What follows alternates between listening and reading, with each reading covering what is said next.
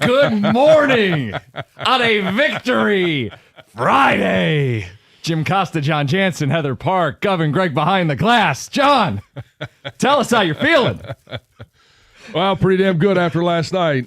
The game was a lot of fun to watch, and it was fun from start to finish. This team, you want to talk about a game where you're going to need some grit. They did it, and they needed the grit throughout the course of that game.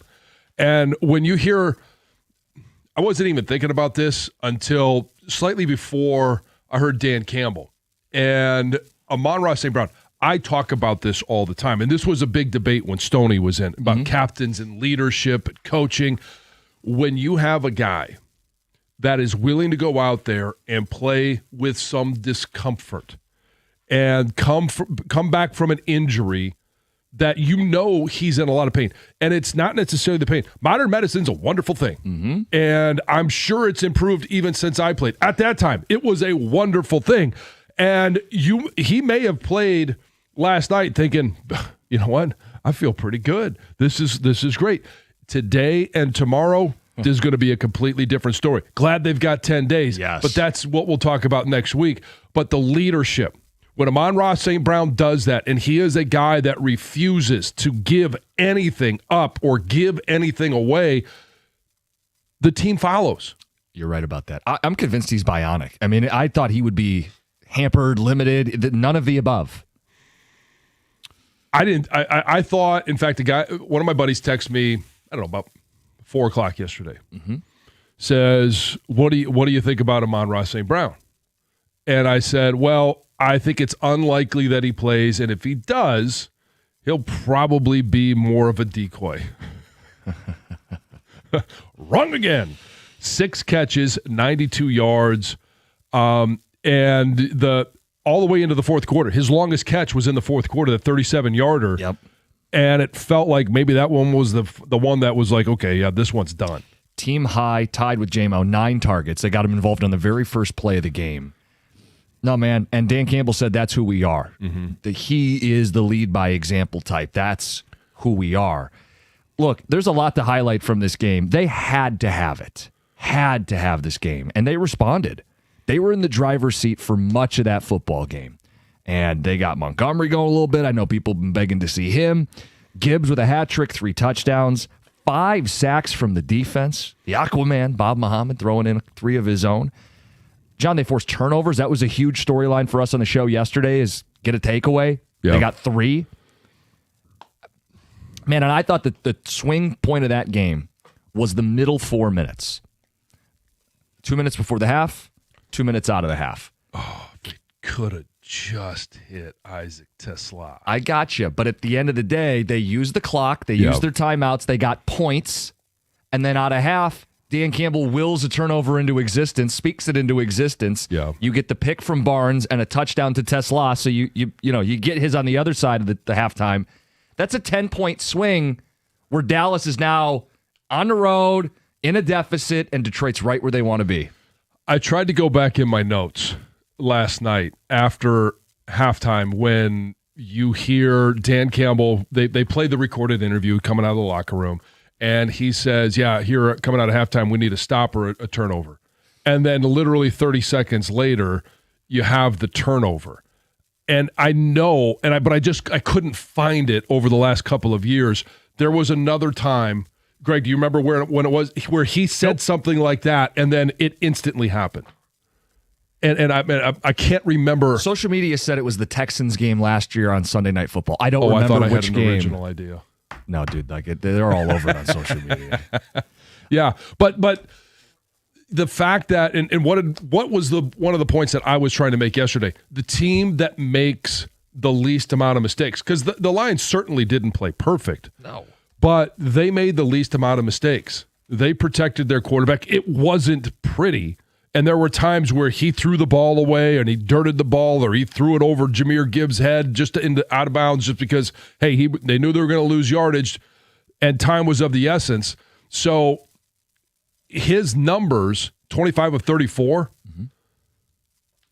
if you're looking at the 9 that were incompletions, I would probably venture to say, without going back and counting every one. 4 or 5 of those were ones where he said, I'm not taking a sack, and I'm not going to throw it to someone who's going to lose yardage, knowing that they're going to lose yardage. So I'm either going to dirt it or I'm going to throw it out of bounds. Like, I thought Jared Goff played a really good game yesterday. And the everyone was going to look at that and go, well, Jahmyr Gibbs, 12 carries, 43 yards. One of the things we also said was, as a play caller, Dan Campbell is going to have to call games differently. You're not always going to be able to run up the middle. Right. This was a defense with Quinnen Williams and company inside with, whether it was Miles Frazier or Cologne, they were going to struggle, and they did. But how else do you get Jahmyr Gibbs the ball? You throw it to him. 7 catches, 77 yards. I don't care if they're through the air or if you hand the ball off to him. Jahmyr Gibbs, it has to be a huge part of this game. And when he has over 100 yards, multi-purpose, you're going to win. He was clowning dudes in open space, down the sideline, stop, start, stiff arm. Yeah. John, from the jump, he was breaking tackles left and right. And I think the big picture is touches. 19 touches, 120 yards.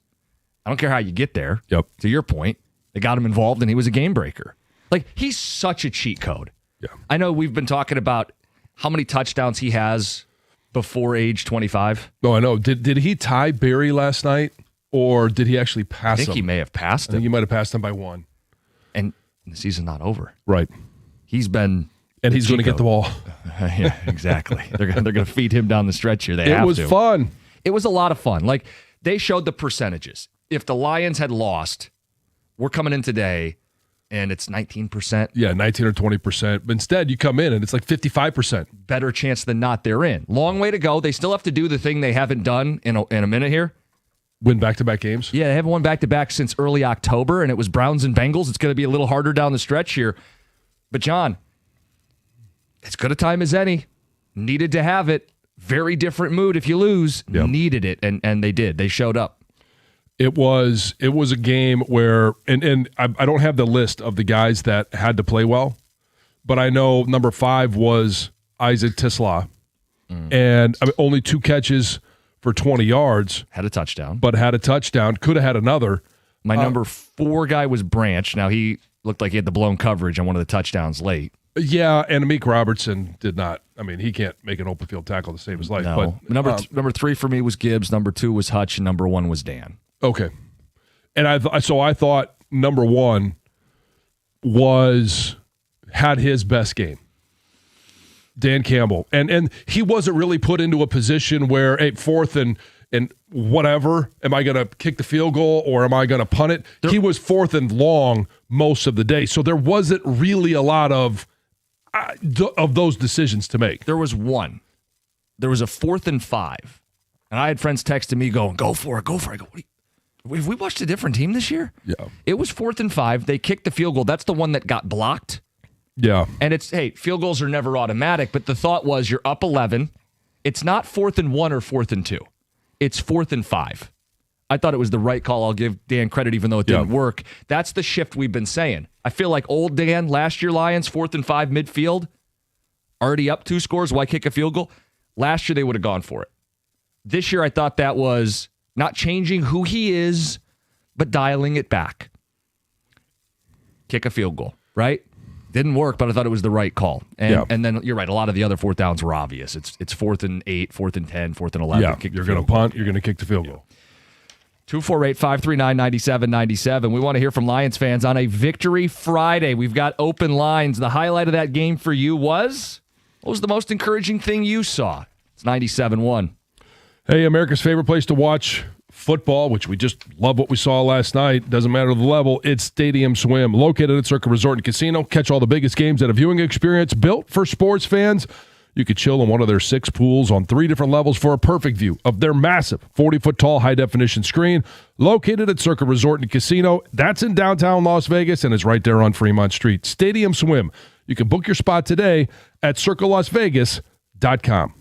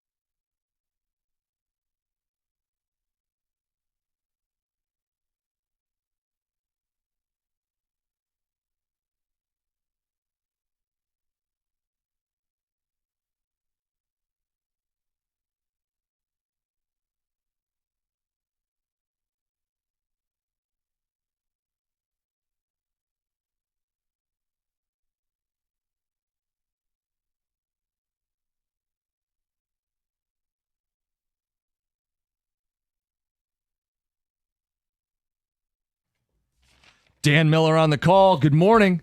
Victory Friday. It's 97-1. Statewide celebrating the Lions win. Some of the response. Phones and text.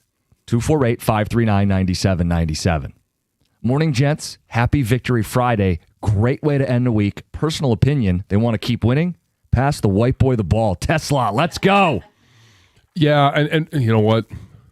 Speaking of the white guy, Tom Kennedy, the way that he was returning kicks, we just haven't seen that type of intensity. And it felt like he was just with reckless abandon. I'm going north and south. And I just, that's all we wanted was, and he made an impact on every single kick return.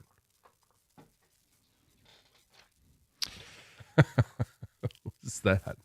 It's Tom. Oh. Yeah. Okay, this one says, I don't see this team winning a playoff game, especially with the injuries piling up and the uncertainties on both offense and defense. Wait, read that again? I don't see this team winning a playoff game. Okay. You know what? We got to get there first. How about we just enjoy the moment? We spent the last 6 days bemoaning the Detroit Lions. Can we not just enjoy the moment? John, I'm with you. Look, I think there's going to be a conversation about what this actually means, and it means that they're alive, but it means they also have a lot of work to do. They have to go on a run. They have to string these performances together, something they haven't done since late September, early October. All of that is fine and good to discuss, but the first block was win. You had to beat Dallas to get to the next step. Right, so you lose to Green Bay, and you make your life really hard on yourself. Mm-hmm. And you beat Dallas, and I don't know that you make your life any easier, but it's less hard than it would have been. Yeah, I'm with you. This one says, big win, but I have a concern. Did you see Dan Campbell when Bates' field goal was blocked? He was dejected. I hope he doesn't revert back to Dan Gamble because he says, well, the kick didn't work that time. No, I don't think so. No, because it was blocked. The opposite is true. That fourth down conversion didn't work. Oh, that one didn't work. That one didn't work. That one didn't work. Yeah, there's been plenty of that. You'd hope he'd be dejected that way and take the points. Bob in Chesterfield, good morning.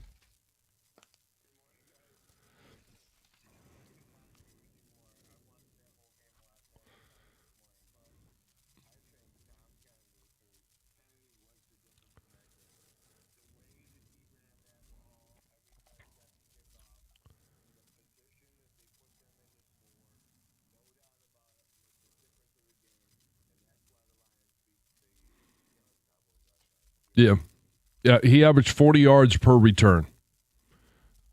And I thought that when we talk about punt returns, like kind of the goal is to get 10 yards. Sure. That's a first down that your offense doesn't have to get. That's a good way of putting it. On kick returns, all right, it used to be like if they kicked it in the end zone, right, you get to the 35. But there is juice when you get to the 40-yard line.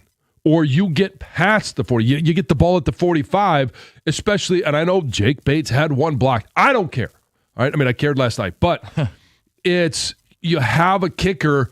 If you get the ball at the 45, you're within 30 yards of getting points. Yep. And so that's a big deal.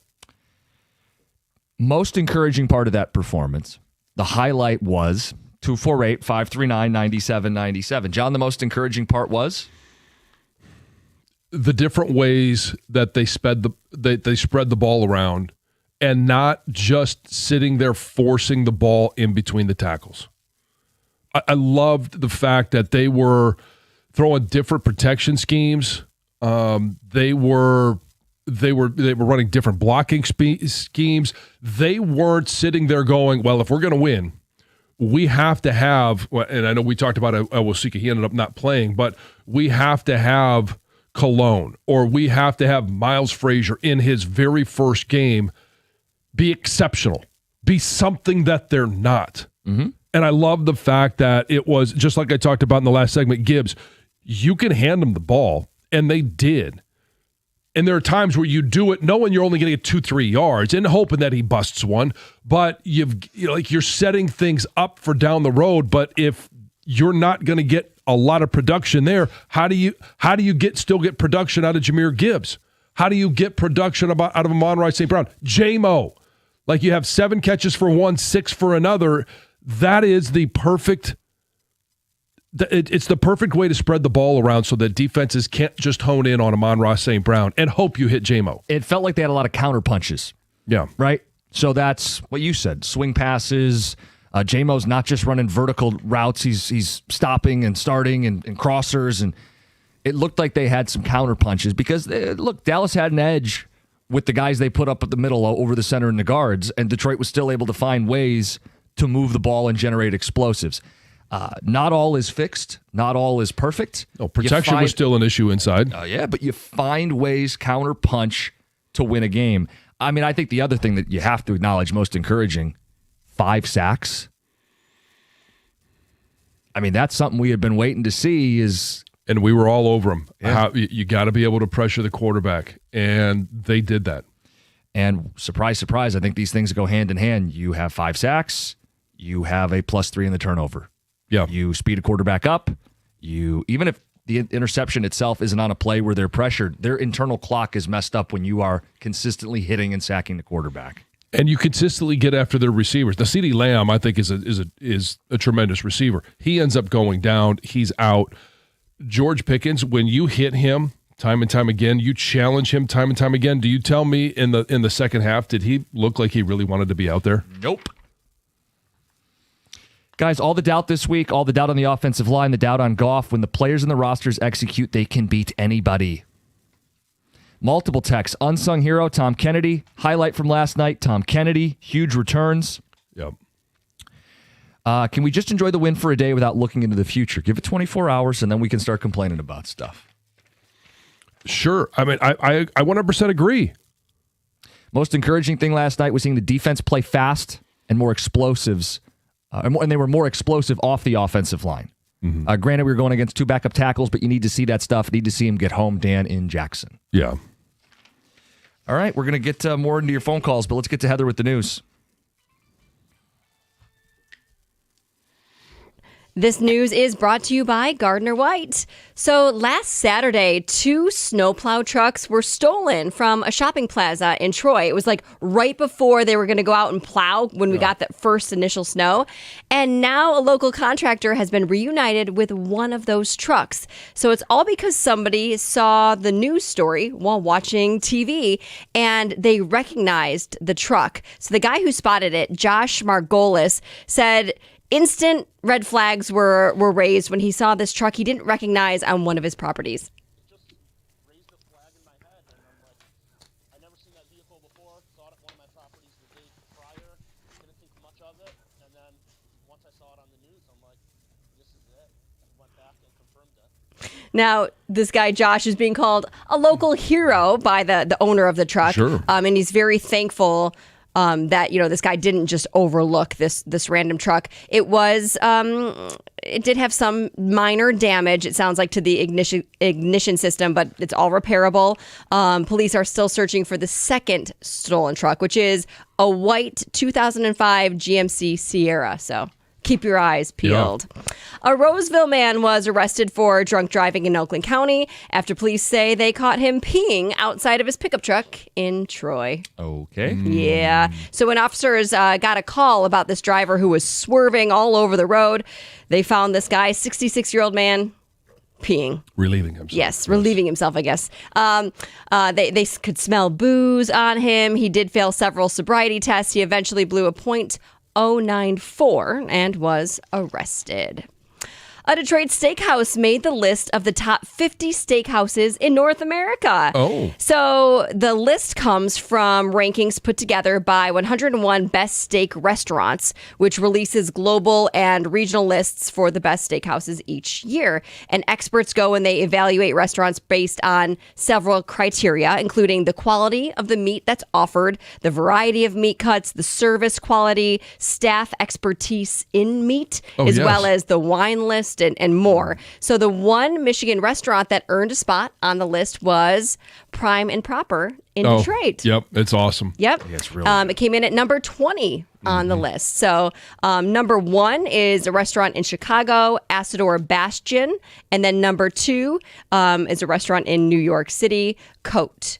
20 of the 50 restaurants listed are in New York City. Yeah. So It's a great place for a steak. But yeah, hey, great. That's pretty cool. awesome. Hey, Michigan's minimum wage is set to increase very soon. On January 1st of 2026, the minimum wage will increase to $13.73. It is currently $12.48. So this increase is part of a plan to bring the minimum wage to $15 an hour. That is set to happen in January of 2027. Okay. Tipped workers, the minimum wage will also increase as well. So starting on January 1st next year, tipped workers will receive 40% of the minimum wage, and that continues to increase every year. Right. So there you have that. Hey, Travis and Jason Kelsey had George Clooney on their New Heights podcast, and they were talking about how George and his wife have never fought in 10 years, never had a fight in their relationship as a couple. And Travis said that he and Taylor also have never had an argument. Now, they've only been together for like 2.5 years, so a lot less time than George Clooney, but it does seem interesting because Odd is what it I seems. think arguments are normal and healthy. Yes. But you also never- gotta push your limits a little bit. See what what's okay. Well, you need to see your conflict resolution. Are you guys Yeah. walking on eggshells and you don't want to upset the other person? I mean, it's fun. I mean, like, great, you get along, you guys agree on everything. But it's kind of also nice to disagree on certain things and then have your Make not up? battles, but well, sure, but Yeah, John? voice your opinion. Anyway, in other news, How do you always get it there? That's impressive. I knew he was going to. Travis said that he also doesn't let the Chiefs play Taylor's music at the stadium. That was also revealed because he wants it to be all about the team. And then also in more Travis and Taylor news, it sounds like It seems kind of dumb, but whatever. that's what he said. Yeah. Anyway, she wants to get married on June 13th of 2026. Okay. 13 is her favorite number. I don't know. I'm sure June. Is it a Friday? I don't know. I didn't look it Would up. be awesome. Probably not. It's probably Saturday, but she wants to get married at this specific location in Rhode Island, I guess, called Ocean House. Another couple already had it booked, and it sounds like she made them an offer they can't refuse, and She went paid gangsta. them off, Yeah. to get the venue and the date. It is a Saturday. Okay. It's Heather with the news. Coming up next, hey, Lions fans, it's Victory Friday. It's 97-1. At First Merchants Bank, they believe that the real value comes from building strong communities and strong relationships. With their new branch opening in the Fitzgerald neighborhood of Detroit, First Merchants Bank is excited to offer a banking experience that's welcoming, attentive, and also dependable. Their easy-to-use, secure, and highly rated app makes everyday banking a breeze, allowing you to manage your accounts on the go, and their local attentive bankers are your partners in success. They're going to take the time to get to know you, give sound advice, and provide solutions that work for you. In fact, it's exactly what they've done for me and my family over the years, so that's why they're my personal financial partner. And they do it every time I walk in there. They've always got something new or something to tweak. Hey, this could possibly work. They let me know, and I could say yes or no. With a passion for fostering community development, their team is committed to helping you and your neighborhood prosper. Experience the difference of banking with an award-winning bank that truly cares about your financial journey. All you have to do is visit firstmerchants.com/Fitzgerald to learn more about how they can help support you as well. First Merchants Bank, helping you prosper. Member FDIC.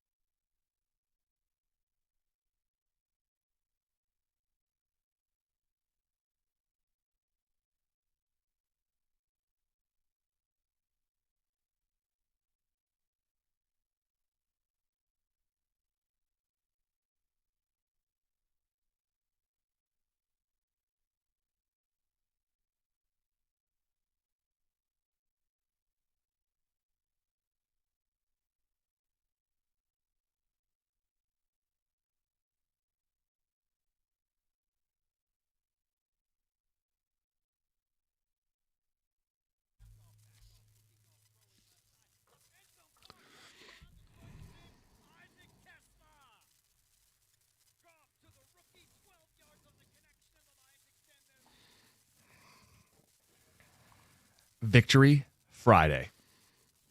That's the highlight of that game. Most encouraging part of a Lions win, 248-539-9797. We'll play Dan Campbell's locker room speech at 7 o'clock. John, I keep going to the defense. I know they gave up 30 points, and the Cowboy receivers, won their matchups a good chunk of this game. The defense got 5 sacks, forced 3 turnovers. I thought this was a great Jack Campbell game. We haven't really brought him up yet. He had the blitz on what should have been a safety for a sack. He's the guy that forced the first turnover of the day with a punch out. Yep. And he is at the center of this defense. I thought he had a hell of a game. I thought he played extremely well. I thought he's had a really good season. And I know a lot of it, every guy on the team was taking strays one way or another over the last couple of weeks. But I thought he has been very solid all season long. He's done a great job wearing the green dot. And yeah, I would agree. I think the defense played, obviously, well enough to win. There's still areas, and you're hoping that Kirby Joseph can be back. I'm hoping that Brian Branch isn't anything long-term. Was there anything that Dan said last night? I know you're kind of looking at me like maybe I missed something. I had seen, and I will clarify it, I thought I had seen boot and crutches. Yeah. Now, to the extent, I don't know how serious. So, I mean, that's the problem for LA next week. We'll talk about that next week. But yeah, I was encouraged by the pass rush, and I was encouraged by the team defense. And it was one where they gave up some big plays, and we'll try and find a way to minimize those. But it wasn't where you saw Meek Robertson should have had a tackle for almost no gain. Instead, I think it was George Pickens ends up with the first down, or maybe it was CeeDee Lamb at that point in the game. But the team is rallying to the area so that it doesn't go for an even bigger play, doesn't go for a touchdown. I thought they did a good job of rallying to the ball. Brian Branch was in a boot and crutches after the game. Dan Campbell said he'll know more tomorrow on the injury. Obviously didn't look great. Yeah. But it's a bummer. Yeah, look. They couldn't make the playoffs last night, but they could have been eliminated. I mean, not mathematically, but you didn't right. need an abacus to know if they lost, the season was over. We were listening to Dak Prescott talk about yesterday, and I heard one of the comments he made this morning, like, okay, we do not control our destiny anymore. There's a lot of things that have to happen. There's some good teams, but the NFC is going to be tough, and we've put ourselves in this position. That could have been the conversations we were having today. We're not. Do you realize if the Bears lose this weekend, they're only a game up on Detroit, and they play in Week 18? I keep saying, get to Week 18 with something on the line. John, if the Bears lose, if I understand this right, the Lions would control their own destiny. If the Bears lose a game, you're within a game, and you play them one time. Yes. So very quickly, you go from being multiple games out of the playoffs to, oh, we control our own destiny. Yeah. I mean, this was step one. And I don't want to dull any of what happened last night. That was emphatic. That was necessary. They have to do something we haven't seen them do since early October. Win back-to-back. String together quality performances. Because we've seen a one-off, right? Monday night against the Bucks. Yeah. The game in Baltimore. Sunday night. Washington. Not maybe on the team. same Yeah. scale. There have been a couple moments this year, but they haven't strung those performances together, and they've been incredibly inconsistent. They have to be consistent down the stretch if they're going to make the playoffs. So step one is beat Dallas. Mm-hmm. Step one, mission accomplished. 248-539-9797. I thought that was 2 games in a row of Jared Goff playing really quality quarterback play. I would say so, too. Not perfect. Yeah.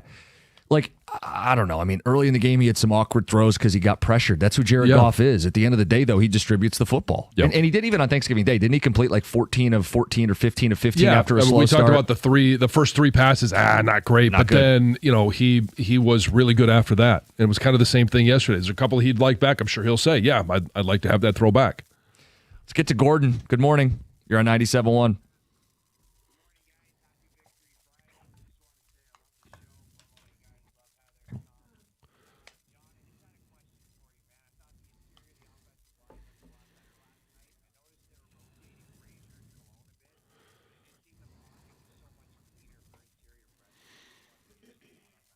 it was better.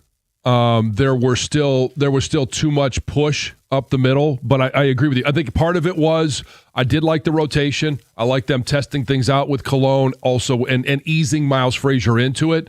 And I thought they were doing a good job of getting those guys help, but I also think Dan did a really nice job of protecting those guys in the way he was calling the offense as well. So, yeah, Gordon, I think you're spot on. They did play better. They were going to have to.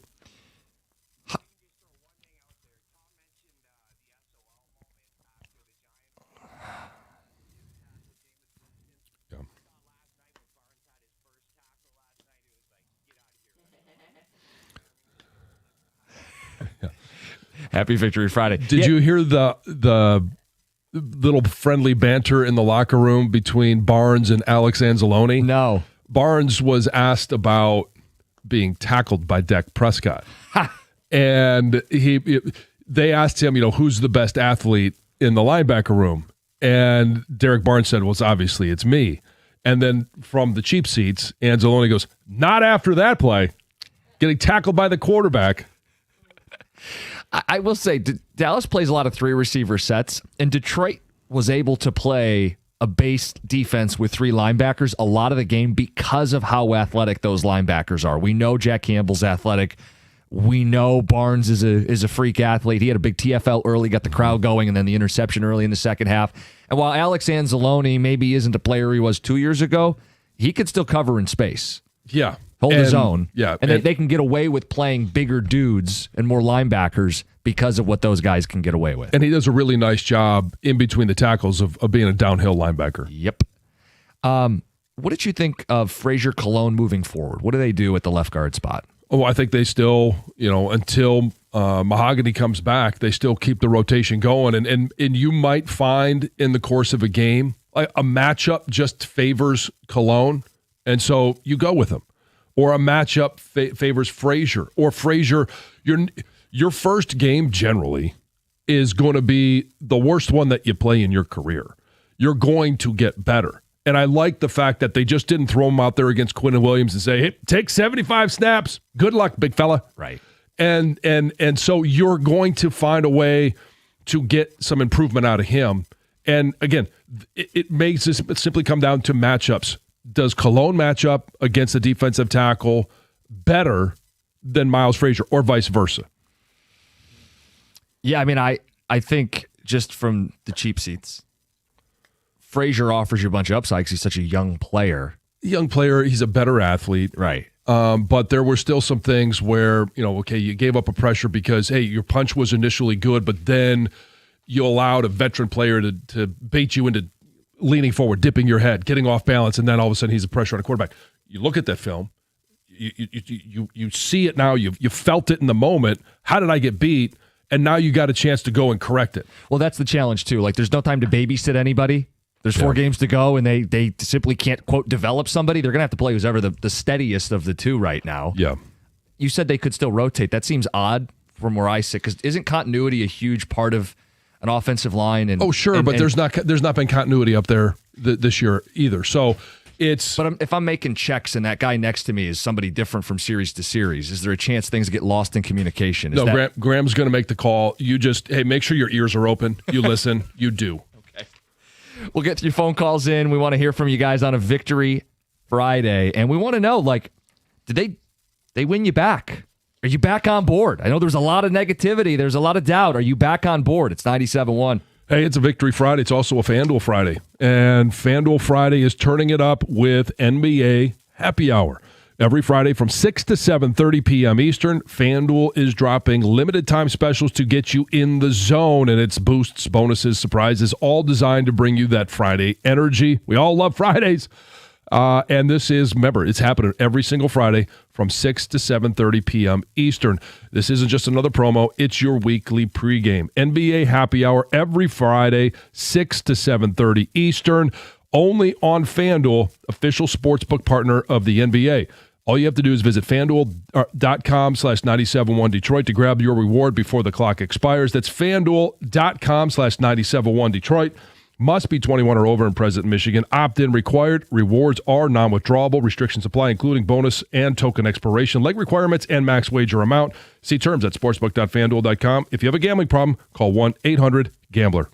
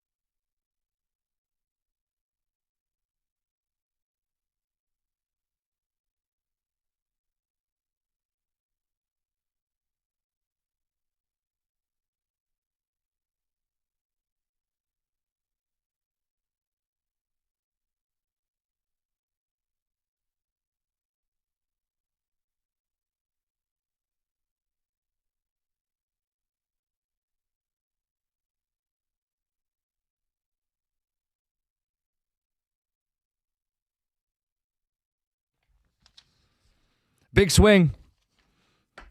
Lions would score 2 plays later. Tesla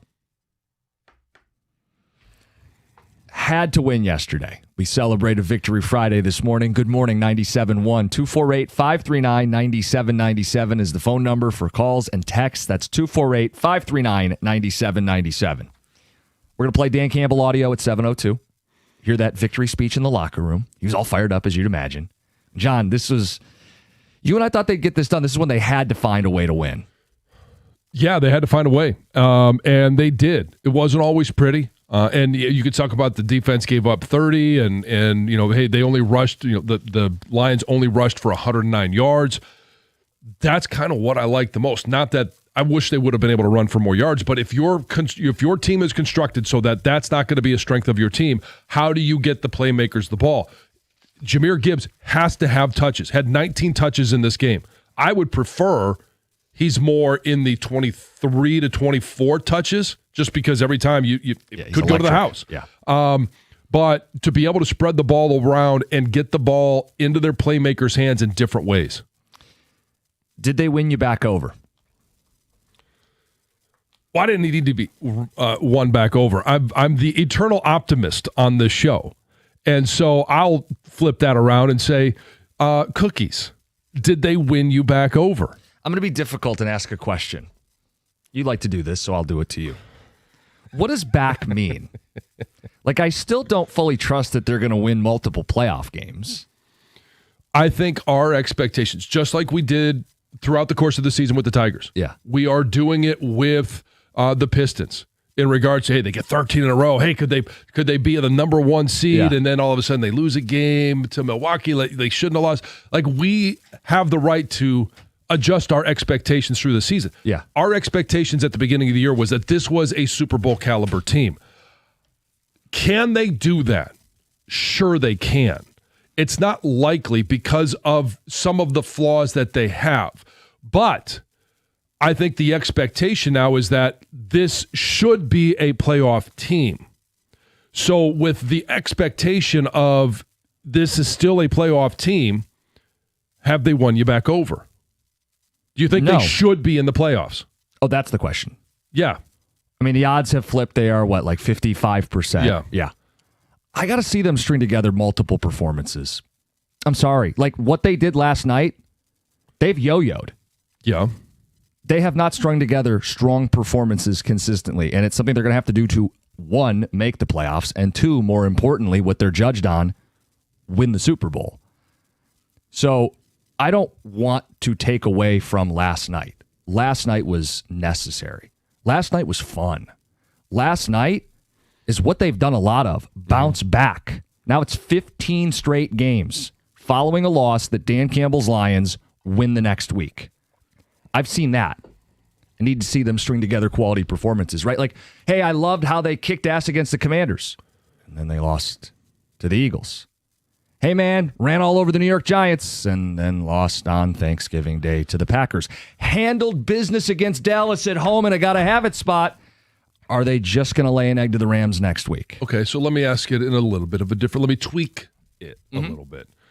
Because they may very well follow that every other win-loss model because the Rams are on the horizon. It's going to be out there. And so with the remaining games, capital I, capital F, if they lose to the Rams, do you think they should beat the Steelers? I do. Do you think they should beat Minnesota? Yeah, they better. Do you think they should beat the Chicago Bears? Want to get to that game, I'll probably pick them. All right, so and what we said was if they were able to go 4 of 5. They're in. And so, Yeah. I've just mapped it out for you. You got to be back in. Come on, man. 248-539-9797. I think this is setting up to, like, it's just the number. Get to 11 wins. No matter how you do it or who you do it against. It's very similar to the Tigers a couple years ago where I said get to 86 wins. Just get there. Don't worry about the tiebreakers. Don't worry about the seeding. Teams are playing each other. The Bears and Packers are playing each other twice. Just don't get to 11. So now you got to go 3-1 instead of 4-1. Yep. It got easier. Yeah, I mean, you can't get to 4-1. It just makes it a lot harder if you lose that first one. They won the first one. Now you move on to L.A. And we'll talk about L.A. next week. Guys, if they don't beat the Rams, the win over Dallas means nothing. I'm not going to go that far. I wouldn't say that. No, it's a different matchup, and we've said get to 11 games, Yeah, get to 11 wins. You can make the playoffs without beating the Rams. You lose to the Packers. We said this. All of a sudden, your life becomes really hard because there's really not much of a path, if at all, to be able to win the division. Mm-hmm. And so it's simply about getting to 11 wins. And if you lose to the Rams, life gets hard again. But it's not any harder than it is now. It's just your backs are against the wall. I think one of the unsung heroes of the game has to be Avonte Maddox. Came in, could have been picked apart or exposed, but he handled his business, flew around, almost made an interception. Could have been a disaster, Jason in Highland. I like the speed at which he plays the game. There's an intensity to him. Muhammad is better than Hutch, signed Big Terry in Plymouth. John, you know who's leading the team in sacks right now? Yes, I know. Yes, if we could only get some help for Muhammad. He's got 9 now after a 3-sack night, and Aiton's at 8.5. Yeah. So here's the thing is you just want to have more consistent production. Yep. So it's not 2 in one game, 3 in another, and then there's a 5-game stretch where there's nothing. Like, let's figure out how – I love it. I'm not going to sit here and badmouth it at all this morning. Just want to see more consistent production from everyone. That includes Hutch. That includes Aquadim Muhammad. Mike in Battle Creek, good morning. Hey, good morning, gentlemen. I appreciate you taking my call. What a turnaround we have had as Detroit fans. It wasn't very long ago where if you'd have told us we were 7-5 and battling for a playoff and we haven't played real well, we would have taken that. We'd have jumped on it. We'd embrace that with both arms. But I've listened for 4 days, all these fans talking about, oh, put a fork in them. They're done. They're terrible. They can't get out of their own way. We're not going. We're selling our tickets. If they jumped off the bandwagon, I hope they stay off. We don't have room for them. Well, Mike, the one thing I'll say about that is if there are new NFL fans, new fans to the Lions because they're good, like they're learning that this can be a roller coaster, and so this is a new experience for them. I'm not gonna build in too many excuses for them, but I think they're learning that this is going to be a roller. It's not every year is not going to be 15-2. Very fair point. I appreciate that. So we'll see. We'll moving forward. We'll see what the tenor is when we get to Monday, Tuesday, like the day after the game. Right? We want to celebrate. Oh yeah. We want to have a good time. We want to have a great Friday. We want to have a great weekend. And because the Lions won, we have that opportunity. And it's just like last week. Did it ruin your Thanksgiving? For some, it did. And then you're looking at the Friday after, the weekend after, the entire week up until they play Dallas. The only thing I'll say is there shouldn't be this purity standard. You don't have to pick your team every single week to be, quote, a real fan, and you're allowed to acknowledge problems your team has without being accused of leaving the bandwagon, and you're not welcome back. This team's got a lot to prove still, even after a hell of a performance last night. Mm-hmm. Take some of your phone calls. We'll play Dan Campbell. It's 97.1.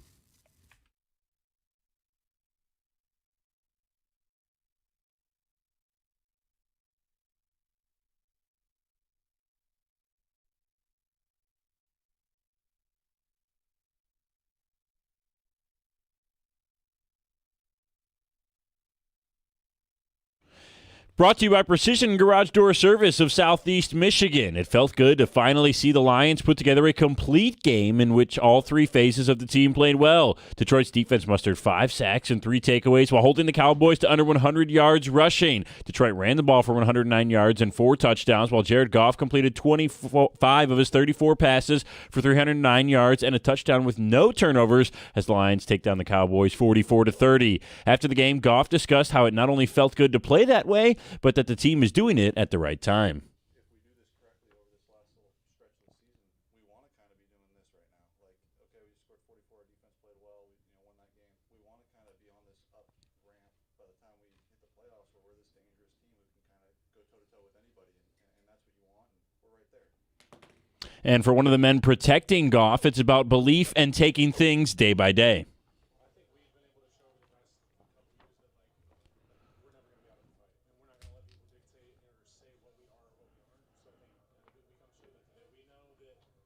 ourselves at home, but we can get ourselves out of it. And so that's just going to start one game at a time. I think today was a good first step. That's left tackle Taylor Decker after the game. Detroit moves to 8-5 this year and is off until Sunday the 14th. Red Wings fell in their first of 6 straight road games last night, 6-5 in Columbus in a shootout. At the Coldwell Health Sports Desk, I'm Brendan Shabath. For more, go to 97win the ticket or Odyssey.com.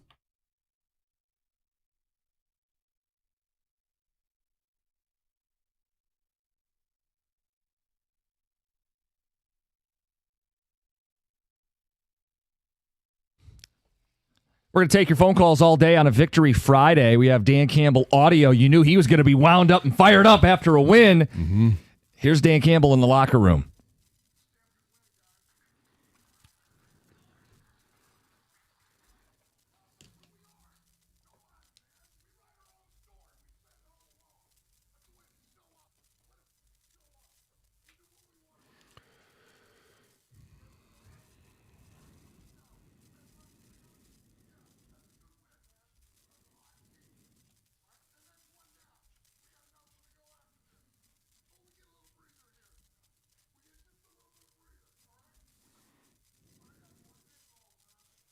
Four.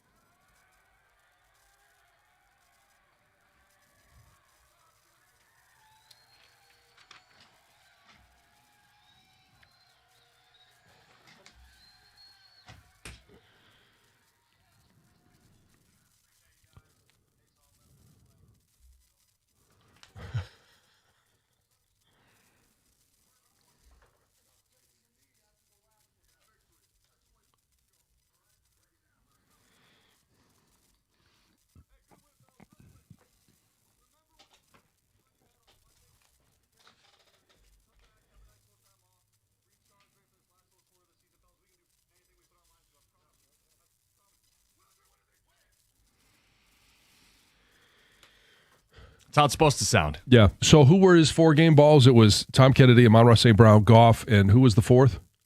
Muhammad, yeah. Okay. if you could only give one game ball, who would you have given it to? There's a lot of really good performances. Here's the interesting thing is Jahmyr Gibbs scores 3 touchdowns, and he's desensitized us into thinking that that's special. Like, it's just what he does. Did you want him to give out 5-game balls? No, I mean, I do think that needs to be special. But I'm making the point that 3 touchdowns in a game where you scored 44 points, and I mean, I don't think Dan Campbell's going to overlook it. He's still going to praise him in meetings, but and I'm not. He doesn't get my game ball. I'm just making the point. He needed to score 4 touchdowns to get a game ball. To get a game ball. I'd like to say Tom Kennedy. Okay. Because I thought that he was impactful in setting up the offense, in setting it up not just with field position, but with confidence, with juice. And we haven't seen that all year long. We've actually been talking about how the special teams with Dave Phipp, for 3 years, it's been an absolute weapon. This year, it has not. Now, some of that is the decisions that Dan Campbell makes of either not kicking field goals, not punting, but the return game hasn't been what it needs to be. And I think Tom Kennedy did a great job of setting things up for this offense. I think I'd give a game ball to Jack Campbell. 12 tackles. He had the first sack, should have been a safety. He forced the first turnover, legit punch out the football. Yeah. He's at the center of this defense. I'd give a game ball to Jack Campbell. Okay. I'm not going to say no. Yeah. Well, then they could have gotten 6 game balls now. I mean, look, there's no shortage of guys. You get a game ball. You get a game ball. Let us know who would you've given a game ball to. And we're just talking about where you're at with this football team. Like, this is a very up and down season. They haven't won back-to-back games since October 5th. But for everybody who was down or out, are you back in now after watching that? 248-539-9797. Let's get to Ryan in Sterling Heights. How's it going, guys? Good morning. Morning. So I have 2 points. John, you kind of alluded to the first one. I think Tom Kennedy needs to be on the roster for the rest of the season to return kicks because he was just completely outstanding in the kickoff and the punt returns. Yeah, he was great. I mean, it for the kick returner, it comes down to how useful can you be, because whether it's him or it's Khalif Raymond, you need to also be able to contribute on offense because neither of them are special enough to only be the returner. I love the fact that he does bring that juice. He does bring something to the special teams, though. Right. And my second point is, Costa, about 20, 30 minutes ago, you were mentioning how the defense played really well but gave up 30 points. Mm-hmm. I think they played better than the score indicated because of the cyborg that Dallas has at the kicking position. Yes. Yeah, because he had, a 63-yarder, and then he had another that was like 57, 58. He had 3 of them over 50 yards, yeah.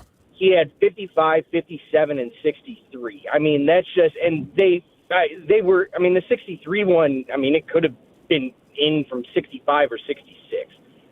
So that guy is like a cyborg. I mean, he has like a bionic leg or something. You realize, like, the Lions get a field goal blocked. It would have been a 52-yard kick by Bates. The Cowboys move all of 13 yards and come away with points. 3 points. That's their version of a cheat code. Yeah. There's no question. And that's a good point, Ryan. It is a little misleading. It's not like Detroit gave up a ton of marches into the red zone and a ton of touchdowns.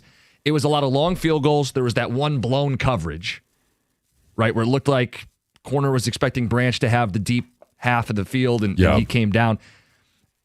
They gave up 30, but I actually was encouraged by the defense. From a sack total perspective, from a shutting down the run early in the game. Right. And so there were 15 points on field goals. Yeah. 16 on including an extra point. Yeah. But when you look at that and you think about what the defense did to force them to kick field goals. Now, if this became a 1-for-1 on a field goal battle, you weren't going to lose. You weren't going to win that one because Aubrey's just that good. But to be able to then our offense turn turnovers, field position, opportunities, drives into touchdowns, that's the biggest difference in this game is the defense did a really nice job. And against any other team, you're not giving up 30 points because you're not having a guy that's going to kick 3 over 50 or at least accurate. You may, but you're probably going to be giving up in that game maybe 17 points. Yeah, and call it what it is, too. Dallas is the number 1 NFC offense in points and yards, and they were held out of the end zone in the first half. And only when they were trailing by multiple scores did they find ways to get into the end zone. Detroit's defense showed up and came out to play. Mm-hmm. Look, the yards and the points they allowed at the end, people can draw their own conclusions. If you watched, I think you came away feeling better about the Lions' defense. All right, what else we got? 248-539-9797. This says, I'm encouraged because the offense looked like the Lions' offense. They ran the ball enough, swing passes and screens to Gibbs to make up for it as an extension of the running game. They kept the defense honest. They're a different team when play action works. Don't let the Lions get hot. Gary in Defiance. Well, I mean, like Goff said, you got to be playing really good. They got to be that ascending team at this time of the year, and they're going to get their next best test, and maybe the best test that they're going to have until they possibly make the playoffs next week in LA. I like this text too. This is Josh and Warren. Last night showed me that the 23 and 24 team is still in there somewhere. They can't play like it for 17 games anymore, but it's encouraging that that team is still there and they can lean on these performances for the playoffs. I think that's a very honest assessment. Yep. Now, my only concern would be you don't get to do bounce backs in the playoffs. Dan Campbell's bounce back off a loss doesn't apply when you get to the postseason, because if you lose, your bounce back is week 1 next year. Right. But I do like seeing flashes that team is still in there, because there's no time like the present to start getting some momentum and start to find that consistency to string together big performances. And I'm pulling up the third down stats. Third down efficiency, still not great. No, 3 of 8. At 3 of 8. Yeah. But it did feel like they were converting. Like there was one time, right, where they had it was at 1st and 25, and they converted that set of downs for a first down because it was a penalty. All of a sudden you're backed up thinking, oh my goodness, here we go. It's those unforced errors that are going to finally bite them in the backside, yet they find a way to overcome it. 1st and 25 last night didn't seem so daunting because you're able to throw the ball for 13 yards. You're able to get 27 yards for a first down. All right, guys, we got phone calls to take. This is a Victory Friday and a much-needed Victory Friday, mathematically for the team, and I would say emotionally for the fans. Mm-hmm. It's 97.1.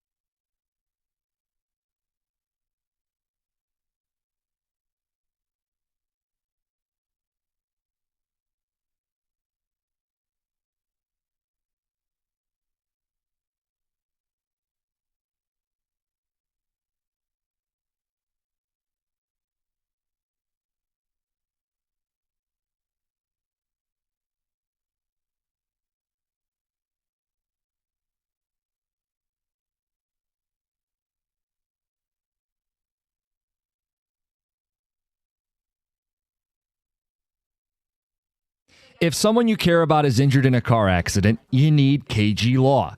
Lawrence KG and KG Law specialize in car accidents, so you're going to get that personal attention to detail from someone who cares about you. KG Law has won millions for their clients. Tell you about Lawrence KG? He's a Detroiter.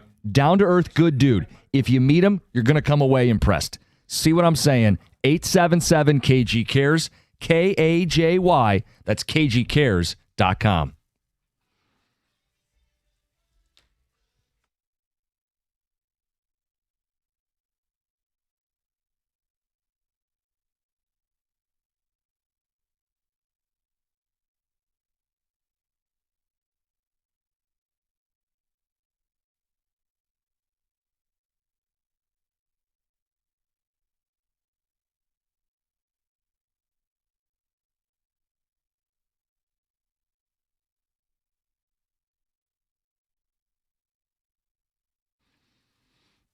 Three of them. Hat trick for Jahmyr Gibbs.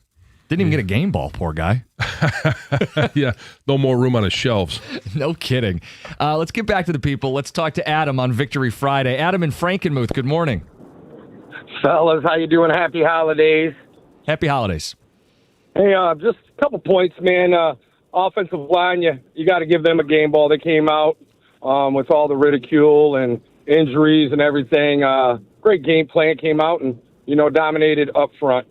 My biggest takeaway is just looking at Jared Goff inside the dome versus outside. He threw two passes yesterday that were just unbelievable. The one to the sideline, and then the comeback where J-Mo was running it looked like he was running a go route. It came back to the football. The ball was on time. It was 25 yards downfield. It was just on the money.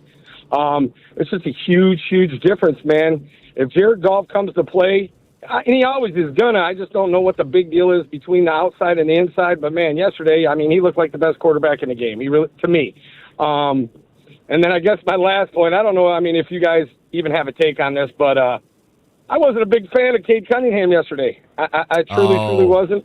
I saw this. John, did you see this? No. It's petty. It's petty, but for 40 minutes or whatever it was, he just told us how great a big, huge Dallas Cowboy fan he is. And don't get me wrong, man, you grow up and you love a team, whatever. But, man, you represent Detroit, and you come out there, and I don't know what your thought is, John, or a professional athlete's thought. Like, if you're playing in a city and a guy that plays in your city but a different sport and a huge must-win comes out and says he's rooting for the other team, I don't know how that's going to go over. Yeah, it's not going over well with me today. No, not great. And you don't have to come out and just be full on, Detroit Lions or all the major sports teams. But I kind of ran into this where I was in Washington for a decade, and it was a decade where there was some pretty good Wings play, but I was there with the Capitals. And I would have Ovechkin on a show that I was doing. And so, I had to be a closet Red Wings fan, but on the outside, be a Caps fan or, whoever it was in Washington. I get it. You love your sports teams and things of that nature, and he's a superstar. And I think if it was anybody else, he probably wouldn't get away with it too well. But he probably will because, he's the best player and one of the best players in the NBA. It's just kind of heartbreaking. But besides that, man, what a great win for Dan Campbell. What a great, win for the Detroit Lions. And love hearing you guys, man. Happy holidays. Yeah. Still go blue, John. It's still go blue. Yep. Thanks. Go blue to you as well. Happy holidays. I am curious. It didn't bother me at all. Like, he's true to himself. We would want a Detroiter who moved to another city to not give up on the teams they grew up rooting for. So you're telling me I wasn't a real Wings fan at the time? You were ashamed or you were afraid to state your fandom. Don't be afraid to share who you root for. No, I wasn't afraid. You said you had to be a closeted Red Wing fan. I understood my surroundings. Yeah, but you don't change your... You shouldn't... What if they don't like me? No. You are... The community had invested in me, so I was investing in the community. I take all the bullets now, and a lot of them last year because I did go on Washington radio and I talked about how we were going to beat you guys by double digits and it wasn't even going to be close. And so for all the fans that knew me there, I grew up here. I always wanted to play for the Lions, but was I supposed to be a Lions fan while playing for Washington? I think it's a little different in that you are competing in that sport. Like Cade Cunningham grew up in Texas, right? It's not a shock that he's a Dallas Cowboy fan, and it would be phony for him to pretend he's a Lions fan if he's truly a Cowboy fan. Phony, just like Stoney, acting like he's a Detroit fan. Well, now, John, you got off the hook because you were not playing in Washington in the 98 Cup final. Right. You're so lucky. Because that would make you look way worse. Oh, no. Trust me, if that was the case. But I would have come back here to do that. I don't know that I would put myself in that position to be, and I can't remember the name of the ice arena right now, but would I have been there wearing Pistons gear while they're playing the Bullets? He didn't. Wizards. He didn't show up in a CeeDee Lamb jersey last night. Okay, so this is. I'm trying to get the context. I did not see it. So no. Amazon Prime was talking to him on the field, and it's like, hey, he's there because it's a big moment in Detroit, and they're talking about the city and just the general stuff. And we could pull the audio at some point today, but he stated he's a Cowboy fan. And he says, well, they asked him how the season's going to go for Dallas. He said, we're going to win the Super Bowl. Says every Dallas fan for the last 30 years. How do you know he's a Cowboy fan? Exactly. Maybe you should get a number 3 jersey so you can shoot the 3 better. Oh, boy. We're not going to turn on Cade because he's rooting for his hometown football team. No. Honestly, I don't care. It's unique. I would just ask this. Do we think less of Devin Booker because he doesn't root for the local Phoenix teams? No, and I don't think anything less of Cade. Right. I just like putting guys in certain positions, especially when they're not going to respond. Some of the texts that have been coming in says, it's clear this team is built to play from ahead, and it means everything. Well, the run game's easier when you have a lead, and you can pin their ears back when they have a lead. I think there's a lot of teams that are better prepared to play with a lead. Yeah, it's advantageous. But it maybe explains why they've beaten 500 football teams and struggled to beat the teams above 500. Right, but I do think we have to give them enough credit because if you look at this team through the first, the Dallas Cowboys, through the first 5 or 6 weeks of the season versus the last 7 weeks of the season, especially since the trade deadline, this is a completely different team. And it's not just Quinn and Williams. It's other guys. They got 5 or 6 starters back infused into their lineup because of coming back from injuries and the trade deadline. We already saw the Legion of Whom play good against the Commanders and then go back to being crap for the next couple weeks. I still don't fully trust the defense. Are we really getting high off this win? Classic Cowboys lose spot. I still think we're in trouble. That very well may be the case. And I'll talk to you on Monday. My game ball goes to Dan Campbell. The offensive play calling was dynamic. Campbell trusted his punter and kicker and defense. He didn't go for it on 4th down. That's AG and McComb. I thought Dan did a really good job of constructing a game plan, calling the game, whether it was 4th down decisions. And I will say this. I'm not going to give him too much credit for the 4th down decisions. They were, for the most part, very basic and obvious decisions. But I like the game plan of spreading the ball around, protecting the interior of that offensive line. We have Cookie Jar coming up at 7:35, part of our Friday fun. Just a little pit stop, mostly Lions today. Nearly all Lions talk today. Glad we can have some fun. Yeah, we should. Having a lot of fun after a win. Let's get to Heather with the news. Well, just a little heads up if you're headed to the airport this morning. Delta flights are not leaving or arriving at Detroit Metro Airport this morning. The FAA reported that the airline was under a ground stop until at least 7 a.m., but they do say there was a 30 to 60% chance that ground stop could be extended. So. Why? Well, they're not saying. They say the cause of the stop has not been confirmed, but other airlines at Detroit Metro are still operating on schedule. So if you have a Delta flight, you might just want to go online and check the status before you make the drive out there. Just a little heads up for sure. Hey, the Michigan-Ohio State game delivered the biggest TV ratings of the 2025 college football season. So Fox announced on Thursday night that Saturday's game averaged 18.424 million viewers, making it the most watched game of the year. They say viewership peaked at 20.5 million between 3:30 and 3:45, marking a 49% increase from last year's game. And 95% of those used Sync My Game so that they could listen to the radio broadcast. Oh, did they? Yes, versus. The other one. Yeah. After nearly 15 years, Detroit's RoboCop statue has found a new home. Maybe not a new home, but found an actual home. Home. So the 11-foot tall, 3,500-pound statue was installed at Eastern Market on Wednesday afternoon. So the statue was kind of inspired by a tweet from 2010 to then Mayor Dave Bing, which suggested that RoboCop should be like this great ambassador for Detroit. And this person who tweeted kind of was talking about, Philadelphia's statue of Rocky Balboa. And at the time, Bing tweeted back and said, there's no such things in the works, right? This is not something we're planning on.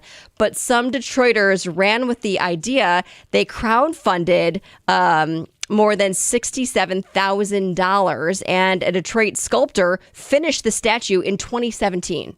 And then it kind of just has been like in this never-ending cycle of like, what are we going to do with it? There's been like, where are we going to mount it? Like, where's it going to go, right? Well, it finally found a home, and you can go check it out whenever you'd like. All right. RoboCop got mounted. Yes, sure. Is this our version of the Rocky statue? Go take a photo with the RoboCop? Yes. Exactly. A local contractor has been reunited with one of his stolen plow trucks Tuesday night after someone saw the truck and the news story on the news, on TV. So the trucks were stolen Saturday night from a shopping plaza in Troy. It was just hours before crews were actually scheduled to go clear the snow from one of our first, major snowfalls. And the man who spotted it, John Margolis, said that red flags were raised when he saw this truck on one of his properties. It just raised a flag in my head, and I'm like, I never seen that vehicle before. Saw it at one of my properties the day prior. Didn't think much of it, and then once I saw it on the news, I'm like, this is it. And went back and confirmed it. Yeah, the owner of the trucks is very grateful that Margolis called and didn't just ignore the trucks.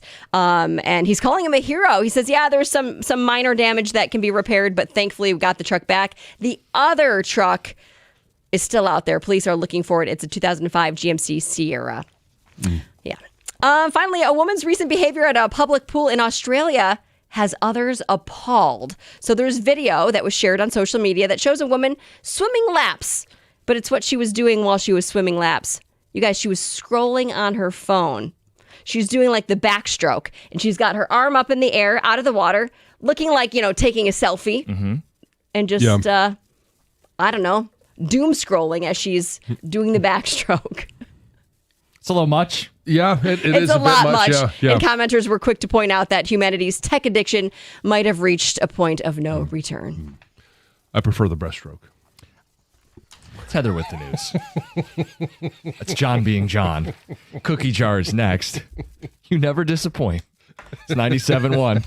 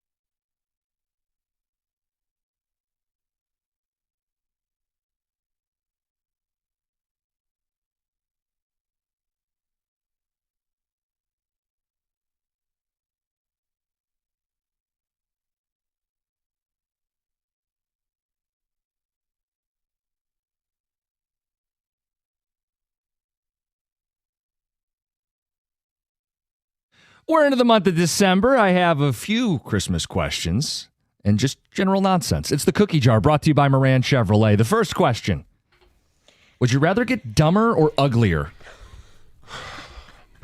Got to pick one. Yeah, this is a tough one because I don't have far to fall in either one.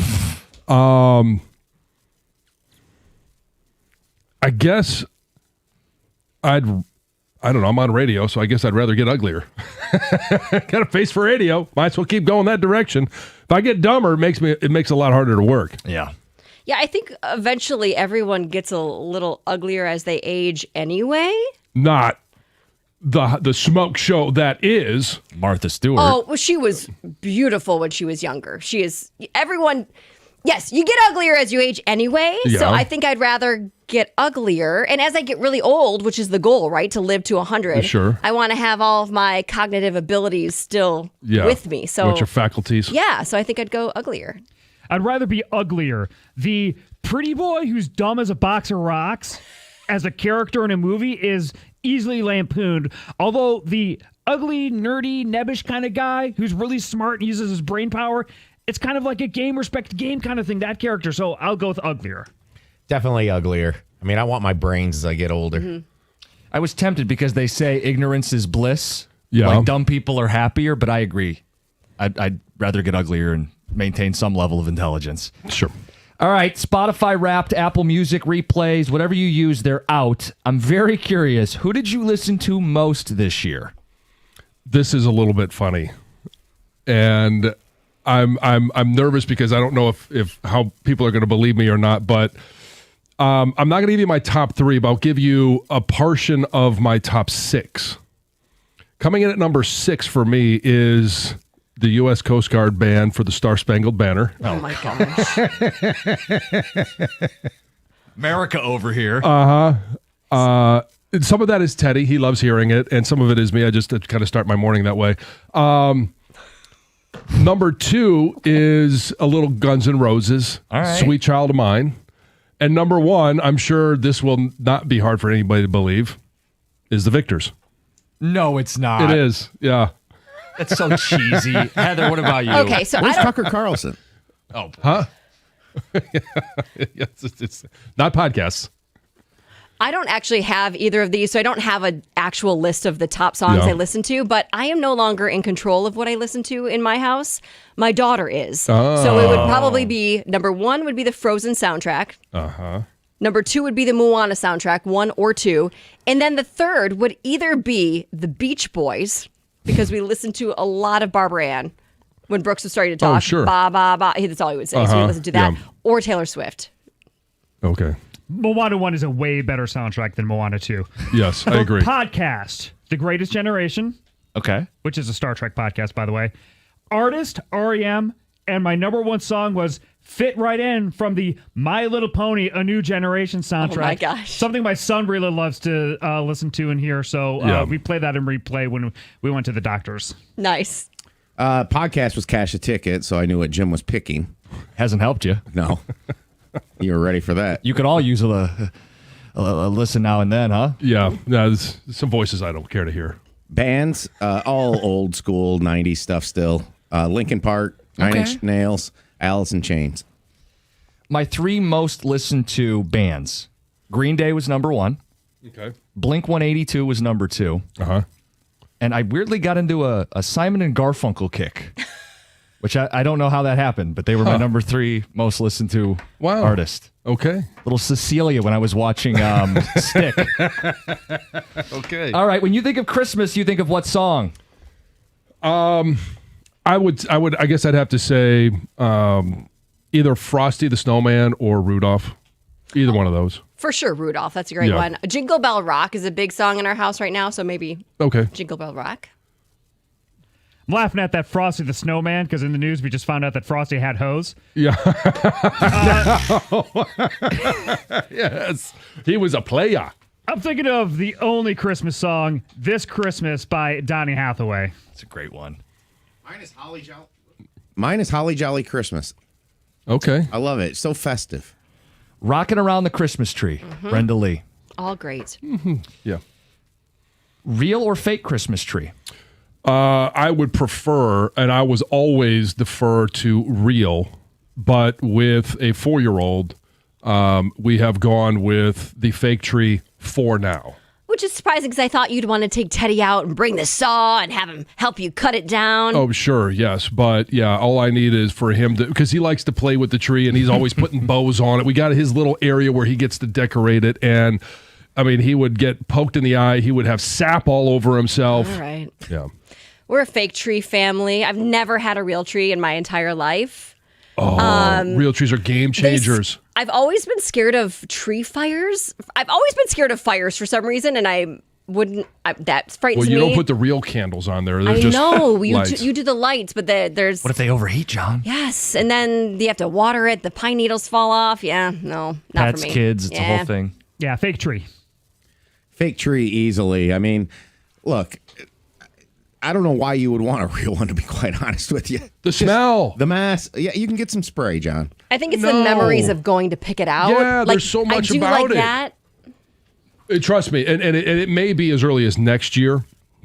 With Teddy being 5, I think he'll be at the age where we've got 2 trees up. One will always be fake, but the one in the main room, I'm pushing hard for it to be a real tree. Fake tree.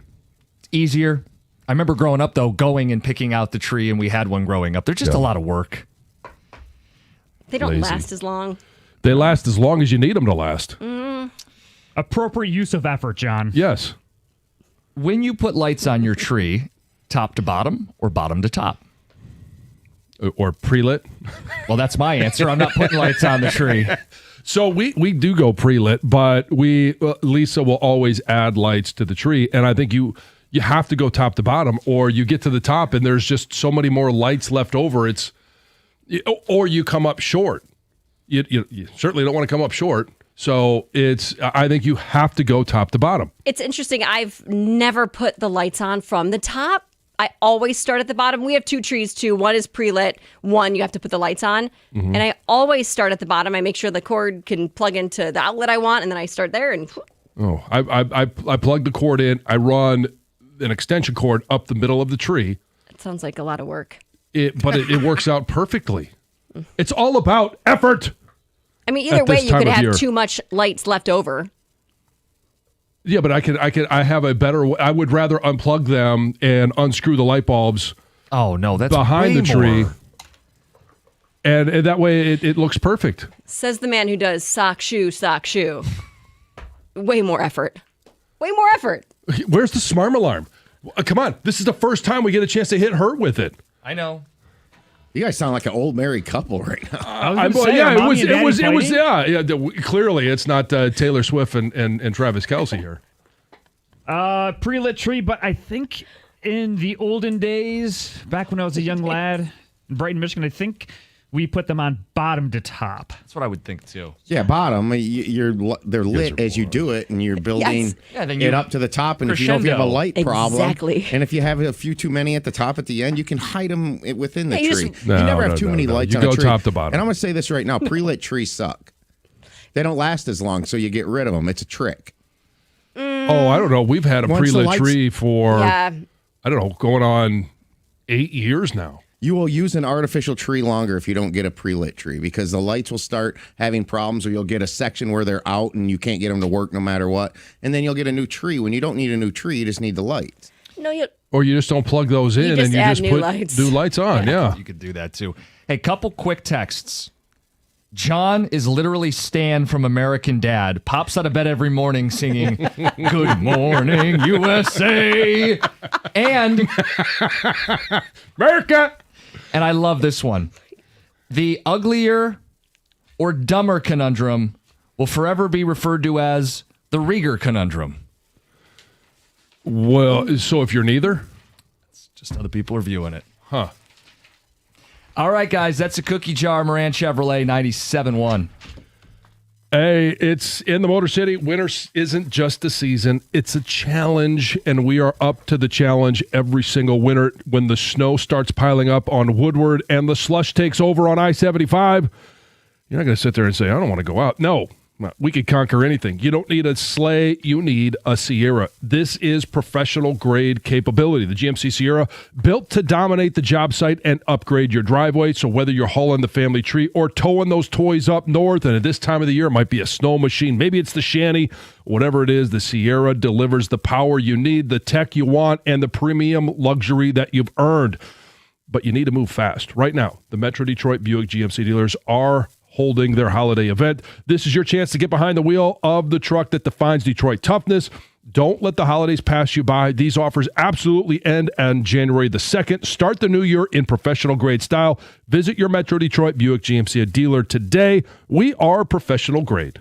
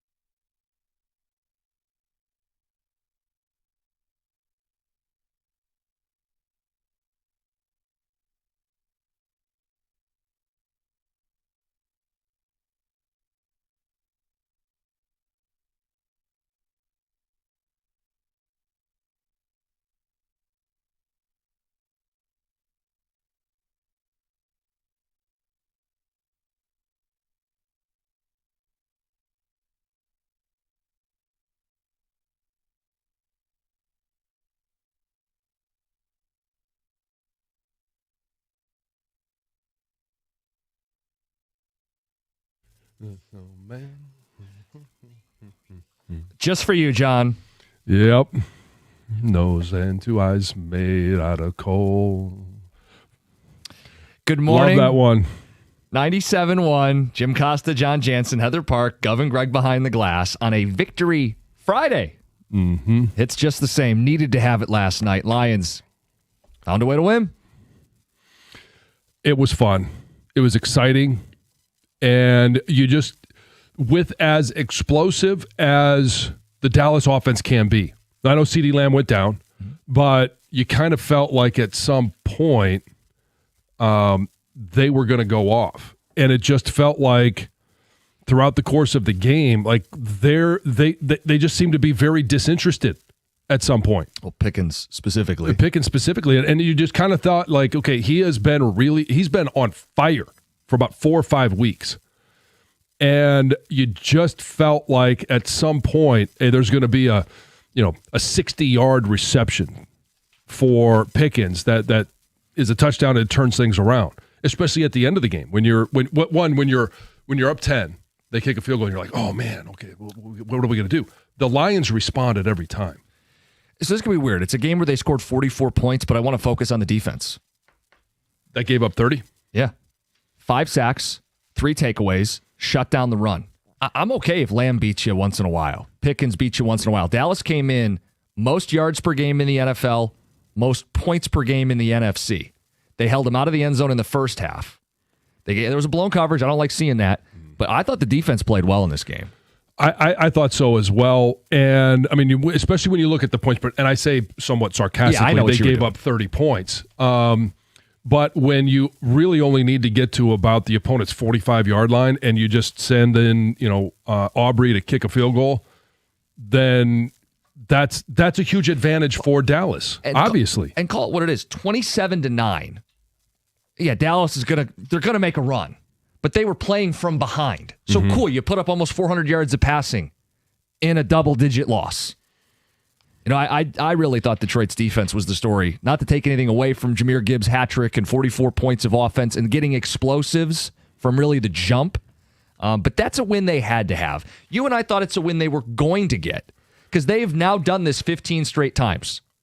You lose a game, you bounce back. 3 years going on this stretch where Dan Campbell teams respond following a loss, and they had to. And I was listening yesterday as I was on my way to Ann Arbor, thinking about the game and things that we would talked about. I was listening to Doug, and the Birchie kid joined him at 10:30. Mm-hmm.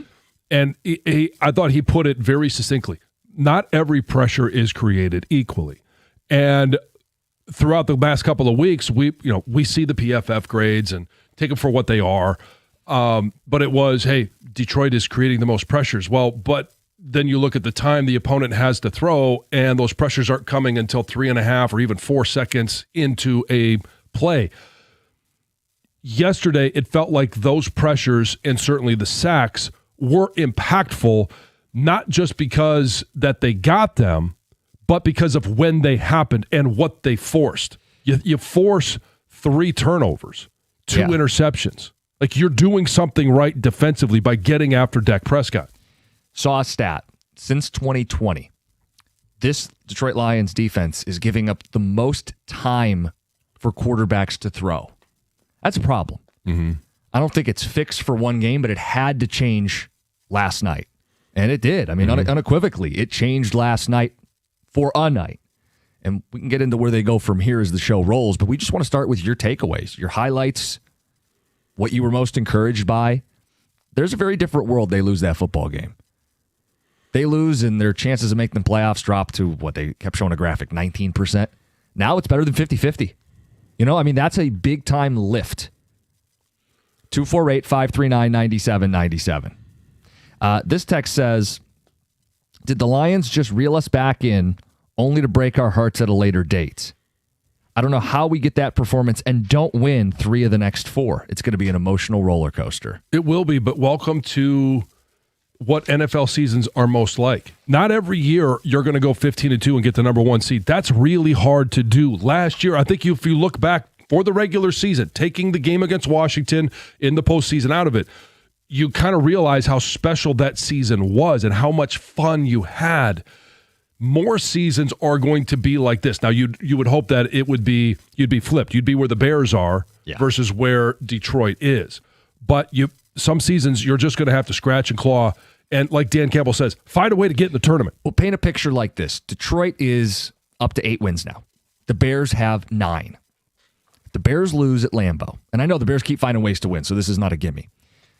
But if the Bears lose at Lambeau, Detroit is 1 game back of the Bears with 4 games to go. And a head-to-head. They've already won the first meeting, and they'll play a second time. Detroit effectively controls their own destiny. Yeah. That's how significant a win last night, obviously coupled with a Bears loss, would be. So I'll ask that texter, and maybe they'll be motivated to call in. Would you rather have had your heart broken last night or later in the season? We want to be in it as long as possible. Yep. And they gave themselves a chance last night. Doesn't mean they make the playoffs. Doesn't mean that they win a game in the postseason if they get there.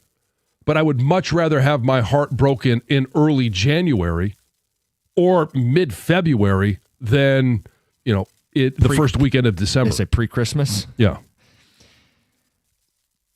The next challenge for this team is stringing together big performances. No better time than the present. You can't win 2 until you win 1. Can't win 3 until you win 2.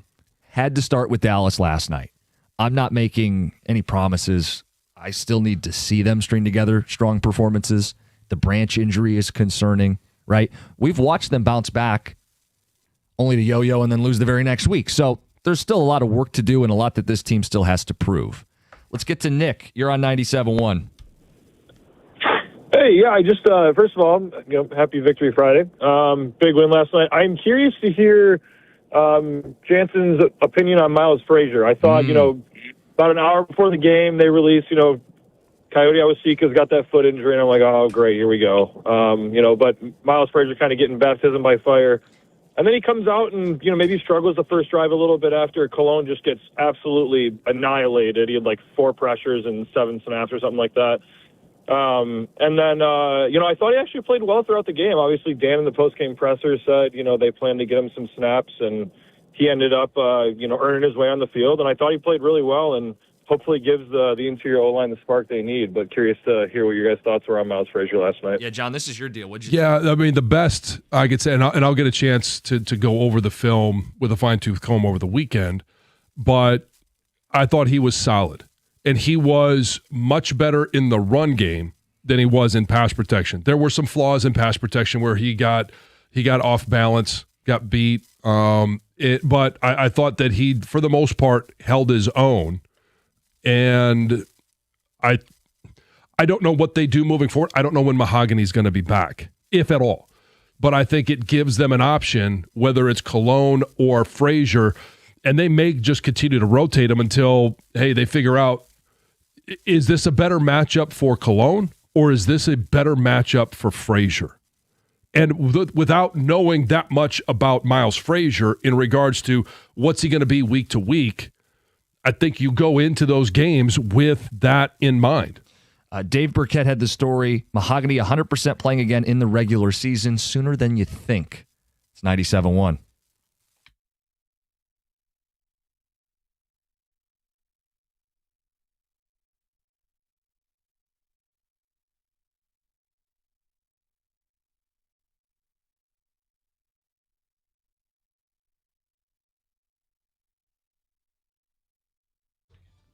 Brought to you by Michigan Lottery. The Lions heard all the noise going into last night's must-win game. They needed to win and got one 44-30 over the Cowboys to keep their playoff hopes alive. Detroit now has a 55% chance to make the playoff, according to Next Gen Stats. Last night, all the noise doubting Detroit's chances served as a motivator for the Lions to prove something to the fans and themselves.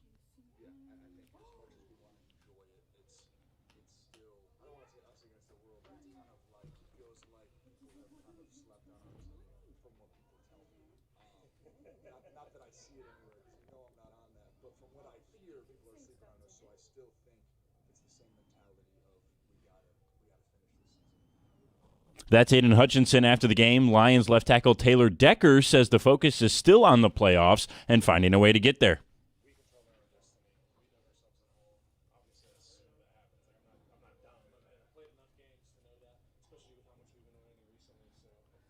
montage out of this? With an 8-5 record, the Lions sit a game behind the 49ers in the NFC standings and 2 games out of first place in the NFC North behind the Packers and Bears. Lions face the Rams on Sunday the 14th after 9 much-needed days off. The Red Wings fell 6-5 in a shootout to the Blue Jackets last night in Columbus. At the Corewell Health Sports Desk, I'm Brendan Shabat. For more, go to 97.1 The Ticket or Odyssey.com.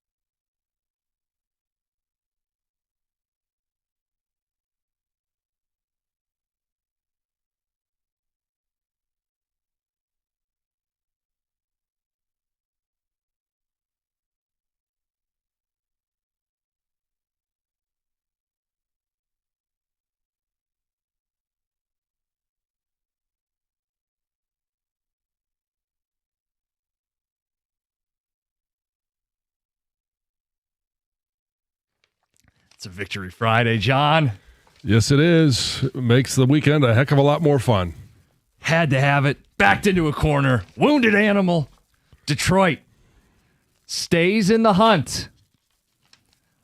4 games to go. Yeah, Greg and I are 1-0 on our picks, too. And me. Yeah, I don't care. Okay, then. 248-539-9797. But we thought, hey, this is a bounce-back spot for Detroit. Mm-hmm. Things had swung maybe too far one way. People down on the team. They found a way to win that game. And there's a lot to point to. You can let us know what you were most encouraged by. Did they silence the doubt? Or do you still have some?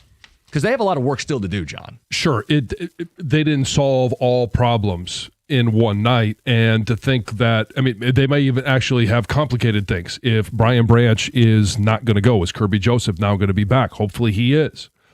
Amon-Ra St. Brown, we saw that he went out there and it kind of feels like he's just a machine, even though he was hurt, and we had heard from him throughout the course of the week that it was worse than the one he had a couple of years ago. Yeah. That one, it caused him to miss a week. Now they have 10 days before they play the LA Rams. How healthy are they going to be? You thought, hey, maybe St. Brown would be a bit of a decoy. 9 targets. He's bionic, man. Like, I mean, for him to come out and play the way he did. Well, and for them to hit him, it was the first play of the game. I mean, that just, it signals. I think that was such a key call in the game. And I'm not going to say it's the call of the game, but to send that message to the team, Amon-Ra St. Brown is fired up, ready to go, ready to make plays. He's dinged up. Other guys probably wouldn't be playing, yet he is. And then to also send that message to Dallas.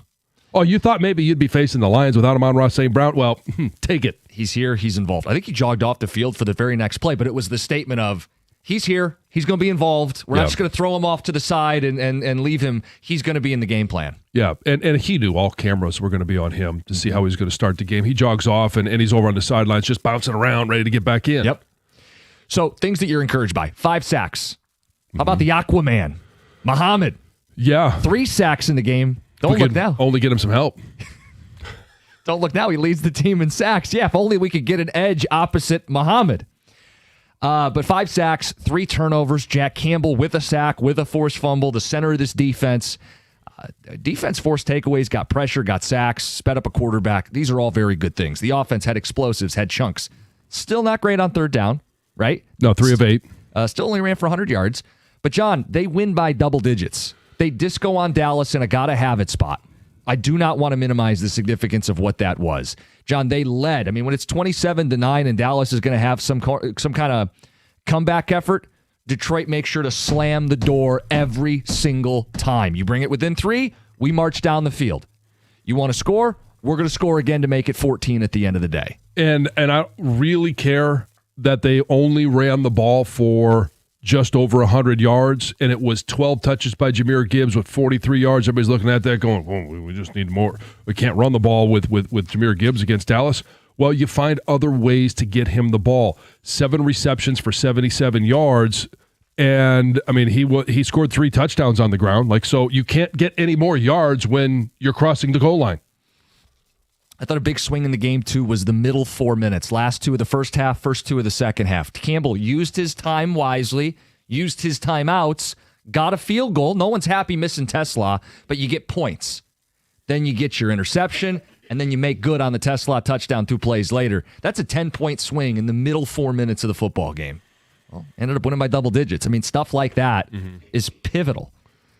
So let us know, 248-539-9797. We'll get the phone calls in the mix on this. Clearly, we want to know what stood out in this game. And if you want to start looking ahead a little bit, did they quiet the doubts or do you still have them? Let's get to Mike in Westland. Mike, you're on 97.1. Hey, happy Victory Friday, gentlemen. My biggest concern, I was elated about the game last night. Awesome, great game. My biggest concern is every time they have these extended breaks, I think Campbell's done an amazing job. He runs a tight ship, everything else. When they have these extended breaks, it seems like they come back, they're a little flat. Not something you can do against the Rams. So what are your guys' thoughts on that, and how do you keep that in check, John? Well, they didn't come out flat or lose last year after the Thanksgiving day when they had the 10 days. Yeah, this year they came out flat after the bye week. I see this as, would I rather have the same rhythm, the same 7 days, and then you play? Sure. But I think it comes at a perfect time to get that extended break so that Amon-Ra St. Brown can get a little extra time. Maybe it's enough to get Branch on the field. Maybe we'll finally see Kirby Joseph. At this time of the year, I'm okay with having a couple extra days in the week. Not a bye week, but just an extended time to be able to rest up, heal up, and maybe it's that extra time that they can spend with the coaches of putting in a superior game plan to compete against the Rams. Right. Okay. Have a good weekend, gentlemen. Thanks. You too, Mike. Thanks, Mike. Let's get to John in Canton. John, good morning. Hey, happy Friday, guys. You too. Happy Victory Friday. Yeah. I just wanted to say, it seemed like their defense, I don't know if they're playing more zone yesterday, but there was not as many wide. There was a couple plays where the guys were wide open, but it seems like they kept them tighter and in check. And I also want to say Maddox coming in for Harper, he played great. Yeah, I there were some mistakes, but I thought that I like the speed at which he plays the game. He plays fast. He plays intense. He's not as afraid to shy away from any hit. I agree with you. I think he played well for the most part. Yeah, I think he was up there in the tackles, right around the top. And, he was in there on, a lot of plays. Yeah, played good. Not well. Words matter. Some text coming in. 248-539-9797. Says, guys, I believe the 10 days last year was the Bills game. They played Thursday on Thanksgiving, Thursday the next week, and then had 10 days before Buffalo. Oh, did they double dip on the Thursday Yeah, last year? And looking back, they did. It was the Bears on Thanksgiving and then the Packers on that Thursday. Remember, they went for it a bunch, and Dan Tillman was on the offense. So 10 days to prepare, they lost to Buffalo. Bye week, they lost to the Commanders. Guess I'll have to rely on my looks. Just not smart enough. but to his point then, so that's the Buffalo game, the playoff game. Week 1 this year, you have all the time to prepare off the bye this week or this year. They lost. Look, I still think rest is important. I'm not going to sit here and say you don't want the time off. They just need to use it better. Right. And it's game planning. It's guys that have been dinged up throughout the course of the year. It's Decker. Like to be able to, one of the things that Dan Campbell talked about is getting strength back in the shoulder so that, he can go out there and perform. I think that is a positive, to have that extra time for him to rest that shoulder. It's every single guy that at this time of the year that's nicked and dinged, and hopefully you'll learn some lessons from what you did last year. In a season where you won 15 games, what went wrong in that 10 days leading up to the Buffalo game? You know what I'm really happy about today is we haven't taken a call. We've gotten some text. Haven't taken a call complaining about officiating. It was not a well officiated game. No. But either way. Either way. But Detroit had a safety that was taken off the board. They had a play that should have been a free play where 3 different Cowboys jumped off sides and inexplicably flag gets picked up and it's 4th and 2 and Detroit's got a punt. There were offensive PI call on Dallas late that inexplicably bad call. But I love that we're not fixated on officiating because good teams don't let bad calls cripple them. It was the same thing last week. When you look at that, you could say, well, your momentum was killed early in the game because of a bad call. Well, no, you just didn't play good enough for 60 minutes to win that game. Right. Look, Detroit was up 20-9, and I didn't think they got many good calls in the first half, but they were up double digits. And whenever Dallas would make a run, Detroit would Lions would respond. slam their door. In a lot of ways, that's what they did last year. That felt very reminiscent. There are moments this season where they've been, that's the 23 team. That's the 24 team. They're still in there somewhere, right? The Ravens game or the Bucks game. And last night, double-digit disco against the Cowboys in a gotta-have-it spot. Primetime felt very reminiscent of the peak of what this team has done. The problem is there have also been too many valleys this season. Yeah. So that's as I sit today, I go, okay, well, string something together. That's going to be what this is all about. String it together. They haven't won back-to-back games since October 5th. Going to need to win back-to-back games to make the playoffs. 248-539-9797. We got phone calls to get to. It's 97.1.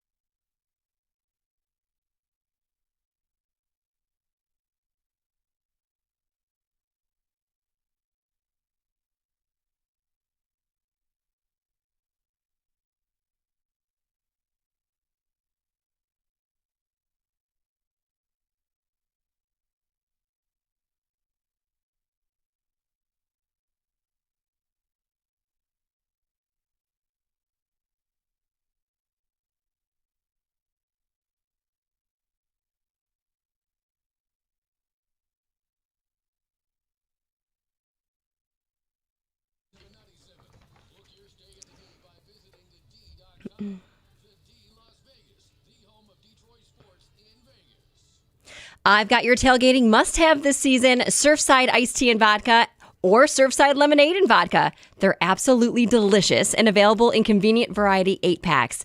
Now, each can of Surfside is only 100 calories, 2 grams of sugar, and my favorite part, 0 bubbles. That's right, no carbonation, so you can tailgate like a champ all day long. Look for the can with the sunset stripes and ask for it at your local bars and stores. Must be 21. Please drink responsibly.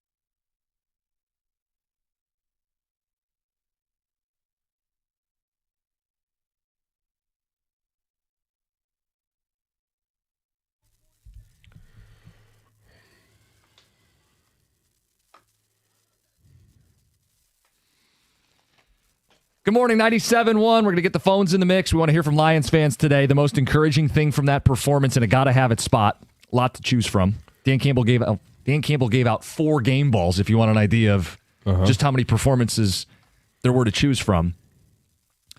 The other question is obviously, okay, you win, you stay in the hunt. Are they winning you over? This is a week of a lot of frustrations. A lot of phone calls, texts, people angry, frustrated. They're not going to get in. Did this win you over? 248-539-9797. Let's get to Craig in Chesterfield. Craig, good morning. Morning. Happy Victory Friday, guys. You too. So the big positive I saw was them working with the offensive line because Cologne started and he got beat in the beginning of the game, and then they benched him for a little bit and brought the rookie in, and then he came back out and he actually made a couple really nice blocks to give Gibbs some access to the touchdowns. Mm-hmm. So I was happy to see that they're working with what they got because, that's kind of the tale of our team is put the pieces in place of, last season and this season. And then the only negative thing I kind of have is some of the play calling. Like, why are we still flying Dan Skipper at wide receiver? It doesn't make sense to me sometimes. And even the wildcat formation with Cunningham on that one play that went, I think, a yard. Like, I don't know if he misses Ben Johnson that much that he's trying to bring his essence in, but sometimes I'm like, what are we doing? Let's just run the ball like we should. Well, I mean, I understand different looks and making defenses line up against different things. If I'm Jared Goff, I just tell Skip, stay where you are because there was no one on him. Loft the ball out to him. I mean, that ball hit him right in the chest. I know it's every lineman's dream to catch that fade corner in the back. But yeah. I don't think they're going to go that far, but I'm somewhat with you now. I don't know what that play was going to be. Yeah. You bring him in motion, and if he's going to be the crack back block or setting the edge, sometimes you're doing these things. Just why do you go with a wham block with a tight end, right? It's because you're trying to get leverage on a 3 technique or a 2-eye. It's the same thing when you're bringing a receiver in motion or it's Skip coming in motion. You're trying to create leverage, and that one went awry. I was disgusted with it as well, but I don't necessarily know that one is. They've done it before. They've done it multiple times. I didn't see that as a huge red flag. I'm not losing any sleep over it. They like to show wrinkles. They like to keep teams honest. Skip's in the game a lot because they're missing their top 2 tight ends. Yeah. And because the interior's been shaky. So if you can play with 6 offensive linemen occasionally, you can help out an offensive line that struggled. And if getting to the edge with him outside Sewell or him outside Decker gives you something better than Decker next to Cologne or Decker next to Frazier, I'll go that route. Yeah, and do you want to run into the teeth of the Cowboys defense repeatedly, or do you want to have a little extra oomph on the edge to try to get outside? No, and that's what I really liked about the play calling that Dan Campbell had. And I know we took calls, hey, Dan needs to give up play calling. I liked the game plan because they didn't sit there, hard-headed and say, hey, I don't care if it's Miles Frazier or if it's Cologne, we're going to have to run against Quinnen Williams. No. They dabbled in there a little bit. And sometimes you have to do that. But for the most part, they were attacking the edges. And when they found out at times that didn't work, how do we get Jahmyr Gibbs the ball? Yep. You throw it to him on a screen. You line him up as a receiver. Like, you still get him the ball. You don't just have to hand it to him. You can toss it to him as well. Yeah, it wasn't that Dan needed to give up play calling duties. He needed to do a better job. Yes. Most coaches can handle it. Yeah, and I thought he did a good job of protecting the interior of that offensive line, putting them in position to be successful. Let's get to David in Detroit. David, good morning. Hello, good morning. Yeah, so last week there was a big issue with the clock management, like the 2-minute drive before the half. I remember seeing, and my memory's a little fuzzy. I usually have a couple drinks in me, but when I'm watching the game. But I remember Goff, I think he had to spike the ball and then call a timeout, one of those plays. I just remember being pretty like what the hell is going on here? And then, so we kind of wasted the timeout. But last night, we did a good job calling timeout, running the 2-minute drive, making some short pass completions, like to end the half. So I thought that was a big improvement. And last week, I remember being really mad about it. And yesterday, I was like, okay, they got the time management down a little bit better this time. I don't know. Whatever you guys think about that. Yeah, I agree with you. Time management's a little bit easier to manufacture and do and make those calls when you're always playing with the lead. So at the end of the half, they had the lead and could have had a bigger lead going into halftime. They just got to hit Tesla. Matt, you're next up. You're on 97.1.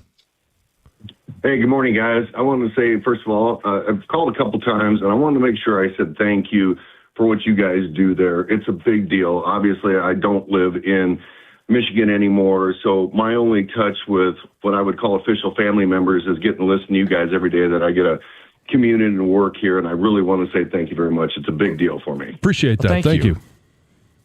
Number two is last night, it didn't matter to me at this point, and here's why, please. It's not a knock.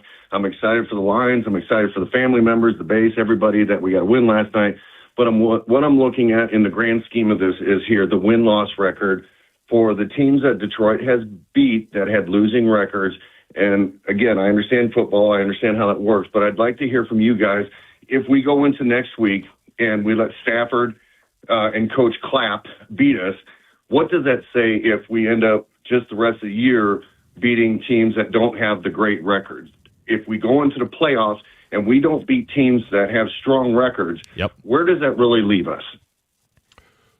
I mean, obviously, it leaves you with an early exit in the playoffs. Yes. Does that change anything for you guys looking at the season then going, Oh, it'd be a well, disappointment. It's a write-off? It'd be a letdown. Sure, and we would be able to look back and say, okay, well, you played the Chiefs at the time and you lost. You played the Vikings, and they didn't have a winning record, but it's the Eagles, it's the Packers, it's starting off with the Packers as well. You're not wrong in what you're looking at. And if you look back and you say, well, they lost to the Rams, but they beat the Steelers, the Vikings, and then we'll see what they do against the Bears, that's going to be one of those games where you scored 52 on them early in the season. They obviously are performing much better. What are you going to be when you have that direct head-to-head competition at looking at, and can you beat a good team? To his point, I think they have a lot to prove, and it's not taking anything away from last night, but they're still not a Super Bowl team. I don't think they're not a Super Bowl favorite. And they're not even a playoff team right now. Correct. So, I mean, I just call it what it is. Last night was necessary, but in terms of silencing doubt and getting total buy-in and buyback from people who are concerned, how about win 2 in a row? Mm-hmm. And beat a good team. And beat good teams. So the Rams would check both boxes. I mean, this is a Super Bowl favorite or co-favorite. You got to go to their place. You get 10 days to prepare. John, it would be back-to-back wins for the first time since early October. Mm-hmm. So I just feel like that is a very fair criticism right now is be excited about last night. Enjoy the hell out of beating the Cowboys in primetime. Never apologize for it. But the true test of this team is going to be beating significant opponents week over week, sustaining success. Because, John, if they get into the playoffs, they don't get to use the Dan Campbell bounce back stat. Yeah. It's great that this team always rallies, but if you lose in week 1 or 2 of the playoffs, they don't go back to the practice field and gear up to play again. So I still feel like there are doubts with this football team. Let's get to Heather with the news.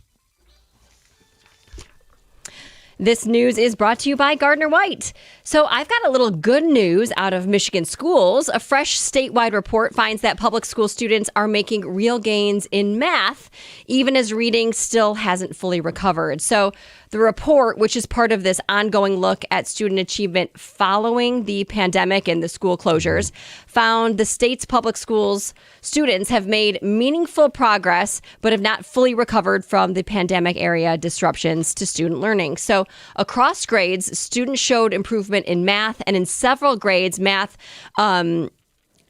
is showing like the best levels in 3 years. So that is great. yeah. Students are catching up and going beyond where we were before. But reading scores, however, aren't bouncing back at the same pace, especially in the early grade, the elementary school kids, where students are still struggling to hit those pre-pandemic levels. But of course, hopefully, there's still hope, right? Keep working on it. Keep going. A Michigan man from Newaygo County recently won $1 million after buying a lottery ticket from the state's luckiest store. Oh, where's this? Well, he lives in Newaygo, and he purchased it. Let's see, just north of Grand Rapids. I'll tell you about the store in a minute. So he learned about this ticket, this super patient, raffle. John. Yeah, I'm getting there. And he stopped at Party World. That's the name of the store, to buy a ticket. And the store is referred to the luckiest store in Michigan because of all of the winning tickets it has sold. But he won. He took home a one-time lump sum payment of $693,000. He says he hopes to turn the prize into a generational wealth by investing it. So he's going to take it all and invest it. And the lottery is saying, hey, it's impossible to know which store is going to sell you a winning ticket, but Party World is very lucky. So the store has sold a $57 million winning Mega Millions ticket. That was in 2008. And from there, it has sold tickets with 14 prizes of $10,000 or more. 4 of those wins include prizes that were $100,000 or more. So it's just a very lucky store. So if you're have to get there to get your Powerball ticket. Yeah. What's that up to now? It's 750 or north of that. Last I saw the billboard. Wow. This is pretty cool. You can go and check out the RoboCop statue that has now found a home in Eastern Market. This is about 15 years in the making. The 11-foot tall, 3,500-pound statue was installed at Eastern Market on Wednesday afternoon, and it was really inspired by a tweet that is all the way back to 2010. It was to then Mayor Dave Bing, and it's suggested that we should have a RoboCop statue, kind of like Philadelphia's Rocky statue, right? And whoever said this said that RoboCop would be a great ambassador for Detroit. Well, he responded, said, no, that's not going to happen. Well, Detroiters wanted it to happen. They did this whole crowdfunding. They raised more than $67,000, and this Detroit sculptor made it, finished it back in 2017, and then it's just kind of gotten stored away from public view. Well, it has officially found a home. You can go check it out now. Cool. And where'd you say it is again? It's in Eastern Market. Okay, yeah. And people have already went to go see it, and one person just says that it's a symbol of hope. So go check it out. Okay. I really want to get to the next story, but I'll save it. It's has something to do with Frosty the Snowman and his many. We're gonna have to hit that one. Yeah. All right, we got another news in the 9 o'clock hour. We'll get after it. It's 97.1.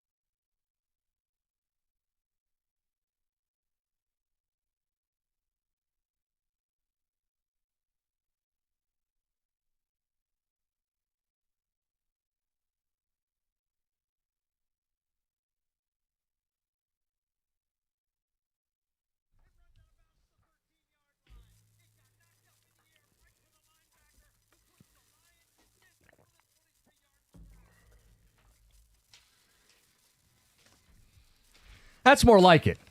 That's a double-digit win at home and a gotta-have-it spot for the Lions. A victory Friday, if you will. 248-539-9797. Some of the response on the texts. We'll get to the phones.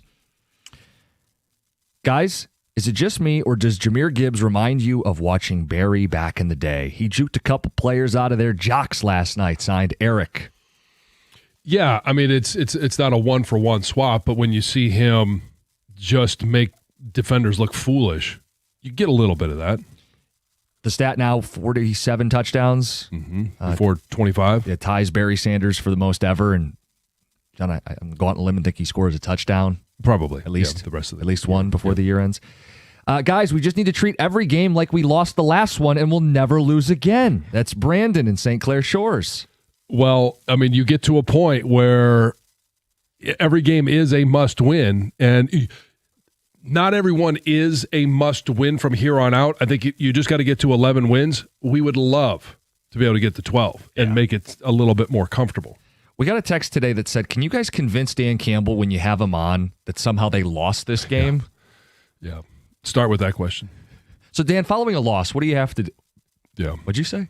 But Dan, you just got to have the mentality of a team that lost last week. You guys are 15-0 following a loss over 3 years. Yeah. Okay, what else we got? This says, can we put the doubt conversation on hold for 24 hours? Let's enjoy this win for the moment. I'm right there. They didn't solve all their problems, but we can enjoy the fact that Tom Kennedy had an impact in this game. Amon-Ra St. Brown, a special performance because we know what he was fighting through. I thought Jared Goff was really good. Look on the defense, and it's Al-Quadin Muhammad.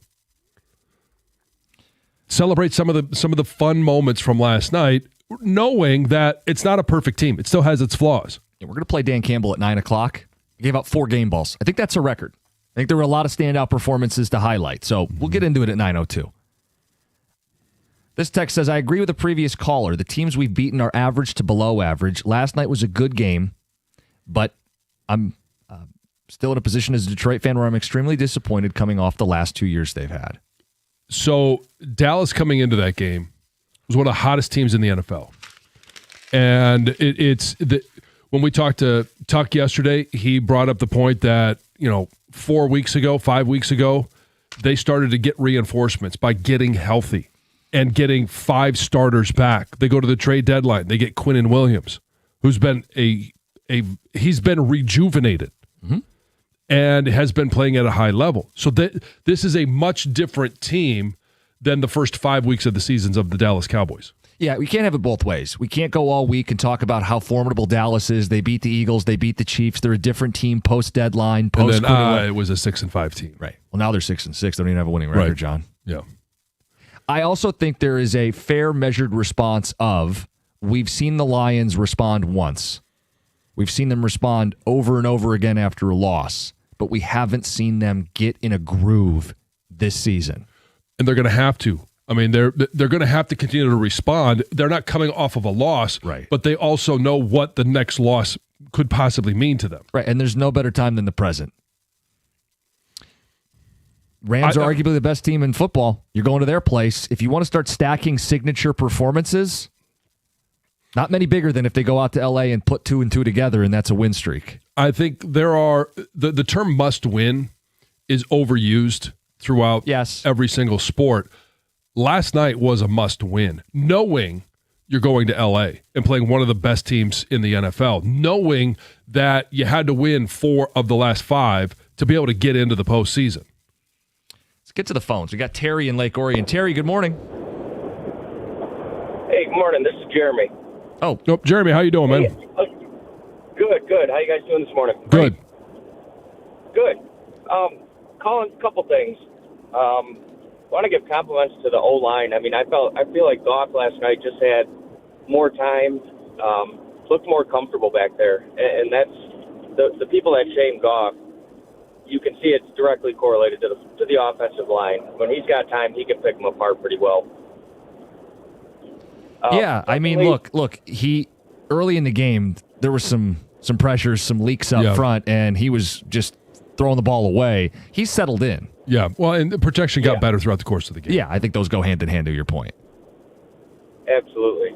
And secondly, do you guys have some concern about going into Chicago? I mean, that's going to be a big game for us, a swing game. Going into Chicago, Soldier Field, outdoor, last game of the year against Ben Johnson. I could see that one being tough outdoors, you know? Oh, sure. They're playing much better now than they were at the beginning of the season. That in and of itself. The pressure of it probably won't be a must win for the Bears to get into the playoffs, but it may be a must win. Win and you're in, lose and your offseason starts. You're done. Yeah, the Bears are a team where I don't feel like they're elite or anything, but I give them credit for finding ways to win. Right? Yeah. I mean, the Eagles win is a significant big boy win. A lot of their wins are against lowly teams, but they've found ways to win. The team Detroit hung 50 on in week 2, I think they're a different team now. It's going to be a different game when they play in week 18. That win for the Bears against Philly is what the Lions need next week against the Rams. Got to show that you can win against a really good team. That's really well said. Some more responses. We beat the Bears by 30, and they're the 1 seed. How can you say we've beaten no one? I think we just kind of explained it. Yeah. The way teams are playing when you play teams. Luckily, the Lions were able to get a couple key turnovers, but this game could have ended really bad. I'm nervous to get on board with this team. I can't afford to get my heart broken again. I don't know. What's 50 times? 51 times? 52 times? I don't get the last part of that text. I can't afford to get my heart broken again. If you're a Lions fan, like, yeah, I would hope that wouldn't scare you at this point in your life. And I mean, it just depends on when it's going to happen. There's only one team that doesn't get their heart broke. I get having some reservations with getting all the way back on board. I mean, the Super Bowl standard, they're not a Super Bowl team right now. Yeah. They're not a playoff team right now. But look, the runway is there. I mean, we've talked about it. Running out of time, but the runway is still there. And last night kept them on the tracks. Mm-hmm. Let's get to Victor in Inkster. You're on 97.1. Yes. What's up? Good morning. Just want to make a few comments. All week I've been hearing people complaining and whining, oh, we're not going to make the playoffs, this and that. And, so-called Lions fans, it seems like, when everything is going good, everybody's on board. But when it goes a little sideways, people just jump off the wagon. So I just got a short comment as far as that's concerned. I have much respect for the diehard SOL fans who've been there from day one. To me, those are the real fans, opposed to the fair weather bandwagon fans who jump on when they win and are quick to jump off when they lose. Just get over it. Come on, either you all in or not. So, Victor, do you feel like a real fan can be critical of their team? Yes, they can, but don't just throw out the baby with the bathwater or whatever, so to speak. Just, okay, every team goes through its ups and downs.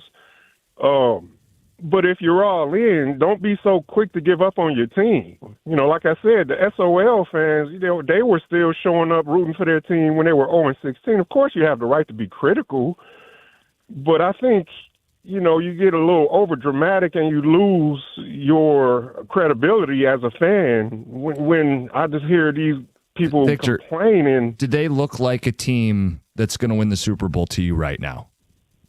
No, they don't. Okay.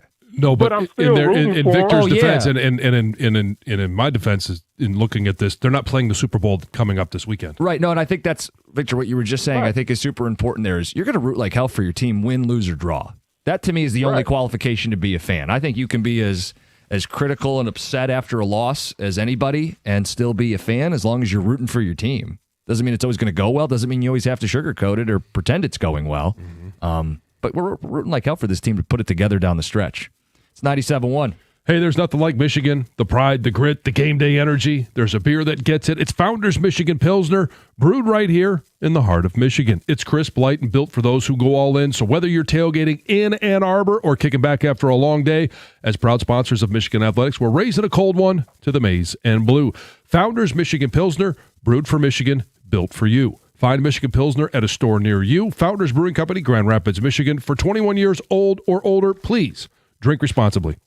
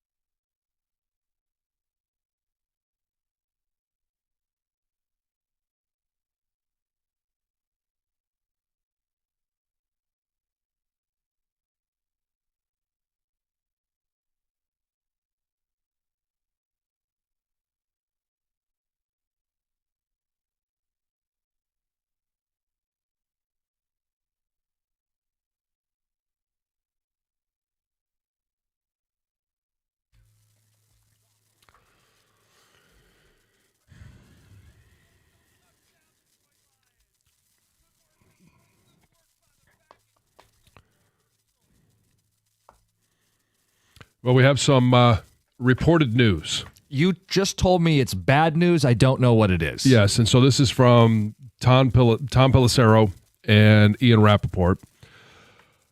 On Twitter, Tom Pelissero puts this out there. He says, Lions standout defensive back Brian Branch is feared to have suffered an Achilles injury on Thursday night. Sources tell me and at Ian Rappaport, Branch will have further tests this morning, but another potential blow to a Detroit team coming off a huge win. Achilles about the worst injury you could suffer. Yeah? No, but it's certainly going to be season ending, and in terms of the length of recovery, you start to look at the beginning of next year and say, is this a very similar time frame to when we lost Aleem McNeil? It is, because this is December of last year is when Aleem McNeil went down. But Achilles is big for explosiveness. It's like you see with NBA, like point guards, that Achilles. It zaps a lot of that quick twitch. And it's a painful recovery. No? No. My Achilles injury was one of the least painful ones that I had. Interesting. And so, but it affects everyone differently. There were some guys that they went down and you thought that they just got, taken out, a leg amputated. Yeah. And so it does. It really affects everyone differently. Does it affect a tackle differently than a safety? So I was around guys of all positions that this happened to. There are an Achilles, even an ACL, right? An ACL used to be a career ender. Achilles used to be a career ender. It's not. And there are so many more new methods to repair, to rehab, that I have no question that he'll be able to, odds are stacked in his favor that he'll be able to come back and be the same player he was. I just don't know if it'll be late August, September, or if you're going to be looking at this into October of next year. He's young enough, right? And youth always plays a big part of this. What is the worst injury someone could suffer then? If it's not Achilles, what would it be? Paralyzed. Okay, Tom. I mean, yeah. So, I mean, death. Yes, if you died on the football field. That's payback for your picks comment earlier. Okay, shy of dying or being unable to use your extremities. Anything that would create nerve damage. Okay. And so, like, if you had, I had both. I had the Achilles injury, and I also had a tib-fib fracture with a dislocated ankle. That created nerve issues in the bottom of my foot. Can't really feel the bottom of my foot anymore. That to me was a bigger, worse injury than the Achilles. So we know it's an Achilles injury. That's what's being reported. I don't know. It doesn't say the extent. Yes, it just says suffered an Achilles injury. It is feared to have suffered an Achilles injury. Okay. What about getting impaled by the yard marker? Okay. That one would be, I don't know if that one would be worse. Depends on where. When Ricky Pearsall got shot, and he's fine. Ish. That wasn't on the field. I know. Well, yes. Okay. What about the fireworks going crazy when they're coming out? It is one of the worst to get to not completely throw you under the bus. It's typically seen as there's a lot more stigma around it than reality, though. And that's a fair point. Things are getting better. I had always thought Achilles worse than ACL, and both of those are seen to be like season-ending and roll into next year kind of injuries. I think an ACL is more like you have the opportunity to have more complications down the road than your Achilles injury. Okay. But you're thinking now he's not going to play the rest of the season. Depending on what the tests no one's showed today. We're not doctors. We haven't looked at it. Nothing's official, but that's a huge blow for a team that's still got to find a way in the playoffs. Yeah, and beyond. Well, and you're trying to figure out, okay, is Kirby Joseph going to be able to be back? And you'd rather have them both, but if you're down now, currently both, if you can get one of them back. All right, passing it along to people on what is otherwise a pretty fun Friday. Yes. A victory Friday. Yes. Guys, what gave me hope last night was Dan Gamble punting on a 4th and short early in the game, Corey in Oxford. Say that again. Sorry, I was reading Twitch.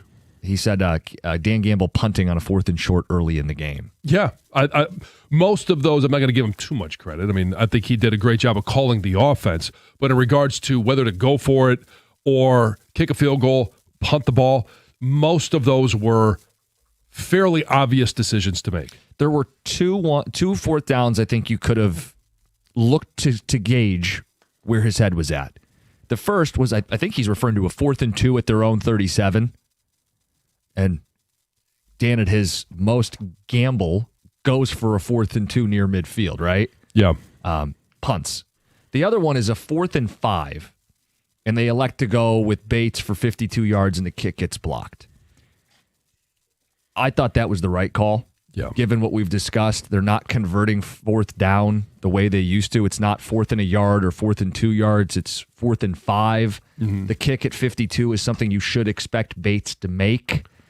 I thought that was a good barometer check of where Campbell was at in terms of aggressiveness last night. Yeah. Maybe not changing who he is completely because no one wants him to do that, but just one notch lower. Hey, if it's not 4th and obvious, if we're not in enemy territory, we're going to use our kicking game, whether that's field goals or punts. Guys, if we win next week, people are saying no one wants any part of the Lions in January. Things can change in a hurry. Sure they can. But you got to go out there and prove it. You proved it last night against a team that was really hot, and they were playing some of the best football in the NFL. As much as I enjoyed the win last night, there were still things that were concerning. Hutch got manhandled all night, mostly one-on-one. You're making a face. There was a lot of double teams. I'll have to go back and I'll put my chart together this weekend. But if you're accounting for him, what do you need? You need somebody opposite him, and Al-Quadin Muhammad was that guy last night. 3 sacks. I'll take it. I don't care where they come from, but if Hutch continues to have the motor and the presence that he is, and he attracts double and triple teams, then Ali McNeil, Al-Quadin Muhammad, whoever it is, do something. And last night we had people do something. Worst injuries you could suffer, says Alex Smith. Yeah, that one was worse. Neck injuries can be pretty awful. How about a severed ball sack? Well, it depends on the recovery. I mean, the rehab on that might not be so bad.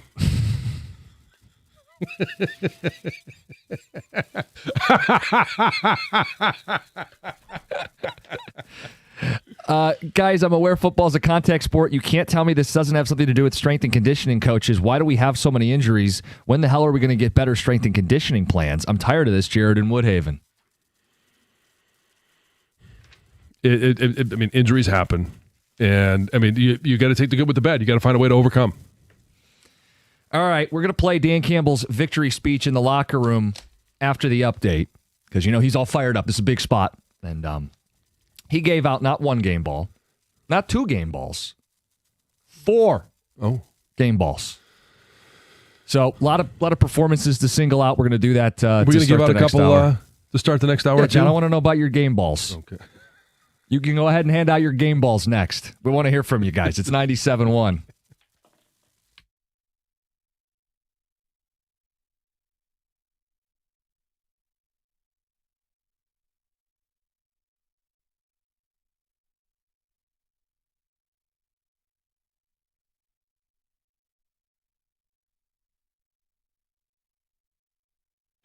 With the 44-30 win over the Cowboys last night, the Lions extended their win streak to 15 straight games following a loss. It's been over 3 years since Detroit lost 2 games in a row. Lions quarterback Jared Goff said that stat is indicative of this team's makeup and its culture.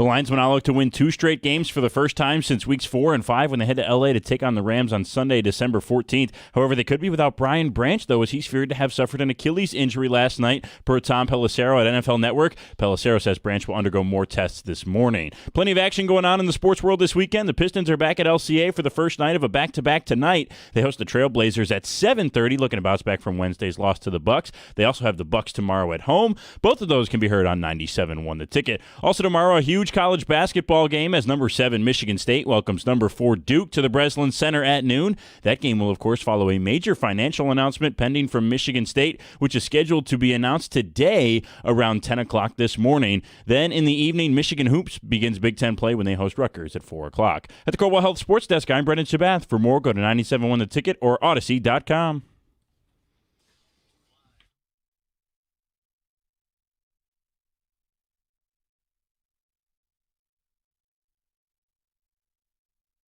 We want to know about your 2 game balls today on a Victory Friday. 248-539-9797.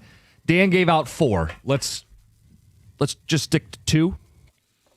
Okay. John, who are your 2 game balls? And then we'll play Dan Campbell from inside that locker room. Well, I'm going to give you Tom Kennedy because the juice that it felt like every single drive was starting with good field position. And that's been one area this year where we just haven't had much juice, not much production, and especially in kickoff returns. You're starting at the 22, the 25, or the 30. Get a way to get out to the 40, 45. And for Tom Kennedy, there was no secret sauce to it. He just caught the ball and ran as hard as he possibly could straight ahead. Sometimes, don't get too cute. We overthink this a little bit. Just go as hard as you possibly can, as long as you possibly can. And when they knock you out of bounds or they knock you down, hey, we'll take the ball right there. I love the fact that he was in attack mode on those kickoff returns. And we know what he did when Amon-Ra St. Brown went down last week. He stepped up as a wide receiver. Not enough to win the game, but he's kind of been that guy that was right there. So I'll give a game ball to Tom Kennedy. And the other one would be Al-Quadin Muhammad. Now, I want to see more sustained production, but that's not what we're talking about right now. We're talking about the performance last night. And you come away with 3 sacks in an NFL game, you certainly deserve a game ball. Hand them out, 248-539-9797. Yes, that. 2 game balls. First for me goes to Jack Campbell. Led the team in tackles. That's no surprise. He does it every week. But they used him as a blitzer. Should have got credit for his safety. Picked up the first sack of the day. Got the party started. And he also forced the first turnover of the day. A day where they got 3 of them. Green dot, center, punch out, get the football. Jack Campbell is having an all-pro season. And I thought the defense was the story yesterday, so I give him a game ball. I know they scored 44 points, but man, getting 5 sacks as a team, forcing 3 takeaways. Holding Dallas out of the end zone in the first half, and very little run production all game. Second game ball, Aquaman. 3 sacks. Only they can get some help opposite Al-Quadin Muhammad. Yeah. His team would really be cooking. He leads the team in sacks now with 9 after 3 last night. Let's get to the phones, 248-539-9797. Let's also hear from Dan Campbell. He gave out 4 game balls.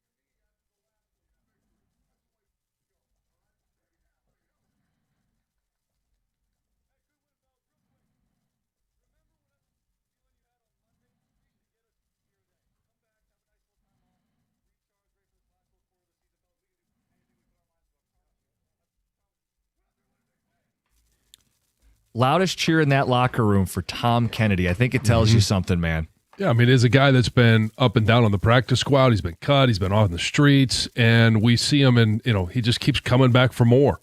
And he had a huge impact last night. All right, game balls, takeaways, plenty of performances to spotlight. Let's go to Riley in Ann Arbor. Riley, good morning. Good morning. How you boys doing? Good. I got 2 game balls. Number 1 goes to Tom Kennedy. That's just a guy that no matter where you put him on the field, he's going to make a play. He's grateful to be there. He's a grinder. His performance last night is the definition of this team with that next man up mentality. And my second game ball goes to Al-Qadim Muhammad. I mean, if you're going to double team Aiden Hutchinson and he's going to draw as much attention as he does, you need other people to get home. You need other people to get to the quarterback, and that's exactly what he did, and that is exactly why our defense played as well as they did last night. They were getting to the quarterback all night long. Yep, 5 sacks, 3 by one guy. Have to give him a game ball. And Riley, on the Gibbs point, like, it's wild. He scores 3 touchdowns, and Dan didn't give him a game ball. We didn't give him a game ball. There are that many standout performances. Yeah, and it's one of those things where you never assume 3 touchdowns, but you assume the production out of him. Yeah, 200 or not 200. Some weeks 200. 19 touches, 120 yards, multiple touchdowns. Yeah, that was a Jahmyr Gibbs game. Becoming all too common. It's great. We'll take it any chance we get. Let's get to John in Detroit. John, good morning. Good morning. I'd like to give 2 game balls. I'd like to give one to the coaching, just the preparation. We don't take stupid penalties anymore, and we seem to be where we need to be, and everything we expected the Lions to do yesterday, they did. But I want to point out, one thing I noticed in the last 3-4 games is the Lions don't have happy feet anymore. Try to dance and try to make something out of nothing. They run straight ahead. They knock into the guy instead of the guy knocking into them. And I think that goes to coaching, and I just want to give a game ball to all the coaches and to Coach Dan, because he's growing and he's learning, and he's going to be the best coach in football someday. Well, I mean, there's a lot of positives to be said about Dan Campbell. And I would say this as well. I think he did a great job of calling plays yesterday. Yep. I think it was fairly obvious on 4th downs, the decisions that make, and I think he followed suit with those. Didn't do anything reckless. I will say this about Kelvin Shepherd.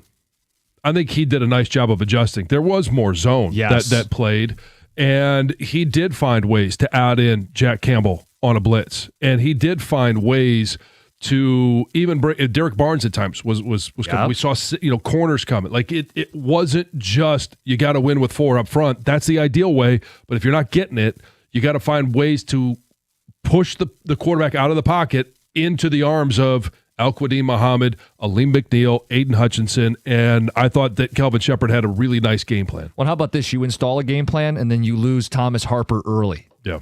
And to be able to adjust on the fly. Ryan Branch late. Yeah, and look, zone, they still ran plenty of man, but mixing in zone so you're not one-on-one with Pickens and Lamb for every snap, that was a necessary adjustment. So, yeah absolutely, I think you can spotlight the coaching. The penalties, though, they did have 8. He says we don't take dumb penalties. What was it, 50 yards? Yeah, 8 for 50. And the penalties, pre-snap penalties, that just really irk me. Yeah. 248-539-9797. This says Tom Kennedy is Zach McKinstry. That's not unfair. Tom Kennedy is the Lions equivalent of Don Kelly. Donnie Kelly, baby. This one says, I wish we had a Tom Kennedy, signed Todd McClellan. Was there a hockey game last night? There was. Yes. Went into a shootout. It was exciting. Letdown. I love Goff getting a game ball. He needed that boost after floundering for weeks. He stepped up in a way he hadn't been able to for weeks. Well, I wouldn't say he floundered last week. He was under pressure. I thought he actually played well last week. But I do think he played good this week, and he delivered some of those balls under duress. Mm-hmm. Let's get to Will in St. Clair Shores. Will, good morning. Hey, good morning, guys. How you doing? Good morning. Hey, just calling because, I've been watching the Lions for a little while now in this up-and-down season. Giving up 30 points last night, I don't want to take anything away from them for the interceptions and the pressure they were able to get on Dak Prescott. But just curious about, your guys' opinion. It always helps when the offense puts up 44 points, but no kidding. So as a defense giving up 30, especially trying to make a playoff push, that might be some tough sledding for the guys. Yeah, but I think that's a little bit of like box score analysis. And Will, I know I'm not accusing you of someone who didn't watch the football game, but if someone says, boy, the Lions gave up 30, that's a problem. Let's zoom in a little more here. Detroit's up, what was it, 27-9 in the second half. Dallas is coming back down 2 scores and still lost by 2 scores. Like, Detroit shut them out of the end zone in the first half, provided a cushion, pinned their ears back, got 5 sacks, got 3 takeaways. Like, yeah, nobody wants to give up 30 points, but that's a team that averages 30 points a game. Yeah. Yeah. I don't feel like you should look at this and go, boy, they gave up 30. I don't know about our defense. Well, they got to show it more often. This right? is also a team for Dallas that can score from a long ways away with their kicker. I'm also not declaring the defense fixed. I want to be very clear on that. But last night, I thought liked what well. I liked what we saw from the Lions defense. 248-539-9797. Plenty of texts coming in about game balls. It's 97.1. Hey, you hear those ads? Law firms bragging about some giant verdict. To them, it's a trophy. It's simply a number. Okay, and that's great for them. But if you've just been in a car accident, what does it really do for you? Here's the truth about David Femininio. He wins big. We all know that. But he knows it's not about the headlines. It's about you. That money pays your medical bills. It keeps your family steady, and it matters only because you need it. That's the difference with David. It's never about showing off. It's about fighting for you. Call David at 855-65-CRASH or on the web at getdavidgetpaid.com.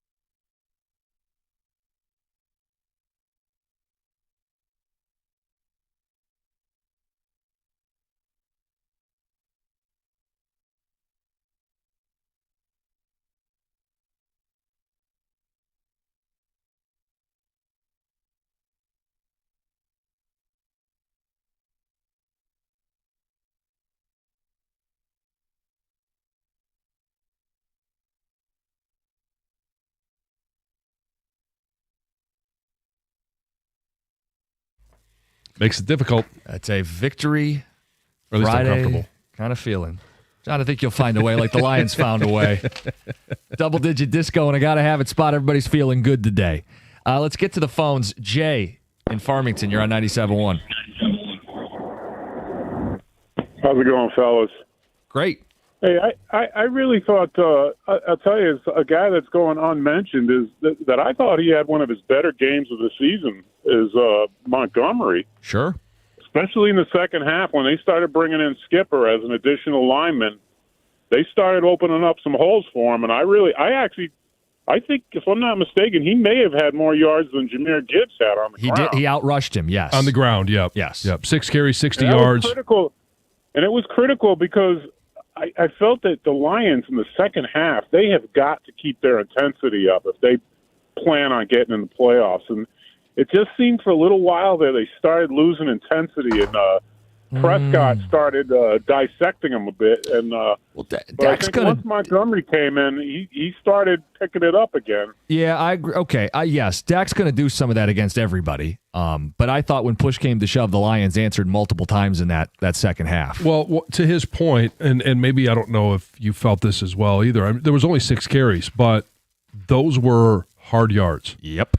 And it was kind of one of those, almost a throwback to last year where, all right, he goes in, he gets those hard yards, and he gets hit at 6 yards, and then it's struggling forward for another yard or two. The offensive line gets there. They push him ahead, and it creates a little bit of juice for the team. And they build on that. I definitely see that when you watch him run, that it adds an edge to the way they play. We just haven't really had that this year. There's so many things that we just haven't had, and it felt like yesterday was more of what we got accustomed to last year. Now, can they build on that? Well, that's the thing. Last night felt like a throwback to 24 or even 23, that team is still in there somewhere. They haven't done it consistently. They may not be capable of doing it consistently. The team's in there somewhere. Yeah. Time is now. Let's get to Jeremy, Clinton Township. Jeremy, good morning. Morning, guys. How's it going? Good morning. So, my 2 game balls, Tom Kennedy, I was at the game last night. He was phenomenal. But a shot. Because that defense, if you did not know the score and you heard Dak Prescott threw for 376 with his 2 receivers, but didn't know anything else, we would have lost. They only gave up 1 touchdown. Now, coverage was blown several times, but that defense bent, but it did not break. It was only giving up 3-point field goals because that kicker can kick it from anywhere. Right. One of them is a 60-yard field goal. I hardly even feel like you can punish the defense for that. He had another, 57, 58-yard field goal. It's not like, those are points, so it adds to 30, but those aren't drives where the defense is struggling. No, that secondary, it fell down. Nope, I lost you. I think might have lost you there. Let's get to Mark in Detroit. Mark, good morning. Hey, how you doing? I think, let's just say this. The Lions haven't been outplayed. They executed better last night. I thought Dan Campbell, that's the way he needed to call the game because his defense is better than it was last year. Lean on the defense, punt the ball, put the points on the board. And I like the way I thought the game plan was execution is the key. Yeah, look, Jack Fox punts a couple times. Bates attempts 4 field goals. I mean, that's dialing it back just a little bit. Now, some of it's the call's easy to make when it's 4th and 10. Like, you're going to kick a field goal. Yeah, but I thought, save a couple of penalties that were pre-snap penalties. I do think that they did a better job of executing the game plan in all 3 phases. Mm-hmm. And for this team, and that might be the ultimate of what has to happen. Offensively, are they what they were the last couple of years? No. Defensively, are they when they're healthy, are they maybe a little bit better than they were the last couple of years as a unit? And special teams, again, not as good as they've been over the last couple of years. We saw a nice flash last night, especially from Tom Kennedy, but all 3 together. Right. If they're operating, that's where this team is going to find success if it's out there to be had. Well, then we talk about the peaks, right? The peaks, that's why this team has a Super Bowl standard, is the peaks of this team. I mean, you see how it can look. The problem is there have been too many valleys this year. And I don't just mean losses. Like, I think we all knew they'd lose more than 2 football games. They're not going to go 15-2 every year. But it's been as soon as they get a win, they turn right around and lose. Yeah. And it's been against really good teams. Eagles, Chiefs, Packers twice. Rams this week offer you a chance to start to string wins together, because if you don't, all you're simply doing is staying afloat. Yeah. And against a good team on the road. Yep. Hey, let's get to Heather with the news. Heather, what's going on? Well, there's kind of a shocking, surprising twist behind a very beloved holiday song. Oh. Jackie Vernon, the man whose voice brought Frosty the Snowman to life, Oh, yeah. Love that one. is now making headlines again, and it has nothing to do with, the Magic Hat or Jolly Laughs. His son, Oh, there might be some jolly laughs. well, maybe one of his sons, has come forward claiming that he secretly maintained multiple families throughout his life, including at least 3 marriages and children that no one ever knew about, including all of the relatives. So he says he learned that his famous father had at least 3 secret families when this unknown woman and her son showed up at his front door. This was sometime before Jackie's death, which was in 1987. He was 63 years old. The woman was like, "Hey, I need to speak with your father." And he's like, "Oh, my dad's not home. He's traveling." She's like, "Well, then, I need to speak with your mother." And he said, "I knew something was up right then." Baby mama. Yeah, went and got his mom, and the mom knew right away, was like, "Son, go to Go your room." upstairs. Yeah, you get to your room. Yeah. He said he overheard, some intense conversation, and then the woman and the boy left, and that's when he learned that there was multiple marriages, multiple sons who apparently, before this boy, who is David, he had at least 3 sons who he all named the same thing. His original name was Ralph.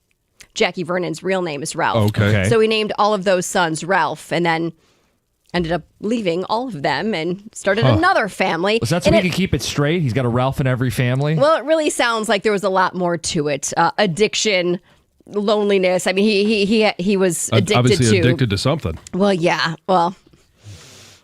Oh no.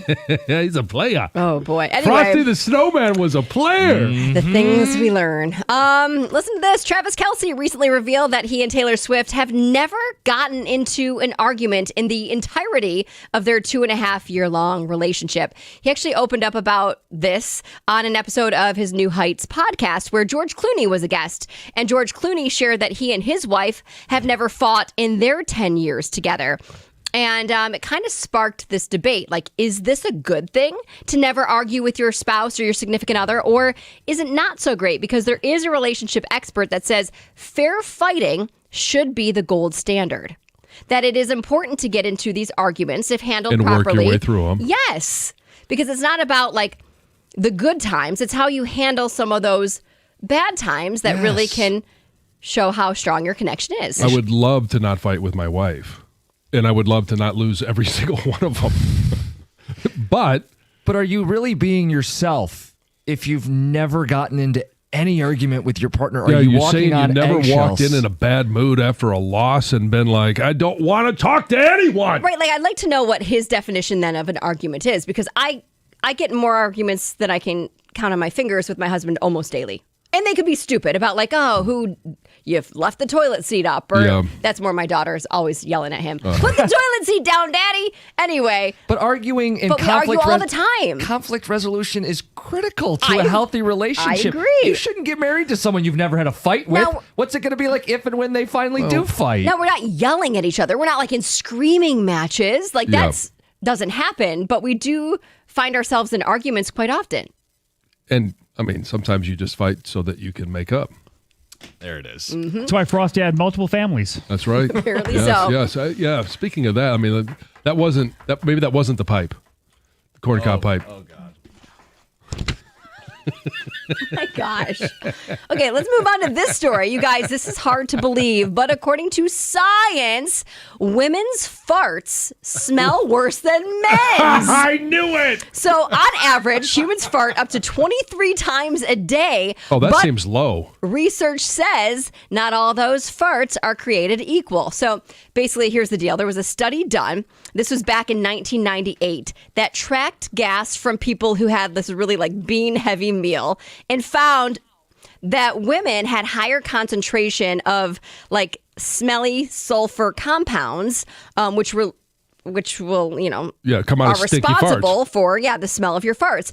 But it also found that men typically expel larger volumes of Sure, gas because we per eat fart, more. which means that even if a woman's fart is denser in those smelly molecules, a man's output, I don't know, might be just as smelly as a woman's. Anyway, there is some good news to all of this. Oh. Apparently, the smellier your farts, the less likely you are to develop Alzheimer's disease. Oh. Sort of. I mean, not necessarily exactly, but higher doses of this hydrogen sulfide may protect against your brain aging. Oh. So, ladies, every I'm gonna time you have a fart very and it healthy brain. stinks, just say, hey, I'm going to stay Yeah, it's brain younger health. longer. Well, my Yeah. brain will stay younger longer. Anyway, Great. So, you can just win interesting. more arguments. Yeah. There you have it. Finally, Google has released its top trending searches of 2025. And the top 10 searches that we Googled the most are in this order: Charlie Kirk, K-pop Demon Hunters, which I learned all about this Halloween, Labubu toys, iPhone 17, One Big Beautiful Bill Act, Zoran Mumdabi or Mumdani, DeepSeek, the government shutdown, FIFA Club World Cup, and tariffs. Okay. Other things we Googled were like the top things kids say: 6'7", Sigma, 41, Skibbity, Ohio, Riz, Good Boy, Skibbity Toilet, Aura, and Chat. And this is interesting. One of the viral dishes, food, John, you love food, that we searched apparently was hot honey cottage cheese sweet potato beef bowls. There's a lot to take in there, literally. Have you ever heard of it? I've heard of some of the I've all heard of the of- ingredients. yeah, hot honey. Well, yeah, love me hot too. honey. Yeah. Cottage cheese, And I sure, love- sweet love a potato. beef bowl. Beef bowl, but apparently you combine all of them. So does Frosty. Emphasis on the hot honey. Heather with the news. Cookie Jar is next. It's 97.1.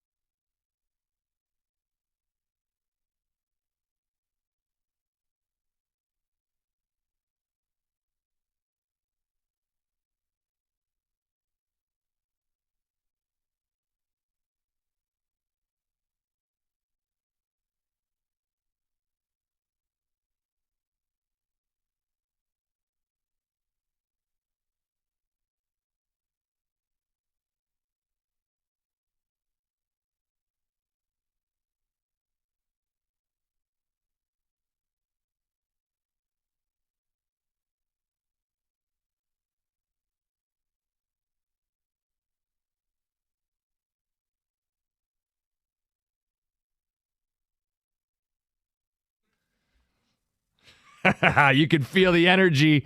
Dan Miller on the call. Lions with their third turnover of the day. Double-digit disco and a gotta-have-it spot. They beat the Cowboys by 2 touchdowns, and, that's step one. Yeah. I mean, that's that. You got to give yourself a chance. And no one's sitting there going, well, yeah, they're in position to control their own destiny. Yeah. I mean, they're not even in the playoffs right now. No. But there's enough of the season left against opponents that you can make a difference. 248-539-9797. Some news that broke during our show today, and we never get breaking news. The Brian Branch injury last night is believed to be an Achilles injury. Mm-hmm. We don't know severity, tear, but Achilles is a problem. Yeah, more tests will be done today. Yeah, and Achilles, for a guy who's a quick twitch guy, Achilles tends to be season-ending. But again, we just don't know. If it's torn, sure. Mm-hmm. Yeah. But again, we'll see what the extent of that injury is. Yeah. And you're really circling, when do you get Kirby Joseph back? Hopefully this 10 days helps out quite a bit. I know that, we heard, we could piece together enough to know that the guys are going to have this weekend off, and hopefully, rehab will still take place, rest, and recovery. So hopefully he'll be able to get back and be a part of this defense moving forward. Yeah. So the Lions have 4 games to go. Got to get to 11. That's what we said, right? So 3-1 the rest of the way. It's going to involve winning back-to-back games. May as well make it this week. It'd be nice to beat the Rams. I think more people would buy back in, because it's hard to buy back in fully after win-loss. Right, and a lot of those wins were against not good teams. Mm-hmm. I would say the win against Tampa at that time was a good win, and I think this is a good quality win. Yeah, I think so too. The Dallas at the first half of the season, not great. But then the trade deadline, and you get guys back from IR, they are completely different in the second half of the season than they were at the beginning. So I think this is a good win. Team that had a lot of confidence too, in terms of Dallas. Yeah, I mean, they were playing for their season too, mm-hmm. and their percentages they plummeted. Yeah, they're in the toilet now. Yeah, they don't even control their own destiny. No.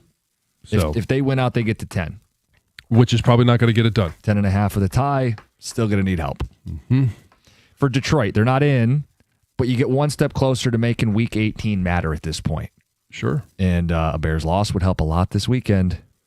A Bears loss would make them only 1 game up on Detroit, with a head-to-head looming in Week 18. This was step 1. Got Stoney in today.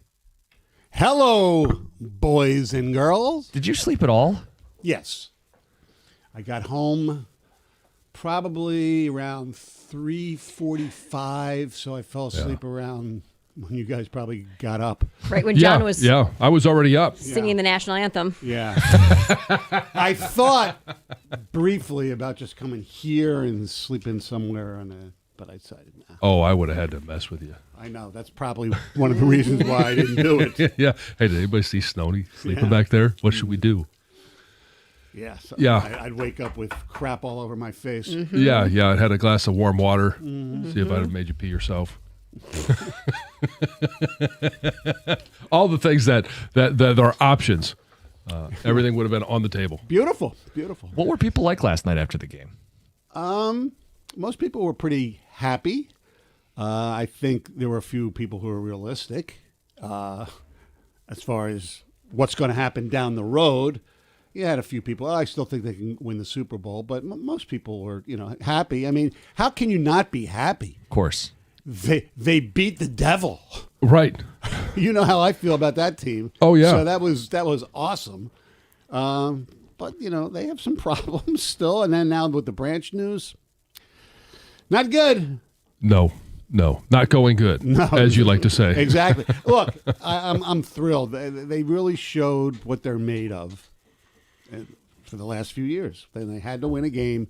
They won a game, and they played their asses off. Yeah. Felt like kind of a flashback. Yeah, absolutely. What'd you think of the play calling, decision making during the game? I thought it was good. I thought he punted when he should have punted. I Yeah. thought that was pretty good. There was one segment where I thought he ran the ball 2 plays in a row, and I couldn't figure out why. But I thought it was good. I tell you what, I don't want to see Malik Cunningham throw another pass. I don't know what the hell was that. Then I had to figure out who he was. But, all in all, everything was great. I mean, St. Brown, the fact he gutted it out and played really, really well. Yep. J-Mo and Gibbs, and we're going to talk about it later because we talked about it last night on the show with Jennifer. Is it appropriate to put Gibbs and Barry in the same sentence? Because statistically, they've scored the same number of touchdowns before age 25. Yeah. Yeah. So, but they're different.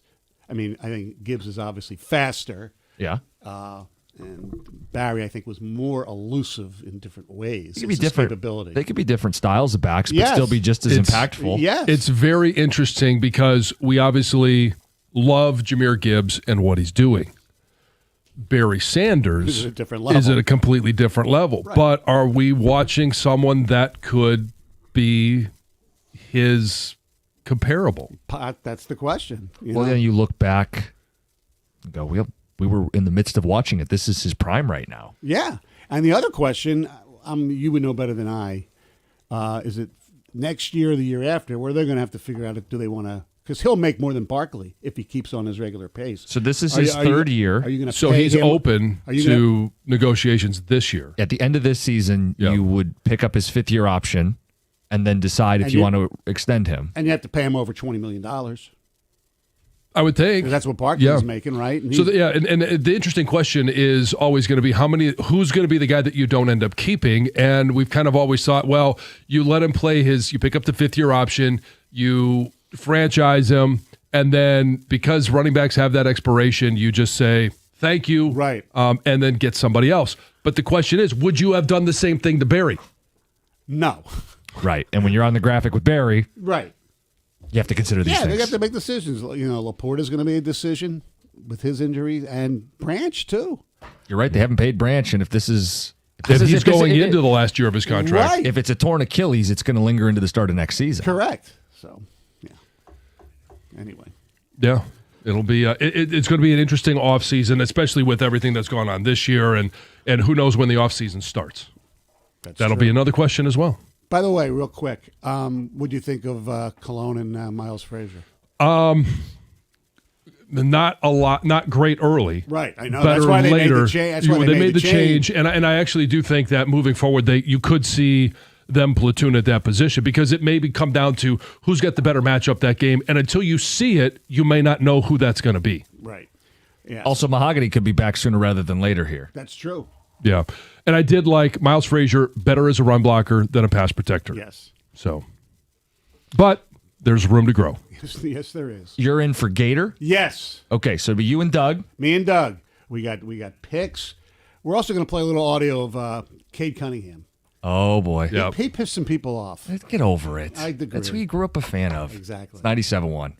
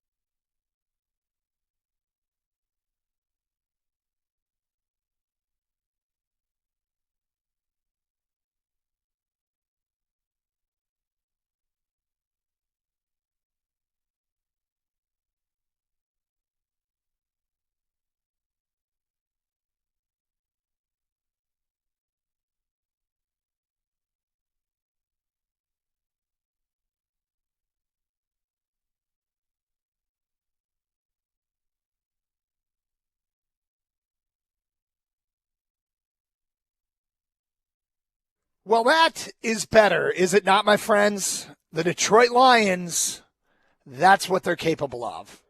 And now all they have to do is repeat it. Repeat it and repeat it and repeat it. We welcome in Mike Stone, who's in for Gator today. Stoney, how are you, my friend? I am a little bit tired, but yeah, a lot of people in this area are, because most people just stay up late. I did the post-game show last night with Jennifer Hammond live from Ford Field, which we went off the air. Paul Sarah was running the show as well, and we were done at about 2:45. So. Okay, so what time did you hit the air?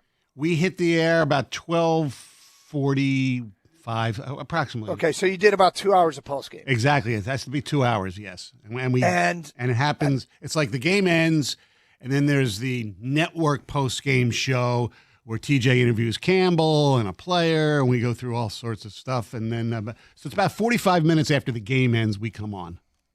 So what was it like? What were the tenor of the calls? People hammered, people realistic, people stoked. I think people were pretty happy that they got to see their team again, so to speak. Yeah. But I think people were realistic that, I think we're going to make the playoffs, but I don't think we're a Super Bowl team. Some complaints about the officiating, which it was a bizarre officiated game. That's for damn sure. Yeah. And, some players played really, really well. And we talked about, Gibbs and Barry, as I just did in crosstalk, Doug. And this team is still really, really electric, but the team still has flaws. But the bottom line is anytime the Cowboys lose, it's a wonderful day in America. Oh, that's so funny. I'm not a Cowboy fan either. I don't know if I'm as deep-seated hater of the Cowboys as you are. But, because when you were growing up, the team that you rooted for, they had some weird games with the Cowboys, like the 5-0 playoff game, if you were around for that one. And of course, I was around. I have no recollection. Right. Of course, we know the history of the flag in the playoff game. But when I was a kid, the Cowboys used to just stomp on the Eagles, and they were dirty players. I just have always hated them. And this is before they even, this is when Tom Landry was coaching. All right, but we don't need to go down memory lane. I just hate the Cowboys. It's okay. So people were fired up, and they should be. Look, this is what this team is capable of.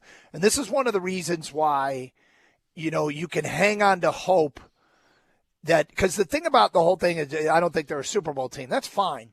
But to even make the playoffs, they're going to have to beat some good teams. Like this one game doesn't signify that they're going to be a Super Bowl contender. No. But I feel like even to get to the playoffs, they will be a dangerous team if they get there because of what they still have to do. That means they got to beat a Chicago. They got to beat maybe a Rams team, maybe both.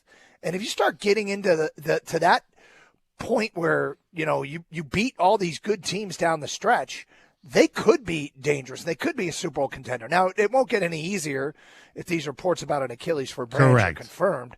And I got to tell you, I'm something inside me is pretty skeptical because that did not look like an Achilles to me.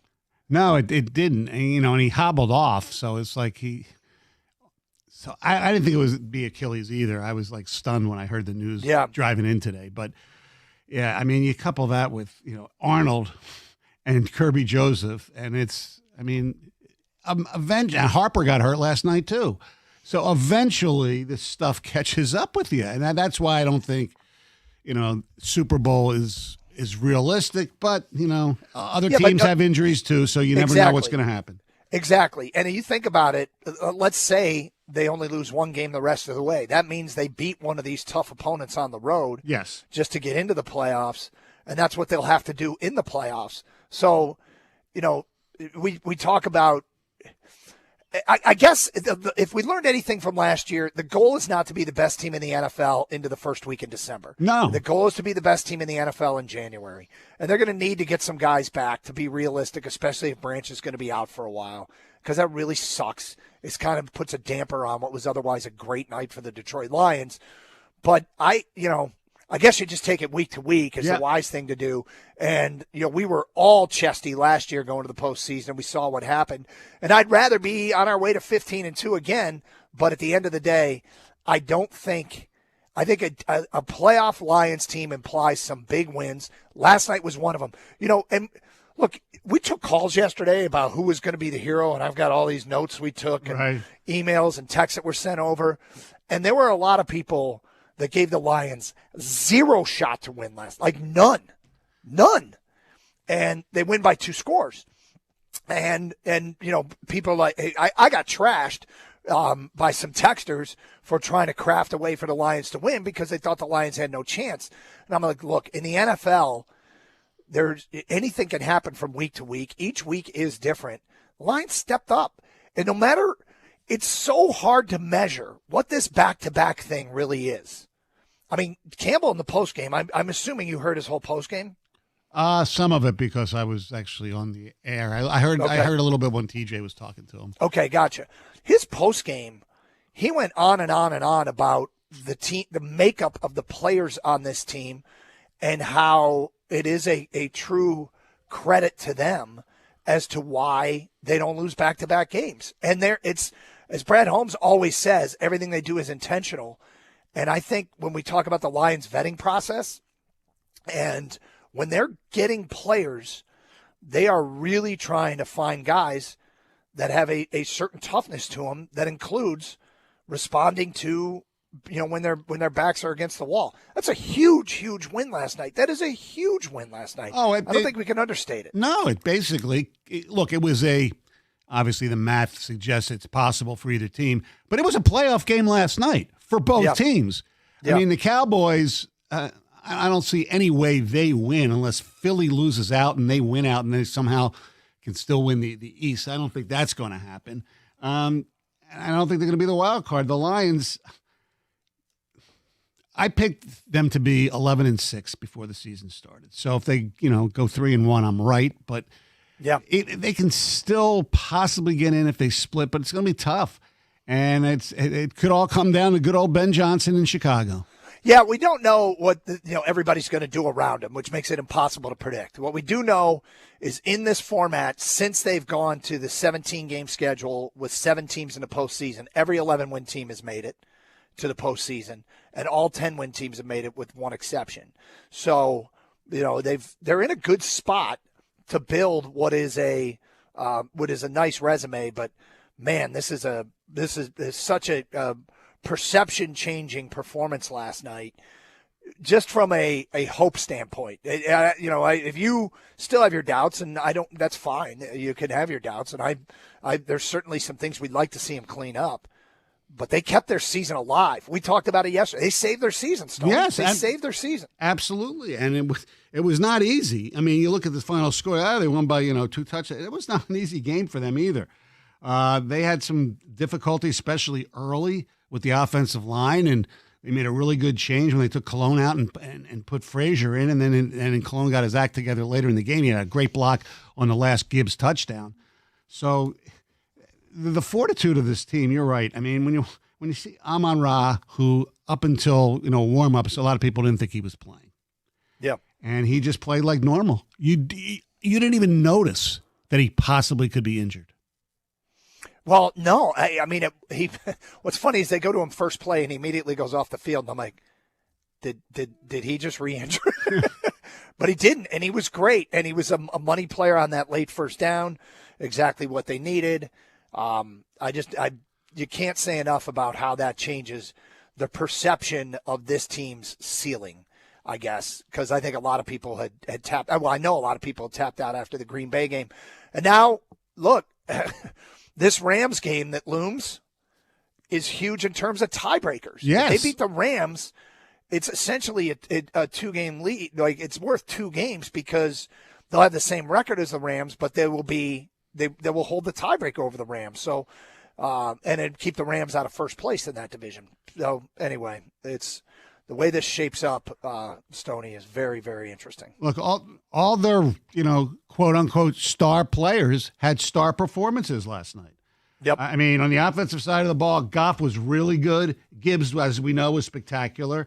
J-Mo was unbelievable. And so was St. Brown. Defensively, Hutch had one of his best games he's had of the season. I mean, especially in the fourth quarter. Jack Campbell was a stud, and they were really, really good. Their best players. All right, here we go. 248-539-9797. we are actually going to do something very similar to what we did yesterday, and that is, who was the hero? We had people predict who they thought the hero would be, and I've got all the predictions that everybody made, and some of you had some really, really good picks. Who was the hero last night? Who inspired you? Whose performance most led to this win? 248-539-9797. Want your phone calls and feedback? It's Carson Anderson. Stoney is in for Anderson here on 97.1. Hey, this holiday season, use your UMCU card to make a difference. It's the 10th annual Shop Local, Give Local campaign benefiting the Children's Literacy Network. Now through January 31st, UMCU will match 1% of your purchases at local participating businesses as a donation. Plus, every time you shop local with your UMCU card, you're automatically entered to win $1,000. And don't forget, your UMCU Visa Cash Rewards card gives you over 1% cash back on every purchase. So you earn while you shop. Shop, earn, and give back this year. Visit umcu.org for participating businesses and complete details. UMCU is insured by NCUA.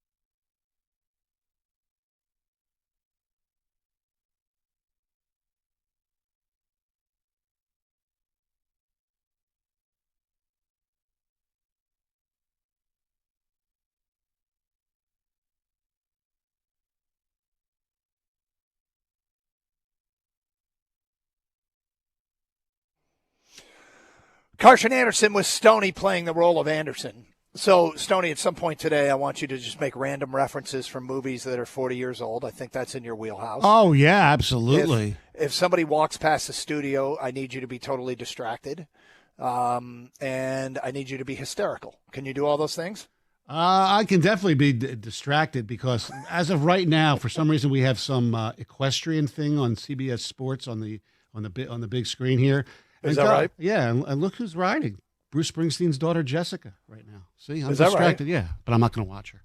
Okay, well, we'll break that down later. Yes. All right, 248-539-9797. Carson Anderson, who was a hero last night. And look, can they repeat this? Can this team get on a roll? Are you starting to feel more confident?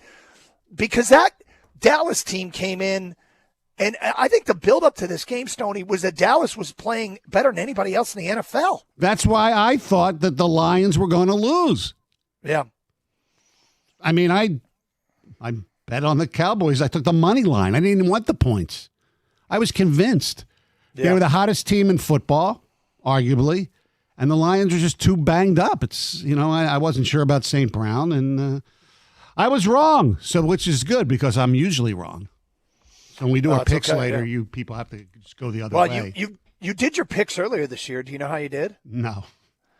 You went 4-2. Oh, wow. Bravo. Oh, nice. It's not bad. No, beautiful. Let's get to the people. We go to Brett. You're on 97.1 The Ticket. Hi, Brett. Hey, guys. Love the show. Thank you. They did a lot of good things last night that I was proud of. Good to see. The hero's got to be St. Brown. I mean, the guy gets his ankle rolled over, worried about not playing all week, comes in, catches everything, gets open. The guy he's just the heart and soul of this team, And, J-Mo, he didn't drop a ball. That was great to see. But the one thing that I'm worried about is CeeDee Lamb got injured pretty early in that game. And that game could have been a lot different had he played the whole game. It was the second half, so it wasn't that early. But, yeah, he was great in the first half. Well, look, did it matter? Yes. And so do all the Lions injuries matter. Like it's, that's why I brought it up yesterday. I almost don't want to talk about injuries anymore because everybody has injuries. Correct. But the reason we talk about it is when I don't know if you caught Adam Schefter yesterday on Get Up, but Adam Schefter was like, the amount of injuries the Lions have is amazing. I mean, just the way that they have overcome and the sheer number of critical guys that they have lost. Schefter thought it stood out as a bit extreme. So I don't want to dwell on injuries because I think it gets old. I think the audience gets sick of hearing about it. It's hard not to talk about because we've just experienced so many. Well, the difference is with the Lions because it just seems like their injuries are occurring in one particular unit. And that's the problem. When all your corner, all your secondary gets depleted and part of your offensive line is the other part of it. I mean, that's why it's not like, okay, look, Dallas, let's be fair. One of their offensive linemen, their Guyton, he was out. Clowney didn't play either. And then Lamb gets hurt. But, it's all part of the game, unfortunately. Who ends up winning the Super Bowl could end up being just the healthiest team left. It's too much a game of attrition. I agree. It's frustrating. 248-539-9797. Jessica is next here on 97.1 The Ticket. Hi, Jessica. Good morning. How are you guys? Good. We're great. Great. I just thought on the defensive side yesterday that Muhammad played very inspired football. Yes, he did. He needed help on the defense, and I thought he did fantastic. On the offensive side, I don't know what more Kennedy can do to make this team permanently. I mean, we got to start talking about him. In the return game, yes, he was outstanding. He does whatever they ask him to do. He does it well. Very well. He's averaging over 20-plus yards, I believe, on every single return. What more can you do? Well, that's not a lot these days, but yesterday he even did better than that. He was really good yesterday. Absolutely. Returning the kicks. was closer to 40, Yes, wasn't he? I yes. mean, he was giving him great field position last week when he had to step in for Amon-Ra. Did a great job. Yeah, I mean, it feels as though he's earning a permanent spot in this rotation, and I'm not sure there's any argument against it. Everybody loves Khalif Raymond, but the Sailors guy on kick returns hasn't been particularly special. No, he hasn't. And Kennedy, he just seems to be around. Send him to the practice squad. He does what he needs to do there. And when he's called on, he just seems to come through. So I think that's something we just have to look at. He's been with the team since 2019. That's crazy. Yeah, and it's all been up and down. It's all been as a part-timer. And, every once in a while you just find a guy that is perfect for what you ask them to do. And he seems to be perfect in this part-time role. And Jessica mentioned Muhammad. Doug, what percentage of plays do you think he played in? I don't know, 50? 46. You're pretty close. Okay. So he had three quarterback sacks. So he was 38 snaps. Hutch still had 94% of the snaps, but he actually he took a few off finally, which I thought was important. So we talked yesterday about these Dallas tackles and said that these edge rushers need to be felt in this football game. They need to be impactful in this football game. And they were. And that is exactly what the doctor ordered. And even like remember the reverse pass, the backwards pass, me, that lost 15 yards? Mm-hmm. That was Hutch. Right. That was Hutch on Dak Prescott. And then El Qadim Muhammad with the sacks. That performance by that defense and that defensive front against that Dallas offense. Now, let's be clear. They didn't shut them down by any stretch of the imagination. No, Dak still threw for like 370 yards approximately. Yep. Right? And they put up 30 points. But at the end of the day, the defense made enough plays, which is where they go. They talk about complementary football. That's exactly it, right? Yeah, absolutely. I mean, Aiden Hutchinson, by the way, according to Next Gen Stats, and you can make what you want out of Next Gen Stats, but he forced a season-high 10 pressures, including 7 in the fourth quarter.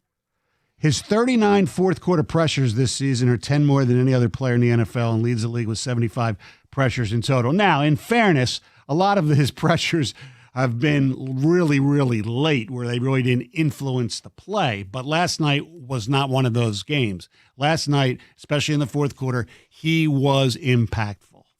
Stoney, if it doesn't influence the play, is it even a pressure? Well, it's if you get near the quarterback. Sometimes he gets there, or the players get there and they get credit for pressures after the ball's already released. Well, I guess I don't know how they credit them, Neither but do I would not give somebody a pressure if they get near the quarterback and don't affect them. I think it would have to be making the quarterback throw off platform or making him flushing him out of the pocket or something. I can't imagine getting a pressure when you don't impact the play. It wouldn't make any sense, would it? Well, yeah, because especially if you have like Jameis Winston had all day to throw, and then finally they would get to him. The coverage would be good, and they'd get to him, or at least get into his area where it would be signified as a pressure.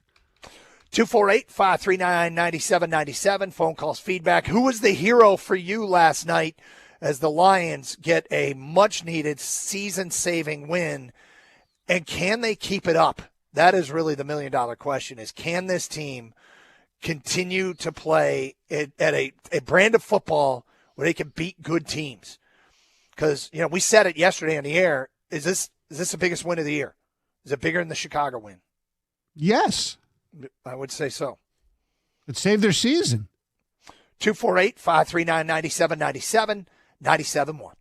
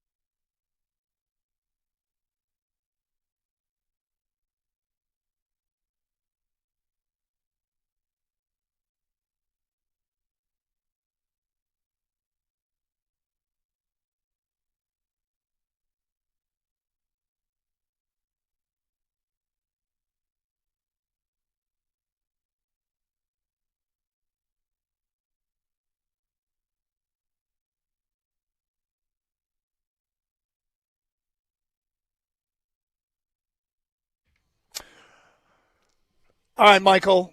The NFL defines a quarterback pressure as any pass rush play where a defender significantly affects the quarterback before the pass is thrown, including sacks, QB hits, and hurries. So there you go. I thought he definitely affected him last night.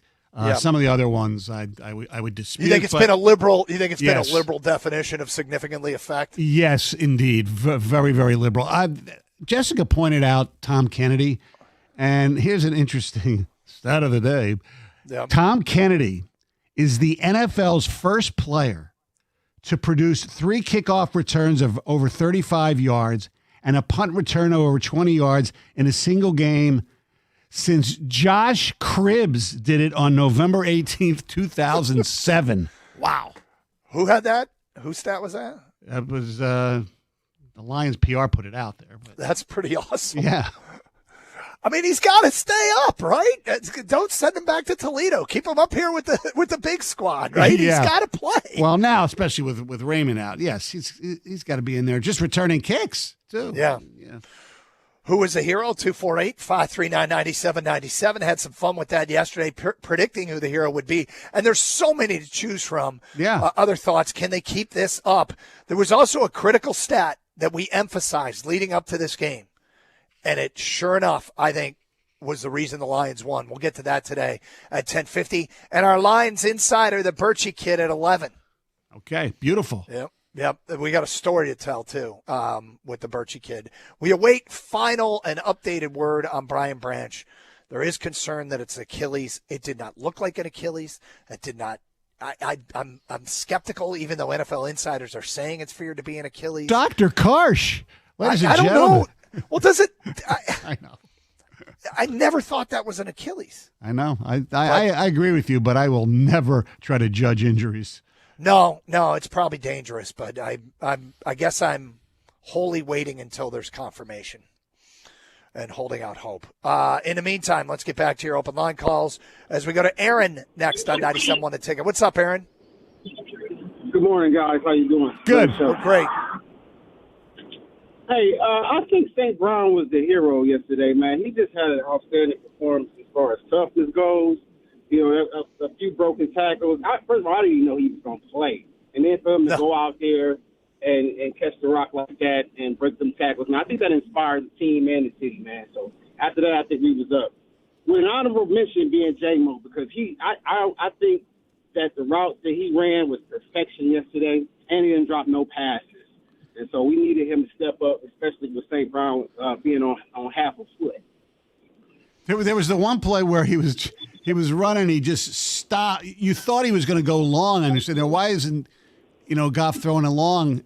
But Williams, it was a design route. He cut his route short, and there was a curl. It was a beautiful, beautiful route. Yeah, beautiful dig route. Yep. Beautiful. He's such a dangerous weapon. He's always had the potential, and it feels like when they've needed him most this season, he has stepped up these last 2 games. Doug, even on the end around where he got 7 yards, but it was so fast. Oh yeah, he's the kind of player that when I watch other teams, I often say I wish we had that guy, and we've got that guy. We got several of those guys, but apparently it won't be Brian Branch. It is now confirmed. Oh, it is Jeremy Fowler. Yeah, sources. According to a source, Jeremy Fowler of ESPN says test this morning confirmed. The Lions star safety Brian Branch has torn his Achilles. F! The hits keep on coming, huh? Now, what is up with the Achilles? Did this used to happen as much? I don't know. Now, it looked like it got rolled on, correct? Well, it didn't look like the typical snap. Right. It didn't look like it was a typical non-contact injury, right? Yeah. Because I have a friend of mine who's a Cowboy fan, so he was talking about, CeeDee's injury, the concussion, your turf is worse than the Giants or MetLife. Oh, shut up. I said, no, it's not. It has nothing to do with the turf. I mean, come on.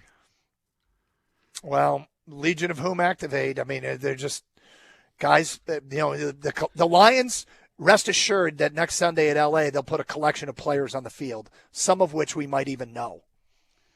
Yeah, because Especially in that Harper second. got hurt too yesterday. I don't know what we'll see what Right. the significance of his injury is. It really is incredible. Right now, there's some dude out there that is not currently a Detroit Lion that's probably going to have to play. Yeah. I mean, that's just that's the way the NFL is. But please, indeed, let's add an 18th game. 248-539-9797. Phone calls, feedback. It is still a day to celebrate, even though that news sucks. We go to Dre. You're next on 97.1 The Ticket. Hi, Dre. Hey, good morning. How you guys doing today? Good. Hey, happy holidays to both you and your families, too. Thank you very much. Thank you. Same to you. All right, thank you. I just wanted to make, I guess, just two quick comments. I mean, I can easily say Jahmyr Gibbs was, the hero, but, I expected Jahmyr to get off. He's healthy. So I got to agree with that first caller with Amon-Ra because, you didn't know until the last minute, and then for him to come in, make that first catch, and then when he ran off, I was kind of like you, Doug, where I was like, man, is he hurt again or no? But he came in, he just kept making big plays yesterday. And then in the fourth quarter, it looks like he was getting ready to run out of bounds, and I think he realized, this is near the end of the game. He tried to stay in bounds, and thank God his knee touched before his foot went out of bounds, kept the clock going. So I just think Amon-Ra, he was definitely my hero of the game.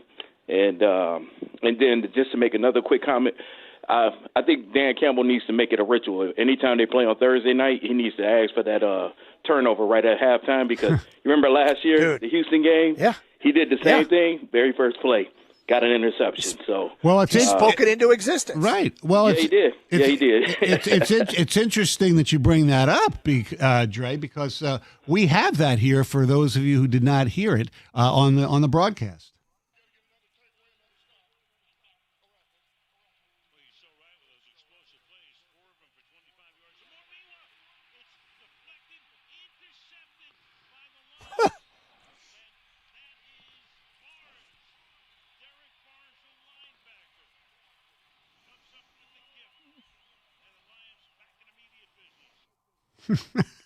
God, that's awesome. Yeah. That is just awesome. And look, he doesn't really speak it into existence, but, he knows what this team needs. We just wanted to stop, man. Just get a stop there, right? And get the football back. It looked like Dallas might be able to get that middle eight that coaches always talk about, the middle eight. Get the ball last and then get it first and dominate the middle eight of the game. And Dallas had a chance to do that, but Detroit ended up squeezing a field goal out of the end of the first half and then got a touchdown to start the second half. So here's Dallas that had the chance to go back-to-back, and Detroit won the middle eight. It's awesome. You know what also is awesome, even though it's on a different team? Aubrey's unbelievable. It's ridiculous. Dude. It is ridiculous. And I think, not to play old man here, they need to change the rule or don't give these guys it's becoming too easy for these guys to kick 60-yard field goals all the time. And they say it's not that the legs are stronger, it's the ball. Because they get basically the kicker's ball. Yeah, they get to play with their own balls, and that helps. He's Mike Stone, ladies and gentlemen. Stoney, don't ever change. He just casual. He's so casual. Right. Like, that's the crazy thing about it.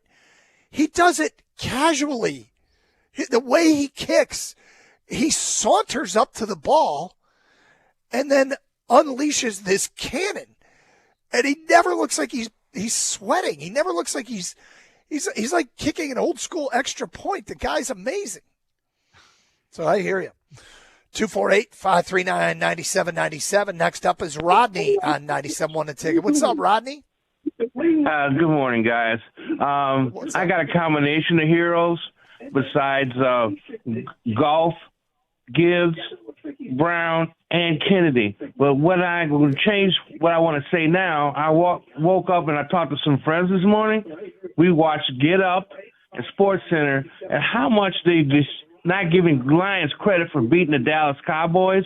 All I'm hearing how George Pickett didn't play very good, Lamb went out, and how sorry they are now that Dallas is not going to make the playoffs and their injuries. The Lions have injuries for years, and the refs have been – how many calls have the Lions got were bad? And they keep talking about the refs were trying to keep Dallas out of the playoffs. It's very funny you mention that because my wife, who doesn't really pay that close attention, was before I left. She goes, "Who's the guy on ESPN? He was ripping at the officials and saying they Rodney, lied." you got to turn your radio down. I'm sorry, it's distracting the hell out of me. Rodney's gone. Put him on hold. Yeah. Thank you. So Stephen A. Smith, according to Facebook, ladies and gentlemen, quote, "To be completely honest, Dallas was the superior football team tonight in every measurable way, but none of it mattered because the officiating crew practically shoved Detroit forward all night long. Those soft calls, mystery flags, momentum-changing whistles, the Lions didn't outplay Dallas. They got escorted to the finish line. Let's stop acting like this was earned. It was handed to them." And I guess Orlovsky then jumped in on it. Let me tell you something. And he doesn't like the Cowboys either, and I like Stephen A. Smith, but shut the hell up. Okay? Yeah, the offensive interference call was ridiculous. I agree. That was it. How about, I don't know, the safety, I guess, was proved to be correct. How about on the play where it looked like three guys jumped off sides at once on the Cowboys, and on the same play, Jameson Williams was basically mugged. Then there was a play where somebody actually basically stomped on him. They didn't call that. Sean Hockley and his crew, they were horrible both ways. Don't give me this crap that the Cowboys got the benefit of the officiating. And if they did, do you think it's even close to being even over the years of the Lions playing the Cowboys with the referees, Dean Blandino and company? Shut it up, Stephen A. And I like you. Let me start with this. I give 0 Fs about what Stephen A. has to say. I know. That's one. Two is the 2-point conversion that was disallowed over the player reporting against Dallas 2 years ago. Yeah. That where they reported and that was totally screwed up by the officiating crew. Because of that play, that game against San Francisco was played in San Francisco and not Detroit. I don't know if there's ever been one that had as deep-seated long-term ramifications as that. Because the Lions would have been the 1 seed that year if that game goes Detroit's way late in the year. So they had to play at San Francisco instead of at Detroit. So, I'm not feeling the least bit concerned, even if it's true. No. Even if it's true. The officiating sucked both ways. 0 Fs. With that said, Stoney, There was something that we talked about that the Lions had to do, and I mentioned all week long, and by golly, they did it. We'll get to that today at 10:50 here on Carson Anderson on 97.1.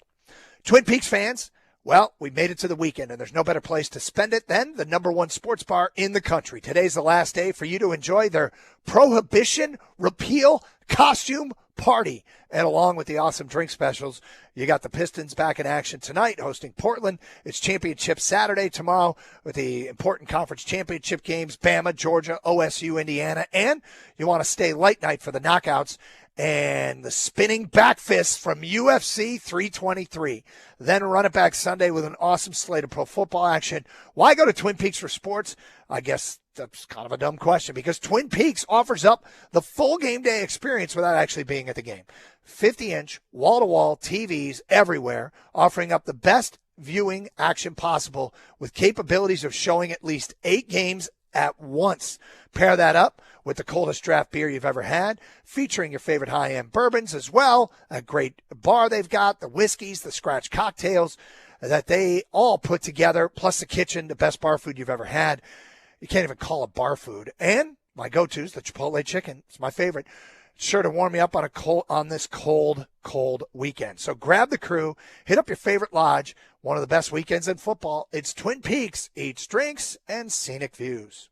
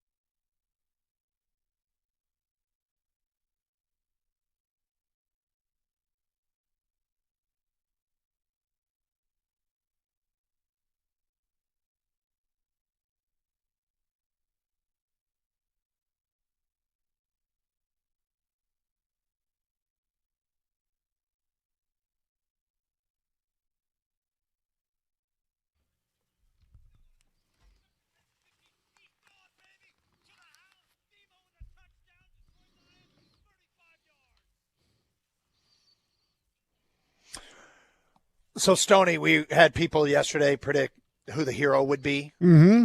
And I'm looking at some of these tweets. PG Stipe tweeted us. Goff will emerge as poised and sharp. Everybody will have good hands. Monty and Gibbs get it done, and the defense returns.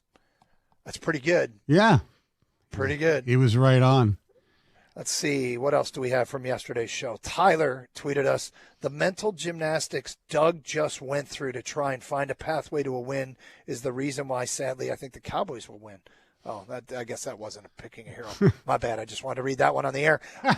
This is a do-or from Gentle Lady Hobbit Claus yesterday. She said, this is a do-or-die game. I hope they come out mad and don't look back. Prayers for Amon-Ra. Yeah, the prayers worked. Yes, absolutely. Prayers worked. Okay, if you heard us this week, the stat that I said that to keep your eye on, to give the Lions a chance, and this is the mental gymnastics, was FGA, field goal attempts. Hold the Cowboys to field goal attempts. Now, with most teams, that means stops in the red zone. With the Cowboys, it means stops in your side of the field. Yes. Because their kicker's so good. But 5 field goal attempts is as much a reason they won that game as any. You're right. They kept him out of the end zone. Yes. And the Lions, Bates kicked some field goals too. He did miss one, but yeah, that was a big part of the game. The Lions' red zone defense was pretty damn good. 248-539-9797. Sean is next on 97.1 A Ticket. Hi, Sean. How y'all fellas doing today? We're great, Sean. I'm calling in my hero is Dan Campbell and Jared Goff. Dan went with the flow of the game. He didn't really force it. He kicked his field goals, which was good. Jared Goff spread the ball around. They got Isaac Tesla involved, how we used Tim Patrick last year and Reynolds the year before. J-Mo had 7, 8 targets. St. Brown, 9, 10 targets. Gibbs, Montgomery. If we keep that flow running around where he's just not focusing on St. Brown and everybody's involved, we can still beat anybody. Well, they were operating at a high efficiency offensively last night, weren't they? Yes. I mean, that was what this team is capable of. And Dallas, all we heard is how much better Dallas's defense was since the acquisitions they made, and they are. And the Lions shredded them anyway. And so that's an offense that gives you a fighting chance in the NFL. And, yeah, the Branch injury sucks. And if you're just joining us, it is indeed an Achilles, and he is done for the – well, they didn't say that. They said it's a torn Achilles. So let me be careful. I can't imagine there's any way it's anything other but done for the year. If it's like a partial tear maybe. But I don't know. He's probably done for the year. But that whatever. The point is that offense can win a lot of football games against quality teams. Right. And you're to accentuate your point, the rest of the way, this team's going to have to outscore everybody. That's the only way they can make a run, because I don't care who you pick up on the street. You cannot play a whole season or at least 4 games left, right, plus a playoff run with 3 of your starting 4 secondary members out. It's impossible. So you have to go out and score 35, 40 points a game to win. Well, and they're capable of it. Yeah. Right? They're capable of it.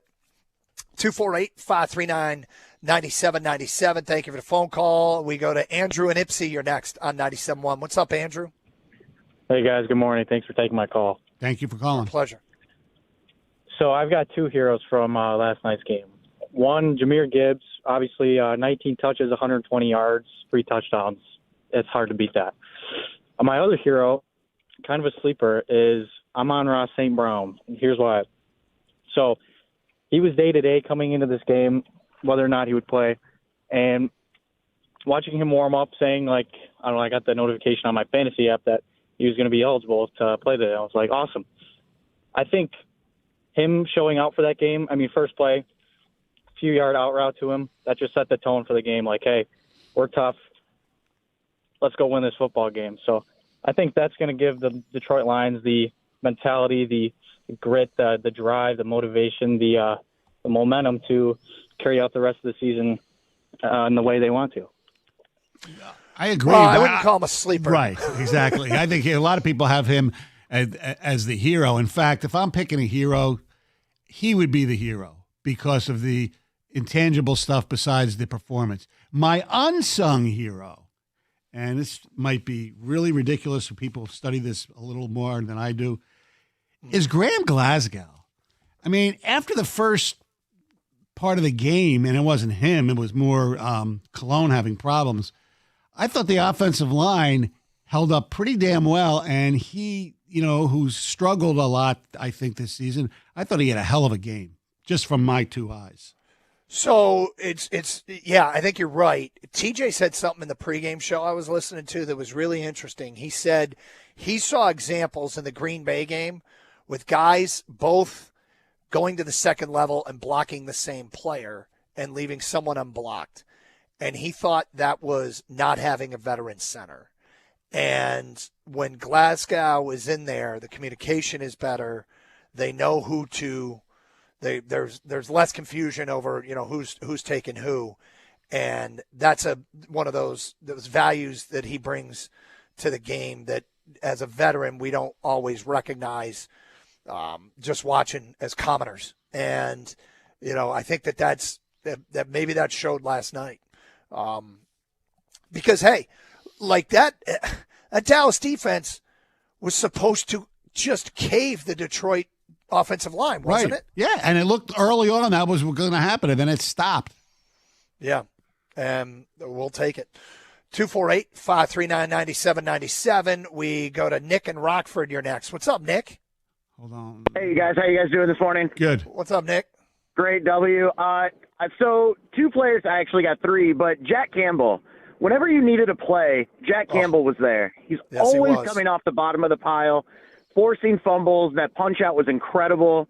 The, safety, maybe not safety, probably not with that view that we finally got. Yep. But always around the ball, making plays, firing up the defense. He's always at the high motor. Jack Campbell's my hero. Rock Ya-Sin, I think, needs a lot more credit than he's given. Yes. That guy's been strapping people up for the last few weeks. It really looked like Amik and DJ were getting kind of beat like a drum early. They'd get subbed out. Rock Ya-Sin would come in, make a little play, always strapped up, great play. And then Monty needs a lot more credit this week than people are giving him. He really set the tone early with that touchdown run. Just a huge honorable mention to Monty. Gibbs is going to always outshadow him at this point in his career. But Monty really came in and set the tone. I'll listen, you guys. Nick, all great points. Great points. And Stoney, I want to talk a little bit more about Rock Ya-Sin and some of those guys that are having to make plays. Avonte Maddox, too. Yeah, yep. So they got down on the depth chart, and guys, like I said, they'll put a collection of players on the field, and we might even know some of them. But there are guys that are stepping up. We'll have more when we continue. It's Carson Anderson here on 97.1.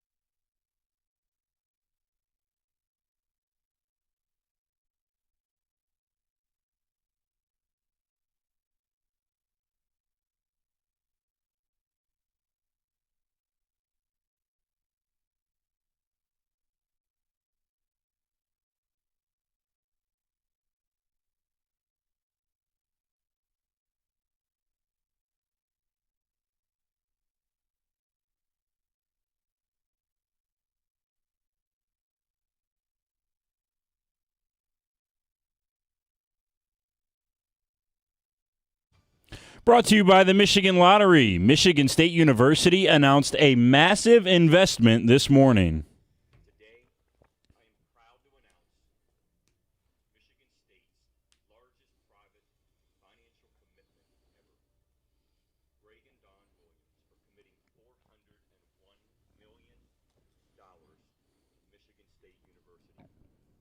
That's Kevin Guskowitz, Michigan State University president. The $401 million from Greg and Dawn Williams is split up into three categories. $290 million is a traditional donation to the athletic department. $100 million is an investment stake in the recently announced Spartan Ventures, which is designed to raise NIL funds and opportunities for student athletes. Then $11 million is a donation for academics and extracurriculars, including the marching and pep bands. Greg Williams is the chairman and CEO of Acrisure, a financial technology and insurance company headquartered in Grand Rapids. He said not a single dollar of the donation is coming from Acrisure. He said that at the announcement today, he and his wife, Dawn, are writing the check. He told Detroit News earlier, quote, "You want to contribute in a meaningful way, and we're fortunate enough that we're in a position to do that," unquote. Despite the Lions win yesterday, very bad news on the injury front for Detroit this morning, as Jeremy Fowler of ESPN reports that Brian Branch tore his Achilles last night. The Lions face the Rams Sunday, December 14th. The Pistons host the Trailblazers tonight at 7:30 right here on 97.1. At the Corewell Health Sports Desk, I'm Brendan Shabath. For more, go to 97.1 The Ticket or Odyssey.com.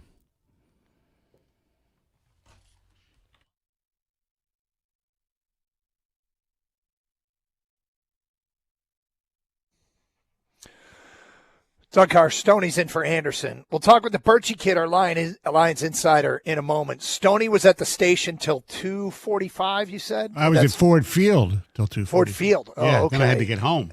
Now, you thought about just coming to the station because you knew you were doing the show today. Yeah, I thought about that. But I've done that before. Oh, I have too. Just sleep at the station. I did that at the old station once when we were on, 14 in Orchard. I went to see some concert in Cleveland, so I came back and just slept until the Stoney and Bill show started. Is that right? Yeah. Mm-hmm. Were you sober? Yeah.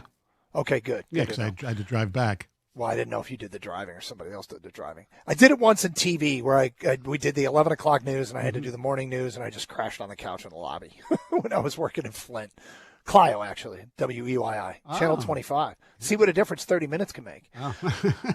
All right, so huge win for the Lions on Thursday night. Guy who was there, covers this team, is around all the time, is the Birchie Kid, and he joins us at this time here on 97.1.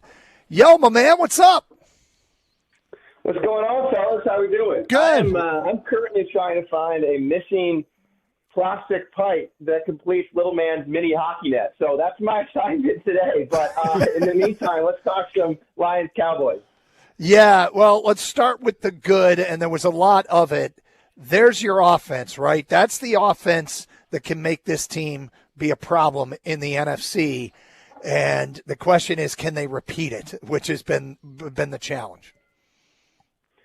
Yeah, and that was the offensive line, and in particular the pass protection that can make them a threat in the NFC, and maybe even further than that. And, Jared Goff had all kinds of time to throw last night on almost all of his dropbacks and play action passes, and when he has that, obviously this offense was cooking. I thought it was really encouraging to see Miles Frazier come in for Tristan Colon after that first or second drive when Colon had been bullied early and played really well. I mean, that was kind of the rookie that I think a lot of fans were waiting to see. And I know they rotated Colon back in there and then Frazier back in there. But, man, it feels like they may have found something with Frazier at left guard. It'd be interesting to see, depending on Coyote status, if Frazier is someone they stick with moving forward, because maybe he can be a solution to some of their offensive line problems. But, look, I agree. I think it's easy to kind of undermine the offense's performance last night by pointing out that the Cowboys defense has been one of the worst in the NFL, but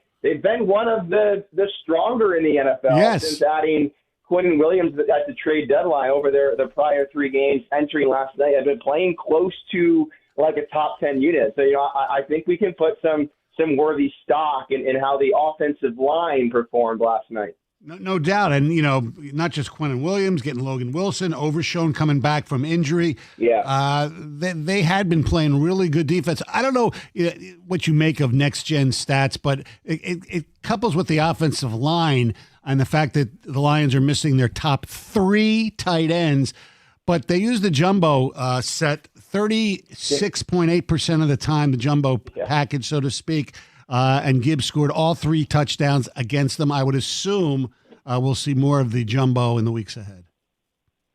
Yeah, I felt like every time I looked up just to review a play after they had run the ball, it was Dan Skipper on the flank of the line in those jumbo sets. That felt like, some Dan Campbell offense last night. Obviously, they threw the ball a bunch, but they also played some bully ball up front just by going big. And by the end of the game, 4 touchdowns on the ground, 44 points, and a bunch of explosive plays and play action for Jared Goff. You felt like that was the offense that we had grown to see over the past few years. Is Tom Kennedy forcing the issue and is just going to have to play the rest of the year? Yeah, man. I mean, I think the return game for the Lions has been pretty limited for most of the season, both on kick returns and punt returns, aside from Khalif's 1 touchdown back in week 2 against the Bears. And Kennedy got his shot last night, and it just looked different. It looked more capable, more explosive. I think the kick return average entering last night was 25 yards. Kennedy averages 40 a pop on his 3 returns, and their punt return average entering last night was 8 yards. Kennedy ripped off a 21-yarder for the 2nd straight week. The lesson, as always here, fellas, college lacks. College lacks. Just play college lacks, and it opens up all kinds of doors into the NFL. Tom Kennedy, born and raised in Farmingdale and educated at Bryant University in the fine state of Rhode Island. And, he is a shifty, dynamic athlete, and he showed it last night. You know who else I thought played really, really well was Glasgow, and it goes unheralded, so to speak. He was my we did the hero thing, and he was my unsung hero because you mentioned before that the pass rush really wasn't effective for Dallas after the first part of the game, but Glasgow was really good.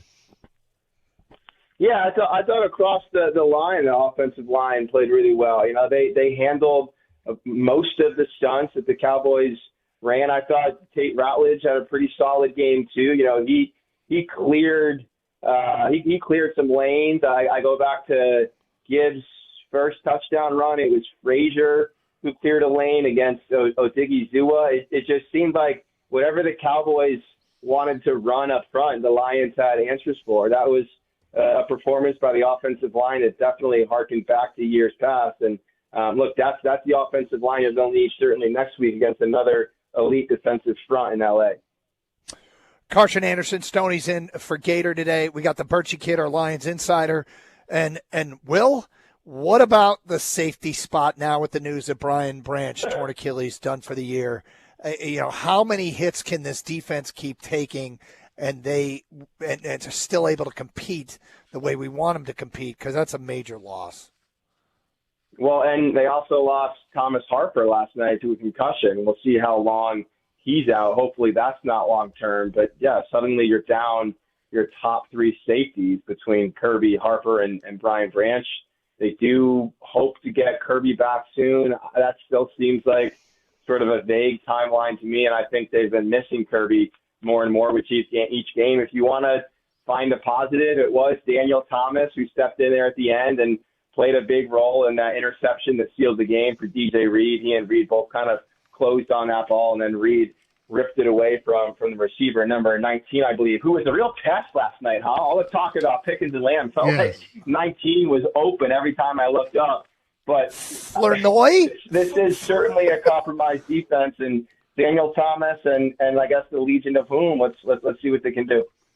No doubt about it. And one thing I do want to mention when you look at the stats, and this might be underrated, and a lot of it is, situational. But I was looking at the Lions' efficiency on 4th down. They didn't go for it once. And you making a point? Yeah, there was only really one point where I thought they might, and that was a 4th and 5, and he just punted. And there was another one where he took the field goal, and that's what he has to do in those type of games. Now, going forward, because of the defense, they might want to go for it more because they might have to score 40 points to win every game they play the rest of the season, but who knows? Yeah, I agree. I never really got the sense that Dan was seriously considering any fourth down attempts last night. I'm with you. I don't think many really lined up. So he didn't really have to grapple with any hard decisions there. But we got to talk about this pass rush. I mean, Al-Quadin Muhammad, through 13 games now, as we all expected, is the Lions leader in sacks, which is kind of a hard thing to fathom. He's got 9 sacks to Aiden's 8.5. And I thought last night he provided the speed off of the edge that this pass rush has lacked for most of the year, and especially against Green Bay when Muhammad's role, for whatever reason, was reduced. But look, it's interesting to me that the Lions have placed such a premium on the big, heavy, physical, powerful pocket crusher across from Hutchinson, because more and more it seems like what they actually need is someone who can get home with speed more quickly, because that really isn't Aiden's game. I mean, he is relentless, and his motor is second to none, and he does have, this spin where he can get some quick pressure. But for the most part, his pressures take longer to develop than the elite pass rushers in the game. So I think the more natural complement across from him is someone like Al-Quadin Muhammad, who might be a little bit lighter, but is also a little bit twitchier than someone like, say, Marcus Davenport. And, on 2 of his 3 sacks anyways last night, it was just clear speed where he got home. And, he is a guy who took a long, winding road to this point in his career. And I'm sure it felt good for him last night to get 3 sacks against a team that cut him out of training camp last year. I think there was a clear sense of unease, maybe even anger, when it was James Houston who notched the first sack of the night against Penei Sewell around the right edge with the kind of speed rush the Lions have lacked. But then Al-Quadin Muhammad kind of leveled the score and then turned the scales in the Lions' favor with 3 sacks against his former team. So that is exactly what they'll need more of moving forward. Okay, I'm going to throw you a bit of a curveball here, but you've seen these teams, and we have all seen these teams. This is a huge weekend for the Lions in the division chase. Green Bay, Chicago. What's your read on that game in Lambeau on this Sunday? I think the Packers win, but I'm having a harder and harder time picking against the Bears. They keep answering their critics with wins like the one they had last week at Philly, where they not only played really well on defense, but ran the ball down that Eagles defense's throat. And, that was the hallmark of all these Ben Johnson, Dan Campbell offenses here. So at some point you have to put some stock in the Bears record, even if the point differential and some of their early wins would suggest they're due for regression. I do think Green Bay wins on Sunday, though, and I think, guys, we're on a collision course for a massive game in Week 18 at Soldier Field between Ben Johnson, Dan Campbell, the Bears, and the Lions, and what very well could be a win-and-get-in game for both teams. I know that's looking pretty far ahead here, but there is a world where that lines up. I will even go on, expand on that, because Jennifer actually brought this up on the post-game show. What would happen if the Bears have everything locked up? Okay, whether it's she brought this up, Stoney, because I was talking with her. Oh, we're still looking for our missing piece of the hockey net. Oh, okay. Because I was talking to her about this outside the locker room and broached that very conversation. Oh, she did say that you guys were talking about it. Where go ahead. No, I was going to say, if the Bears have their seeding locked up and have little to play for, and if the Lions are playing for a spot in the playoffs, I would fully expect Ben Johnson to play his guys and take his shot at ending the Lions season if it does come to that. I agree, because he also learned from Dan Campbell, and you don't take games off. Right. It feels like he's coaching a team with a lot of Dan Campbell tenets. Just a quick update. Yesterday we had you on to preview the game. You told us you were doing the show from the concourse. You made the comment that nobody had brought you a beer. And then the next thing you know, last night, my phone buzzes. I look down. There's a picture of the Birchie kid with a listener and a beer, and the listener's number on the same text thread. So now, bro who got you a beer has your cell number and my cell number. But I figured that's a good trade-off for a beer. Whoa! Yeah. Shout out. Hey, look, message sent, message received. We enjoyed a blue moon between the penultimate and final segment of Lions Game Day Live on Fox 2. I did feel him out on your behalf, Karsh. We chatted for a few minutes. I had to confirm that he wasn't a threat to society before I gave out his number or your number and my number to him. So, yeah, I put us on a group chat, and I did assure him that we would meet up at some point, or at least I would meet up at some point with him and repay him for that beer. But there's really no such thing as a free beer. I felt like 2 numbers in exchange for a tall boy Blue Moon was a pretty good deal for both sides. And look at this. I'm not the only schmuck who ever gave out a phone number on the air. I gave out my own phone number years ago. By the way, Birchie, I do want to let everybody know that Birchie will be among the celebrities tonight for Killers Christmas, the 15th annual celebrity bartending charity event at the Lodge in Kego Harbor. It's going to be awesome. Birchie, Wojo, usually Mickey Redmond's there. There's so many people there. It's going to be great. Those are some bartenders. It's like one for you, one for me. Like, that's going to be a mess. I've been known to serve the coldest beers at that event and also drink the coldest beers at that event. I love it. Yeah. I love it. I think, Tony, you and I are on the same shift together, right? I think it might be you, me, Woj, Ben Raven from MLive. Yep. On the 10 to 11 shift, right? Yep. And then after that, I'll probably sing a little bit with Mr. Riley, as we always do. On brand. There's no problem. That's a definite. Yeah. Birchie, thanks, my man. All right, guys. Talk next week. See you tonight. Lions Insider, the Birchie Kid, here on 97.1. Hey, Michigan Auto Law, the law firm that puts people over everything. They specialize only in auto and truck accidents. Many law firms don't specialize. They focus on many different areas of the law.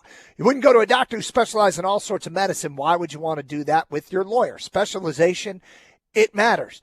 And it's the reason why they have the largest auto accident settlement, the largest truck accident settlement of any lawyer or law firm in Michigan ever. Check them out online. They're the law firm that puts people over everything. Visit autolaw.com. That's autolaw.com.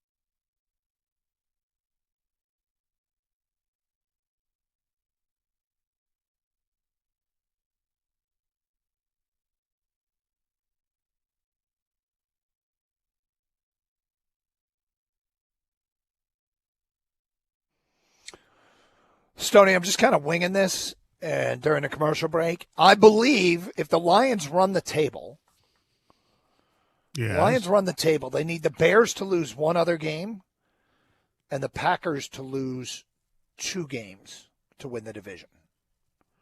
So that means you hope they split then, right? Yes. Yes. And then we need to find another Packer loss in there somewhere between the Broncos, the Ravens, and the Vikings. I just want the Lions just get in. I don't care if it'd be great if they won the division, but just get in. I mean, mostly yes, but if you look at the high end, yes, that's if they run the table, which is no given by any stretch of the imagination. By the way, you might know this better than I because you do a little more draft preparation than I do, and Gator does even more. But with this safety problem that's going on, I'm seeing there's some suggestions online on social media that a Lion draft pick, who actually got injured a little bit last night as well because he always gets hurt, actually played safety in college, although he was stripped. Yeah, Vaki.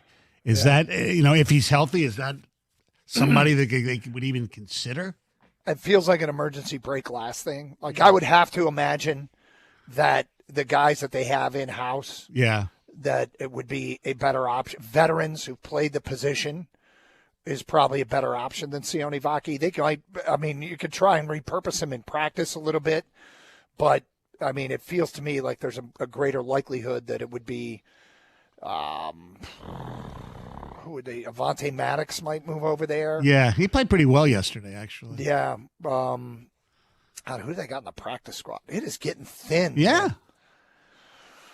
But I would think that would only be an emergency break glass situation. But, yes, he did play both sides of the ball at Utah. Right. So, something to consider. 248-539-9797. Bill in Madison Heights has been patient and is next. Hello, Bill. Hello, guys. Thanks for taking my call. Sure. Well, I hope they can continue playing like this. If Tom Kennedy is going to look like the reincarnation of Tim Dwight, then that's going to help. Yeah. So, yeah, and my hero, obviously, Amon-Ra was a big inspiration for that team last night. But I'm going to go with Dan Campbell. Just because of the heat that was on the entire team and the criticism of his play calling. And I just think, he is the leader, the spiritual leader of that team. And I think it showed in the way they played last night. They just kicked it. I know it was a closer game, that the stats were sort of close, but it just looked like they just wanted it more than Dallas did. And I tell you what, Bill, and we'll give you your time. I apologize for cutting you off. I thought after the game, he just heaped praise on the players and how tough they are mentally. And I think it really speaks to the kind of players that they draft. They are and Brad Holmes says it all the time, they're very intentional. And they go out and they are looking for players that can respond to adversity and that are tough and they don't let distractions get in the way. There's less nonsense with the Lions than there used to be, like off-the-field crap. And so, yeah, I think, he deserves credit too. He really heaped it on the players, though. But anyway, I'll let you go on. I'm sorry. Yeah, no, that sucks about Brian Branch. And, other than Hutch, Brian Branch and Kirby Joseph are the two biggest playmakers on the defense.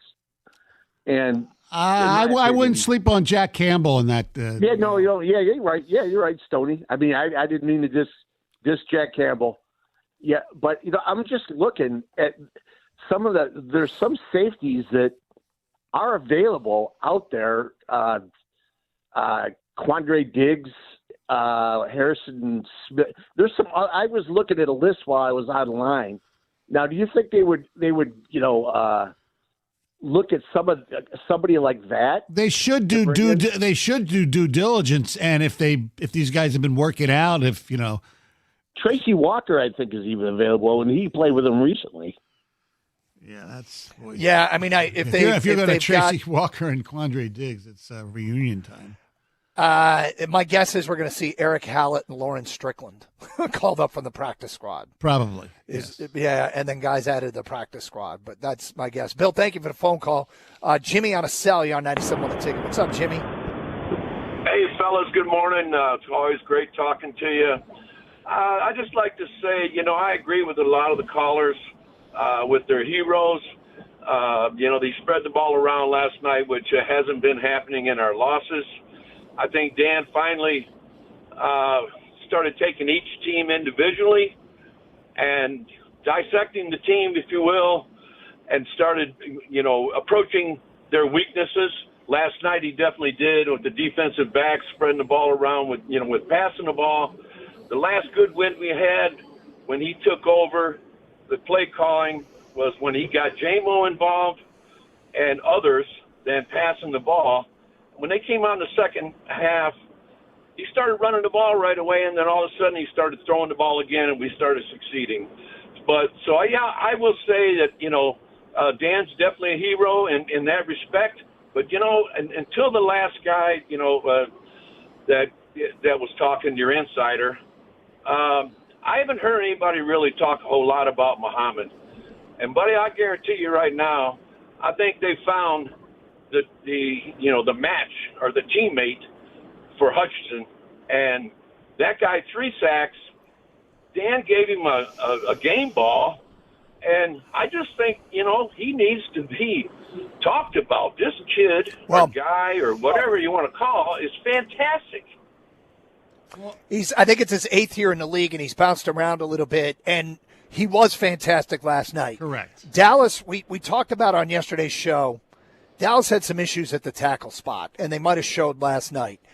If he keeps it up, I think it was a great game for him, and we have no reason to think he can't do it again.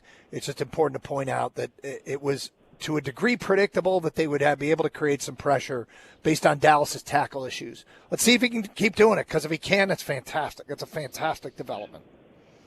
Yeah, I'd just like to say as well, a lot of people, have talked, they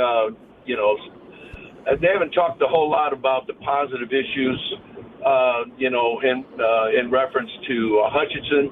But, man, like this guy, the last guy said, he's got an unstoppable motor.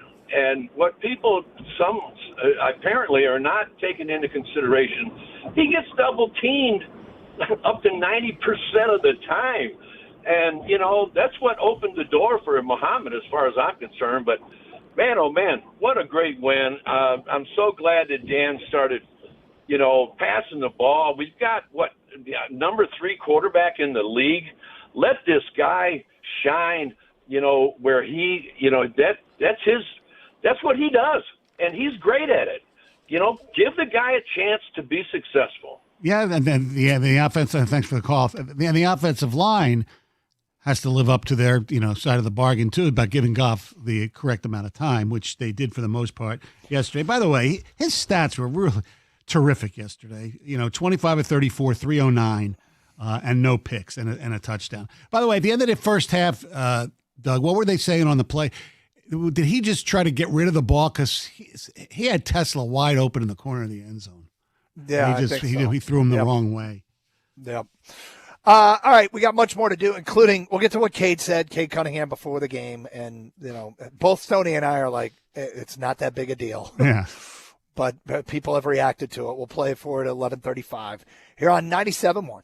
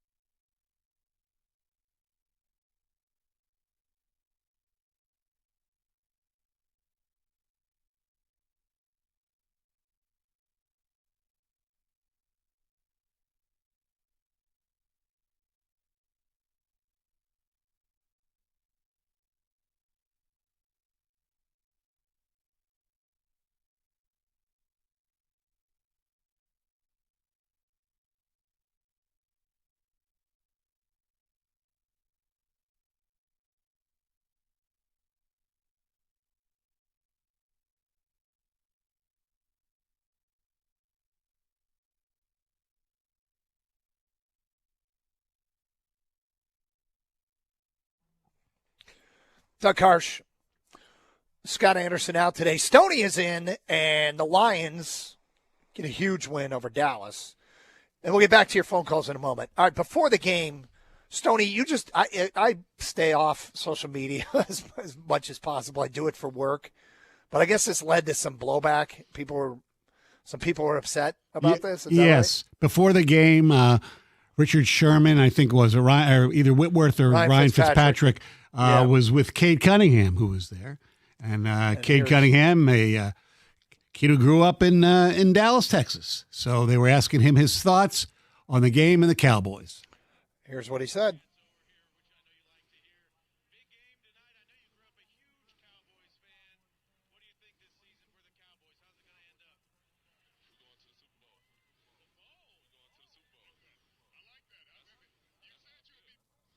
So, okay, so obviously if he thinks they're going to go to the Super Bowl, he's obviously flawed in his opinion, but he obviously wanted them to win last night.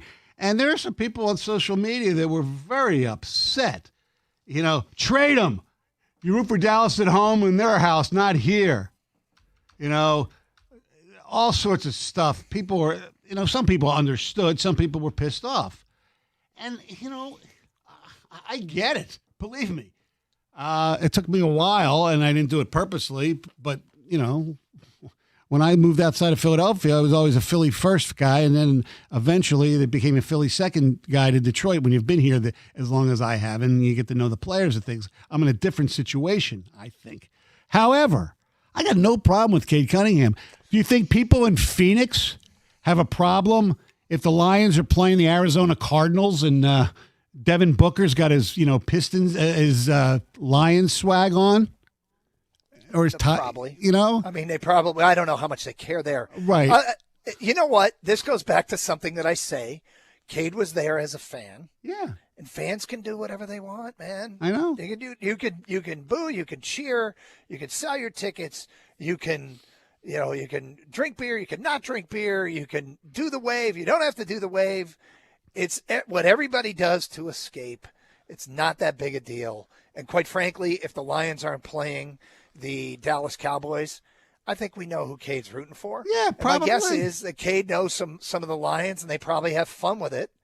And so I don't know that to be a fact, but I suspect because I know how athletes are, and they relate to one another. And what's his name on the Scott Van Pelt's got a line. Everybody's from somewhere. Yes.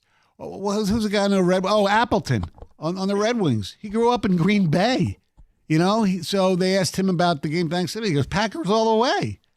Now, obviously, he's not in the same league as Cade Cunningham. I understand that. But, you can't expect people to just switch their fandom all the time just because of where they end up. And if he does switch, fine. Yeah. It's no big deal.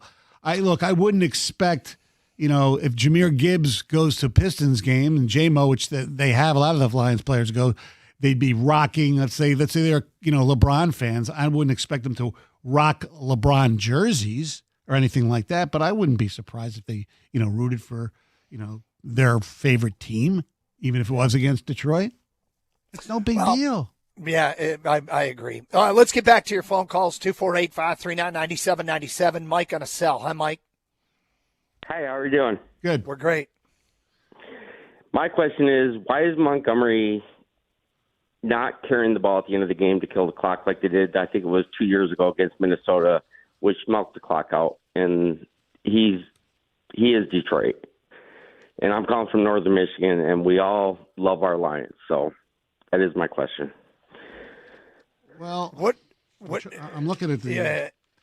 So they got the ball, and it was. What exactly are you talking about? You're talking about the last possession. Yeah. I mean, I know Gibbs. Last possession. Gibbs left tackle for 1 yard, short, and then on second down, short pass to St. Brown for a first down. I guess. And then Gibbs touchdown. You're complaining about that? I'm not complaining about it. I'm just wondering, Monty, 6 carries and 60 yards, I think it was, or something like that. Why is he not being used more? Because he is the heart and soul of the team, I think, is other than St. Brown, obviously. But well, I think the reason can be I don't know, answered in 2 words, Doug. I think you could probably agree with me. And those 2 words are Jahmyr Gibbs. Yeah. Well, I just Can I ask you a time question? management is my biggest concern. Okay, it's not fantasy football. No, I don't even do that. Okay, just making I'm just sure. a true fan for 57 years, so. Okay, just making sure. I don't think it I really don't think it matters. I mean, they've got 2 really competent backs, and I think they trust them both. I agree, but I just would like to see Montgomery used more because he's been great, and him and Gibbs work great as a pair, and I'd like to see him used more. The funny thing is, Mike, and thanks for the call, is if they did use Montgomery more and Gibbs got less carries and Montgomery, I don't know, didn't have a good game or Gibbs didn't get the ball enough, people would be bitching a lot more about Gibbs not getting touches than Montgomery. Yeah, and they scored 44 points. I'm perfectly fine with their ball distribution yesterday. Right. And if Bates would have made a field goal, it would have been 47 points. Let's go to Matt in Birmingham. You're next on 97.1 The Ticket. Hello, Matt. How's it going? Just calling in. Wanted to say my hero yesterday was J-Mo. Really impressed. He made a couple nice contested catches, and I think that's kind of the development of him as a receiver. And then you see Tesla getting some one-on-one coverage, and he dang near came down with that ball in the end zone for a second touchdown yesterday, toe touching. So just impressed with J-Mo's development. It's been a good time for it, hasn't it? Oh, absolutely. I mean, St. Brown hasn't been fully healthy, I think, for a couple weeks now, and J-Mo's just really come on and shown that he can be that guy. Yeah, that dig route he had was sick. And I would suggest anybody who has X or Twitter, whatever you want to call it, go look up the account of Warren Sharp. He has a video of that play, the dig route, and what J-Mo did. It's incredible. Well, and, when you lose Laporta, who was such a reliable go-to guy, J-Mo is going to get more opportunity, and he's responded, man. He has really, really responded. And, the expectation for him, we've always seen the sheer speed, and to see it come to fruition as far as how dangerous he is on the field now has been awesome. And the timing is great. Matt, thank you for the phone call. 248-539-9797. Carson Anderson, 97.1. Sports reporters love stats. Here's one for you. For the last 25 years, no Detroit eye surgeon has performed more vision correction procedures than Dr. Yaldo. He's done over 50,000 in his remarkable career. That's more than LeBron's record 42,000 career points. It's also more than the 20,000 women Will Chamberlain allegedly slept with. And I'm one of the many who's benefited for one of Dr. Yaldo's 2 life-changing procedures, custom LASIK, and in my case, his amazing bifocal lens implants. Glasses, contacts, and reading glasses, they do an okay job, but when you take them off, you can't see anything. Your prescription keeps changing anyway, and if you have readers, you lose them half the time as well. I got the bifocal lens implants 7 years ago. Vision's been great, 20/20. Up close for the small, far away for everything else. Let Dr. Yaldo set you free from glasses, contacts, and readers, and then enjoy better eyesight without them than you ever had with them. It's easy. Go to YaldoEyeCenter.com to sign up for a free evaluation today.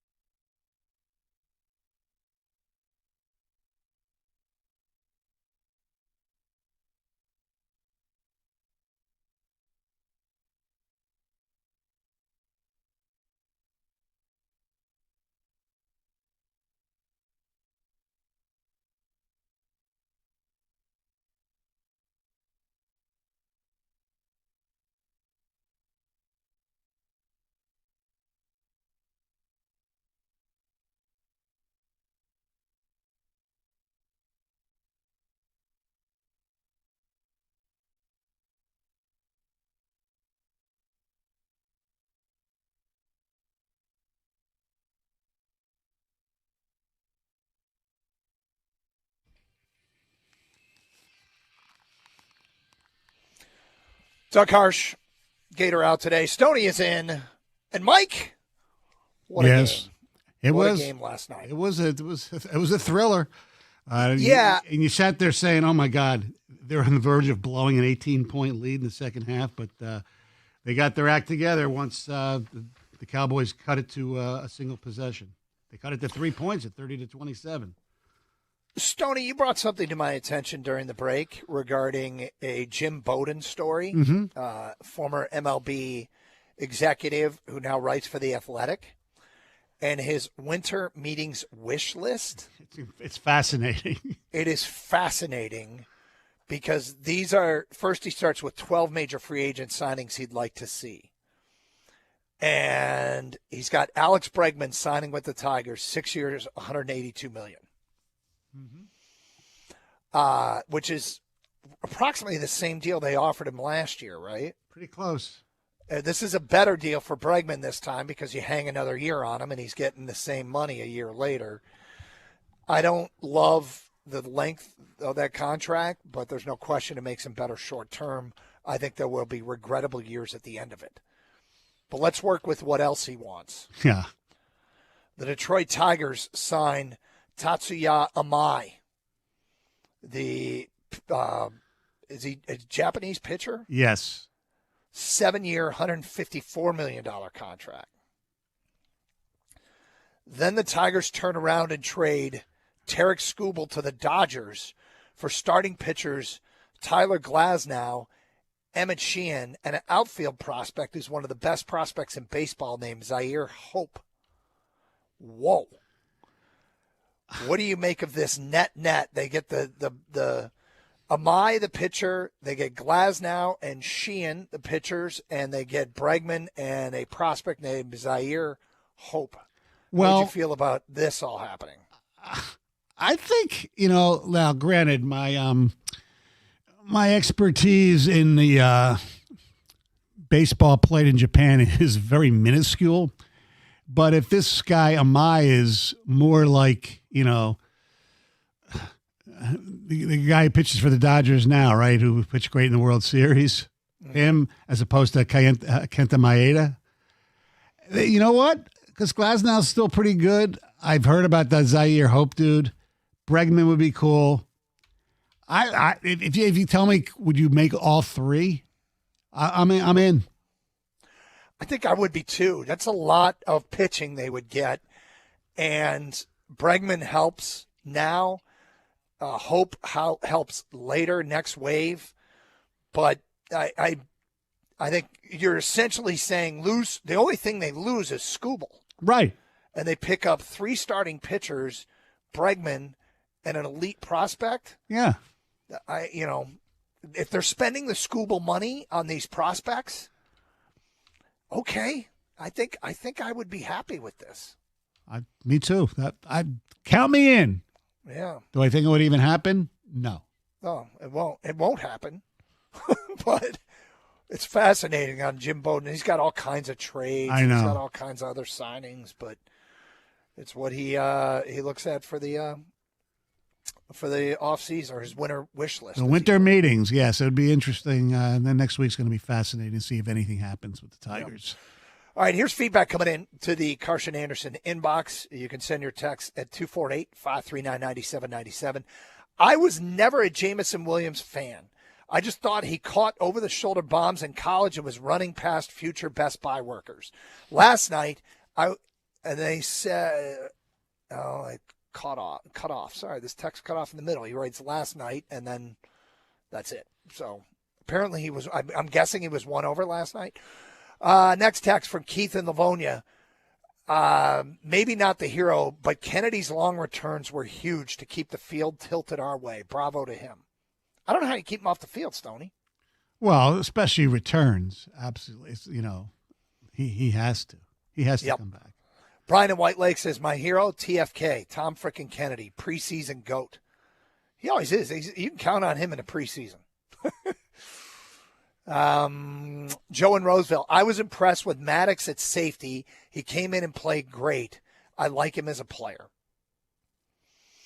Next text, it's football 101. We won the turnover battle, had 5 sacks. The O-line protected Goff. If we continue that, we will go 4-0. That's pretty basic, yes. You win. He's right, but that's easier said than done. That's for damn sure. Yep.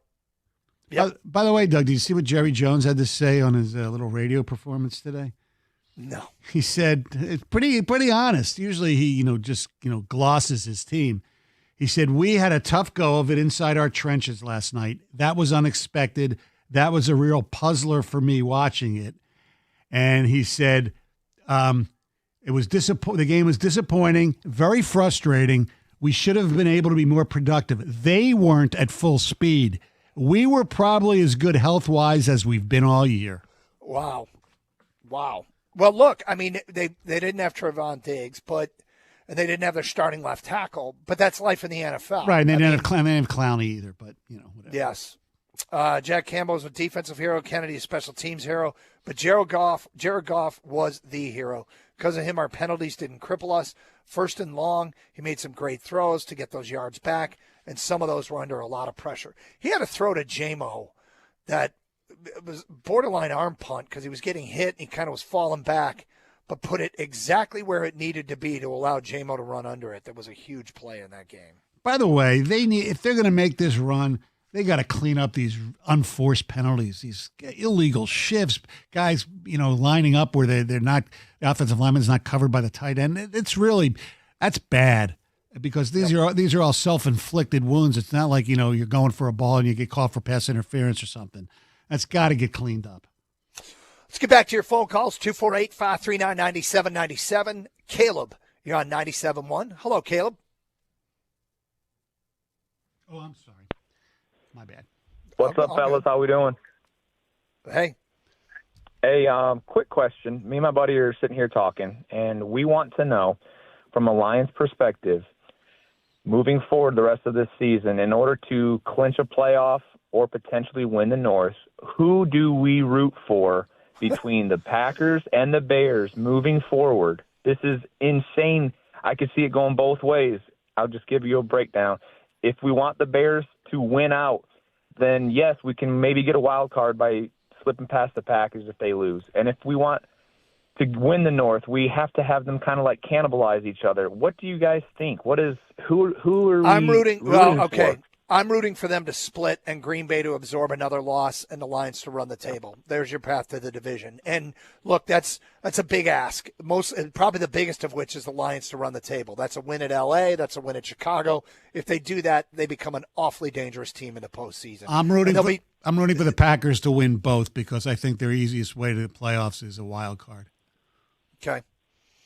Yeah. Well, there you go. What are you, Caleb? What are you and your boys rooting for? I see it either way, guys. That's why I'm literally calling just to ask this random question, because I think the easiest way, honestly, is having the Bears kind of just win out, which I hate to say that, and then we get a wild card. I just don't think that we can win the North. But, after that performance last night with half the team on IR and dead, that was amazing. I guess I'd never like to put a cap on what they can be. It's week to week. They haven't clinched anything. They got a lot of work to do. This Rams game is clearly going to be a difficult one, and it's probably going to be another shootout type game. And losing Brian Branch to the torn Achilles is huge, and it sucks. And that was confirmed this morning. But, they're just going to look more and more like the teams like last year's team, trying to outscore people, right? Yeah. I mean, that's the way they have to do it. And if the offensive line can hold up like it held up for the most part last night, they will be able to do that. It's interesting. They really seem to like Frazier and his performance. Does he become a critical guy moving forward? And does Mahogany come back? And then what do they do?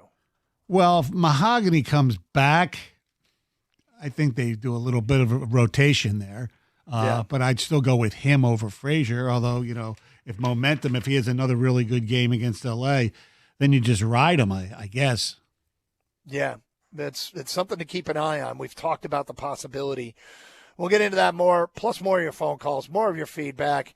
Lions win, huge win last night, 44-30 over Dallas. So get ready for this stretch run. It is Carson Anderson. Stoney's in here on 97.1.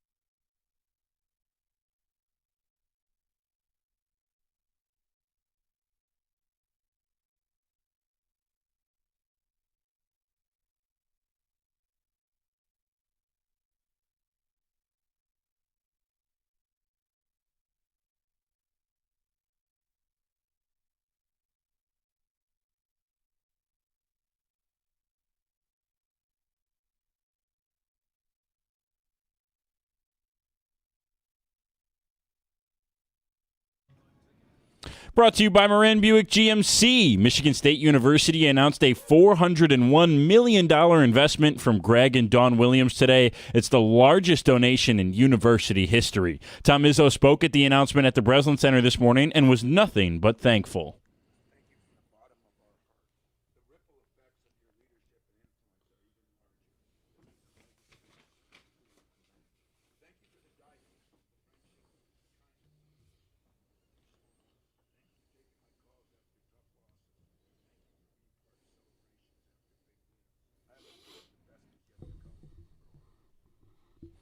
Izzo and Greg Williams, the CEO of Acrisure, have clearly become friends in recent years, and Williams, too, shared his fondness of the legendary Spartan coach.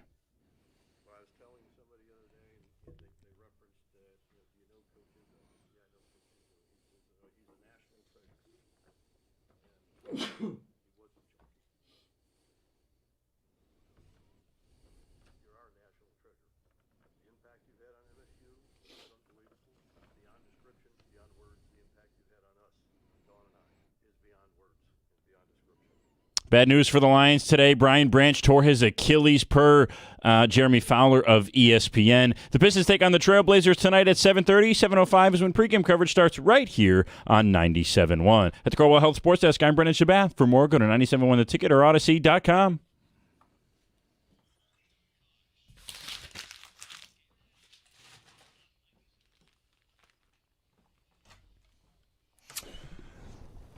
All right, it's Karsch Anderson, Doug Karsch, along with Mike Stone playing the role of Anderson today.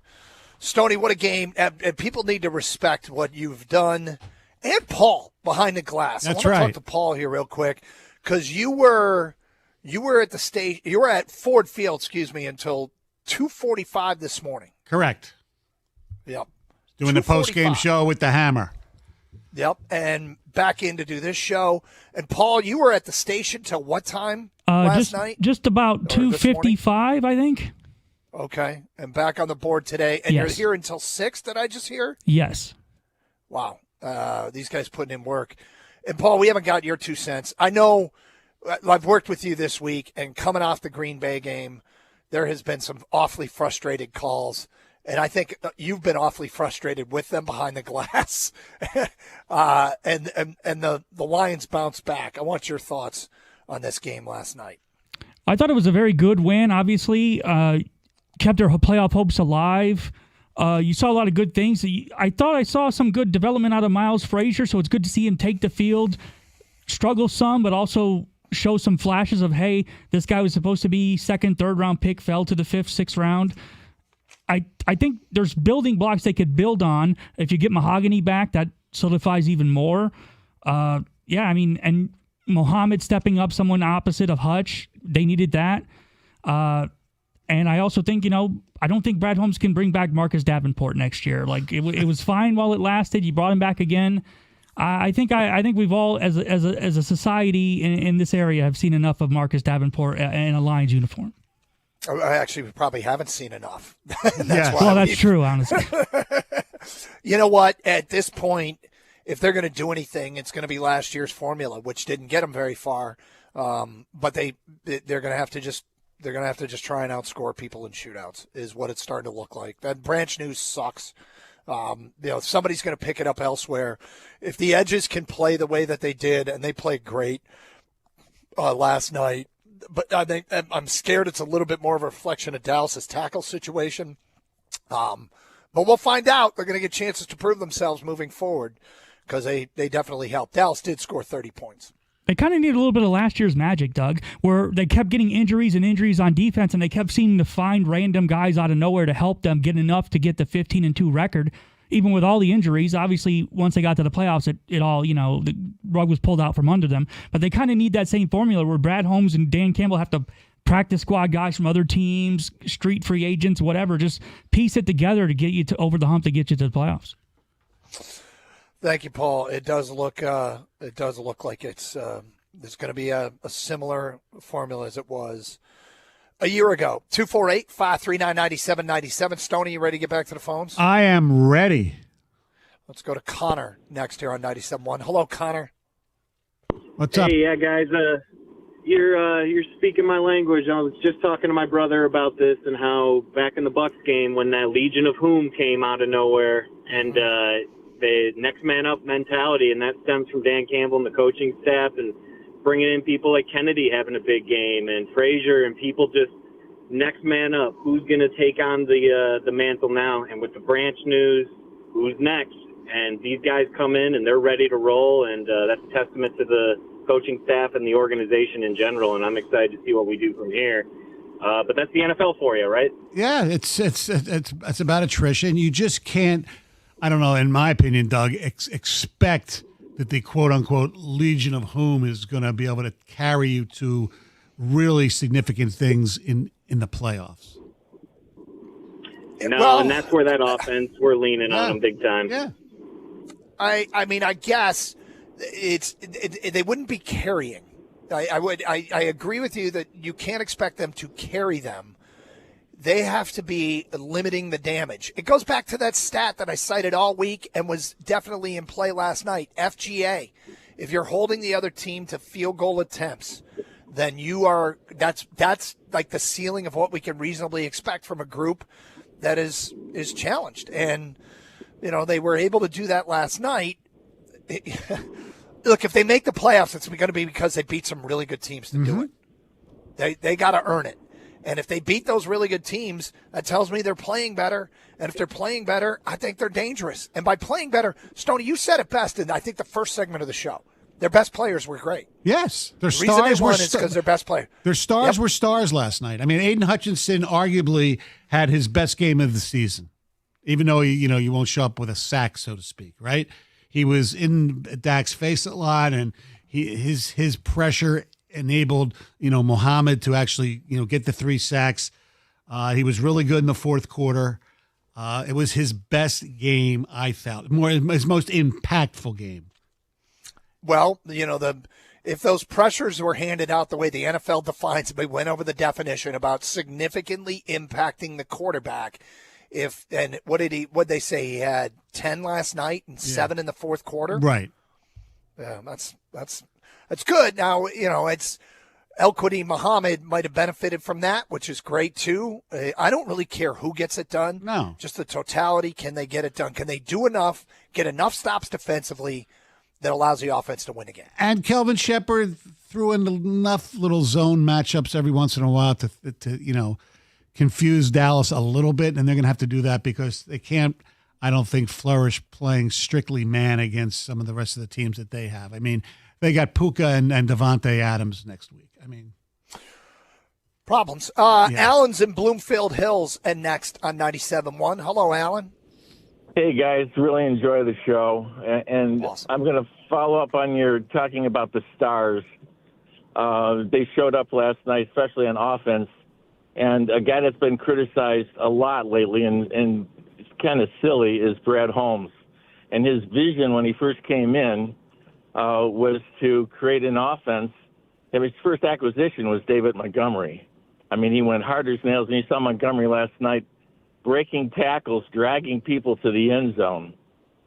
He went out and got a quarterback who's super accurate, who on and Stoney, I'm with you, that dig route, I saw J-Mo do that in Alabama and fell in love with him then.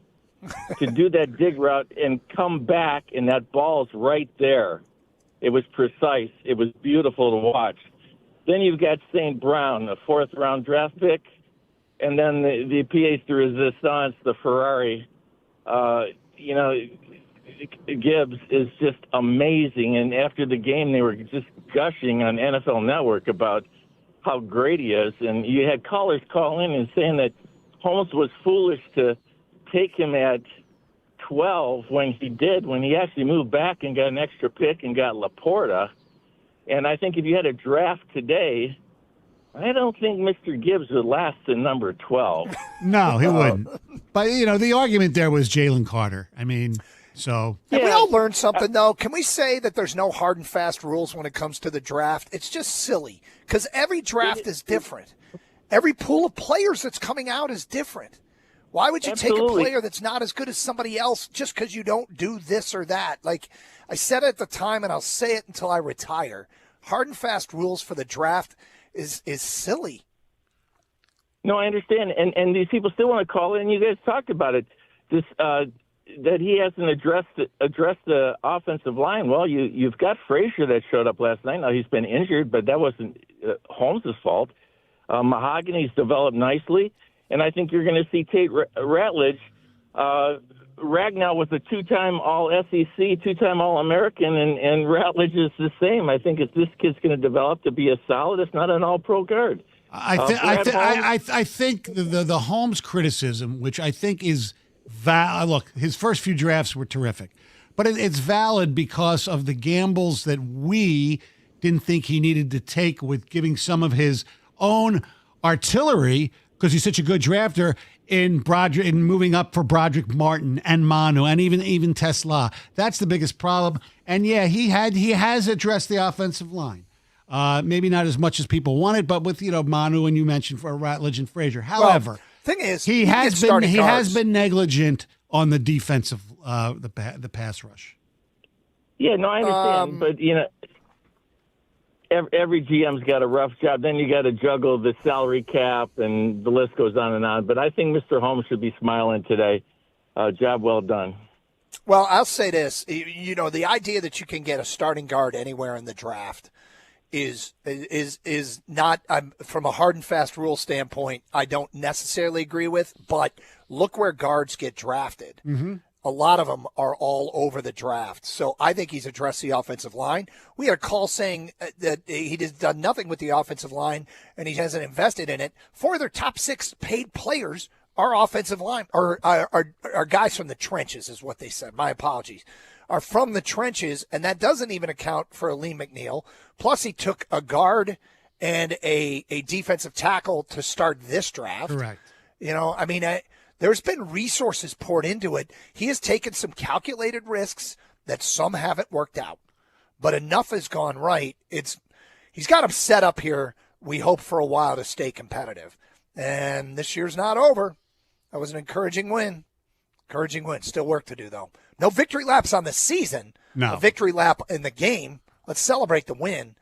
But it kind of saved the season, and now they still probably have a loss to work with and still make the playoffs. They'd still be fine with one loss, most likely, under almost all scenarios. But at the end of the day, I don't know. I don't know if that's fact, because if let's say the Rams win the West, okay, the Lions going to have a better record than Seattle, San Francisco, and either Green Bay or Chicago. Well, they all have games against each other, right? Isn't that that end of the Rams have to play? The Rams have to play Seattle again, and San Francisco and Seattle play.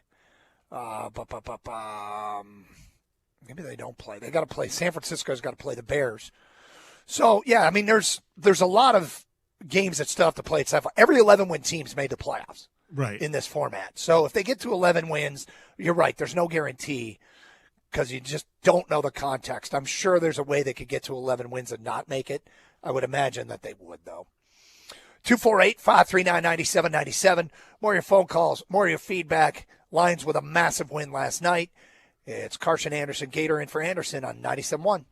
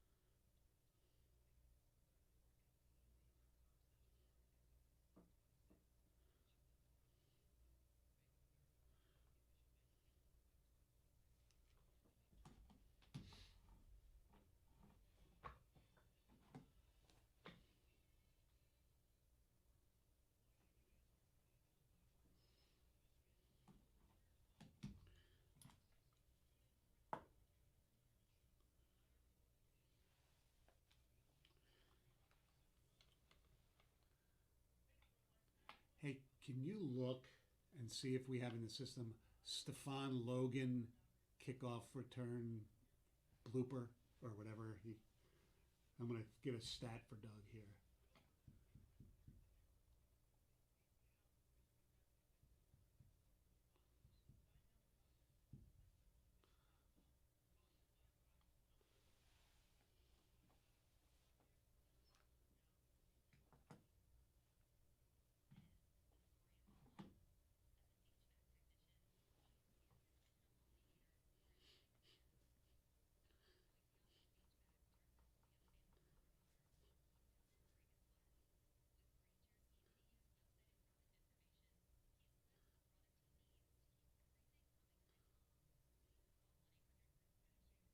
Okay.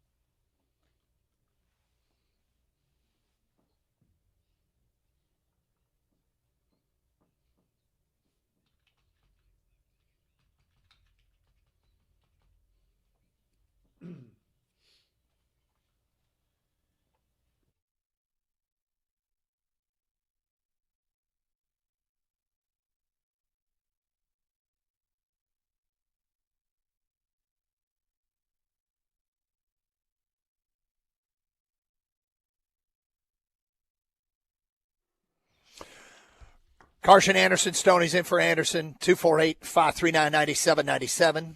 Hey, Doug. Yes, sir. I have a little, question, stat for you that I'm going to see if you'll be able to go into your memory bank, okay? Okay. Tom Kennedy is the first Lions player since whom to produce 80 or more kickoff returns and 20 or more punt return yards in consecutive games. Who is it? Was it Ross? Who's the guy they picked up? Actually, no, Jeremy Ross was going to be the answer to my next one, because Kennedy's the first Lion since Jeremy Ross in 2013 to log a game with 120 kickoff return yards and 20 or more punt return yards. However, really? The That's answer who I was to going to go with. Yeah, the answer to the first one was probably best known for one of the stupidest things a return person has ever done in Lions history. Oh, you got me. Stefan Logan. Remember that? What did Logan? No, I don't. He I forget what it was. He was supposed to take a fair catch, or he went the wrong way, and Brandstatter or Dan, I forget which one, said, "What are you doing?" I don't. I'm going to Google search. Was it Stefan Logan kick return? Yeah. Was it a kick return or a punt return? It was I believe it was a kick. That I don't remember, but I just remember the call that we were trying to find and we couldn't have. We don't have it here anymore. Stefan Logan, what are you doing? And Jeremy Ross what was his? Was it Jeremy? Jeremy Ross. Jeremy Ross. He also had a kickoff return for a touchdown against. Was it the Jets or did he score in that snow game? All right. That snow game at Philly. Yes. Yeah. Yeah. Well, there you go. You can't keep Kennedy off the field. You can't keep Kennedy off the field. I know. Tom, MF, and Kennedy is becoming a asset that you have to take advantage of. It's been fun to watch. Tom is on a cell, and he's next on 97.1. Hello, Tom. What's up, hey, Tom? guys. How you doing today? Good. Good. All right. So I'm going to talk about the K thing that happened yesterday. I think it's great that he supported his team, being a homeboy guy, from that area. The only thing is that he supported Dallas. There's two teams, right? It's Dallas and Green Bay that you can't support. Any other team is perfectly fine. the history between Dallas and Green Bay, you just can't do. I mean, support who you want to I don't support. want. He's from there. I can't get mad at him. No. I think it's just because, like the history, like all the bad calls that have happened between Dallas and Detroit. I think that's the reason why maybe fans are like upset. I get it though. Go ahead, support your team. I think that's why fans are upset. I get it. I would do it. Cade was probably 13 years old, maybe. Are you sure? Are you sure you do it? Because you just told us the rules were you can't support Dallas and Green Bay, and then you said, but you get it and you'd do it. You'd support Dallas or Green Bay then? Well, I'm a Detroiter, so of course. Look, it's not like he was wearing an Emmitt Smith jersey or anything like that. They asked him a question, because he's from Dallas, and he says they're going to the Super Bowl, so he wanted his hometown team to win. Who cares? I mean, man, if look, I've been nitpicky on a lot of things in my life in sports, as you know, Doug, but that's certainly not one of them. Yeah, I'm not. I don't think this is an issue. Social media is such a toxic place. It doesn't surprise me that people went after him on social media. But I hope this doesn't severely change anybody's opinion of Cade Cunningham. How dare he? Like if Oklahoma State played Michigan, he went to Oklahoma State, or they play the Spartans, and he rooted for Oklahoma State. How horrible would that be? I think when he's at a game as a fan, he's just like you and me. Yeah. He's a fan that can do whatever he wants. Damn right. 248-539-9797. Brian in Farmington Hills is next on 97.1. Hello, Brian. Hello, gentlemen. How are you today? Good. Okay. Good. I'm just concerned. Maybe this is not fair, but it just seems like we're having a lot of injuries. Last year, I know 11 or 12 people on injured reserve, and then this year, some of our key players are going down. I'm not blaming anybody for getting hurt, and I do know it's a brutal sport. It just seems like, is there something organizationally, strength and conditioning, that could be done or could be done better to kind of address the injuries, or what do you think? Doug, I don't know how you feel about this, but to me, blaming training staffs for injured players is worse than people blaming guys who can't hit always on the hitting coach. Come on, really? But you know what? When you hit with an epidemic, you wonder what the hell's going on. Why us? And what's funny about this is I think every fan base, when they get hit with injuries, somebody suggests it's a strength and conditioning coach. I have yet to hear of a strength and conditioning coach that got fired because of injuries. Maybe they wouldn't announce it publicly. I just tend to think it's bad luck. And I wouldn't think it's strength and conditioning. I would think it was because, you know what, at the NFL level, I think most guys have their own personalized strength and conditioning coach that they go to. They're the team's guy. I think it's used way less than individuals. Yeah, Brian. I think it's the nutrition and the nutritionist. I think they've been feeding the lions too much kale and not enough protein, that's why they're getting injured. It's all because of that. Get rid of the nutritionist. Come on, this is ridiculous. I didn't mention kale just for you. It was the first. Dude, just rip my heart out, man. Yeah, I don't mind. Look, it comes up all the time. What's wrong with the strength and conditioning staff? It's probably not them. Yeah. And if it was, they'd be out of work. But, football's a rough sport. It's brutal. And that's like again. And look, frustration over Brian Branch getting hurt last night, torn Achilles, sucks. It just sucks. How much of it is the turf? Somebody suggested that. Come on. Really? Wasn't your Dallas friends? One Dallas friend, yeah. Yeah. How you can be a fan of that team and grow up in New York, I'll never know. Dude, fans can do whatever they want. I know. You know what, fans? We know. You know, we need to. All right, I'm going to do a little fan policing here. You know, we need to stop. We need to stop the applause when they announce that Skipper's eligible. Why? It's done already. Because he does it 15, 20 times a game. It seems. I think it's hysterical. So it's redundant. Of course, it's redundant. Oh. It's hysterical. All right, you got me on a roll here. You know what else I want to get rid of? Okay, here we go. Here we go. I'll be back in 10 minutes. Go, Vince, Tony. The third down, the 3 sign. Come on, that looks little league, if you ask me. All these people holding up 3. Okay, be better than don't that. Cheer for Skipper reporting. No more third down signs. Yeah. What else? How do you it feel for about the wave? How do you feel about the wave, Stoney? As long as you, at times, it's okay. Okay. What about Mr. Brightside at the Big House? How do you feel about that? I love it, and if it's a blowout, usually I'll stay until they play that.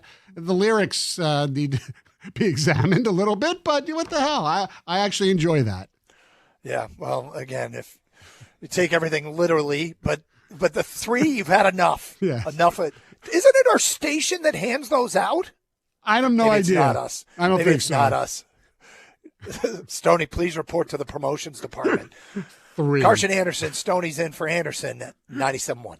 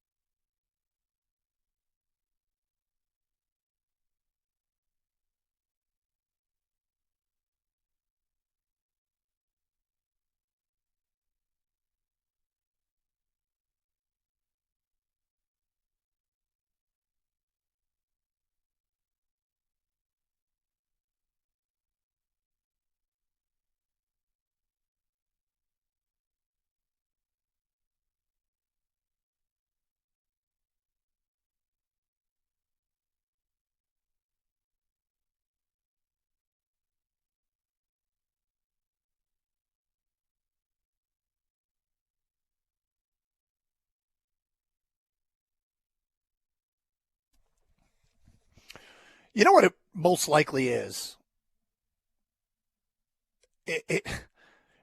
It's the added workload. It's a 17th game. That doesn't help. And then Theus just sent us this on Twitter. I really think there should be a study of the frequency of these games the NFL added.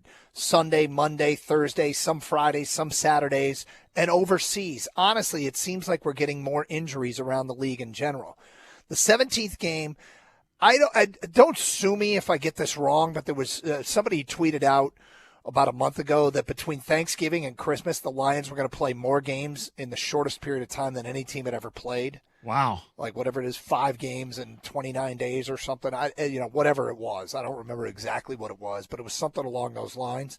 And that's that I think that kind of thing might actually have a cumulative effect. Because they're going to do the Sunday Thursday thing again, December 21st and December 25th. I know. So anyway, if you're looking for a reason why, I guess I subscribe to that more than anything else. Oh, I got a trainer buddy that just sent me a text. Listening to the show, look at other teams' injury reports. Bears were down like 9 defensive starters a couple weeks ago, and their top 4 linebackers. Yeah, I mean, it happens all around the league. I mean, yep.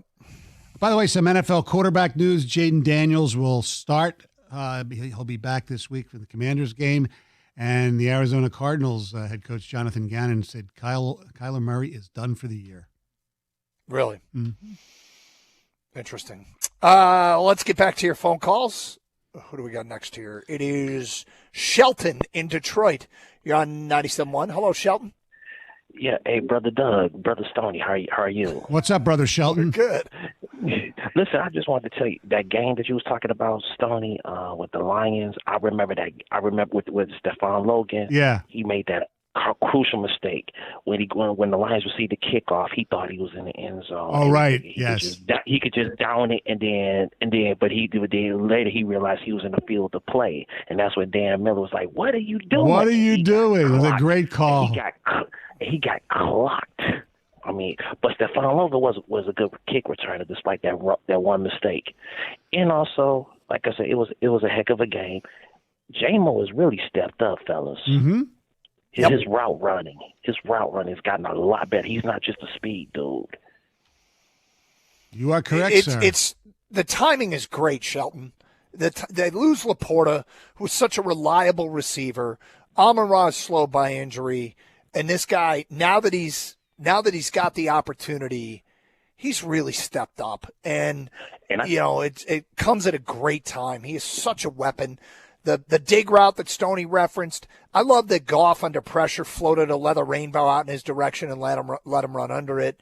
I mean, it was awesome. It looked like for a minute with that dig route that James was going to take it to the house because it's like, well, he had the guy beat, but I guess he was able to quickly recover himself to make the tackle on J-Mo. Yeah, because that was the play was the dig route, even though it looked like, if he went so long, it'd be a touchdown. But, yeah, it's a great play. But that's my 2 cents, guys. Plus, I want to give you that little tidbit, Stoney. Y'all have a blessed weekend. Thank you, Shelton. Go Lions. Yep.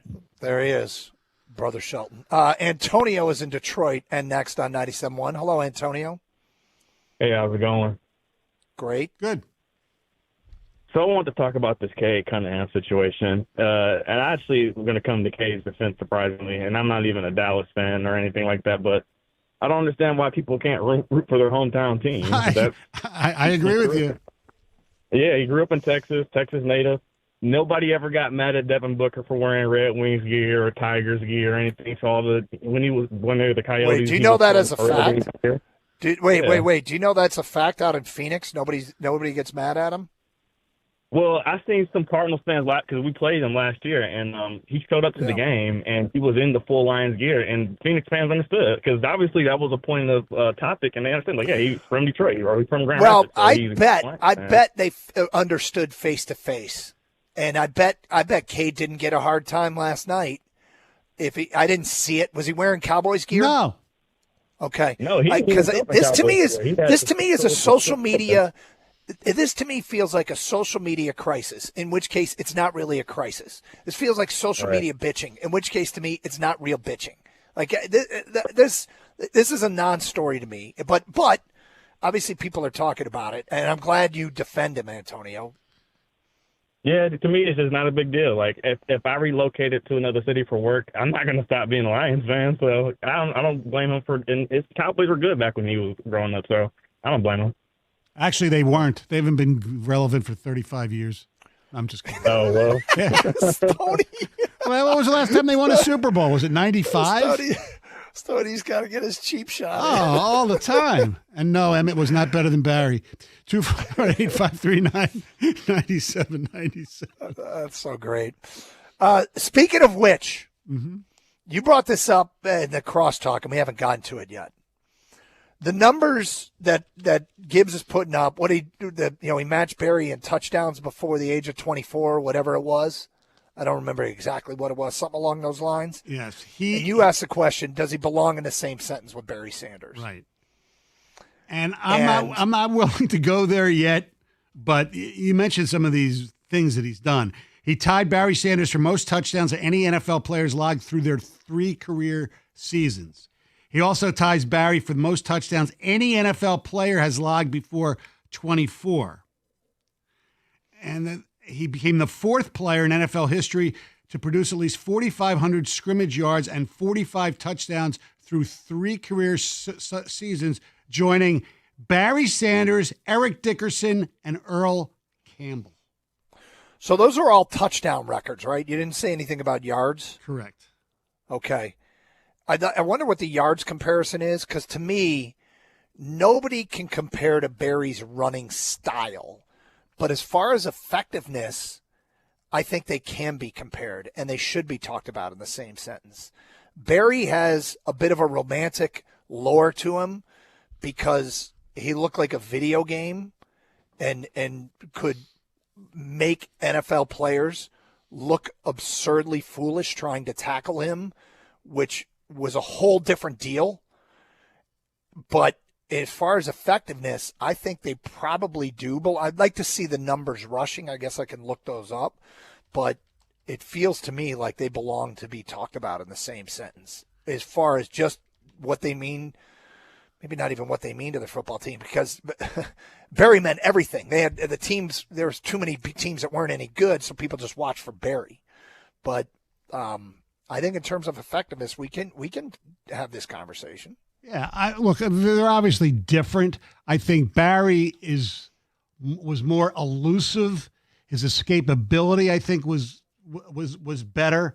However, there's no doubt Gibbs is faster, right? Yep. There's no doubt. I think so. There's no doubt about that. Look, through 3 years, yards per attempt, okay, Gibbs' average is right now 5.5 through his first 3 years. Okay. Including, I assume this includes last night. So 5.2 in 23, 5.5 in 24, and this year he's averaging 5.7 yards a carry. And then I got to punch up Mr. Sanders to see how many he was in his first 3 years. So, yeah, look, we are blessed. I mean, obviously before he got hurt, Billy Sims was right up there as well. So Barry's first 3 years, he averaged 5.3, 5.1, and 4.5. Yeah, we can do this. I think it's fair. Yeah, we can do this, and understanding that we're just comparing their effectiveness in terms of being running backs.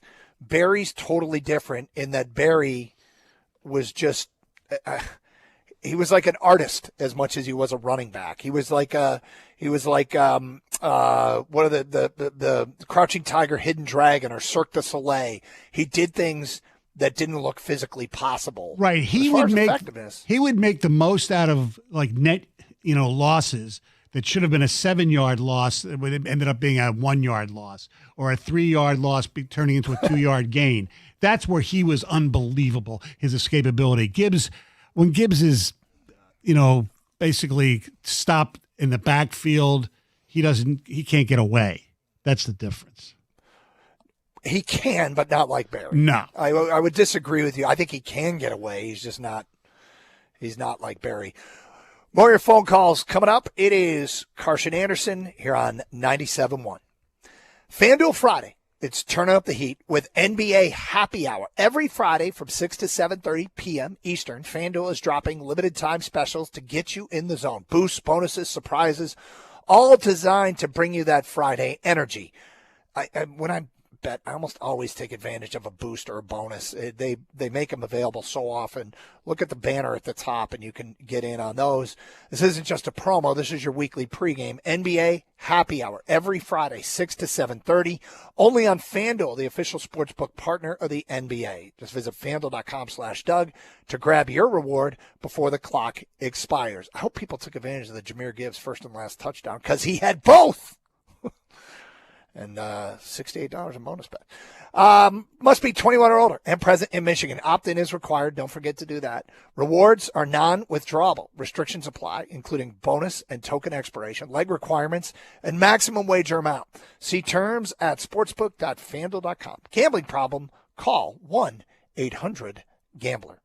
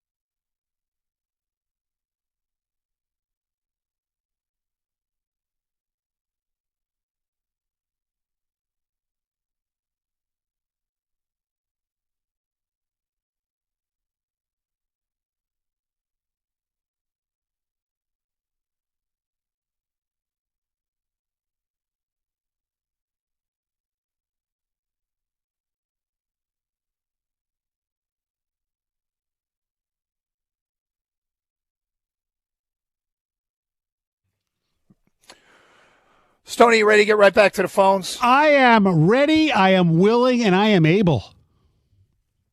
Let's go to Aaron on a cell. You're on 97.1. Hello, Aaron. Hello. Hello. Nice, first-time caller here, so nice to meet you all. Hey, I just wanted to go back to the injury discussion that you guys were having. So at this point, I'm pretty much wondering if this is more about like practice structure than just strength and conditioning. Because for the Lions, it's not a one-off. It feels like this is becoming a trend. Every year, we're near the top of the league in total players hitting the injury report. And then this season alone, we have like over 50 guys. So my question is, could this be tied to how we are practicing? How often are we going full contact compared to the other NFL teams? Workload, like what's going on? Well, if the injuries are occurring in practice, like sometimes they probably do, then you might have a point. But other than that, Branch's injury yesterday, he tore his Achilles, right? I mean, during the game. I mean, these things happen. Guys get carted off. Guys limp off. That's. What's fascinating is doesn't Dan push though? Dan Campbell has talked about in the famous speech, trust me, guys, it's going to matter, and how hard he works them. He might need to look in the mirror a little bit. I don't. And look, this is idle speculation. The players seem to embrace it and love it, and players that come in from other teams say it's different here. Could there be an accumulative effect? I don't think so, but my guess is they have a good grasp on whether or not they are not doing too much. Yeah, I don't want to start something that's not a thing, but maybe they can look at them. It's possible, I guess, some of it. Yeah, I'm sure some injuries are in practice. Yeah. Thanks, guys. Thank you. All right, Aaron. Thank you. Rich on a cell is next on 97.1. Hello, Rich. Yeah, hello, guys. Yeah, I wanted to talk about the field goals that we saw yesterday. The long field goals, it seems to me to be rewarding teams just because they have a good soccer player.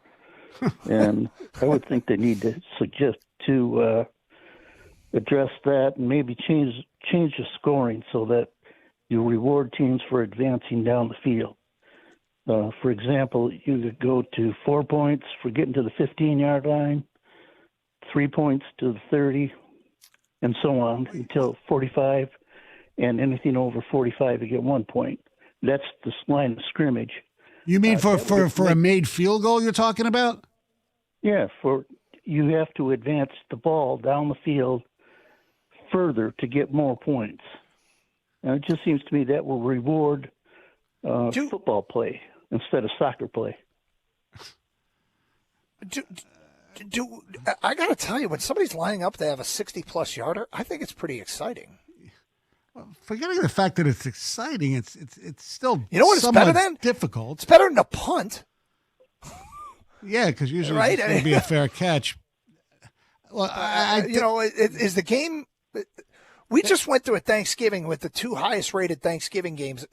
The Lions game was the highest rated early game, and the Cowboys Chiefs game was the highest regular season game ever, highest rated.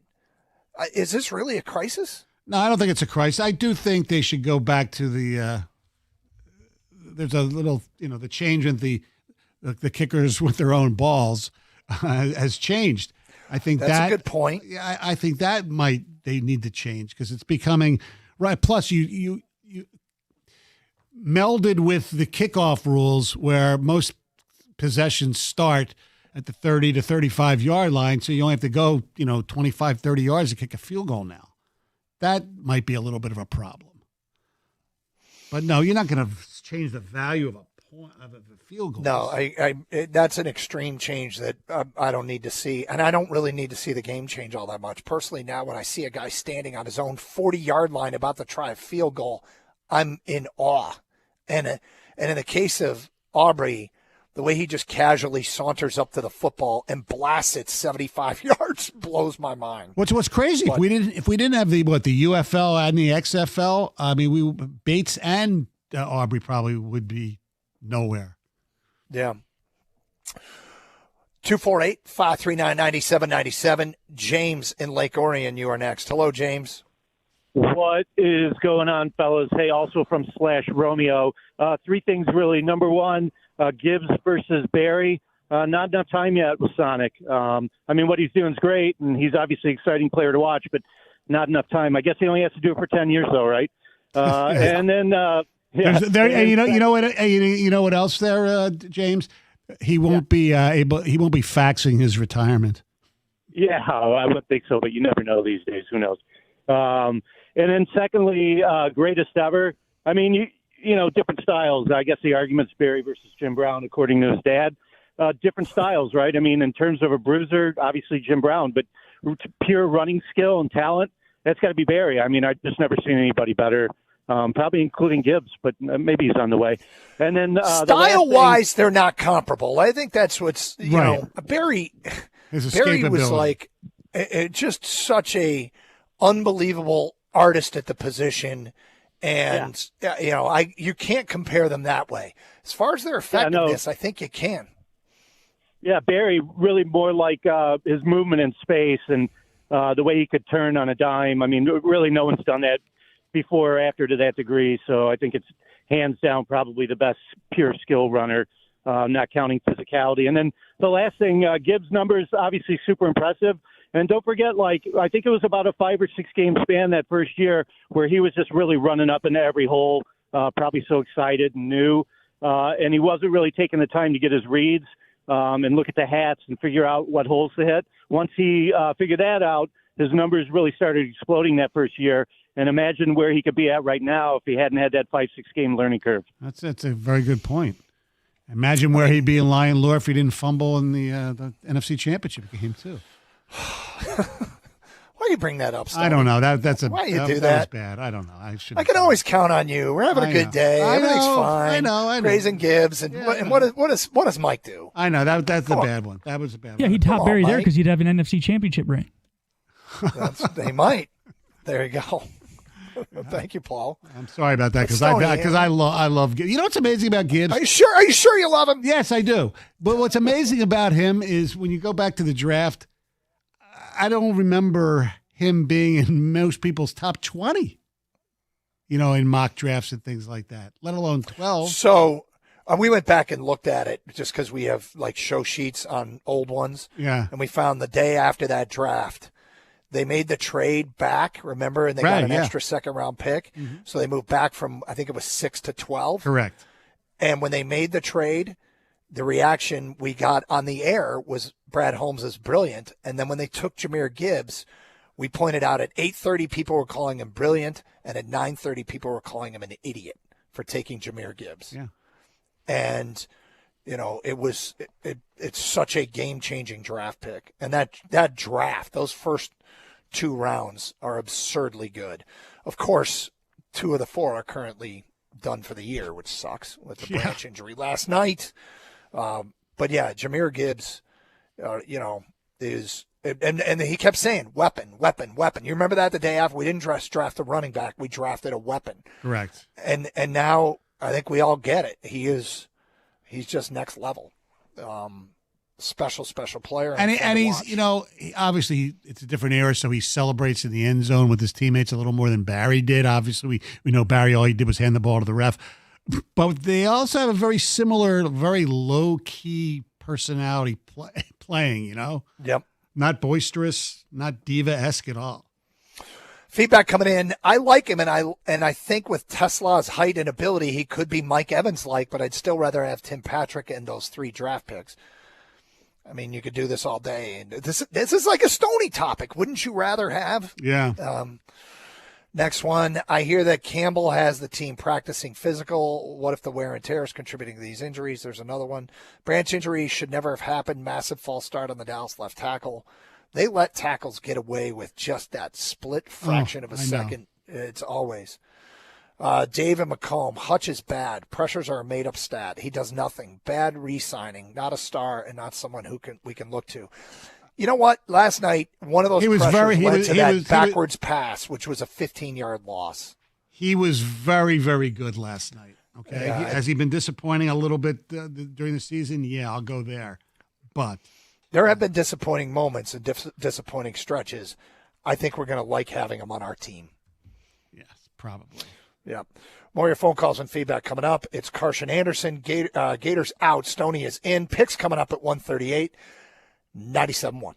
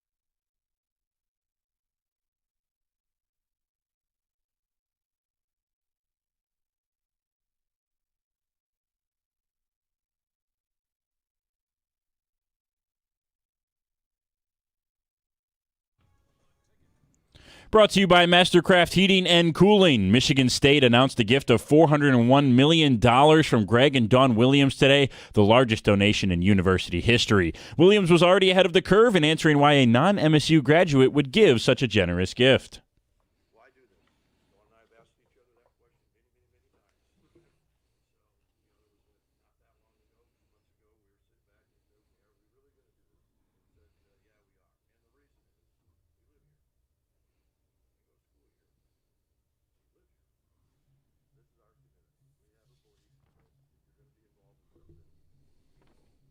Williams nor his wife actually attended Michigan State, but Williams is a native of Langsburg, a suburb of Lansing. $290 million of that $401 is a traditional donation to the athletic department to be used at its discretion. $100 million is an investment in Spartan Ventures, MSU's NIL vehicle, and the remaining $11 million is a donation for academics and extracurriculars.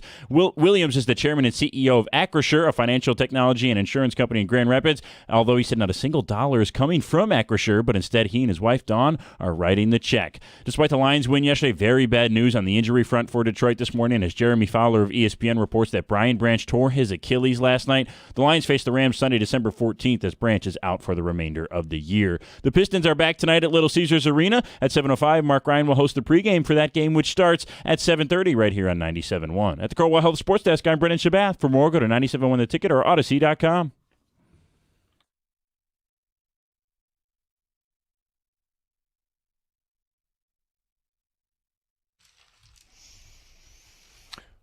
You got an extra $400 million? Maybe Rico will match it. That's how Rico rolls. That's right. That's great for them. Great for them. Great for Michigan State. Sure. I mean, this. You know what's funny is this is the new era of college football, and as much as it's hard to get used to, Big Ten schools are well positioned in this new era. And I think it could be a very good era for Big Ten football. Yeah, absolutely. I feel like the people that bitch about it most now happen to be coming from the South because there's equal playing field. Doug, the Williams family, they didn't go to Michigan State. They must be Spartan Store Spartans. I don't even know what that means. But well, it's whatever. Like people get accused of being Walmart Wolverines who didn't go to the school. So these people donated $400 million. They didn't go to the school, which is I'm just kidding. I think it's never great. Heard that term. Yeah, I think it's great. What it is an era of football and athletics that I think the Big Ten could be very healthy, very, very healthy. And I'm here for it, and I'm here for all the bitching from the South, and that's why I'm not for any kind of cap. Because when a cap gets put in place, there are rules that will be broken, and there are some that will have no problem continuing to do what they always did. And so let's get rid of that and let the Big Ten eat. So back to your phone calls here on 97.1. Ed in Clarkston. What's up, Ed? How's it going today, guys? We're good, Ed. I was listening to you talk about the Barry Sanders, Jahmyr Gibbs comparison. Yes. Can you use them in the same sentence? Yes. I think that Barry was a lot more thrilling, where Jahmyr is a lot more explosive. And I think Barry ran behind not as good of an offensive line. And I think Emmitt Smith himself put it best years ago when asked about Barry. He said, look, if he ran behind the line I had in Dallas, everybody would say, Emmitt who? So I'm just glad we have Jahmyr, because we would not have the wins we have right now without him. That's He's a weapon. He is a weapon. Yes. I mean, this is one of those debates that's fun to have because there are no consequences for being wrong. If we're wrong, fine. I think they are comparable in terms of their effectiveness on the field. Barry was a different artist of the position and did things that didn't look humanly possible and made incredible athletes look silly. But Jahmyr is effective in his own way. His speed is incredible, and I'm glad we have him. Thank you, Ed. Hey, Doug, Yes. Speaking of Big Ten football, it appears that Matt Campbell will be the new head coach at Penn State. Isn't he the guy they wanted all along? I don't. Yeah, sure. I'm saying that. Yeah. I'm saying, yeah. Hey, look, you've got Penn State ties. Yeah. It's a great town. It was a fun fan base. and it wasn't so fun, and now they're fun again, and it's a really, fascinating place. It's in the middle of nowhere. It's so much fun to visit. It's a great school. I wish them the best. And, Matt Campbell has been a guy that was a hot name and always seemed to get 8 wins out of Iowa State, which is pretty impressive, and I hope he does well there. Yeah, look, he was rumored to be on Michigan's, list a few times, and maybe more from the fans than anybody else. And also, supposedly, I think the Lions might have actually talked to him, or his name was always in NFL job circles, which really confused me because he hadn't really had that much success at Iowa State to be in that NFL, lexicon. Good coach. Yes. He's a good coach. Now, Penn State, that's obviously a huge brand, and he is now the steward of said brand, and we'll see what he does when he's got a program like that behind him and not the underdog that mines and goes and gets the undervalued athlete and can turn them into something at Iowa State. So good luck to him. And we go back to the phones and Don and Novi. Hi, Don. Don, you there? Don? Don. Somebody's there. So you're on the air. I think I got a late fee. You got a late fee? Well, what's late? Is your library book? Sounds like Dawn's doing something completely different. Yes. Maybe she. We called her Don instead of Dawn. No, that's true. I was told Don. I thought know. it was DON. It's Yeah. apparently DAWN, but either way. And she's got a late fee. Dawn has a late fee. Let's try Paul in Shelby. You are next here on 97.1. Hello, Paul. Hey, thank you for taking my call. Sure. One of the things that I'd like to talk about is they got to expand the roster. The size of the players and the speed that they're going at each other. When I played, a guy was 6'3", 250. He was gigantic. Today they're 6'8", 350 pounds. I'm really surprised more guys aren't physically killed on the football field. So we have to expand the roster. And I also saw where the National Football League is trying to get one standard turf on all the football fields by 2027. My son played at Notre Dame, and he also played one game at the Pontiac Silverdome where they said that field was the hardest football field to play on, the turf. I'd like to see some standards in that, right, and also to put more players on the roster to bring it up to about 60 to 65 players. And one last thing. The Lions have been on Thanksgiving Day, I think, close to 80 or 90 years, and I hear Jones saying that it's tradition that Dallas is on the Thanksgiving Day. They just started this new format of 6 or 7 teams playing on Thanksgiving about 6 years ago. I just want to hear what you have to say about what I just said. Well, I have what do you want us to say? What do you mean? First, the field thing, yes, the NFL and NFLPA have decided to figure out a way to come to agreement about which type of turf each stadiums are going to have, whether the indoor ones or the outdoor ones. And there's going to be a few that are going to be approved by both. So that you're correct. As far as the Thanksgiving thing, what does he want us to? I have no idea what's the problem. What I'm saying to you is Dallas is trying to say that it's their tradition. And the commercial I saw, he says, and it's Dallas being on traditional. It is. It is a tradition. It's not as long as ours, but it's from the 60s. No, I think it started in the 80s. No. And I could be wrong. And by the way, who cares? Two teams can have the tradition. Question. Yeah. What about expanding the roster? You're playing 17 I like games. that. No, I like that. I mean, bring it up to 60, 65 players so you and sign more players. That's all I'm saying. And no, I like that. You brought more games in, and you're getting more players hurt. They're bigger, they're faster, and they're stronger. That's all I have to say. No, that makes sense. Yeah, and it is a tradition in Dallas.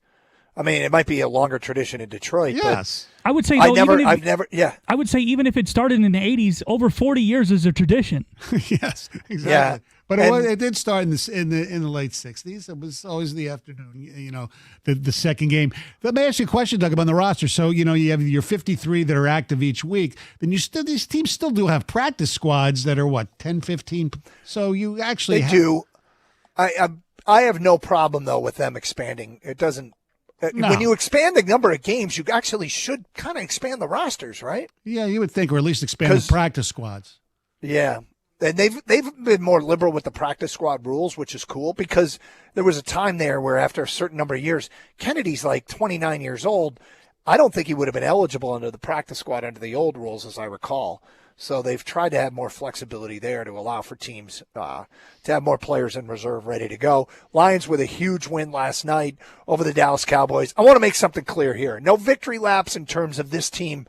They haven't accomplished what we need them to accomplish yet, but it sure does change the perception of the season. Don't forget our picks coming up today at 1:38. Stoney is in for Anderson on Carson Anderson, 97.1.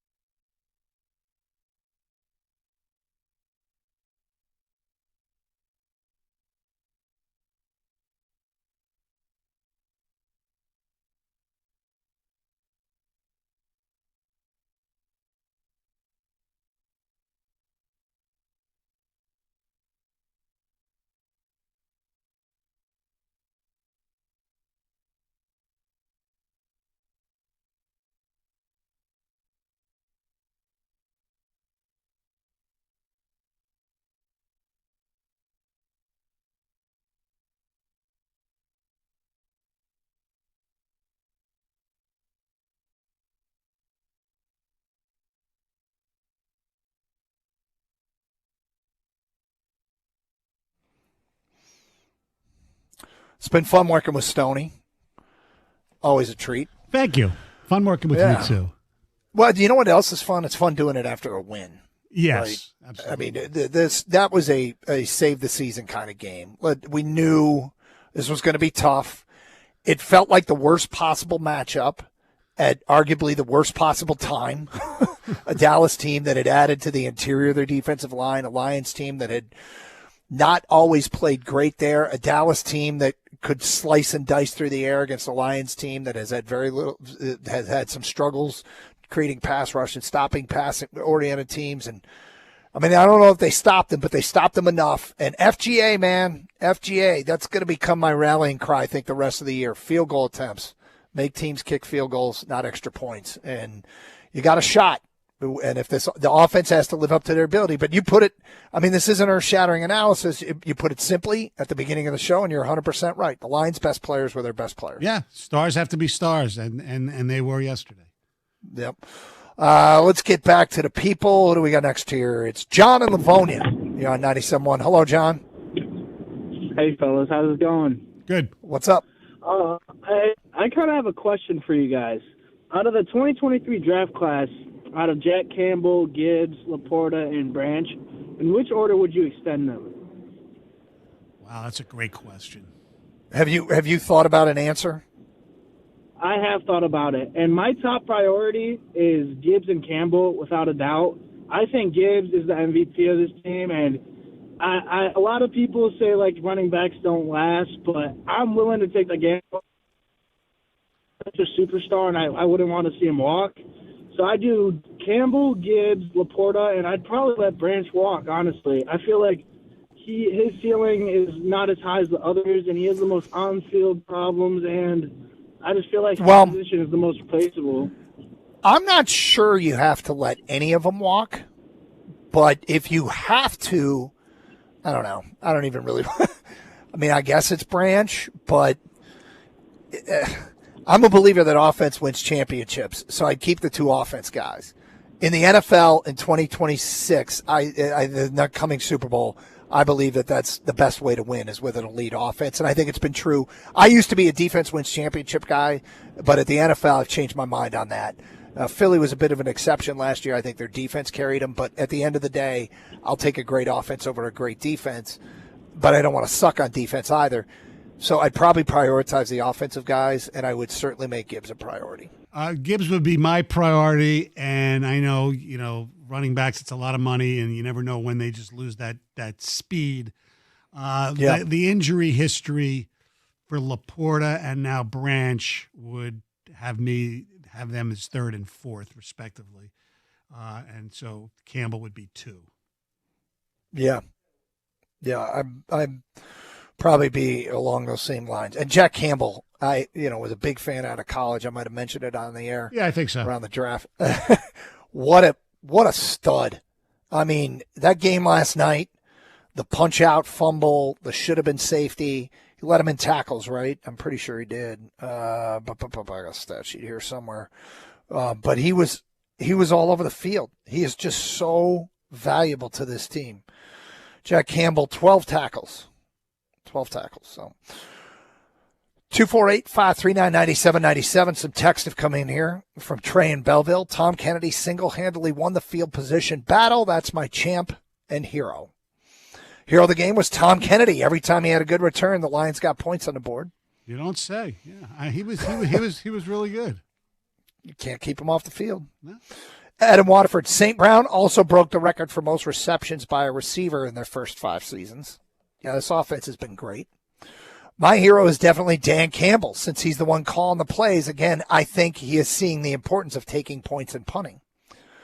Well, look, it might have taken him longer than other people wanted, but the truth is you get a feel for your team as the season goes on. The offense hasn't been quite as efficient as previous offenses. It was pretty damn good last night. But going forward on 4th down, when you have an elite offense, doesn't feel like as much of a gamble. No, and by the way, he definitely could be the hero for how he conducted himself in the post-game interview with TJ Lang on our broadcast, because TJ asked him what he's going to do in the little mini buy, and he said a lot of beer.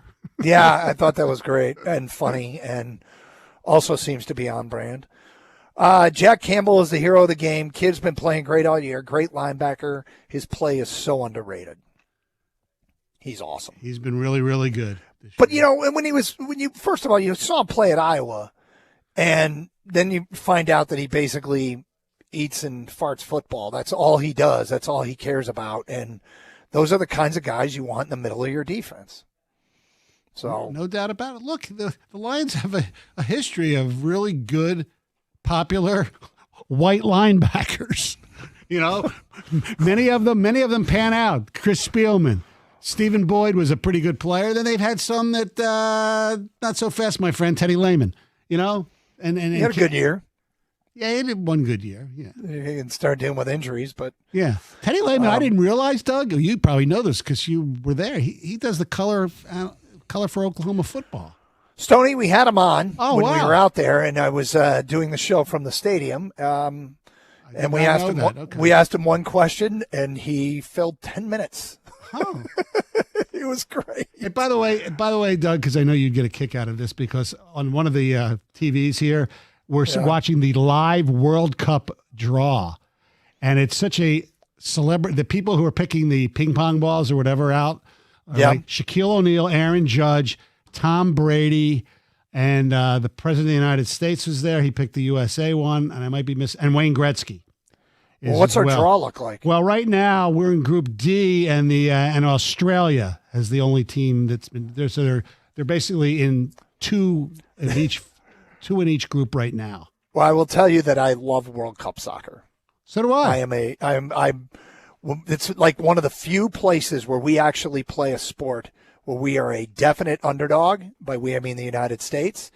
And if we ever were to win it, it would have about the closest thing we could have to a Miracle on Ice. It wouldn't be the Miracle on Ice unless there are political ramifications. Right, but I think the upset value would maybe be more. By the way, this is a great group for you because you spent some time in Australia. I did. So you have two teams you can root for here. Well, I can root for whoever comes out of Group D, but we'll probably get like Argentina and No, Spain. Argentina's already been selected. And so is Spain. Yeah, I just flipped it on now that you mentioned it.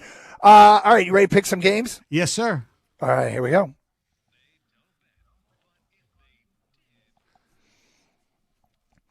Yeah, we actually do that. But here we go. We got 3 college, 3 pro games. Obviously, a smaller college slate this week.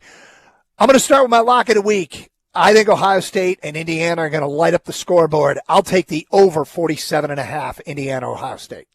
I'm going to go with a similar type of bet as for my lock, and it's going to be the over in the UNLV Boise State game. 58.5. Those schools' defense is optional. 58.5. All right, next up, I'm going to the MAC championship game. Western Michigan, a 1.5-point favorite over Miami. I'm going to take Brock Lowry and the Broncos to get the win and cover the 1.5. I'm going to go to the Big Ten championship game, and call me a sucker. I don't know. Give me the Buckeyes minus the 4.5. Sucker. Minus 4.5. My final pick, Big 12 title game, BYU, Texas Tech. Another one I'm expecting a shootout. I will take the over 49.5, BYU, Texas Tech. Well, I'm going to stick with that game as well, but I'm going to just go for the point spread. I'm taking the Fighting Mormons plus 12.5 over Texas BYU. Tech. They will be motivated. All right, NFL. We got 3 NFL games each. I will start. Paul, how you feel about Miami covering 3 against the Jets, you being a Dolphins fan? I don't know what the Dolphins are going to do, Doug. I can't help you. They won 3 in a row. They could lose to anybody. Bet at your own risk. I'm going to take Miami minus 3 against the Jets. I'm going to take I know they're going to be fighting for their lives. It'll probably be a close game. Give me the Houston Texans plus 3.5 at Arrowhead against the Chiefs. Interesting. I'm on the other side of that one. I'll take Kansas City minus the 3.5. Okay. The Las Vegas Raiders are a horrific team. They have bad offense. The Denver Broncos are a really good team, but they don't score a lot of points. Give me the under 40.5 in the Raiders-Broncos game.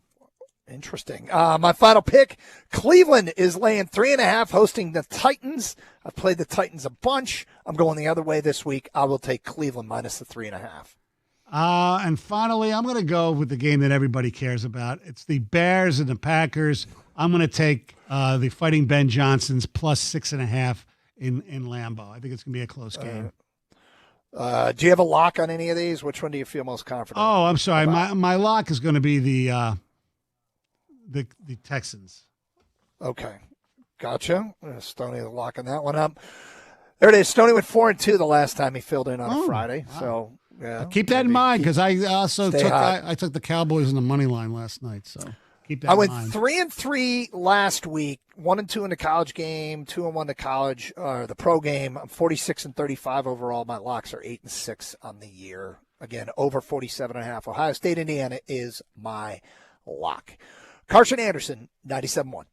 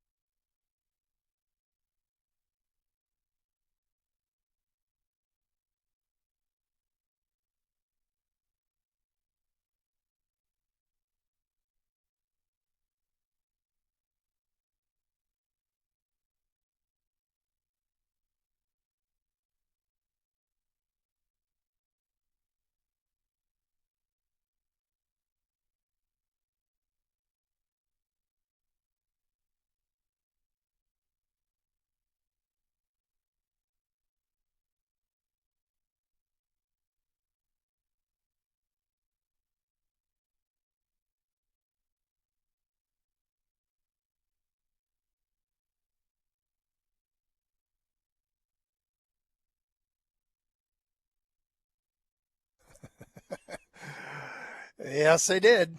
All right, so coming up this weekend, we have a lot of rooting interest in this Chicago-Green Bay game.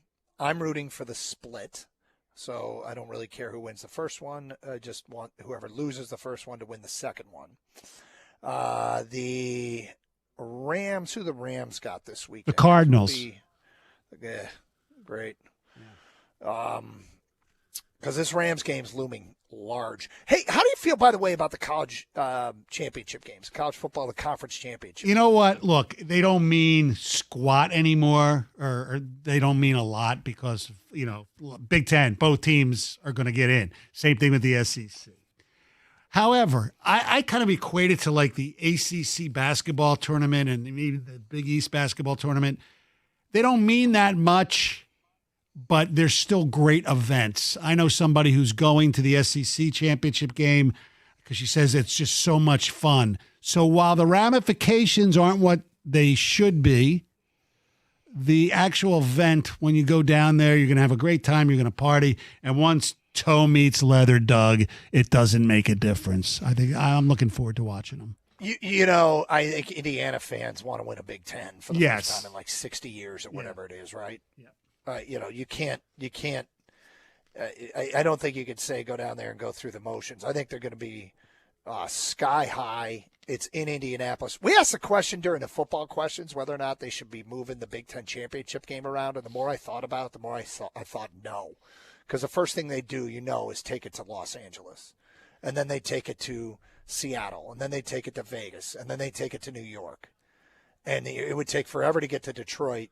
And Indy's such a great town and so good at hosting these things, and it's drivable for us. So selfishly, I don't think it's worth it. I hope they leave it in Indy. I think I went once. It was a great time in Indianapolis. I'd rather the Big Ten basketball tournament have a shot here. And I think it will because it has moved obviously around. I think it's Minnesota won this year or next year. I think maybe I don't know. I don't know where it is, but I do know. Yeah, they have moved it around. Like they did it in D.C., they did it in New York. They've moved it around. So I'm good with. I'm okay with that. But the football one, if you ever get a chance to go, I highly recommend it. It's really really cool. It was fun going that time. By the way, Paraguay has joined the U.S. and Australia we're gonna in Group kill this D. group. Oh yeah, this group is all ours. I know. Says someone who knows nothing about Paraguay and Australia. Exactly. I know it's not Spain or Argentina or Brazil or Great Britain. I mean, Or France, who's always really good. that's right. France is usually really good. The Netherlands, right? The Dutch, all those teams I'm used to seeing play beyond what we haven't seen any of those names. Give us Paraguay Bermuda. might be Give us awesome. Bermuda, maybe. I don't know. They're not even in it. I have no idea. No. Who was it? Cameroon? It was Cameroon. Yes. The fighting Cameroon Ganders, as Wojo would call them. Is that what he called them? Well, yeah, he would. He calls everybody Ganders. So yes. I'd like to get Valenti's take on this draw. He's probably where's Italy? Who's Italy? I don't. You know what? So far, I don't think Italy qualified. What? See, this tells you how much I play. I parachute in every. I don't know. I don't know. I don't know for a fact. But if that's the case, that's like. Well, if you're wrong on that, you will get corrected. Yes, I know I will. But that would be heinous. I mean, what, Italy's Italy not Italy's to a make it? staple. Yeah. Well, Mike will let you know, I'm sure. Yes, indeed. Want to remind everybody, the Lodge tonight, Kego Harbor. I'll be out bartending with Birchie, Wojo, Dan Miller, all sorts of notables and scrotables, as they say. It'll be a lot of fun. Is that what they say? That's what they say. At least that's what I say. So, yeah, every year football season ends, and I'm either in Indianapolis or we do a getaway for the weekend with the wife because she's like a single parent mom through Michigan football season. So, one of these years I got to get out there and do that. It sounds like you guys have so much stinking fun. It is. It's a blast. And then, okay, so let me ask you this: would you ever want to be a bartender full time? Well, I could if I. Okay, under the requisite that I know how to make every drink possible that they drink today, yeah. I think it'll be a lot of fun because I kind of work my ass off at this thing. It's a lot of fun. I like being. So, And then, of course, in memory of Tom Kowalski, who I first met on the Gus Macker basketball court in the media division when I played for WTKA and he played for the Oakland Press. Yeah, with his friend Wayne Wilson. I played with, it was me, like Mitch Allen and somebody else played one year too, and Bernie Smilovitz, I think. I don't know. But in the media division. He was a large man, and I'm 6'4", so I always had to guard him. And I'm not going to lie, he would beat the crap out of me. And I'm not talking about, he was probably weighed about, and it wasn't like he wasn't in shape. He weighed probably in the neighborhood of 100 pounds more than me at the time. Yeah, and I just would get the crap beat out of me by. And he probably, we got to play the Oakland Press again. And he probably drank like 12 Bud Lights before he came on the court. Before he beat the crap out of me. Yeah. Yes. Rico Beard is here. What's up, Rico? Congratulations on the Spartans getting that $400 million by somebody who didn't go to the school. Gee, imagine. I didn't get any of it, but I know. I know. It's good. Hey, man.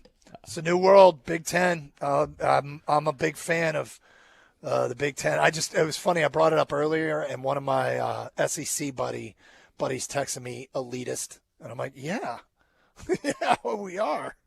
Right. I'm at this point, Doug, when I saw the breakdown, I'm sitting there saying, okay, no excuses. Go out, buy the best team you can. Yeah. How do you think John Smith feels about this? You know what? He's probably like, so that's why they gave me the check and just kind of gave me an escorted ride to the airport. Now I get it. Like, no, John, we love you, and you need anything.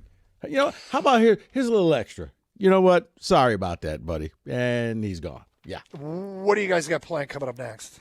We'll talk. We're going to talk a little bit about that, and geez, 401 million. I don't know why the 1 million, but 401 million, because 400 just wasn't enough.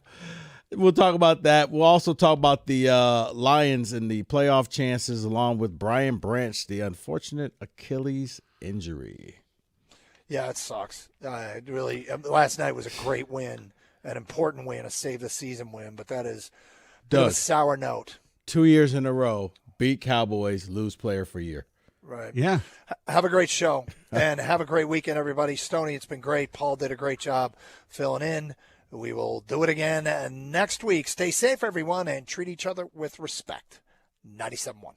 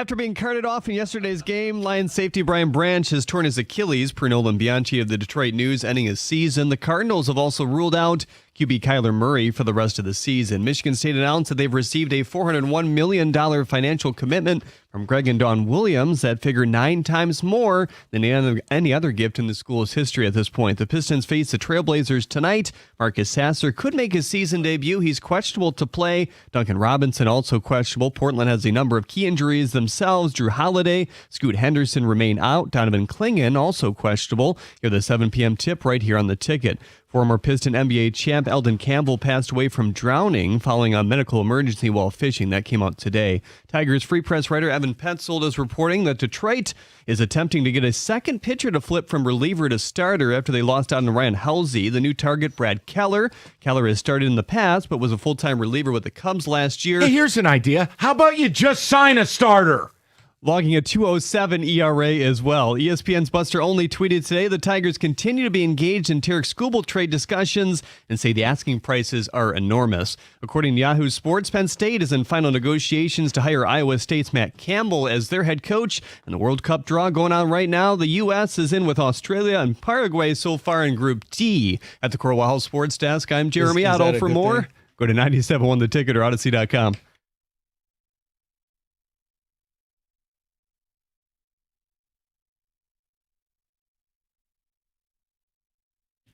Boy, it's a good thing the Lions played last night, or I'd really just go in on the Tigers right now. But the Lions did play, so Tigers can take a distant back seat. We can get into it. Rico, I want to tell you, I don't know that you'll duplicate yesterday's show. Your grace, elegance, that founder's quarter zip. You know what? I'm going to try my best because I feel a little slighted. So I'm going to try my best. Okay. Well, so we're rooting for you.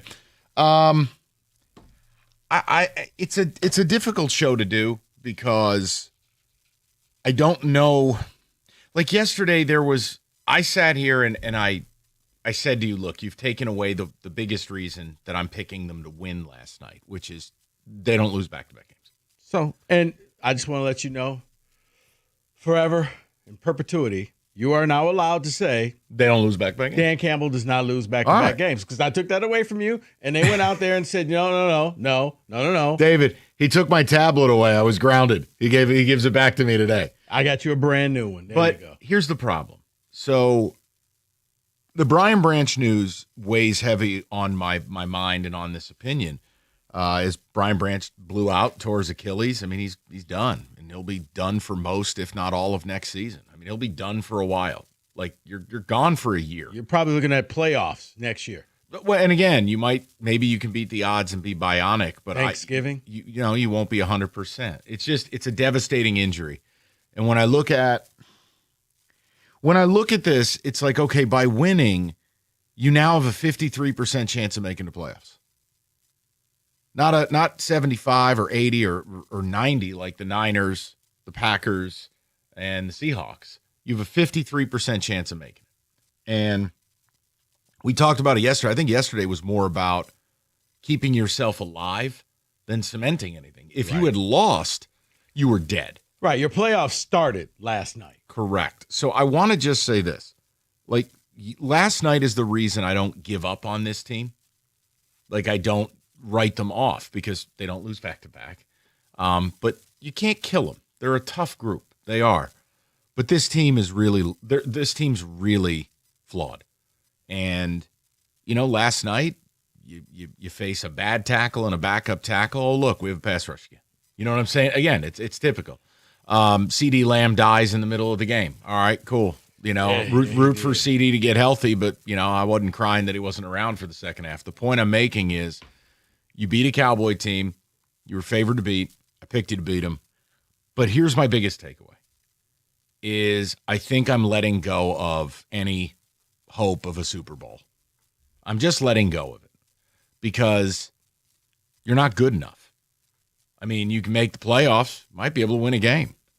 But this Brian Branch thing, it's just like the final straw for me. I mean, losing to Terrion Arnold, you've lost Kirby Joseph into ether. We don't even know if he's a real person anymore. Second year in a row, you've beaten the Cowboys and lost a impact player on defense. But it feels like Aleem McNeil's injury last year. And I did the show that next day, and I said, damn it, these injuries are going to keep us from winning the Super Bowl. It's the same thing here.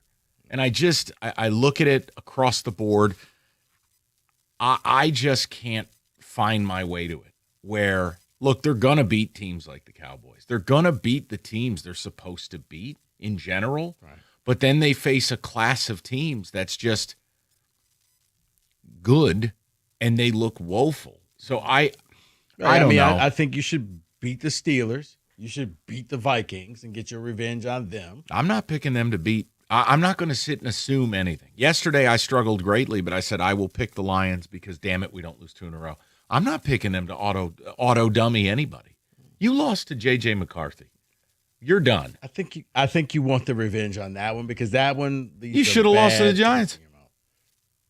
So now I look at this and I look at the Brian Branch injury, and I'm not telling you Brian is having the best season he's ever had. The point is, without him, he's a playmaker, not only in coverage but in your blitz packages. He's one of your better pass rushers on said blitzes. Brother, it's no Kirby. You had no Arnold, and now it's like your starting secondary is just pretty much all gone. And DJ Reed was bad again. Yeah. Sorry, not sorry. So, look, I'd like to know where you're at. You know, the 53% shot to get in the playoffs, does your confidence level reside higher than 53% or lower? Don't call in and say 53% is fine and we'll let it play out. You can leave that for other day parts.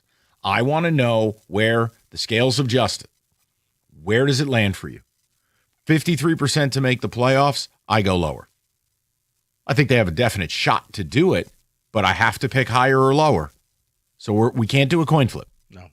I'm lower. Just this Branch injury is crippling to me. I would go lower right now. It would change if the Packers go out there and beat the Bears. You don't get to do that. I said right now I would go lower, but I said it would change. Can you get him his Founders quarter zip, please? Need to elevate these opinions. Well, I said lower. I just you like if I got to see that. No. I said lower. You know what's going to happen Sunday right now. But that was good. I like that. But then, like I said, the Bears is what would change my opinion on this team making the playoffs. Yeah. What happens to them, and that's what you didn't want to have. You didn't want somebody else to be in control of your destiny. But face it, Chicago Bears are. Well, like right here, right now, you picking them to beat the Rams? No. Okay, so then what are we really? See, this is it's at that point you now have to run table, and it goes to the script writers of Week 18 in Chicago, student versus teacher.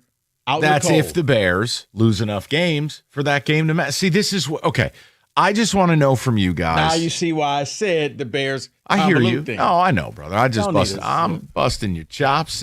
Hey, man, Founders Day 109. So I was blessed to be a part of it. I'm the keynote speaker at 110. Okay. But I want to know from the people. Like, there's no smarm or sarcasm. I'm not trying to hurt anybody's feelings. Do you share my opinion that coming out of last night's game, the win kept you alive, which is all we could hope for, but this Branch injury kind of ruins it all for me. And again, I'm not trying to turn Brian Branch into Ronnie Lott in his prime, but he's a very important player schematically for what Kelvin Shepherd wants to do. He's a chess piece. And do you know what you're short on defense? Chess pieces. And he's gone now. Because right now, it looks like Shepherd is just doing the same thing that Aaron Glenn just did, and your strategy is take all the chess pieces and just throw them at somebody. Well, and again, last night, the Cowboys, the tackle that was healthy stinks. And then the tackle who replaced the tackle was awful. Number 71 was atrocious. I mean, the one play where he looked towards the inside and nobody was there. It's like, dude, there's an edge rush. Oh, that was the Bob Muhammad. One of Bob's sacks. He just ran right past him. Like, wait, that was me. You know, my bad. Also, weird and again, totally not a Lions problem. So I believe me, my heart's not bleeding. Did George Pickens lose money? Was he in a bad mood last night or something? Bro, you want $40 million a year, $35 million a year from Jerry Jones, and CD goes down? Do you think you could finish a route? Do you think you could try? I mean, David's smiling because what did we always say about Pickens? And look, he's been largely electric this year. I thought he grew up. I honestly, last 2 weeks, Rico, something's up with that man. He's in a bad mood again. I thought he grew up. You know what, Mike? Some people cannot handle success, and I think a lot of people were saying how great he was and look at this man. He's going to make a lot of money because I did. I was like, okay, you know what, George, here's your time to shine. Right. You're going to make a ton of weight. You just quit on a route. He quit on several. He did. But no, again, not our problem. It was just one of those, look, I'm happy it happened the week the Lions played them. But coming out of the game, I just go, okay, we kept ourselves alive. I don't think you can use a weird back thing. Dude, you haven't won back-to-back games in 2 months. Save the weird back until you win like 4 in a row. But second of all, what does the Branch injury represent to you? I hearken back to about a year ago. I get you a quarter zip. Founders? Yeah. Man. Bottom line, I go back to a year ago when we lost Aleem. You feel like certain injuries are the straw that just breaks the camel's back. And I wonder about this Branch thing. The Legion of Home worked because you at least had Branch back there. That was the one guy that you knew, okay, I could put him on the best person that he could cover, or if you catch the ball, he's going to light you up across the middle. He is gone. And, yeah, the other guys back there, they're trying, but I do think that this is going to be a major blow. When he walked off the field, I was really hoping that, okay, maybe it's just kind of like Amon-Ra. You rolled an ankle, you'll be back in 10 days. And also, too, I know some people were like, you can't say Amon-Ra's best receiver in football when I said it. No, I'm saying it. 9 out of 10 wide receivers don't play last. No, I'm right here. Not you. No, on people. No, people said I overrate the guy, or Rico. I've grown to appreciate what he is. He's because awesome. He's more than just a slot receiver. You know what I would tell you? And it's not a shot at your quarterback. Goff's not the leader of this team. Amon-Ra is. ASB's the heartbeat of this team. He's the straw that stirs the drink. They feed off him. His toughness as well, with the attitude he presents, that's everything that locker room is. Right. I mean, as we're doing the pregame show and we're watching, he's jumping up and down like he's going to play. And he played well. Yeah. He didn't go out there and in any way compromise anything. And he's hurting. If I told you a receiver was injured, you probably would have thought it was George Pickens, not Amon-Ra. That's a perfect place to stop right there. Good job. FanDuel, NBA Happy Hour on Fridays, 6 to 7:30 p.m. Eastern. FanDuel dropping limited time specials, get you set up. Boosts, bonuses, surprises. Just log in. NBA Happy Hour every Friday, 6 to 7:30 Eastern, only on FanDuel, the official sportsbook partner of the NBA. FanDuel.com/ticket. You can grab your reward before the clock expires. 21 and up, present Michigan. Opt-in is required. Rewards are non-withdrawable. Restrictions do apply, including bonus and token expiration, leg requirements, and max wager amount. See terms, sportsbook.fanduel.com. If you have a gambling problem, call 1-800-GAMBLER. That's 1-800-GAMBLER.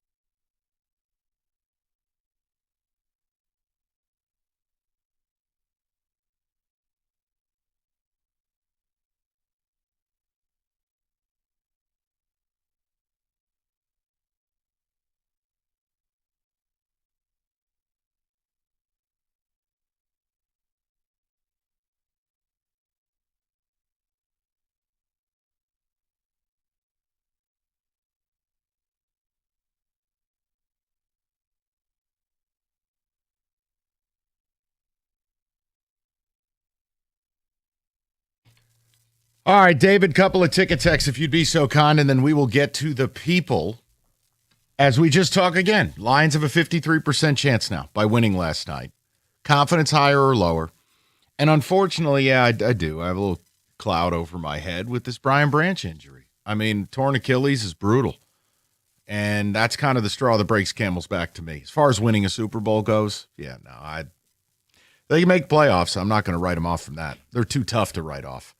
But as far as winning anything of substance, like in my world is a Super Bowl, because we've seen playoff wins, I can't. I'd be lying to you if I said I had a belief. Did the same damn thing after Aleem got hurt last year. It's just how it is. There are certain players you can't lose. No, you're and right. they've lost enough of those players that it just gets a little difficult to me. Laporta being one. I think Branch is one. If I said to you, hey, you've got, outside of Jared Goff, you lose your quarterback, your season's over. We all agree with that? Yeah. All right. Outside of Jared Goff, if I asked you to name the next 5 best guys on this team, I think you've lost 2 of them. You can't survive. No, you're correct. It's too difficult. You're correct. Amon-Ra would be another one. Gibbs, and I guess Hutchinson. There you go. David, what do you got, buddy? I'm over 53%. We are going to get in and run the table. Someone else texts in and says, a week ago, we said there's no chance at the playoffs. It is a week-to-week league. We aren't going to win the Super Bowl, though, so the season is a failure, but it's on to the next game. Yeah, as far as making the playoffs. Yes, I've never written them off for making the playoffs. I don't know where that comes from. Well, no, you had them below 53%. That's because that's what the math said. No. That's why people are saying you're writing them Well, off here's why. Because the you took the under. 53%, you have to control what you can control, but so much of what we need is out of our control. And that's just it. If we were sitting here and it was week 10, that's different. You have a chance. After you got 4 games left and you run the table on all 4, you still may not be in. I got to do the math, but I still don't think that you would be in if you ran the table. You still need help. That's the Exactly. whole premise. All right, let's go to Jason, 97.1. Jason, what's going on? Hey, thank you for having me. Mike, Rico, I think you guys are studs, man. I'm a Michigan fan, but you guys are still studs. Oh, I love you too. Yeah, thank you. Thank you for complimenting 2 broken Spartans. We appreciate it. I appreciate that too. But Brian Branch, I've been a season ticket holder for several years now. I've been a fan for 40 years. Silverdome, I watched Barry Sanders have his first touchdown, the whole 9. Branch is a great player. He's a great, downhill player, run defense, the whole 9, but his coverage is absolutely nonsense. I think with Avonte Maddox, it'll be good. I think Brian Branch, it sucks that he's gone, but Avonte Maddox will fill the need that we need, I think. Well, look, I know Branch his eyes were in the backfield last night, and he got dusted on that deep play to Bobby Corduroy or whatever that guy's name was. But, in general, I mean, Jason, covering guys in the flat, he's elite. His blitzing, his run support. If you want to say, in an alternate universe, hey, on 3rd and 18, Avonte Maddox, deep cover is better, okay. But remember, Kelvin Shepherd is moving Branch all over that defense, and now that's gone. Right. Branch on the blitz. And here's the thing about Avonte Maddox. He's out there because Kirby's not there. So now you're still minus a player. I mean, no Branch. I don't know who's going to fill in. But, yeah, Branch is more for run stopping, blitz packaging, and just hard hitting across the middle. I agree. I think we need Kirby back, but I think we're losing Branch is a big deal, but for the run game, but I think Avonte Maddox can fill it, but you guys. No, I mean, Jason, I know what you're trying to say. I just think it's when you zoom out, he does so many things. I don't think you're accounting for all those things. Hey man, if you don't believe it ends your Super Bowl dreams, I am mad at you. I'm not going to sit here and take smoke. The loss, not from you, Jason, but I'm not being negative. I picked him last night. I'm not writing him off for making the playoffs. But when you have catastrophic losses to unicorn players, you can't overcome those things. You do. Okay, God, here we go. You don't have the quarterback to overcome those things. I like Jared Goff. I'm fine with Jared Goff. I'm not one of the people who wants him gone or bitches about the mobility. No. What I'm saying is, If you lose those players and you have Josh Allen, you might overcome it. If you have a Mahomes, you can't lose it. Like tomorrow, if the Rams lose Puka Nacua and they lose Jared Verse, guess what? They're not. They are taking a substantial step backward. Mm-hmm. That's Laporta and Branch to you, on top of your other injuries.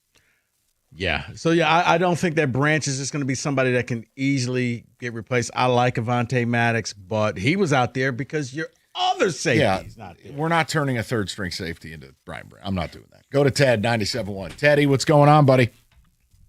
Hey, Mike. Hey, Rico. Hey, I heard MSU has a new slush fund. Rico, can I get one of those crested quarter zips to send my way? Founders. For me. Hey, how about a Nike Pro Combat Founders helmet?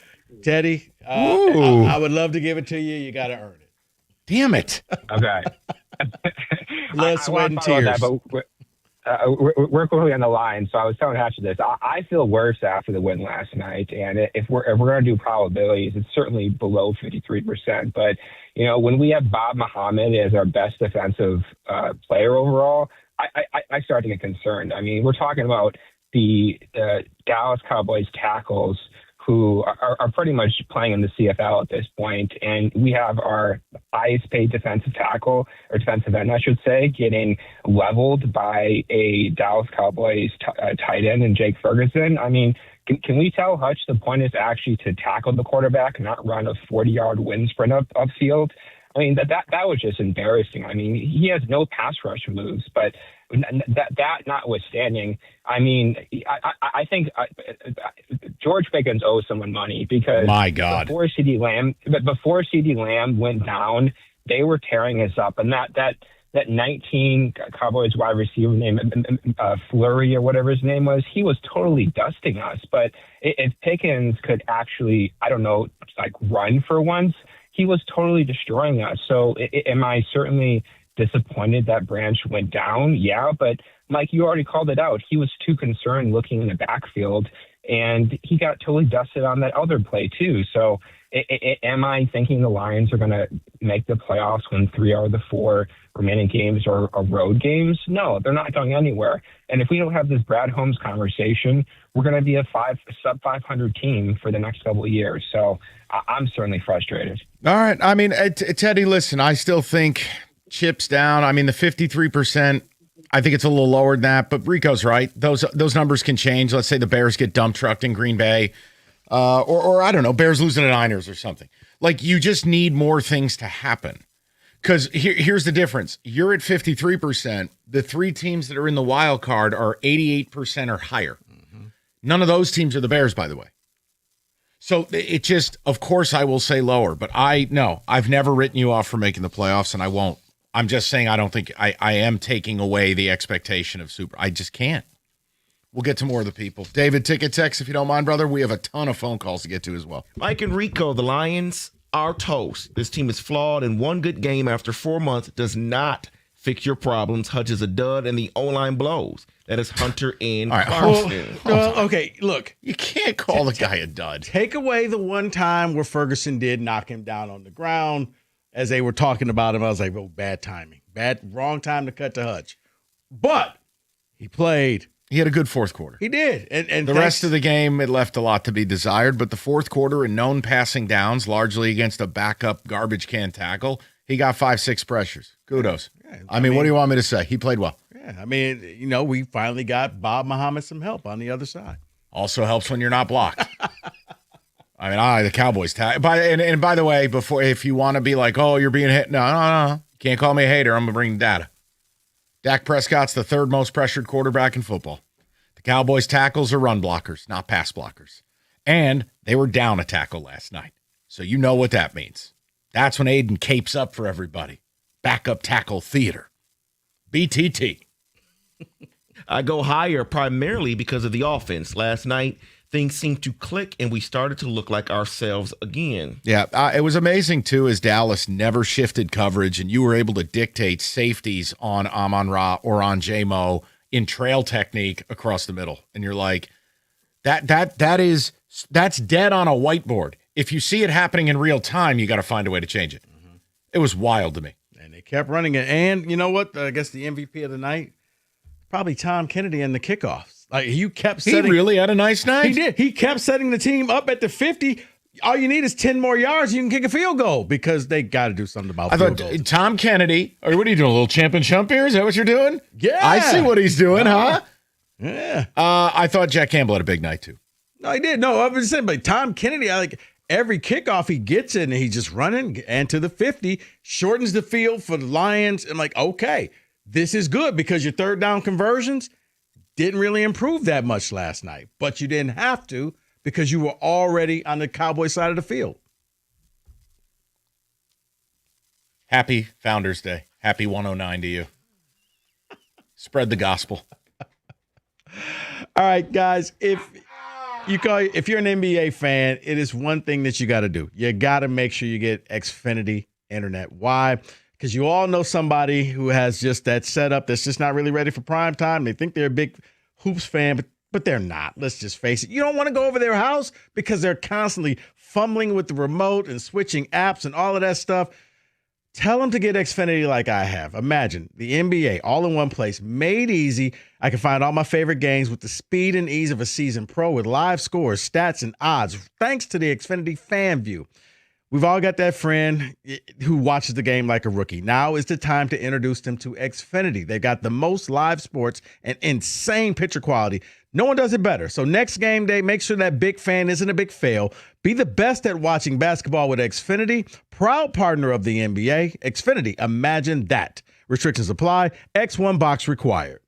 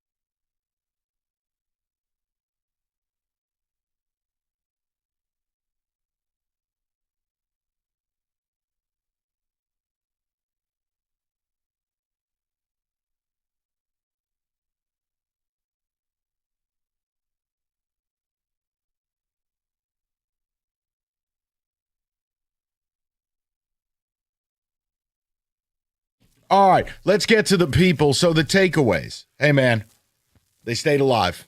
Got a big win. I'm happy they did because now I get to say they never lose 2 in a row, which Rico took from me yesterday. And I'll never take it away from you again. Thank you, Founders.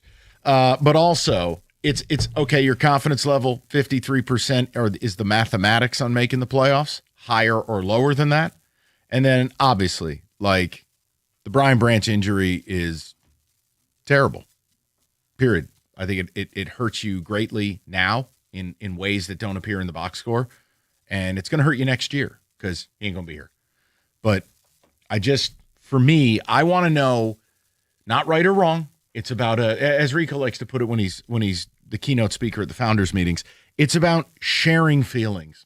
I just felt the air come completely out of the Super Bowl balloon. I mean, hell, a lot of people didn't think they're going to make the playoffs. My whole point is get in. You have a really high upside. You could win some shootouts, oblong ball wrapped in pigskin, weird things happen. Now, with Branch being gone, I've kind of just given up the ship, so to speak, as far as the Super Bowl goes. But that's where we're at. But really nice performance last night. And, hey, shout out punting. How about that? You punted. You forced the Cowboys on a short field. They punt it back to you. You score things. Weird how that works. Smart. I mean, look, all 3 phases of the game, they played well. Yep. And the coach actually had a game plan, used his timeouts, clock management.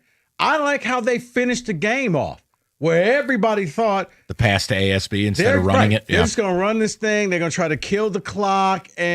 Or we learned from what Green Bay did last week. What if we just pass, get the first down, and then this thing? Well, especially on a night where Dallas clearly, from a matchup standpoint, just could not cover people. So once you see the game playing out that way, you can color outside the lines a little more. Plus, Amon-Ra looked great. I know he probably didn't feel great, but he looked great. No. That's why I love the guy. But you can have all these high-maintenance receivers all you want. And he may be more limited than some, and he's not Jamar Chase or he's not JJ. But I'll be damned, man. Amon-Ra's a stud. I'd take him on my team 10 out of 10 times. I love him. Yeah. I know he's never going to be a 50-50 ball guy. Not going to catch 80-yard touchdowns. But he can bust your ass 14 yards at a time. No, I mean, it kind of reminds me. He's good, man. It's a little bit of a Hines Ward. Oh, no. Come on. He's better than that. Please. I like Hines Ward, man. I'm glad you did. All right, let's David, jury, you didn't like it? Didn't like it. Am I insulting Amon-Ra St. Brown? Hold on. As a side topic, what is the historical comp for Amon-Ra St. Brown? It cannot be Hines Ward. Hines Ward was a better blocker than receiver. No, but I'm saying he was a receiver. He was that tough guy. Comp? He was the heart and soul of the Steelers. I'll think about it, and we'll keep it moving. And I think he was a guy that just never really got his flowers nationally.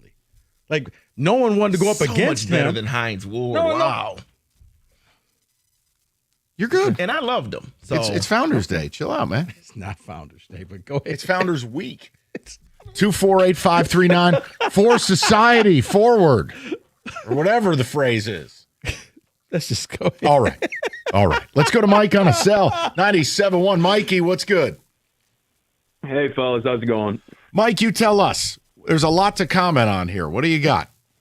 There is. So I want to start with just yesterday's game real quick. Then I'll answer your question on the percentages. I thought, and you guys just talked about it, I thought Dan Campbell called a really nice game. Yes. The clock management to end the half, using his timeouts, getting the ball down the field. It would have been nice to hit Tesla on that ball. Goff kind of sailed it, but you leave with 3, you get ball to start the half. I really like that. A couple of times they were throwing Gibbs in the slot. Mm-hmm. Did I miss that all year, or was that like a new development that I saw, or maybe more yesterday? It's a wrinkle. I thought that looked really well. It's a nice wrinkle. And then he took his medicine on 4th downs. I know he kicked 3. What was it? At a 4th and 5, right around midfield. Dallas blocks the kick. It didn't hurt, did it? No, it did. Right? And he's punting the ball the sun away. still came up, right? Like the earth didn't end. No kid. It just felt like it was a more well-rounded game plan. Looked like the team was playing better. But all right, enough of yesterday because there's definite concerns on this football team. I'm going to go under 53%, with the question asked. with Branch going down, this secondary is not good. I mean, all right, Legion of Whom, that's cool. Amik Robertson, how many yards did he give up yesterday? DJ Reed didn't have a good game. I mean, who knows if Kirby Joseph is ever coming back again? That's the one right there. Mike, I just, I know clearly none of us, well, I don't want to be as presumptuous. Maybe you are a doctor. I'm not, but I've given, I'm not a doctor. I've given up on the idea of Kirby Joseph. Like, I don't even know what to think anymore. No, I agree with you. And the way I'm looking at it now, this is basically the same team as last year with injuries on the defense. Now it's, not the defensive line, it's the secondary, but you're hurting there.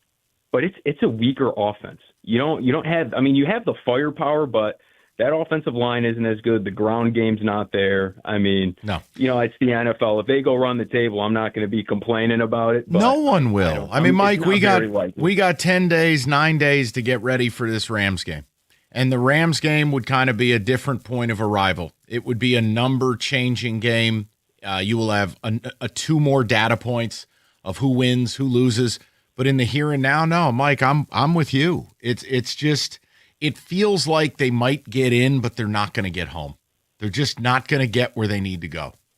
That's true. I don't know. Maybe go win a playoff game. Who knows? But no, last night it was that feel-good game. Team looked like it was doing better, and now we turn our attention to the Meston Maker tonight, right? Oh, baby. Yes.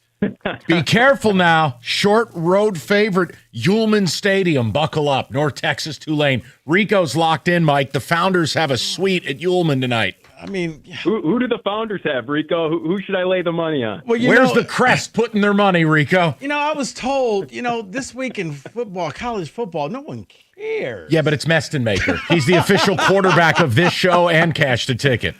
No, I like North Texas. All right. Be careful. All right, you fellas have a nice weekend, man. Mike, you too, brother. Appreciate it. The Meston Maker. Isn't that the team Sinbad played for in the movie? The Armadillos. Yeah. I don't think Kathy Ireland's the kicker, pal. Scott Bakula at quarterback. Quantum leap. By the way, do you know what it is estimated that Meston Maker's going to get in the portal? I was flabbergasted by this number. Well, I was going to say 3.5, but that market is... Stop right there. $3 to $3.5 million. Oh, okay. This is a kid who never started a high school game.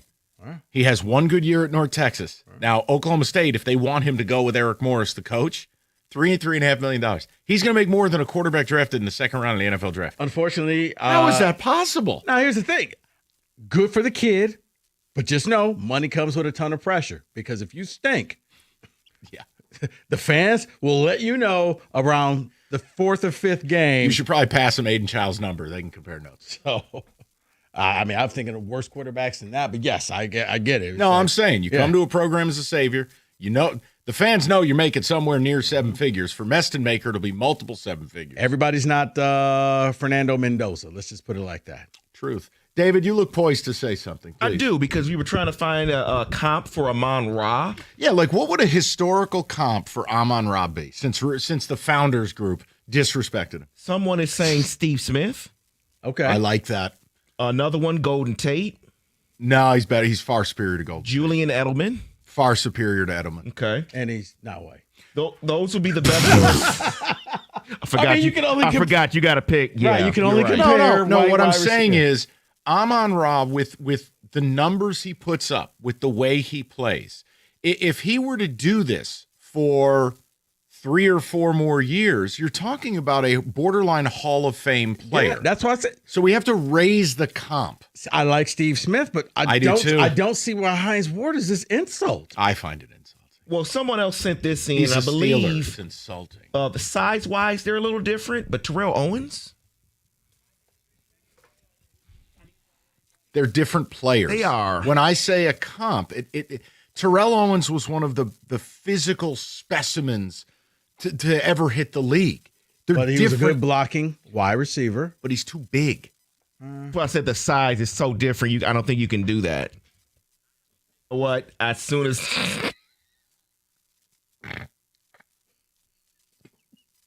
So, Steve Smith, huh? You also can't talk about size with Steve Smith either. I'll tell you, by Friday, we really, like, if we start the week as idiots, by Friday, we are complete idiots. Like, it's after, 25 total hours of content all in. We talked about James Brown's interview earlier in the week. And then watched it. I feel good. Where are the sunglasses? You need to show up to the Acrisure Stadium at Spartan Stadium next year in the 1988 James Brown sunglasses. Only if I can get the buff style and be like everybody else from the city. To see most. If you don't know what I'm talking about, James Brown did a network news interview 1988. Just type in James Brown TV interview. He had just gotten out of jail. And he was already coked up. I don't want to talk about that. I want to talk about this. Feel good. Someone did text in and says he loved angel dust. So that's my. Oh, hey, look, he hit every step on that yellow brick road of drugs. On a live interview, he got up and started gyrating in front of the camera. He started talking about how good he was in bed. I mean, my God, it was like ABC National News. The woman, I promise you, immediately went to commercial and told her producer, put this man back on with me, and I'll quit live. Actually, you know what? After the news today about Michigan State, many Spartan fans are James Brown 1988 today. Feeling good? Gyrating, feeling good, and maybe coked up. All right. Health insurance for 26. What are you waiting on? Call Mike Papura now. Only time you can change your coverage. Open enrollment ends soon. Don't waste your time navigating the process. I mean, you give yourself a migraine. Let Mike handle all that. He's your advocate. He is your guy. 30 years of experience. It pays dividends. He'll shop on and off the marketplace, present you with a ton of different options, including the lowest priced, guaranteed. Call him today, 877-734-2200. That's 877-734-2200, or you can go on the web, nbphealth.com. And remember, National Benefit Plans would like to be your health and life insurance agency for a lifetime.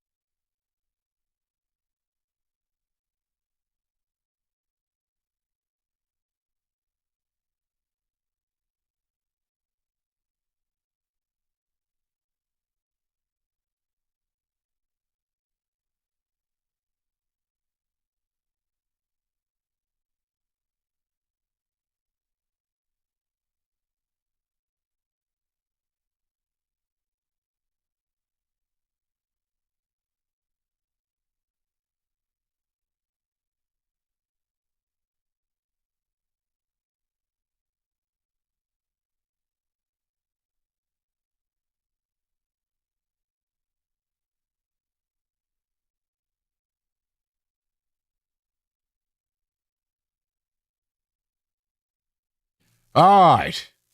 I'm not sure how I did last week. I just know I've won like 8 and 9 weeks. I'm on a heater. It is time for the much ballyhooed, presented by Zeta Theta Beta, or wherever Frat Rico was in Founders Alpha, Day. Phi Alpha, get it right. Phi Alpha Founders Day edition of Keep my name out of your mouth.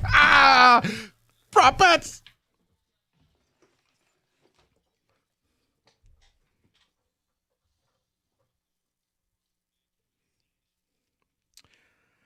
All right, Michael, you did not win this past week. Damn it. I did. All right. It's serendipity because it's Founders Week. All right. Yes. Let's start off with a little college football. Alabama first half points in the SEC title game, over under 11.5. Okay. Georgia never gets off to good starts. Bama dominates the first quarter. You could also, by the way, just side note, I don't do things like this, but if you're interested, betting Bama in the first quarter is like 9-2 this year, if that's your thing. Okay. I will say over. I'll agree with Mike. I think Alabama starts strong. I think Georgia ends up coming back and winning, but I'll take Alabama over 11.5. No, I'm going to go under. I think this is going to be a tight game, so the first half will be that way, so under. David, I'm with you as well. I think maybe in the second half things loosen up a little bit, but it's going to be a lot of nerve. Fun note, the first time they played, it was the inverse. 38 points at the half in the first half. A grand total of 7 points were scored in the second half.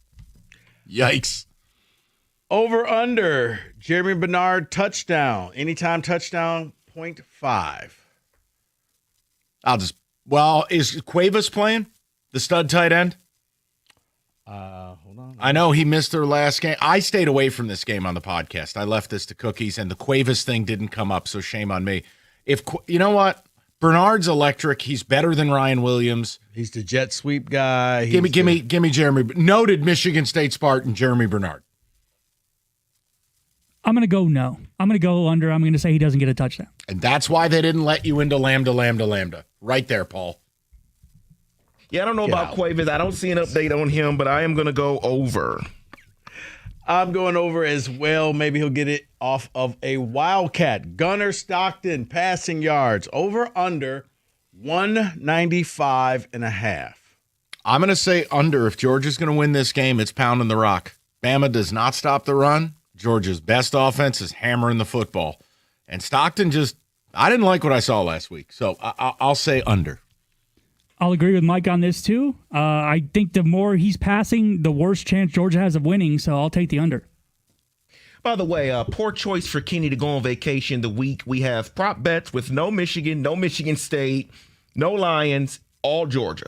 Yeah. He's missing it. So how about going on vacation in the middle of football season? Bold strategy. As a married man. I don't give a damn. I'm a married man. I don't take time off during football. Next. I'll leave my comments to myself. I'll go under. All right, we'll do a clean. I'll be. We'll do a clean. He can get drunk here. He didn't have to go halfway around the world to get hammered. Clean sweep with the under. Guy smells like vodka half the days he walks in. Big Ten title game. More passing yards.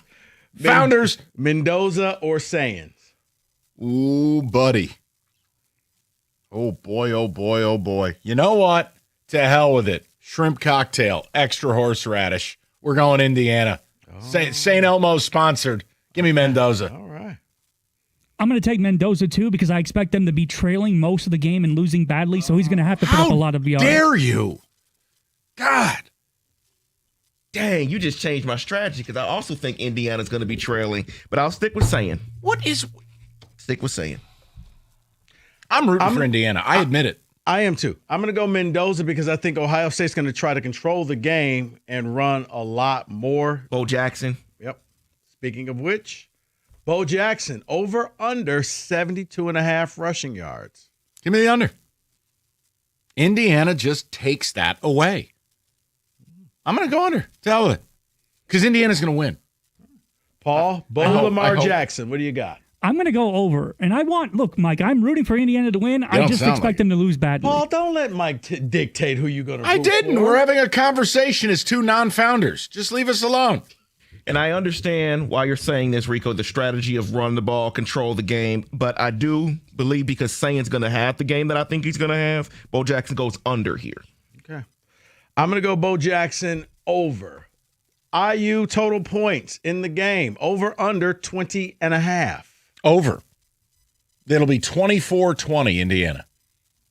At least that's how I see it in my sappy dreams. Oh, Signetti at the podium. Oh, I need it. You do realize, 10 years ago today, State won. I'm going to go under 20 and a half. Such a deflator. The LJ Scott.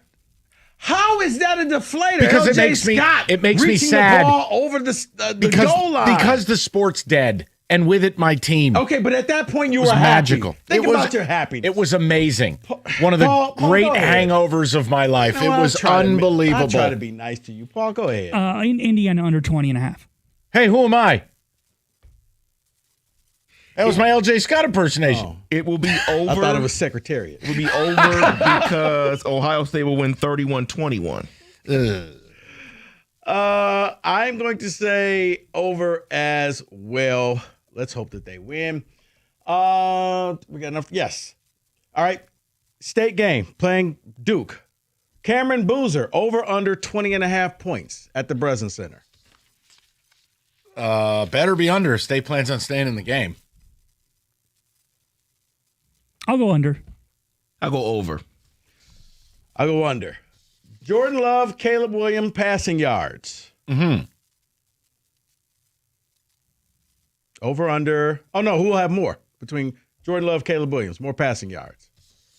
Was it 18 degrees at kick?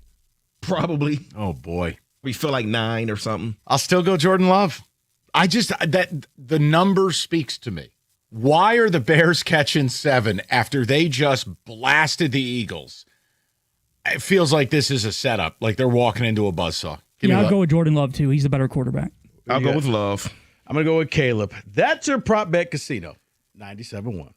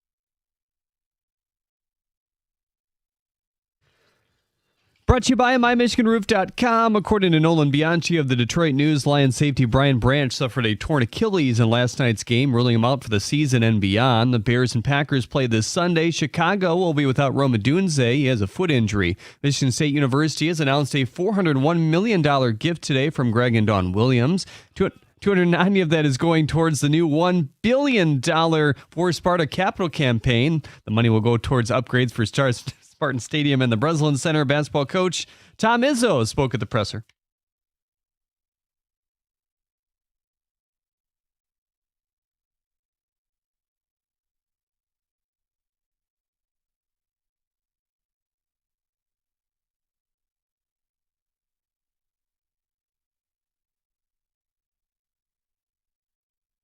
The Pistons host the Blazers at Little Caesars Arena tonight for the first time this season. Marcus Sasser has been upgraded to questionable. Duncan Robinson holds that same designation, having missed the last 2 games. Both players were at shoot-around this morning. Hear the game right here on the ticket, coming up at 7 o'clock. According to Evan Petzold, the Tigers are interested in signing Brad Keller as a starter. Last season, he spent the entire season as a reliever with the Cubs, with a slim 2 ERA after going back and forth between starting and relieving the previous season. Mark Feinzen of MLB.com also says Detroit is interested in starters Zach Gallen and Michael King. At the Corwell Health Sports Desk, I'm Jeremy Otto. For more, go to 97.1 The Ticket or Odyssey.com.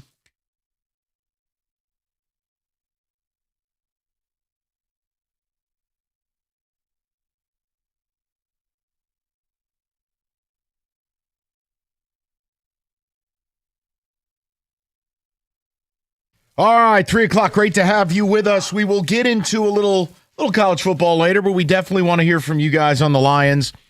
Rico, I need you to focus. I know you're still hammered from the Founders after party last night. That ain't what. Just move on. Listen. I want to just present to people very quickly kind of our takeaways, the topics, the questions. So winning last night, your playoff odds now sit at 53%. My question is your confidence level higher than 53% or lower? And look, the Brian Branch injury does paint how I feel. I'm admitting that. If you think that's wrong, that's fine. I'm lower than 53. I just don't. I think this team can get in. Obviously, I picked them to win yesterday. The point is, the Brian Branch injury feels like the Aleem injury a year ago. It's just the straw that breaks the camel's back to me. And they're just not going to win anything of substance. Hope I'm wrong, but I'm also not in the business of lying to my audience. That's one. 2, your view of the Brian Branch injury. And I know I've categorized it just like the Aleem thing. It feels like the straw that breaks the camel's back. The other thing we were having fun with, and it's a much lighter topic, was just everyone knows like I'm an Amon-Ra super fan. Yes, I've called him the best receiver in football, and people scoff at it, but you have to take into account things that aren't all statistical. Like, yes, I understand Amon-Ra will not catch 80-yard touchdowns. I understand he won't dunk on people. But the toughness, the work ethic, the blocking in the run game, the selflessness, the idea that 9 out of 10 receivers wouldn't have taken the field last night, he did, and he showed out. He is the leader of the team. And I value that because what other receivers can you really say that about? Like this team to me, he's your heartbeat. He is. That's just how I feel. I don't think it's Jared Goff. It's not Jahmyr Gibbs. It's not Aiden Hutchinson. The leader of this team is Amon-Ra St. Brown. He's exemplary of like what Campbell preaches, Rico. Grit, toughness, team-oriented, do your job every play. I just have immense respect for Amon-Ra St. Brown. But we were looking for a comp. Because you can't be like, wow, he's like Terrell Owens. No, Terrell Owens was a malcontent. And he was 6'3", 225, looked like he was designed in a comic book. That's not Amon-Ra. No. So what is that comp? Because Rico, who again, forgive him, he had a very late night, big Founders after There's party. No forgiveness needed. Well, you comped him to Hines Ward, and that I will not abide. I don't see what's wrong with Hines Ward. He's a bum. 1,000 receptions, 12,000 receiving yards, 85 receiving touchdowns. Known for tough blocking, footwork, Super Bowl wins, 14 seasons. I just think Amon-Ra's better. But okay, you said Hines Ward. The point is we're having fun with you guys with that too.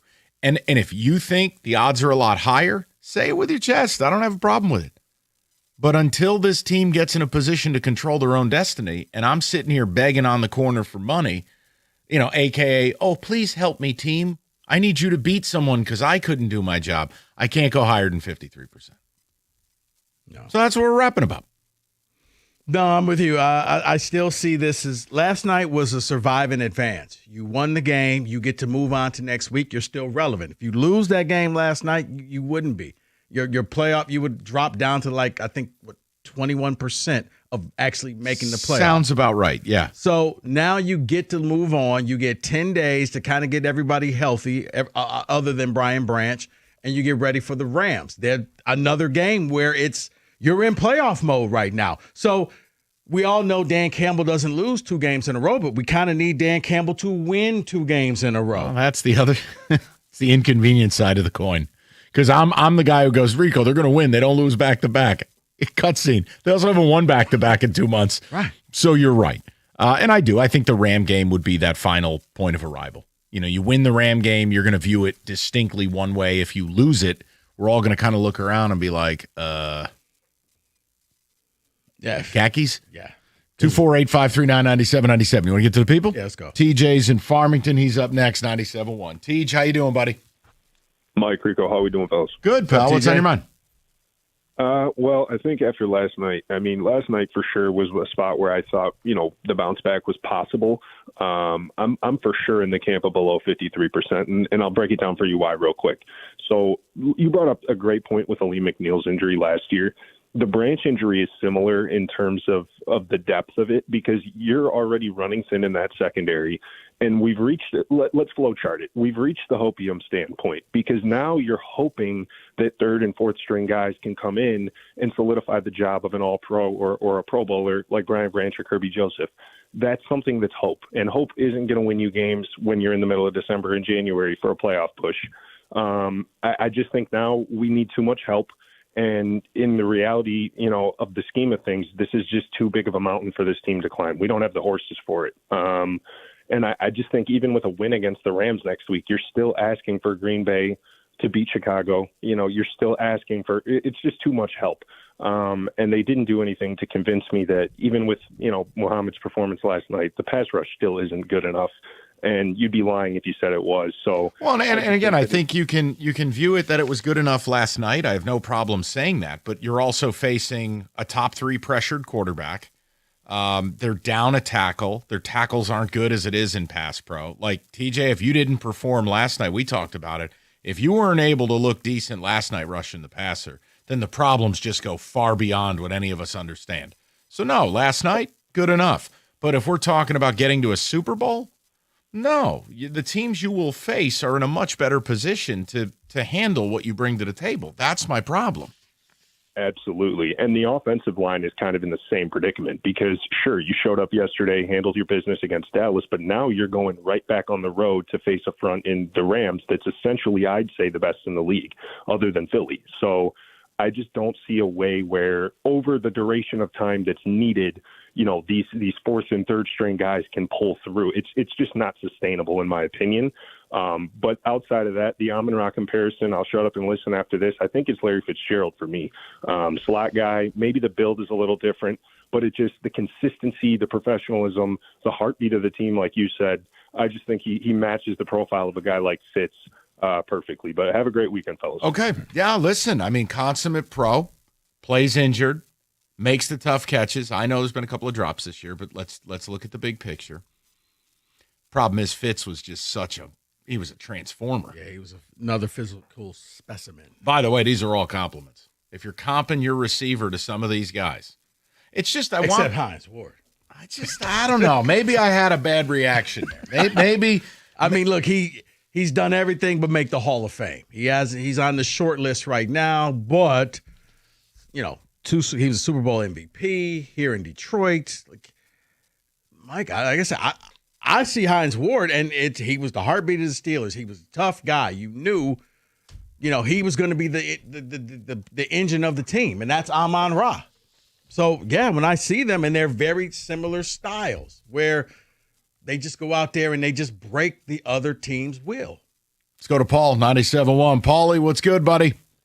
Hey, how are you guys? Happy holidays to all of Paulie, you. what the hell is going on? How you been? I've been very well, Mike. Good, buddy. Retired, downsized, taking some trips. Life is good. Look at you. You've got all the answers. So what do you got for us? Well, first of all, I think we have our punt/kick returner. So there's the good news. The Tom Kennedy legend grows. Why not? I mean, anytime you get to the 50 on a kickoff, I guess you're living large. True. Yeah. That's true. Also, you guys got to help me out here with the comp to Amon-Ra, which I do believe you guys are correct. That is the face of your franchise. No doubt about it. Okay, he was here for a couple of years. I think Caldwell was the coach. He was Brady's guy in New England when they were winning everything. He's a white guy. What the heck was that guy's name? Well, there were two, because the Patriots specialized in white wide receivers who also played lacrosse. Wes Welker could be one. That's him. That's the guy. I'm gonna say Amon-Ra is a superior player to Wes Welker. Wes Welker was kind of the same. Yeah, but I think Amon-Ra, better athlete. I think Amon-Ra's more physical. Wes Welker was like a little slot machine, little 3 and 4 yard little swing passes. Yeah, but he did get yacked, so that was always good. Let me pull. Hey, David, pull up the Wes Welker flow chart there. I want to just give me some of the totals. I mean, I know he had 1 year with Peyton Manning in Denver where he had 13 or 14 touchdowns. I want to pull up the New England years, but go ahead, Paul. Sure. All right. Well, okay. Regarding the rest of the way with our beloved courageous Cats under Coach Campbell, yeah, we're going to need some things to happen. But here in Detroit, we've been kind of used to that. Pittsburgh, can you please beat Green Bay? No, you didn't. Minnesota, can you lose to Dallas? No, you didn't. We've had that happen for decades here. But to me, I look at the rest of the way, especially the next game with 10 days off. You're going to L.A. that they basically got 30 fans. And you can take that place over. And if you play like you did last night, oh, by the way, where was that against Winston? Where was that against Green Bay? And where has that been? Losing Branch, yeah, that's tough if anybody thinks it Paul, is. The way I put it is this, right? If you take your top 6 players and you parse out your quarterback, if your quarterback's not one of your best 6, you're not a good team. That leaves 5 spots. Mm-hmm. Branch is one of those 5. Laporte is one of those 5. They're both gone. And I don't think your quarterback is good enough in the grand scheme to carry that weight. And I like Jared Goff. That's not a slam.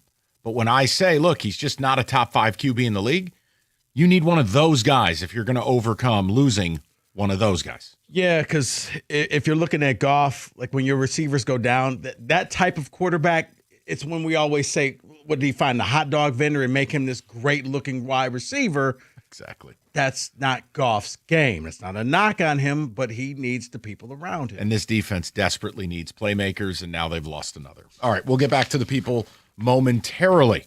97.1. All right, Northville Lumber, largest Trex decking outlet in the country, and Northville is Michigan's Trex superstore. They stock all colors of Trex decking, railing, lighting. They have it all the time. Absolute lowest prices. So whether you're a builder or a do-it-yourselfer, you can count on Northville. They're going to have everything you need when you need it. So plan it, build it, buy it. Best in class. It's Northville Lumber. Stop by the showroom, take home some samples, and then get to business. Go to northvillelumber.com. That's northvillelumber.com.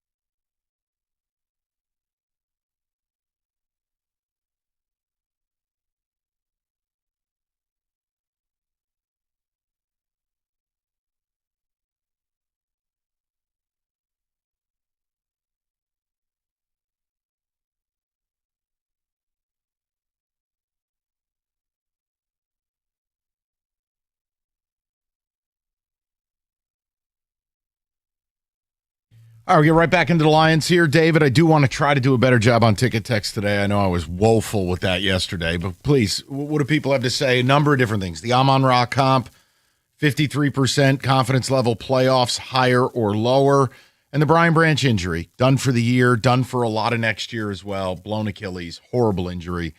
That's kind of me. As Rico got into the Rocky 3 and Rocky 4 talk earlier in the week, just throw the damn towel. Like that's my. It's supposed to be an exhibition. Well, it's not, and now we're down several really high end players. As far as a Super Bowl goes, yeah, I've gone just a hope phase. And see, the other thing that's really missing with Branch gone, when Shepard throws the house at the line, you know that you got Branch back there as the safety valve, the guy who, you know what, I can just defend your best receiver, and if they do catch the ball, I'll punish them.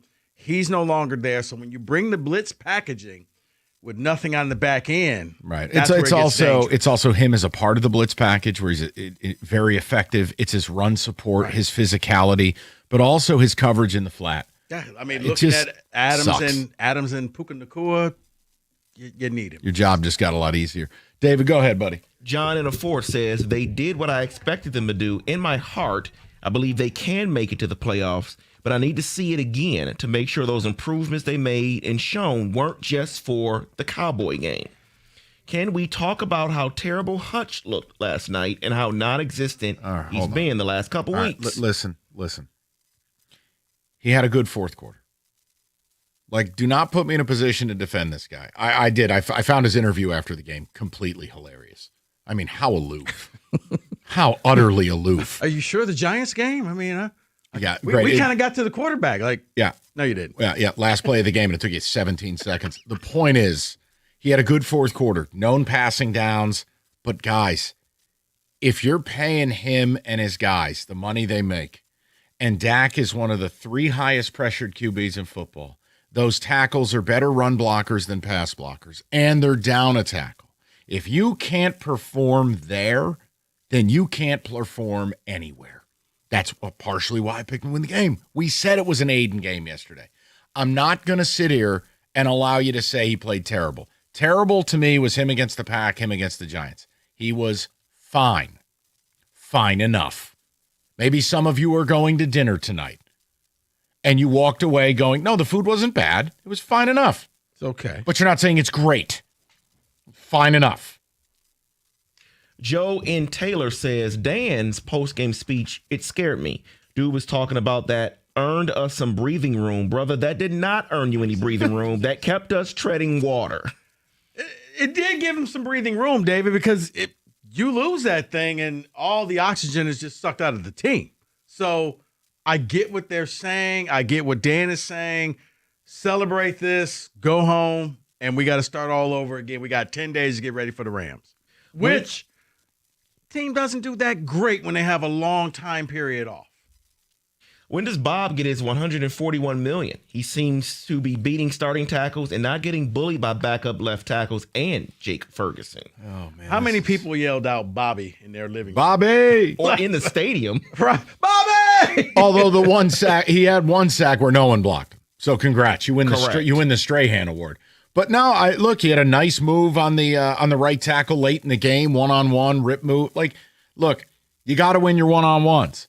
It can't be excuses all over. Aiden's got to win his doubles or, chip plus your other guys, the others, as the NBA says. You got to win your one-on-ones. Mm-hmm. It was a nice night, but it's supposed to be a nice night. That's a bad pass-blocking team. The problem is I don't think you're going to get the consistency from him every game with that type of productivity. So. Probably not. David, go ahead. From Ryan, he says the team is depleted. They looked good last night with guys I've never heard of, but they can't advance. Sorry, I'm under 53. No, you don't need to be sorry. And it doesn't mean you're rooting for that to happen. It means you're living in reality. Hold on. Could you say that again for the people in the back? That you're not rooting for it to happen? No, because I think people take it, well, you guys don't want the Lions to win. Like, no, that's just a defense mechanism. You're looking at the numbers and you're 53. And like I said, I am below the 53 because you're your founder.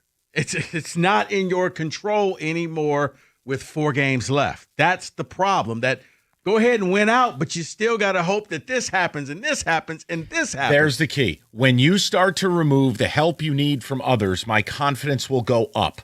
But the team is in a situation in a given year in the NFC where there is a possibility an 11-win team gets left home. It happened last year that a 10-win team got left home. I think that's a mortal certainty. And I think 10-7, you're not getting in. And look, you believe in the script writers. I think the script writers are writing Week 18 as we speak. Oh, Lions, Bears. In Chicago. The teacher versus the student. Right. For a winner-take-all showdown because the Pack will have the division wrapped.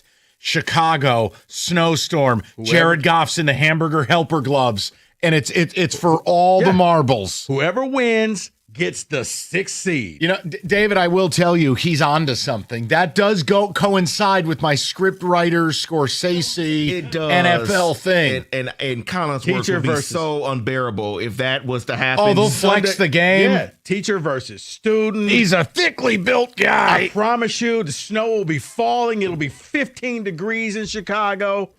Yeah. I hate that he's right, but I think that's the script writers. And that game, winner gets the 6th seed. Loser, you're out. That happens, I'm doing the Kenny. You're going to show up drunk? You're going to go on vacation? Vacation it is. All right. Or being drunk on vacation, whichever floats your boat. All right. Let's go to Greg, 97.1. Greg, what's going on, buddy? Hey guys, I'm going to answer 2 of your questions, and I have a comment and a question. All right. When I was on hold, Anquan Bolden popped in my head. Hands of steel, tough as nails. Doesn't go for more than 40 or 50-yard touchdowns. So that kind of popped in my head. And had a physicality to him, even though he wasn't the biggest player in the world. For sure. Yeah. For sure. To answer your other question, I'm definitely higher than the 53%. You guys might yell at me. Yes, we need some help, but all you need, if you look, Chicago, I think, is a fraud, personally. They've got 5 wins within the last, 4 or 5 minutes of the fourth quarter. That's not sustainable. Philly's a train wreck. And if you look, Seattle and Green Bay, all those 4 teams, if any one of them goes 2-3 and you do what you're supposed to do, you will get in. You're definitely right. 10 wins isn't going to do it, so you got to get to 11. But hold on, Greg, I'm going to let you finish. But all of the things that you just said, all of the ifs, and if this, and if this, and if this, that's what makes it so difficult for this team. I totally agree, but I guarantee you guys, Mike, I see you at the gym all the time. I've never introduced myself to you. I respect your privacy. I guarantee you one of those. Greg, next time just go up to his bodyguards and say, hey, I'm an avid listener. I'm just saying one of those 4 teams I just mentioned is going to go 2-3. If not, Mike, I'll come up into the gym. I'll wipe down your equipment when you're done. Please. I'll coach your weights around, stuff like that. Greg, here's what I want to do. You just brought up something super interesting, man. I kind of dig this. David, give me the commercial break. I want to pull up the remaining schedules. Because to Greg's point, we know who the Lions are playing. Let's bring up the rest of this. Okay. And Greg, I want to do that. Who is your pick to go 2-3, though? I want to see if I end up agreeing with it. This is fun. Definitely Chicago. I think Chicago could actually lose out. I mean, they're only. I mean, are the Browns a guaranteed win? I mean, no. They are. Hold on. The Browns beat the Packers, though, Rico. You've got to give Greg a point here. Okay. If it's bad weather, number 1 defense in the league, and Myles Garrett rips your quarterback's head off, I'll go with Greg there. But Greg, Chicago goes 1-4. I wouldn't be surprised if Seattle goes 2-3. Look at their schedules, man. We're going to pull this up now, Greg. I love this. Greg, I love this. I give the Browns beating the Packers kind of like the Vikings beating the Lions. All right. Where let me go through the matrix. I'm going to go through. Greg has given us a homework assignment. I want to do this. I got him right here. Let me make my quick comment and ask you guys a question. My comment: I don't think the branch play should have even happened. Their left guard or tackle, he had a false start 2 or 3 times that they never called. So that branch play should have been called, as soon as the ball was snapped. So that was bad. And there was also when Goff thought he had a free play, their whole defensive line jumped and was in the neutral zone. Greg, my head exploded. You guys is. And then the best part, they show the replay, Greg, and they go, "No, I think the ball was snapped." I'm going, "What are we making things up here?" This game was officiated so bad that I think both coaches, when they shook hands, said, "You got screwed." No, you got screwed. It was awful. What about the safety? Was that or was that not a safety? I thought the rule was it has to be clearly. Initially, I thought it was a safety, no doubt. Then now, Greg, I'm not telling you right, wrong, or otherwise. They came back from the damn commercial break, and I got Terry McCauley in the corner. They showed a still, and you're like, well, I guess the ball was out. I still think it's a safety. You know what? That's my answer. I still thought it was a safety. And get rid of the rules experts. They're useless. With sideline reporters? Get rid of them too. All useless. I talked to coach, and they said if we score more points, we'll win. No, I did like it when Campbell's like, we got to get turnovers. Bing! Turnover. Script writer. There you go. Take him to church. Great weekend for the basement, guys. We got all the championship games in college football. You got Duke at Michigan State. It's going to be a great weekend. I love what Matrix Basements did for me. They tricked out the basement for me. It was totally unfinished. They can do the same thing for you. As a matter of fact, if you get your basement done right now through Matrix Basements, it's build now, pay later. No payments for 20. Okay, James, please. No payments for 24 months. That's 2 years, no interest, no payments, and you can enjoy your brand new basement right now. By the time they're done, you can be watching the Final Four in your brand new basement built by Matrix Basements. It's the Build Now, Pay Later program. 24 months, absolutely zero interest, zero payments. Build now, pay later, and enjoy that beautiful new Matrix basement a whole lot sooner.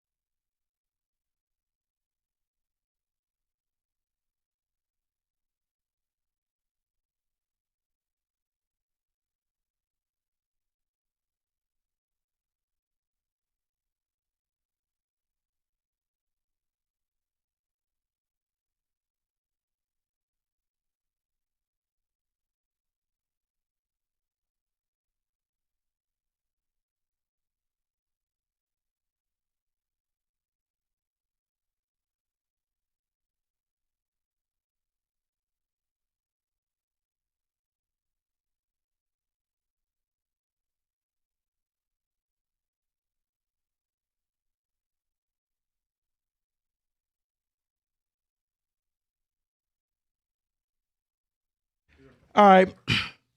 We got the breakdown. Got The breakdown. Matrix, presented by Greg. Let's go through this. Eagles, Packers, and the Bears, their final 5 games. Which one do you want first? Eagles. Okay. Okay, then. Eagles at the Chargers, followed by Las Vegas at home. That's a win. At Washington. That's a win. At Buffalo. Coin flip. I don't think Buffalo's much either. And then they finish with Washington again. All right, so I'll tell you what. I'll chalk Buffalo as an auto loss. Let's say they go 3-2 down the stretch. Okay. 3-2. Packers. You got the Bears at home.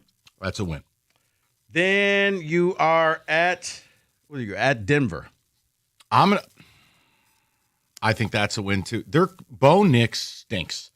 Their quarterback play is so bad, and Denver's won every little close game. I actually think that's a win for Green Bay. You're at Chicago. I'll say loss because they're going to win this week. They'll split the pair. Your boy Lamar, Baltimore, That's a visiting win. Green Bay. That's a win. And then they're at 9 to finish the season. Oh, the Vikings? Minnesota. That's a win. So what do I have them as? I think you had them at 4-1. 4-1. Okay, next. Bears at Green Bay. So loss. Cleveland at home. I'll say win. No walkover, but I'll say win. Green Bay at home. I'll say that's a win. You split the pair. At San Francisco. And then you finish with the Lions at home. I'll tell you what, split the last 2. Let's say they beat San 3-2. Francisco, so they would clinch, not need the Lion game, and lose. 3-2. Okay. See, what I'm trying to say to Greg is he's got all these teams going like 1-4, 2-3 here. I'm not seeing that yet. Give me San Francisco. That's a doomsday. Okay, San Francisco is they're on the bye week this week. Loss. No, I'm looking good. They're on the bye, followed by they're home against the Titans. Win. Then they are at the Colts on a Monday night. I'm going to say I think the Colts are falling apart. I'll say win. Then they have the Bears at home. Did I have the Bears winning that game or losing? You had it flipped. You had it flipped, so they won that game. Bears won that game so that the Lions So would get the easy count it victory. as a loss to the Niners, and we'll just stay consistent. Go ahead. And then they finish the year out with Seattle at home. But Seattle may not need the game because Seattle's could be clinched by then. But see, at this point, it's the Rams. All 3 teams are All right, jockeying. Let's say the Niners lose twice. That puts them at 6 losses, right? Yes. 11-6. Yeah. Okay. The point of the exercise was Greg is like, listen, somebody's going 1-4, 2-3 or winless, and I'm going, well, who? Where? Right. I don't think it's going to be doomsday scenario for all of these teams. One may collapse, but you need the right team. For me, you need the Bears to be that team that collapses. The Bears would be, to Greg's point, the Bears would be the one. What you really need is for Green Bay to beat the Bears twice. Right. Because your last game is for all the marbles. Right. Because the worst thing that happened last weekend was beating the Eagles. No. Right. When you lost and then you're like, oh, the Eagles will handle business. And they went out there and beat them handily. It's like they announced themselves to the world. We're no joke. We're going to be here for a while. Let's go to Kyle, 97.1. Kyle, how you doing, buddy? Hey, guys. How's it going? Hey, Kyle. What's up? Good. So there was a word I used when I first got the Brian Branch news earlier today, and it was doomed. But I don't think I'm going to go that far with it. I am, however, worried. I think my percentage-wise for them, it's probably 40, 45. But when I got that news, I was like, this is the first time in a while I've seen a win that I just felt uncomfortable with. Like it's a scary win. What made you I'm uncomfortable? glad they got out with it. I just like I'm glad they won, but when I seen Brian Branch go down, because I get it with the firepower of the offense, but Brian Branch is probably my favorite player on this team. Yeah, because he's just that hard hitting guy. He's a warhead. You can move him all over the defense, and he's unique. Guys like him don't fall off trees. Look, Dallas is solid, man. I mean, I just think you had certain abilities to expose what they're bad at. You with the passing game and them with pass blocking, but that's a solid team. You should feel good about the win. But if the Branch injury makes you feel worse about the win, I actually agree with you. The Branch injury is crushing to me. Yeah, it's that kind of lost a little bit of my soul last night when I seen that. I'm like, oh boy, here we go. It's awful.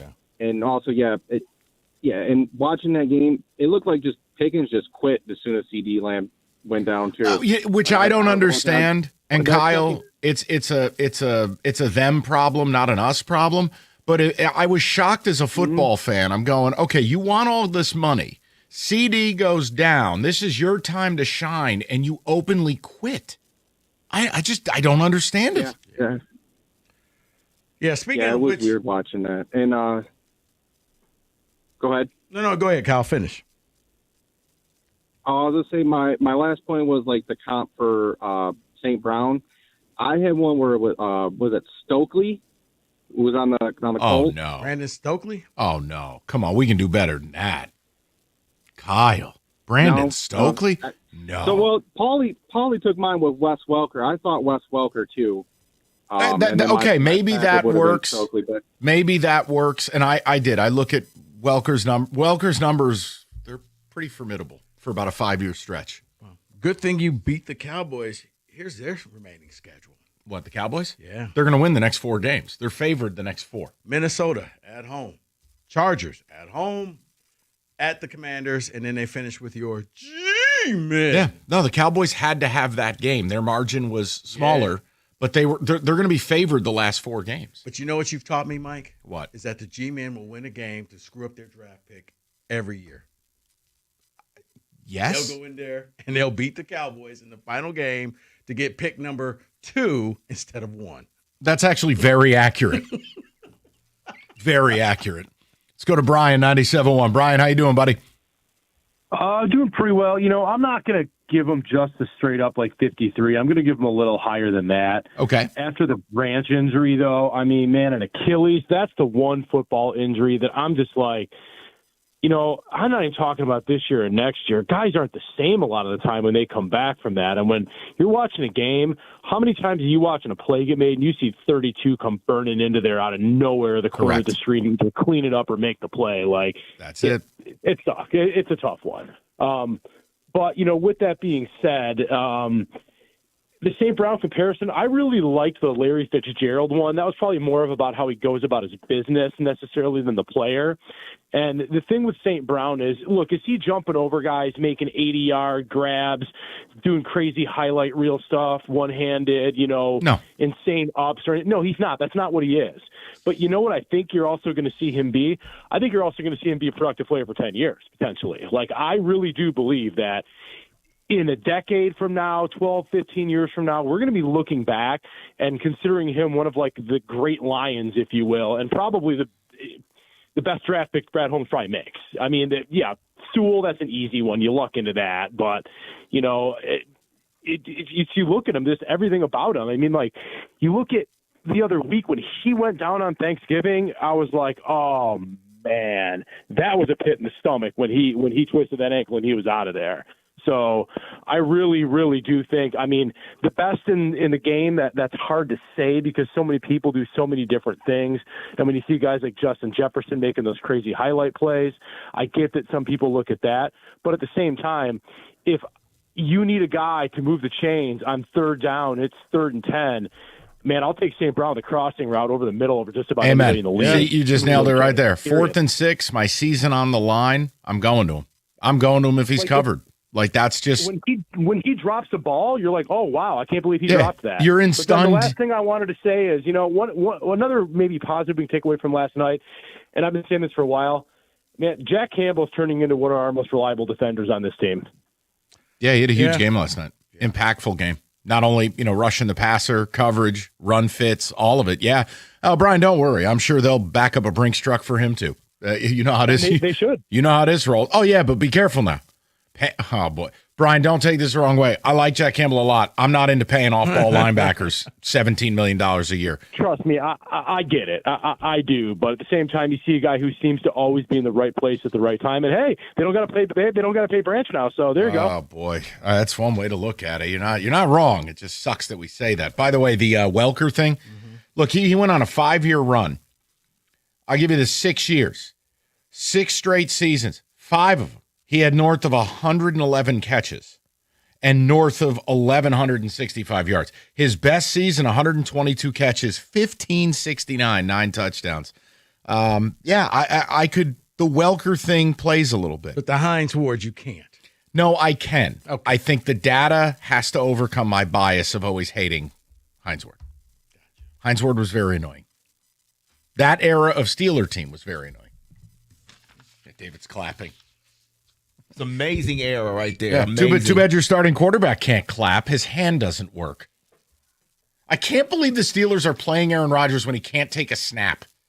He's 700 and he's in the pistol. When he fell last week from that sack, I thought he wasn't ever getting up. David, again. I love how when you run it to the right side, he can't hand the football off. He has to flip the ball. No, the funniest thing is now I see every time Kirk Cousins goes to do this stretch handoff to Bijan that he almost dies. He has to almost jump to hand the ball. Kirk Cousins morphed into Wilford Brimley. Wow. Diabetes. I thought you were exaggerating. I'm like, he is not exaggerating. No, sometimes it's just the way it is. Hungry Howie's got you covered. Big weekend of football action across both levels of the sport. They've got the mix and match deal, so you can build out your football party, whether it's the salads, the subs, the pizzas with the flavored crust that they invented, all of it, $7.49 each. Mix and match and dig into whatever you like for whatever game you like. Go to hungryhowies.com. That's hungryhowies.com.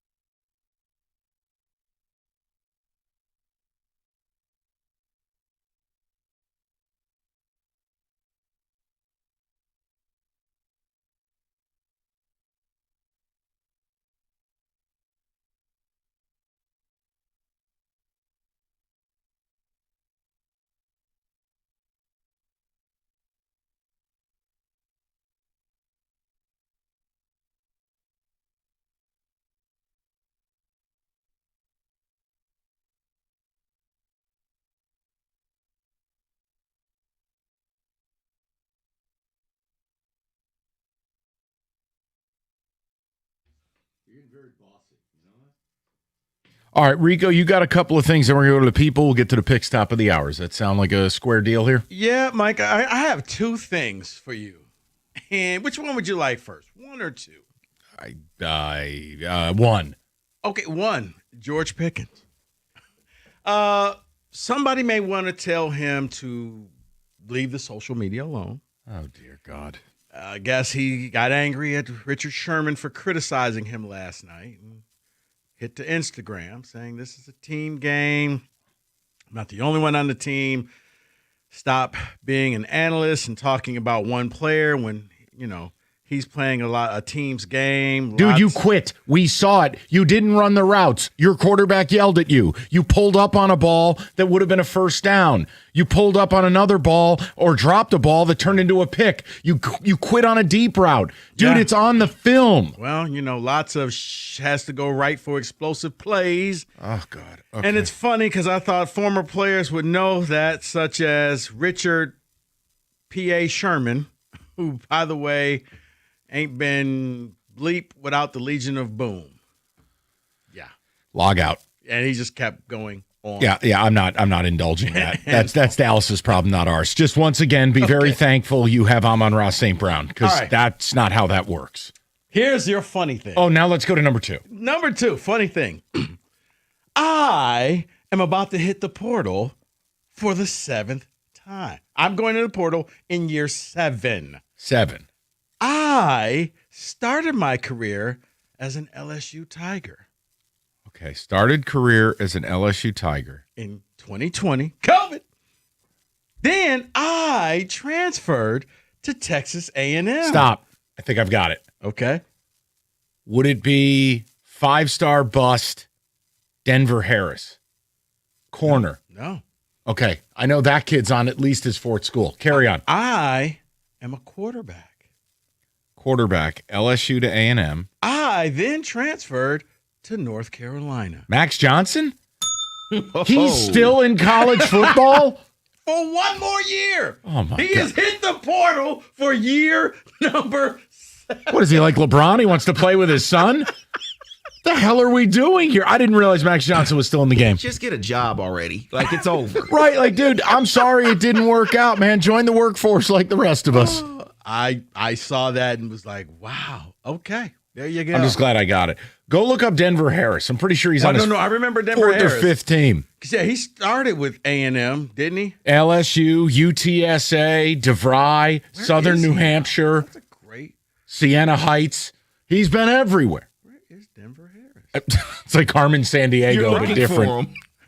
We'll go to the people while Rico tries to track down a 5-star bust. We'll go to D, 97.1. D, what's going on, buddy? Hey, guys. Happy Friday. Same to you. I just wanted to, you kind of answered my question about your thoughts about Hutch. I feel the same way as you do. I mean, the guy is an athlete. He comes, he tries to bring it every game. But just watching his play, I have a hard time with, it seems like he ends up on his butt or takes himself out of every play because he goes 200 miles an hour and he doesn't know how to control his I'll tell you right now, if you want him to live up to the contract to where everyone's happy and everyone views him as a wonderful player, then it's a very simple thing. Just give him some help. And maybe only play him 75% of snaps instead of 93%. I just, I've accepted he's a really good player. I just don't think he's great. Yep. Get him some help. Yeah. Yeah. I think he needs to stop making so many commercials and get in the weight room. And listen, all that stuff is done in the offseason, bro. I mean, D, I hear you, but it's like when a coach loses a game and they're mad he's in an Applebee's ad. One has nothing to do with the other. Go for two. Go for dose. Yeah. Yeah, and I thought your comment made me think with Goff. Again, Goff, great player, good player. But he's one-dimensional. So the situation we're in with our team, with so many people hurt and everything, because he's just one-dimensional, it really puts us in a position where it makes it more difficult for us to win because he can't get outside the pocket. He can't run. Look, it's a double-edged sword, D. I will stand by this, and I'll always fight people to the death on it. He's good enough to win a Super Bowl with, but it has to be in a very particular manner. It won't be easy. Kind of like Stafford. Yeah, 100%. But you have to provide him with a really good O-line. And I don't think anyone looks at this O-line and says it's really good. No. Oh, by the way, Denver Harris. Yeah. He is out in Las Vegas. Running Rebels. Oh, that's another team. So A&M, LSU, UTSA, UNLV. Do we have a fifth? Nope. As of now. Every bus that's a 5-star should have to play for 5 schools. 1 star per school. As of now, he's a Rebel. Now, I don't know if he's got another year of eligibility or Everyone not. does, apparently. Sign Max Johnson. Well, yeah. He's going back into the portal. Is Mr. Finn still out there? Oh, no, I'm sorry. No, he left to prepare for the draft this year. When's the USFL draft? Left school this year to prepare. Yeah, I know why you're hating, because he went to King. No hate. Yeah, that's why you're hating. No hate at all. He went to King. Good for the kid. You know who else went? Avonte Maddox. I have 2 there reasons. There you go. I have 2 reasons. Okay. One, Daquan Finn is like Tom Brady's ankle injury. Okay. We will not have Finn slander today. These are facts. Daquan Finn, for 2 years while Cookies and I are doing the podcast, we never could figure out if Finn was going to play that weekend. So he's a nightmare on that, okay? 2, it's the turnovers. Finn can go from being Michael Vick to bad Daniel Jones all in the same drive. 0 consistency. The man was a human hand grenade for his own team too many times. I introduce you to Dak Prescott. There you go. Why do you defend this guy so much? Because, man, I like Finn. He's a good kid. I don't care if he's a good kid. He's a good player. Not really. He maximized his time in college. What did he make at Miami, Ohio? They pay him in crumble cookies? It's about the heart, man. It's not about the money. It's boats and hoes, Finn and you didn't know need it. the money. Finn was about the quality of play. That's just not the case. 97-1.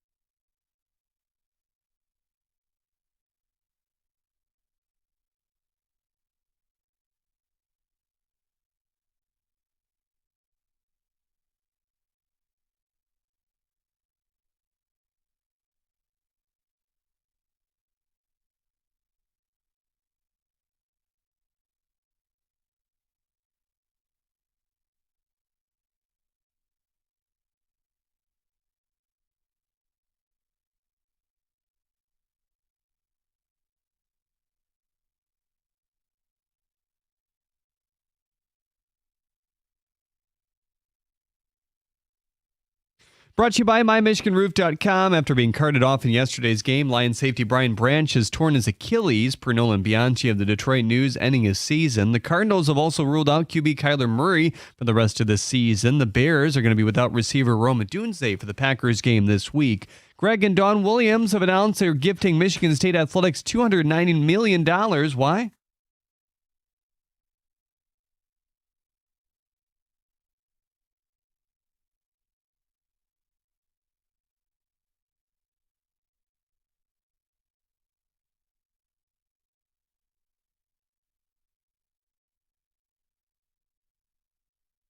Tom Izzo is friends with Williams and made some remarks, including that he plans to be around for a while. The Pistons face the Trailblazers tonight. Marcus Sasser and Duncan Robinson are questionable for Detroit. Donovan Clingan is also questionable for Portland. Hear the 7 p.m. tip right here on the ticket. Former Piston NBA champ Eldon Campbell passed away from drowning following a medical emergency while fishing. Tigers Free Press writer Evan Petzold is reporting that the Detroit front office is interested in signing reliever Brad Keller and flipping him to a starter. According to Yahoo Sports, Penn State is in final negotiations to hire Iowa State's Matt Campbell as their head coach. Former SEC commissioner and CMU football coach Roy Kramer has passed away at the age of 96. At the Corwell Health Sports Desk, I'm Jeremy Otto. For more, go to 97.1 The Ticket or Odyssey.com.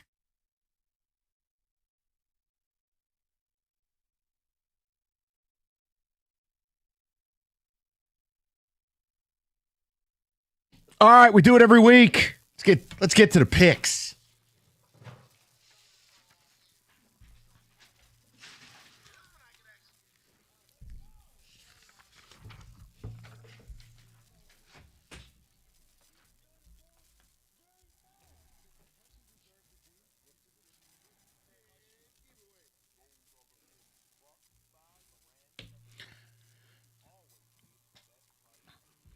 All right, so how does this work? We got Paul picking for Kenny. Who's picking for TJ? A stick of butter? I have his pick, so I'll just whatever. Grumble, generous spirit. All right, here we go. And we're not putting the MAC title game on here because Finn's not playing for Miami, Ohio. He left. So Rico loses the right to pick that game. Let's go. North Texas, number 24, laying 2.5. They travel to Ullman Stadium to take on Tulane, number 20. Rico Beard. The Green Wave, Mike. But you know what? I think they're gonna the coach and the quarterback is gonna leave North Texas with a great parting gift. They're gonna get them into the playoffs. Give me the Mean Green. Over to Paul Sarah impersonating Kenny. So I'm going to say that the Green Wave is going to be waving the white flag because North Texas is winning this. I see what you did there. Over to David. TJ goes Tulane. I am going to go North Texas because I believe Eric Morris is the better coach. I hate to do this. This number's wonky. And John Summerall has handled it with all class. Basically, do not even introduce me as the new head coach. Don't talk about it. I don't give a damn. I'm here to win the American. Eric Morris, he's talking all about Oklahoma State. Boats and hoes? Mean Green. Okay. Nope. Wow. No. Tulane. The Green Wave. I have Tulane. To go. Okay, I'm going against the Meston maker because he's focused in North. Okay, I kind of wonder. All right, next game. Duke. This game shouldn't be on TV. The ACC, where the winners still may not get in. Virginia laying 4.5 as they take on Duke. Rico Beard. I don't think that Duke can handle 18 people on the field at once. That's 11 plus the 7 referees and officials because the ACC needs a representative. They're going to get every call. Virginia is. Yeah, give me Virginia. Over to Paul Sarah. I'm going to go with Virginia just because I hate Manny Diaz. Nuanced. TJ takes Virginia. This game will be on the CW after an episode of Martin. So I'm going to go Duke. This game sucks. So the script writers will play a role here. They desperately need Virginia to win this game. There is no scenario Duke gets in. Not just win the game big. Hammer Duke. I will go with Virginia, even though I think they are absolute diaper. Number 11, BYU taking on number 4, Texas Tech. Tech laying 12.5. We go to Rico Beard. Second time around, Mike, I think BYU is going to be so stoked that their coach Their coach gave up the Penn State job to come back and coach them. They'll at least they'll make sure that Tech doesn't cover. Give me BYU. Over to Paul Serra. So I think he's going to be so happy that he decided to stay in BYU only to lose very, very badly to Texas Tech. I don't know why you said that, but okay, we go to David.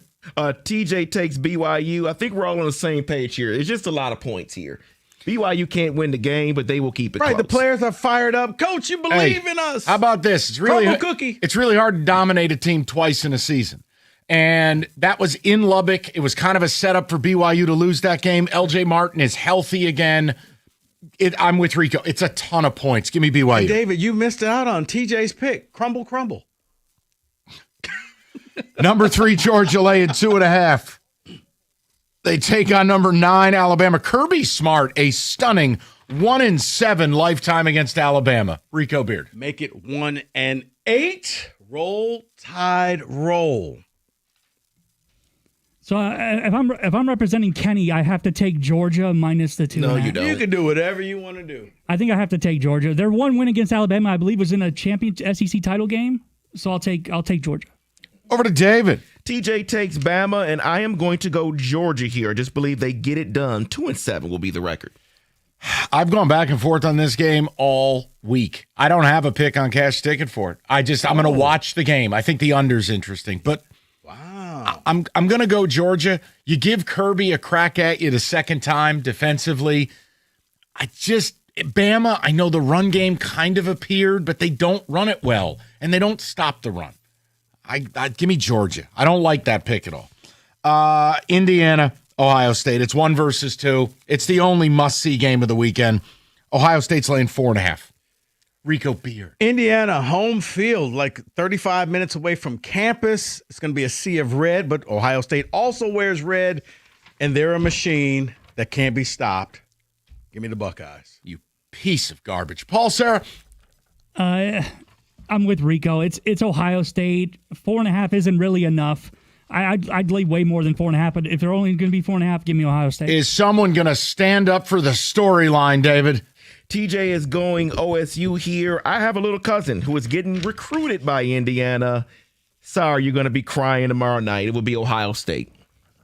I'll be the only one to stand up for it. Cignetti is a psychopath. This is the biggest game in the history of Indiana football. Ohio State is in regardless. Emotional letdown after beating Michigan. Cignetti's stare or Ryan Day's beard? Cignetti's stare. Okay. It's so scary. I'm taking Indiana. Come on, man. One time with your stupid striped pants. All right, let's go to the NFL. Steelers, Ravens. Ravens laying 5.5. Rico Beard. You know what? I really don't care about either one of these teams, but I've learned 5.5 is not the number you want to have, so give me the Steelers. Over to Paul. So I know the Ravens haven't been what they usually are this year, but the Steelers are in complete free fall. Mike Tomlin might be out as the Steelers head coach, so give me the Ravens laying to 5.5. Okay, How David. many years have I heard that, Paul? TJ says Steelers. Here's the deal here. I don't want to go Steelers, but what they do is they sit here and put themselves in a corner every year and always find a way to get out. They will win this game, Steelers. It's a defensive bounce back pride game. That Steelers defense got buzzsawed last week. Little bounce back here. Lamar is still hurt. Derrick Henry looks old. It's a divisional game in December. I'll take the points. Texans, Chiefs. Chiefs laying 3.5. Chiefs laying 3.5. Mike, C.J. Stroud's going to be back for the Texans. I just think that the Chiefs, they'll find a way to win this thing, and they'll cover. Damn it. Give me the Chiefs. So I saw what it looks like when Patrick Mahomes is under a lot of pressure, and he's the best quarterback in the world, but he doesn't look like himself when he's under pressure, and I think he's going to get mauled by the Texans. I'll take the Texans. Yes. David. So TJ is selecting the Texans here. The Chiefs, 10 days to prepare for this game, but they just can't prepare enough for that rush from the Texans, so I got to go Texans. Texans. Why? Because it's what Earth demands. I've had enough of the Chiefs. Put them away, D'Amico. Colts, Jags, and Duval. Jags laying 1.5 now. It has crossed the bridge, Rico. I could flip a coin for this because whenever I pick either one of these teams, They hurt they you. let me down. That's right. Screw it. I'm going to go with the Colts. No. Oh, man. Paul Sarah. Dude, I'm at the bottom. It doesn't matter. You can't. First of all, you can't trust either of these quarterbacks. They're both really overrated. Daniel Jones, nice little story until it's falling apart around him. But I'm going to take the Jags. They're at home. That's it. You don't need to say more. Colts are falling apart. Jags are at home. It's okay. Lean into it. He's very confident in that pick. You can't be confident with this crap, You David. can't. TJ takes the Jags. I really want to, but I'm sorry. Daniel Jones looks bad. Jags. Duval. One quarterback has a cracked fibula. Yep, not going with that guy. Give me the Jags. Eagles laying 2.5 at the Chargers. Now flip your coin. Okay. What Eagles team shows up? I think they've got embarrassed by losing that game to Chicago. They're out in L.A., away from their fans. Fly, Eagles, fly. Paul Sarah. So I'm with Rico. I think they bounce back. I think the Chargers are overrated. I think Justin Herbert wilts in big games. This is a big game. You know what? You're Give me the overrated. Eagles. God. Over to David. Come on, man. TJ takes the Chargers. Rico, I heard what you said, that the Eagles are away from their fans. But no, they're not, because they will travel to L.A. Because L.A. Chargers has no fans. So I'm going Eagles here. Will be a home game. Chargers, because I hate the Eagles. And I don't know what Eagles team shows up. Who are these people? I don't understand that team. Bears, Packers, Lambeau, 18 degrees at kick. Pack laying 6.5. Rico. 18 degrees probably would affect most teams except for the Bears. Ben Johnson will find a way to keep this thing close. Give me the Bears and the points. Paul Sarah. I'm just going to go with the Packers. I think Micah Parsons causes havoc. I think Caleb Williams turns the ball over under pressure. Give me the Packers. David Hull. TJ takes the Bears. Here's the deal with the Packers. They're getting Reed back in this game. I think they look much better offensively, so I'm going with the Packers. Listen, here's the deal. The number speaks to me. 6.5 in a divisional game. The Bears are coming off the biggest win of their season. Is that Ben Johnson after the game? That's Micah Parsons after this Sunday. The number speaks to me. Packers. I thought it was Ben Johnson shirtless. Packers like a coked up James Brown.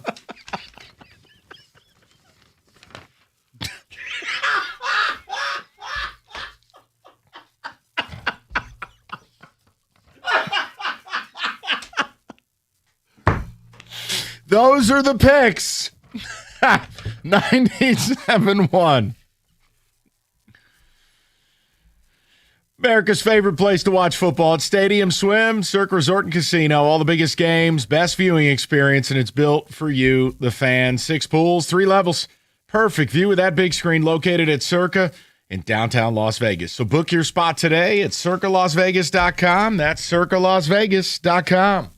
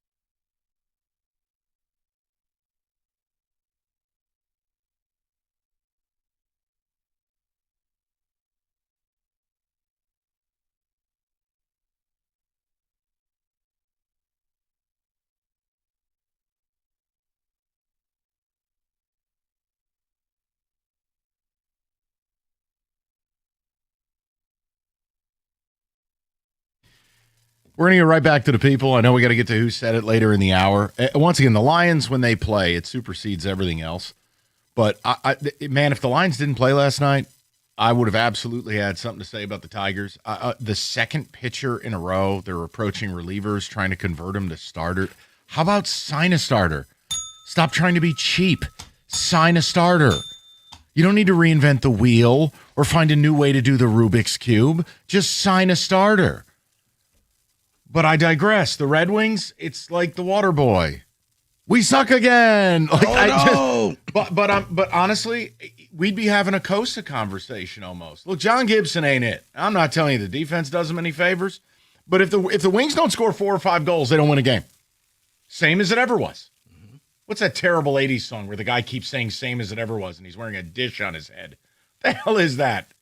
It's a terrible 80s band. Okay. He keeps saying same as it ever was. I have to look it up. Well, that's the Red Wings, honestly. It's just dish on his head. What? Not Devo. Maybe. He's got like a Lego on his head when he's saying it. Listen, man, you're older than me. What does this mean? It just means the Wings, it's the same thing. We keep saying they can't win games. Remember last year they were like 0-20 if they didn't score 3 goals? Yeah. It's the same thing. Talking heads. Great. There you go. All right, sorry. But the Lions did play, so that means we go back to the phones and we go to Derek, 97.1. Derek, how you doing, buddy? Hey, what's up, guys? Good. How are you guys? Excellent. What's on your mind, pal? Yeah, so I'm over the 53% or whatever it was. I think you guys are overstating the help that we need to get in. I mean, if we go 3-1 with a win against the Bears, we look great. I think that's definitely enough to get it done. And if we win out, we don't need any help. The Bears play the Packers twice, so if we beat the Bears, and it doesn't matter what they do, we're in. So. Well, that's if the Bears lose a bunch of games. Like the Bears still have to lose 2 more games for this to happen. No, because the Bears play the Packers twice. Right. So if the Bears win both games against the Packers, then the Packers have 5 losses, and we would get in, winning out. Right, but again, so you're picking. So hold on, no, you snuck that one on the goal line there. So you're picking the Lions to beat the Rams. I'm saying if we win out. No, but my thing is need any help. Okay, I don't see you beating the Rams. Oh, I agree. I don't think we win out either. I think we can go 3-1 with a loss to the Rams, and I think we get in if we go 3-1 with a loss to the Rams, because the Bears have a pretty tough schedule coming up, except for the Browns, and the Browns aren't like, I mean, they're the Browns, but then they have the Niners, Packers twice, and us. Yeah, what you need is for the Packers to beat them twice. I know what you're selling, and you're right, Derek. Like Cookies has been doing this for 2 weeks now. You're right. It would turn the last game of the season into a showdown, and you would go to Chicago and win, is the theory. And even only if the Packers only beat them once, that goes to 4 losses, right? And then we would give them the 5th. But then I see what you're saying. We have to beat the Rams to get there. So there's the key. Is Derek, if we're sitting here 10 days from now, and you've beaten the Rams, I'm holding the phone for you to talk into. I am joining you for happy hour. Yeah, Derek. No, I would agree totally. But the difference is, I would be really surprised if you beat the Rams. Yeah, you beat the Rams, and I would be willing to say like 70% you're in the playoffs. Because at that point, it would take a total collapse. Yeah. I think it looks like that. I think one thing that hasn't been talked about a lot. I think Calvin Shepard changed it up, how he was rushing the passer. They played, I know it was backup tackles, Cowboys, but I feel like they had more times where Derek Barnes was rushing the passer from the linebacker spot, 3 linemen, instead of the 4-base look. And he was getting in there, just faster, just kind of a different look. It wasn't just the big 4, big slow guys that we usually got. And it seemed like it was working. I think that maybe that was somebody who was talking about trying to change things up, but if maybe they found a little something with this, offensive line composition, getting Awosika out of there. I don't know. I mean, I don't think it's looking great, but I don't think it's looking as bleak as it might be. We'll see. Yeah, I mean, like when we did the 53%, which is the math, I'm probably at 40. I'm not at something stupid like 5% or something. I'm with you, Derek. The Rams game, I got to see it. And I'm admitting, I think I do what a lot of radio hosts don't do. Like I'm admitting a bias. The Branch injury, I'm in my feelings about it. It paints this a different way. Doesn't mean I'm right. I'm just openly telling you why I'm kind of sullen about it. mean, and Mike, it makes sense. I get it. He's a large part of this team, and without him and Kirby, this is a tall order for this team to go out there and just run this table. Like, the caller was just like, yeah, if this happens, but he forgot to mention you got to beat the Rams. Let's go to Joe, 97.1. Joseph, how you doing? Hey, Mike, thanks for taking my call. Yes, sir. Real quick, man, I'm not saying I don't want this team to not have Brian Branch. We're definitely a better team with him, obviously, and everything. But am I tripping, or did he look very lost in coverage a lot of the time this year? He's had a couple of really WTF moments. I know last night was spotlighted, too, where his eyes got caught in the backfield and Johnny Corduroy, or whatever the hell that guy's name was. I never heard of that guy for the Cowboys. Got behind the defense. Now, Joe, he's had a couple of rough moments. The play against Green Bay where it looks like he gave up on the coverage on the Dontavian Wicks play. But if you take the big picture, what he does for your defense is so much more than that. The run support, the blitzing, the coverage in the flat. He's just a nuclear warhead. And as Rico put it, Joe, it compounds with the absence of Kirby Joseph. Yeah, I agree with all that, Mike. I just wanted to know if you thought the same. Yeah, no, he's had some slippage this year, Joe. I'm not going to tell you he's had his best season. No, you're not wrong. And real quick, Mike, I'm going to hang up and listen. What do you think of Hines Ward comparison to Amon-Ra? That's Rico's guy. Joe, that's where this all started. And I said, no, do better. And we've come full circle where Rico's brought the receipts. And it's like, it's not an insult. Like, I just didn't like Hines Ward, and I have to let that go. No, but you know what? I like the Steve Smith one because Steve Smith was a tough SOB. He was. And that's Amon-Ra's calling card. But see, I think everybody outside the city of Detroit probably doesn't like Amon-Ra because he just goes out there, makes plays. He's tough, and he becomes the bane of your existence, kind of like Hines Ward. And I'm just pumped up because we're not talking about JMO. No one's called up and said, well, ASB doesn't represent Detroit. Remember that show we did? Oh, you just poking that. I ain't poking nothing. It's a ridiculous comment. It's a ridiculous way to think. The guy plays for the Lions. He reps all of us. Well, I guess you do the handstand, and he got a cake made for him. Maybe that's makes him Detroit.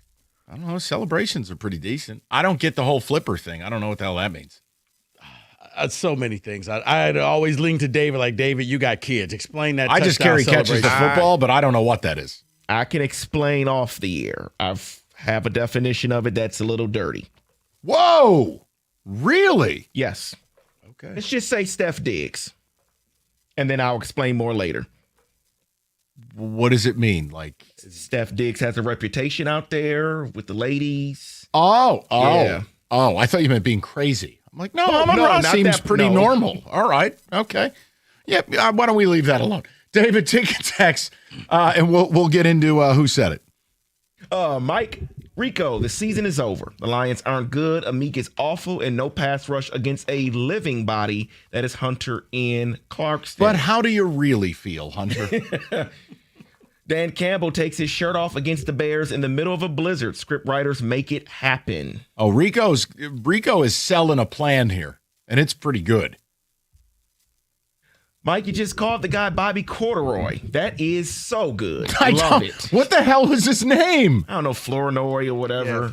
I don't Okay, heads. He played 7 years in college, so The point is, no one owns him on a fantasy team. His prop bets aren't even available. The guy descended from the clouds, and I yet go, he had a better game than Pickens.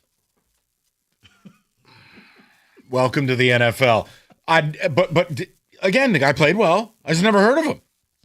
No, you know what? He took an opportunity. Johnny Fluoride. Okay. He took the opportunity and ran with it. The guy who wants all the money didn't. George Pickens, man. You know David's seen that movie. buyer multiple times. beware. He Amen. will do that. Look, he's been A+ this year, but the last 2 weeks, he looks like he's in one of his moods. David was DiCaprio in Hollywood land pointing at the TV. Here he is. That was David. I know this behavior. We'll get to who said it next. 97.1.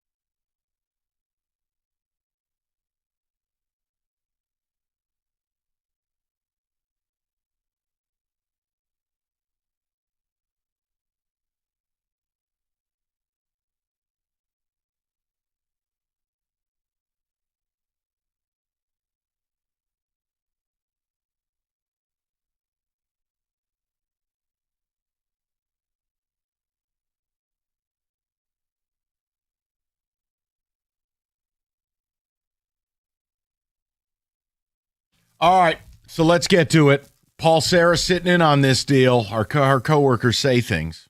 We use sarcasm and sometimes outright slander to get to the conclusion of who said it. David?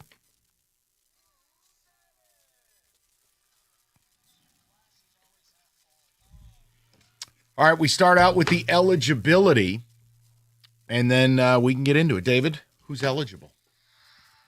All right, let me make sure I have my bases covered here. We're going to go 6 a.m. to 8 p.m.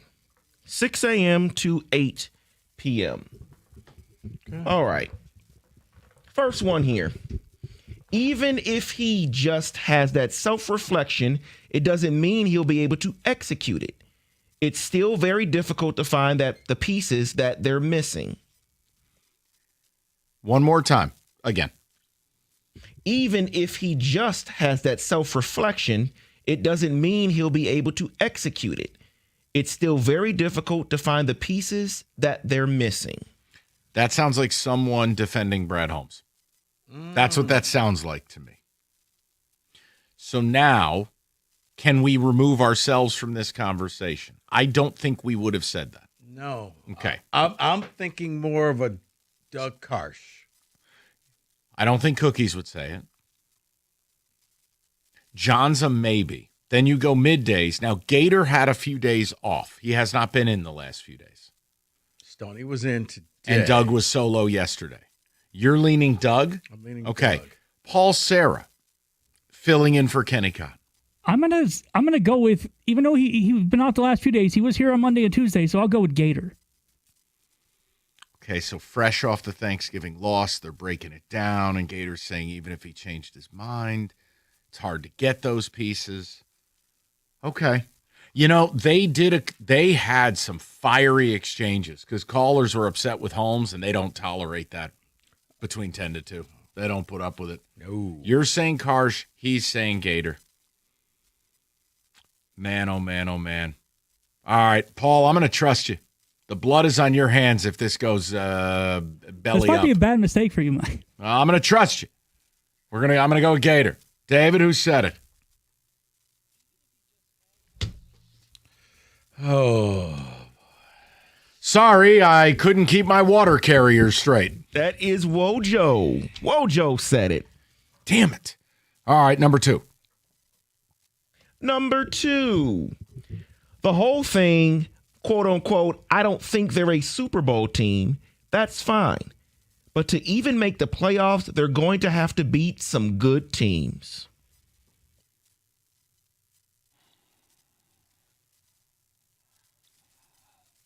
Paul Serra. Rico and I are just staring at each other. I'm going to go with, I'll go with Costa. I don't really have a reason why. I'll just go with him.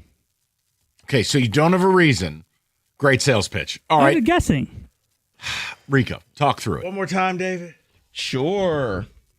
The whole thing of quote unquote, I don't think they're a Super Bowl team.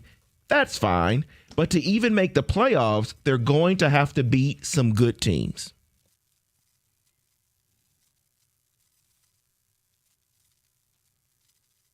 Not us. Khakis. Would Cookies say that? Now, see, Cookies already believes they've beaten good teams. He's hanging on to that Ravens win like Jack hanging on to Rose's board in Titanic. So I don't think it'd be him. Would it be John? See, I'm going to say morning show Gov.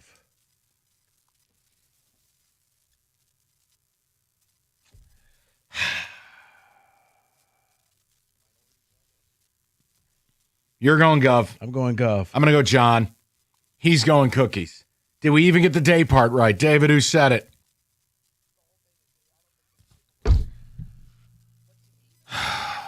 I hate everything. Oh, my God. I hate everything. All right, carry on. This is why he makes it. Whenever we have a good week, he strikes back like Darth Vader the next week and makes these super difficult. Remember, I said 6 a.m. to 8 p.m. And there have been some people missing to this week. I'm just giving that hint for the next one here. 6 p.m. to 8 p.m. Okay, go ahead. I picked them to be 11-6. So if they, go 3-1, I'm right. I mean, I picked him to win 11 games. I've stuck with 11. I don't know. It could have been me. Maybe. I'm right. Okay. I don't think Mark Ryan was, because I'm about to say either Rieger or Mark Ryan would use the phrase, I'm right. So I'm going to go with Rieger on this. Paul, Sarah, thoughts? I don't know. I kind of feel like it is very Mark Ryan-esque to announce he's right about something on the radio. But I don't know if he was here at 8 o'clock. I don't know. He might have been. David, read it one more time. I picked them to be 11-6. So if they, go 3-1, I'm right. Hold on. If they go 3-1, that means someone said that today because it would have been 4-1 before the game last night. Good. So it's okay. So it's from today. Inspector Clouseau. Look at that. Yeah, I know. Glad that college degree really paid Making off. Big G proud right now. Mike Stone was here. He was. Stoney likes to be right. I'm going Stoney. You're Yeah, correct. Aldo. Stoney likes to be right. You're right. The Mike, number. that's Yeah. Mike Stone. Yep. I'm going to go Mike Stone. I'm with him. Paul, Sarah? I guess I'll go with Stoney, too, because it's obviously not Mark. We're going down with the ship. Here we go. David, who said it? Yes! Yeah! Way to go. Brilliant! You got the clue. Brilliant. Oh, my dear God. Okay. I was about to say, Rieger would love to be right. Mark Ryan would love to be right. We're on a free roll. Okay. I picked up a crumb. Okay. All right. Pressure's off now. This was the group bet, no side bets. That's right. No sneaky bets. Sneaky bets. All right, David, go ahead. All right. Number 4. When Amon-Ra St. Brown does that, and he is a guy that refuses to give anything up or give anything away, the team follows. That feels like you ever notice when Costa talks Lions, he almost sounds like he's grabbing his own balls. Like he gets so chesty. He's like a little chihuahua who has to show you how, he gets so into it. Would that be, when I'm on Raw, this is sports. He does that. Doesn't it? Does that feel like a Jim Costa Lions chesty opinion? One more time, David, please. Sure. When Amon-Ra St. Brown does that, and he is a guy that refuses to give anything up or give anything away, the team follows. I could hear. I hear Jansen. Okay. I'm going to go Costa. You're going Jansen. Paul, Sarah. I have to break the tie, unfortunately, Mike. I'm going with Jansen. I'm going with Rico on this. I think it sounds like Jansen said. Paul, let me be clear. This is not about anyone having superiority. We're trying to survive this segment. You don't need to apologize at all. I just want one of us to be right. 2 Jansens. I'm going Cookies. God, I'll just offer this. Is there any other consideration to any one? I still think that feels morning showish. It does. John said a lot with little words. So that's why I think this is Jansen. This would be great if it was Heather. David, who said it?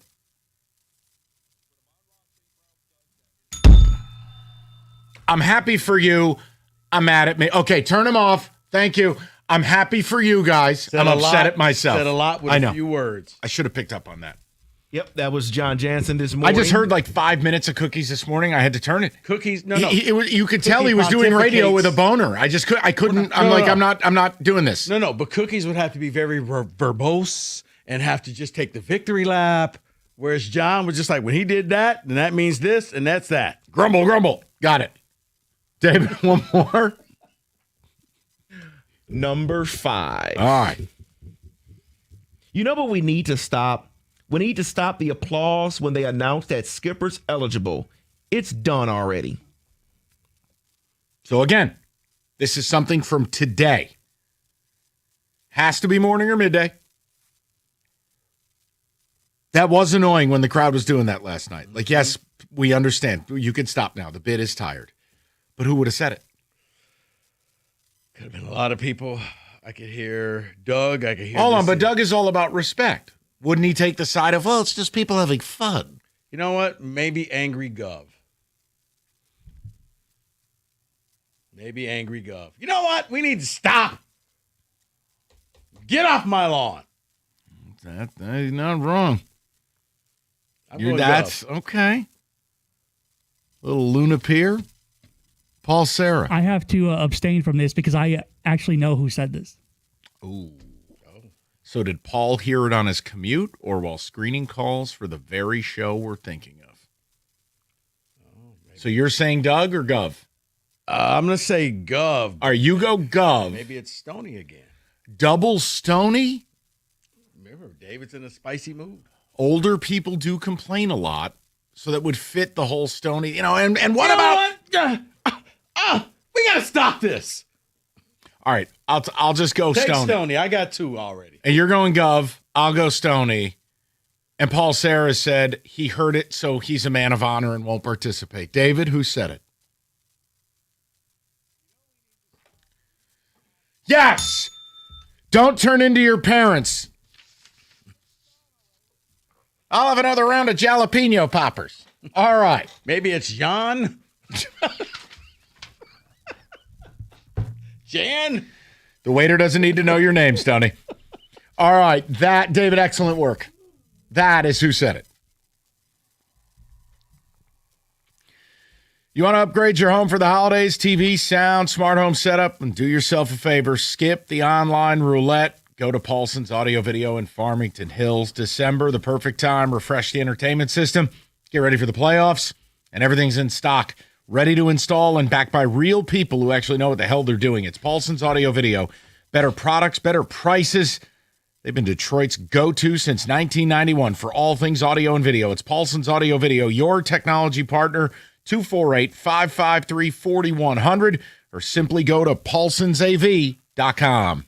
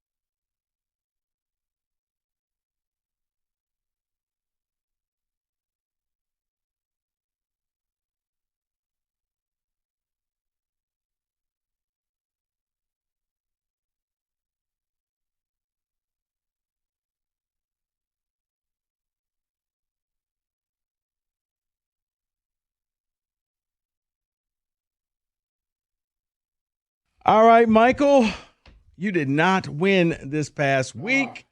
Damn it. I did. All right.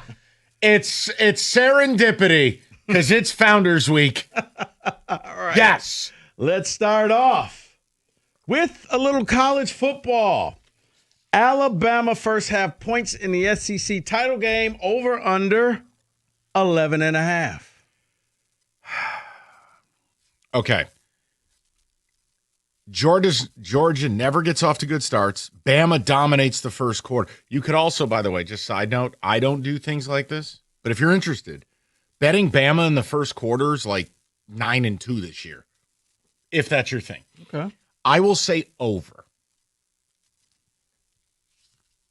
I'll agree with Mike. I think Alabama starts strong. I think Georgia ends up coming back and winning, but I'll take Alabama over 11.5.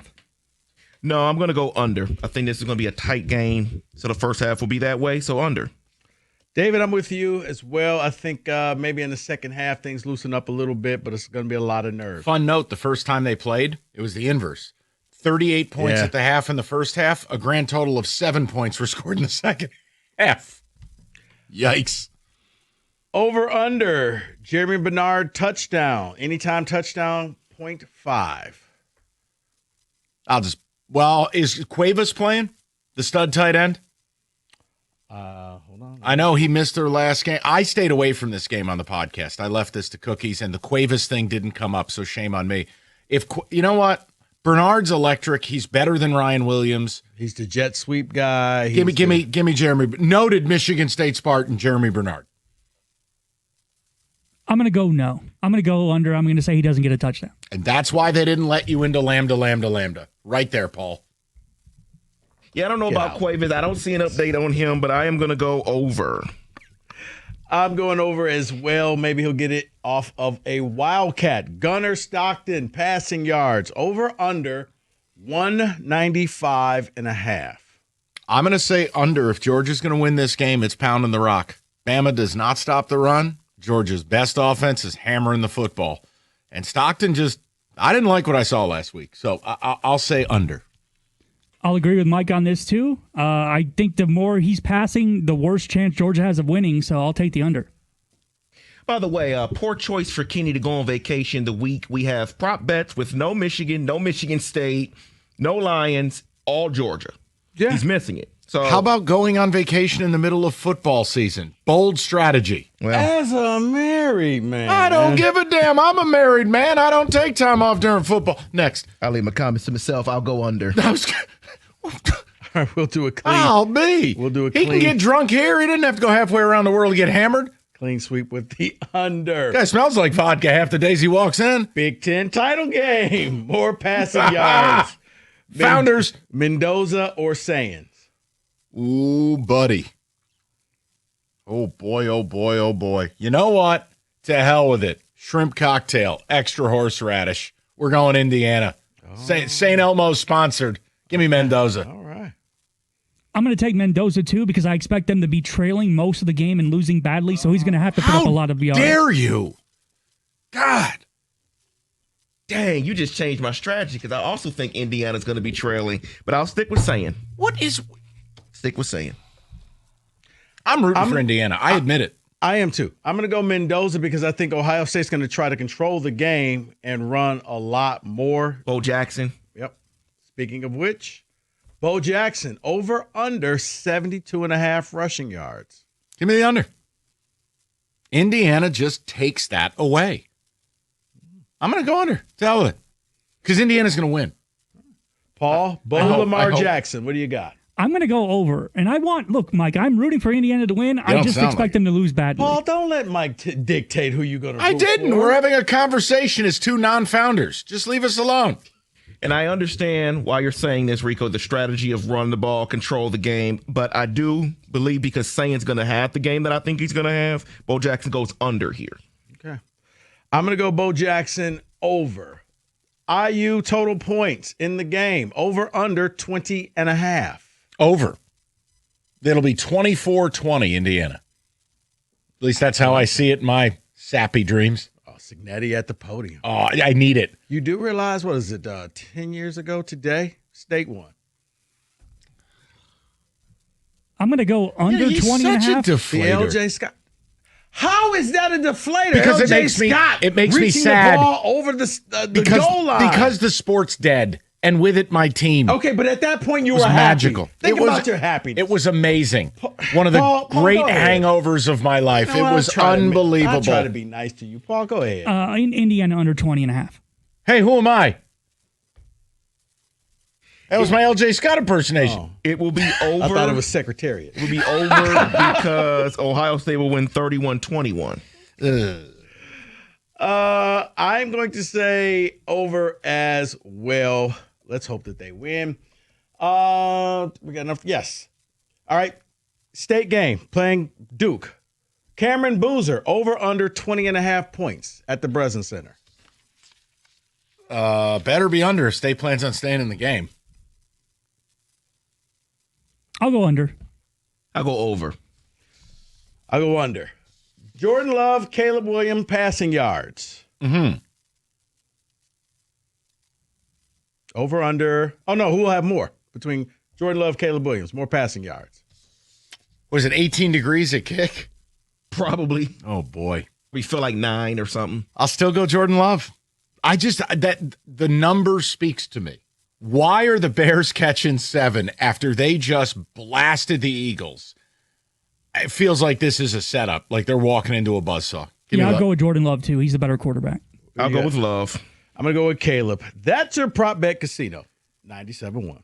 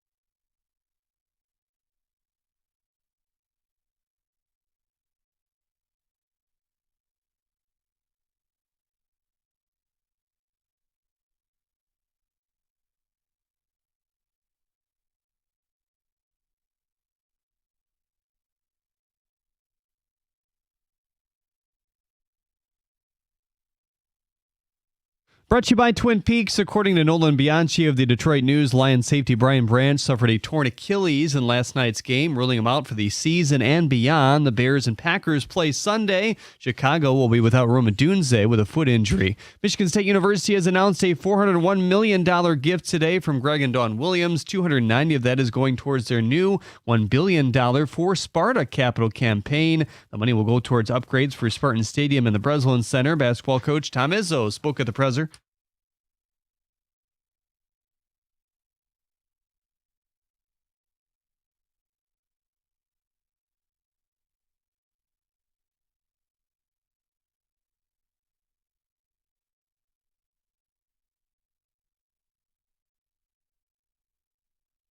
The Pistons host the Blazers at Little Caesars Arena tonight for the first time this season. Marcus Sasser has been upgraded to questionable. Duncan Robinson holds that same designation. He's missed the last 2 games. Both players were at shoot-around this morning. You can hear the game right here on 97.1 The Ticket. A pregame at 7:05, tip just at the bottom of the hour there. According to Evan Petzold, the Tigers are interested in signing Brad Keller as a starter. Last season, he spent the entire season as a reliever with the Cubs with a slim 2 ERA after going back and forth between starting and relieving the previous season. Mark Feinstein of MLB.com says Detroit is also interested in starters Zach Gallen and Michael King. At the Corwell Health Sports Desk, I'm Jeremy Otto. For more, go to 97.1 The Ticket or Odyssey.com.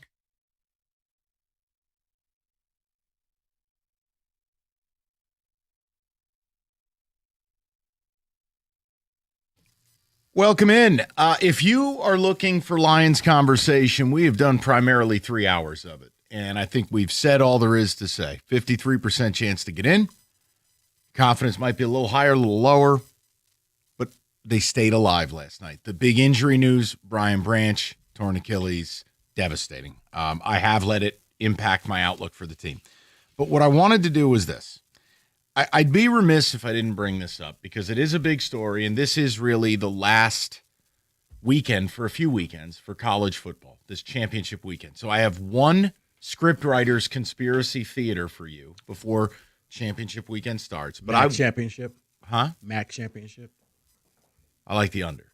No, I want to ask you about this Michigan State thing. Because it sounds like, feels like, seems like this kind of is the beginning of them entering the chat. That this is, they have been left behind. They've had bad leadership. You went from a buffet attendant to a mall cop as AD. Now you have, we talked about Jay Batten, what he did at Georgia Tech, which is this guy's a financial demon. Right. This guy's a fundraiser. So the announcement of Spartan Ventures, the announcement of today, Greg Williams from Acrisure personally giving $401 million, which, what a Friday that is when you can scratch a check for $401 million from your bank account. Yeah, Bat's out there looking like De Niro from Casino. Like he's just changing everything. He is. Look at these blueberry muffins. Equal amounts on both sides. So the headline of it is, yes, $250 million is going to go towards Spartan Athletics, Spartan Stadium, etc. $100 million of this is for the infrastructure and development of NIL, meaning it's like when I was talking to you earlier, I said, look, a lot of these schools are running like it's 1995, these nonprofit for education. That's not what they are anymore. They are businesses. So the way I understand the gift today is, first of all, it is one of the largest gifts in the history of college football. I mean, $401 million. Insane. Yeah. Stephen Ross was, what, $330? Yeah, $290 towards the whole stadium renovations, everything. $100 million going towards the Spartan venues NIL. So here's what's interesting with how they're operating that. From what I understand, I don't claim to understand all of it. This is also part of JBAT has to do a better job communicating. But this is, they are going to run that almost like an endowment, where it's not fully funded now, but once funded, you can basically, without eroding the money, pay for all your NIL on a continual basis above the rev share. So, a long-term investment. Right. So $20 million, let's say, is zero. The rev share is what everybody gets in the Big Ten. Okay, so now we're at zero. How much above can you go? Like Ohio State is probably double They're Right. probably the rev share 20 plus 20. Is that fair? Yeah. Michigan, I don't know. They're somewhere I would north say- of 10. I was about to say somewhere like 10 to 15. Fine.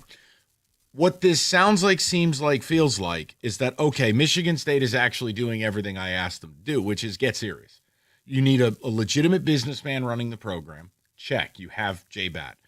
You have to have the board stay out of the way.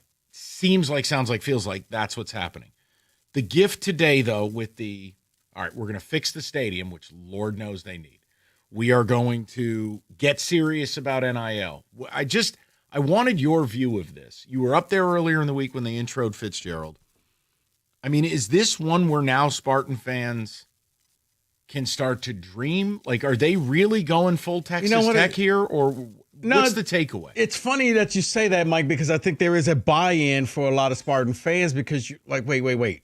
So we're being serious now? Like, because you saw the specs for the stadium and it's like, wow, that's nice, but yeah, sure, we're not going to. Wow, you already have $250 million of the, and you're about to get another gift for that. And now you hear about the $100 million for NIL. And yeah, it is a little bit of a wait a minute. So we're gonna go from being a poverty program to a have not to being a have. Which also, by the way, this is why I so fiercely attacked people calling up acting like they didn't have money for the buyout. I'm like, you have no idea what's going on. I'm telling you, how long have we been talking about guys are about to get $400 million? Right. I just wanted to know from you, and I'd also, dude, all I heard when I heard the money, it was a little Mikey with one of those guns that shoot dollar bills screaming boats and hoes. I was just like, okay, you know what? It felt like you won the lottery. It felt like now you can go into the portal and you don't have to get the lucky player. Well, it's also, you can go out and get the best player and with pay this for him. Spartan Ventures thing. And look, I don't. And it'll pay for itself over time. Whereas, yeah, you'll invest that thing because look, Bat knows his money. He knows numbers. I'm sure he'll put that thing in there. Let's just say it gets 10%. As we said earlier before the show, you can pay off just off of the interest, and you can pay for the football program. It's just an idea of having a third party that still has a level of oversight. Like, you can't run your own collective as a university. That's not legal. You have to have a third party, but it has to be a third party that is willing to not endure, but play by the rules of oversight with the university. Otherwise, you end up with what happened at Michigan State a couple of years ago, and players wondering, am I getting paid at 11:59 at night before the Iowa game? Right. Look, I am very ideal everything in college football, and then even more specifically with Michigan State, a heavy dose of skepticism. That's not negativity. No. But they got to show me. But I just wanted your take as to whether it's like, okay, so wait, now as portal season unfolds, is this where MSU's prestige worldwide? Like, are they going to go out and buy a $7 million defensive line? Like, is that what I'm supposed to expect? I don't know. I'm asking. No, I don't know if they're going to go full Texas Tech, Mike. But yeah, it looks like they came in there. Look, we're going to get the coach because if you piece together what everybody has been saying, it does sound like we're trying to go back to winning championships. We're not trying to stay down at the bottom of the Big Ten when we don't have to. So, yeah. So it looks like they're going to try to be slightly above Iowa and do a lot better than that. That's a shot at Costa. You need to let that go. But I look at what this is, and yeah, it does. The skepticism, I think, is correct because every time you think that MSU is going to do something, aside from 2010 to 2015, sounds about right, they shoot themselves in the foot. Look, this is just the one thing I would say to people is we're all going to sit back and watch. I know 7, 10, 15 years from now, history is going to have books written about everything that went on with college football. It's a circus. And by the way, if you haven't heard the audio, it's actually pretty awesome. Nevada's head coach, was it Jeff Choate? He used to coach at Texas. Oh, yeah. He basically was just like, yeah, it's great. Come to Nevada, get developed the right way, and then go take $1.4 million to go play for Oregon. Like, coaches are going through it right now because basically if you're at a mid-major, you're developing players, you have no shot. Look, I've said for the longest, there's going to come a time very soon where you're going to develop a partnership.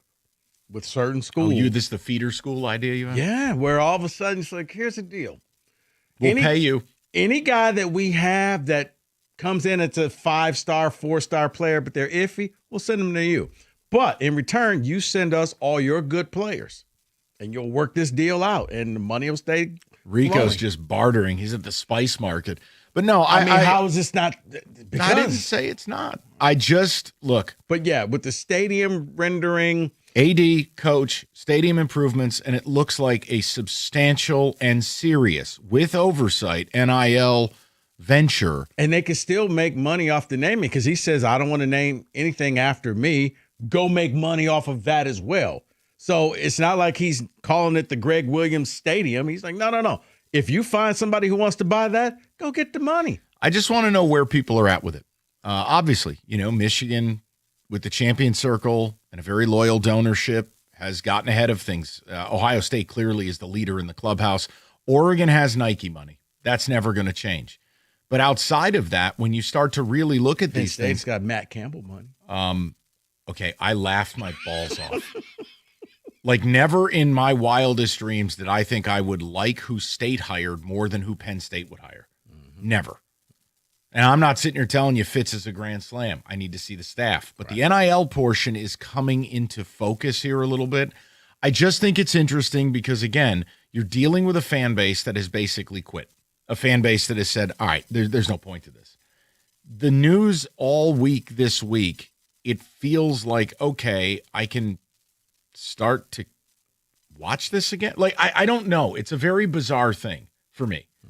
I don't know if Well, see, that's what I'm wonder. 90% sure I'm never going to love it the way I used to love it. I But know see, that. I wonder if, because remember I've said, Mike, what if they give you everything you've often asked for? Would you come back?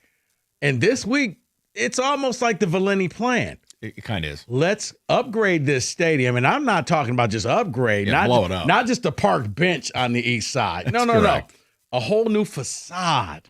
We're going to put money in. Boats and hose. Let's go. I think it'll be interesting to watch this winter because ultimately the portal is what is going to be the primary team they're putting on the field. If they're going out and they are in the running and getting players that have committable financial agreements with power SEC teams or power Big Ten teams, okay, then I can begin to look at it through a different lens. MSU, we've been so used to buying Lethal Weapon 3D DVDs. Yeah. Now, see, that, and I'm a little different. I also believe that sometimes you get that player who overachieves in the MAC. Oh, you're right. Look at Jared Verse. He played at U-Albany. He goes to Florida State and dominates. There's no doubt. Amari Kelly's a great example. So, for if State. it's one of those players, go get that Michigan player. got the kid from Coastal Carolina who played well for them, the Edge, Yes. who got drafted I last forgot, year. yeah. There's no question. But no, we just wanted to take one segment in 4 hours, did 3 damn hours of Lions, 7 of the last 8 hours on Lions. College football, I do have a script writer thing that I do need to bring up. Okay. Something or nothing. We can knock a few phone calls out as well and get to the picks. All right. You've heard the ads, lawyers bragging about verdicts and wins and trophies like you're a giant stuffed fish they're going to put on the wall. Well, David Feminine is a little different. He wins big cases. It's not about bragging rights and nonsense, it's about results. And it's personal. You call, he answers. You call, he reps you.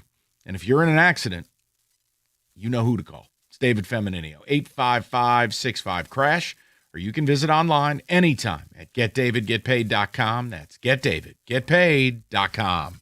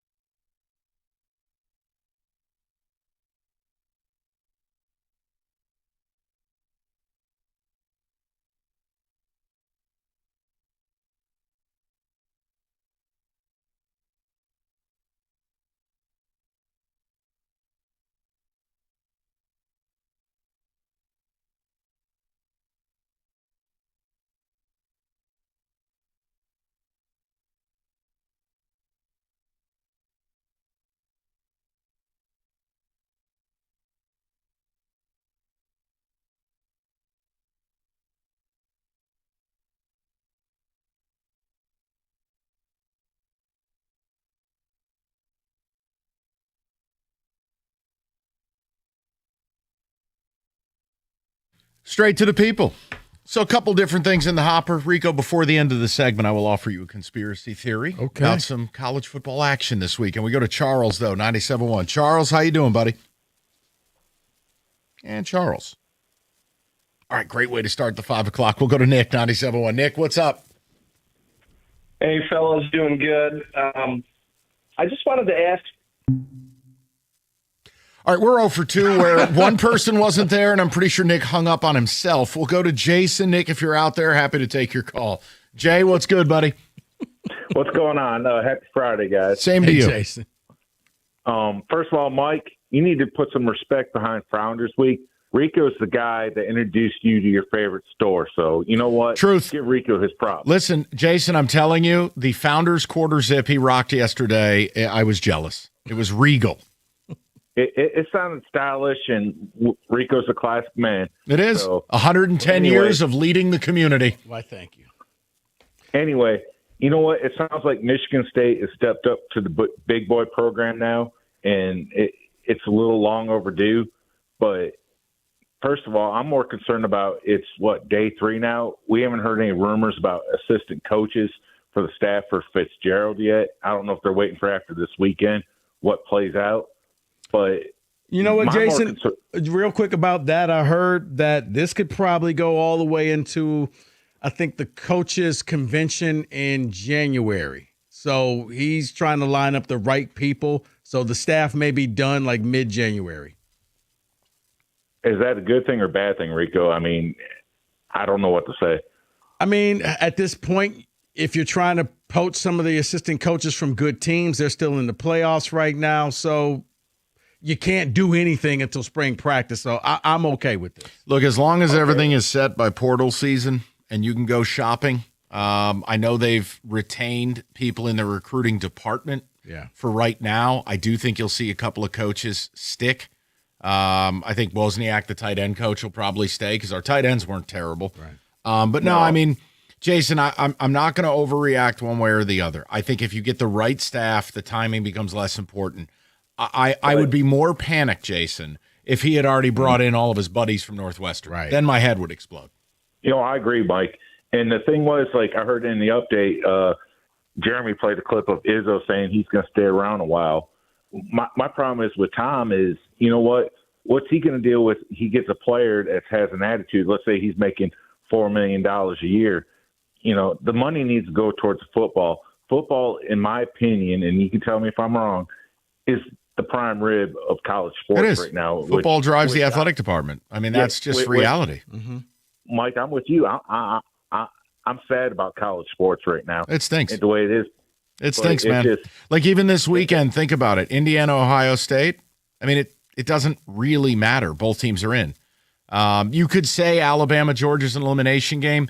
I still have a hard time believing they'll punish Alabama for playing a game and put in a team who sat at home. That only happens to Michigan State when Michigan sits at home. I was about to say, I've seen it happen before. I know. Spartan tears taste like sugar. I know. The point is, the sport, you have to make an evaluation when and if your team is good. If your team's bad, it's never been worse to bother with the sport.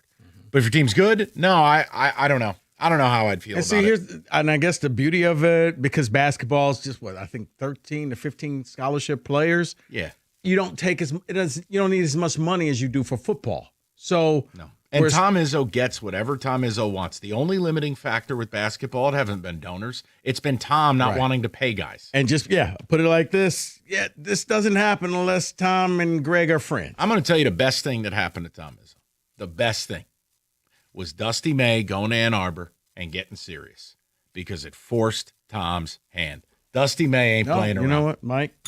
No, you're right. And Dusty I respect went out there. No, but I give Dusty credit because when he signed that deal at Michigan, it wasn't like, hey, we'll give you whatever scraps are left over from football. He's like, look, I need some money.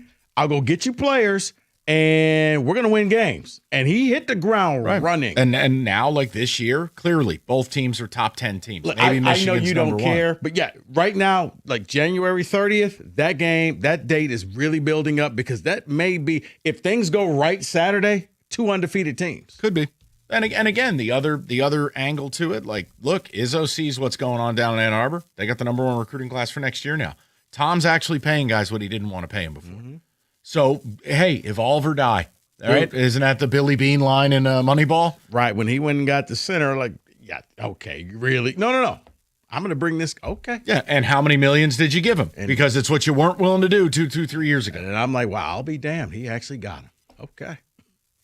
All right, Nick, I think we have Nick back after he hung up on himself. Nick, we got you, buddy? Nick's back. I was really hoping, guys, there's a few more callers ahead because I was wrapping up dropping a heater there. And Hold on, Todd. Going off, and I didn't want to do that. Would you like a few more moments? I can come back to you. No. That's Okay. all said and done. Business is taken care of. My man. Okay. What I wanted to ask you guys, just given how last night unfolded, do you feel like there's a scenario where the Lions go into L.A. next week and win convincingly? And then if they don't, if they drop this game, so they're going to lose to the Rams, so that means they're going to be 4-1 hypothetically if they win out. So they're 11-6. I just don't see how the Lions get to the playoffs at 11-6 because you've got Seattle. Yep. You've got San Francisco, and then who's the other team in that 7 slot? They don't have San Fran, but those bottom 3 teams, if they're all at 11 wins. Yeah, it's San Francisco, Seattle, Green Bay right now. And remember, if you finish with the same amount of wins as Green Bay, they go, you don't because of the tie.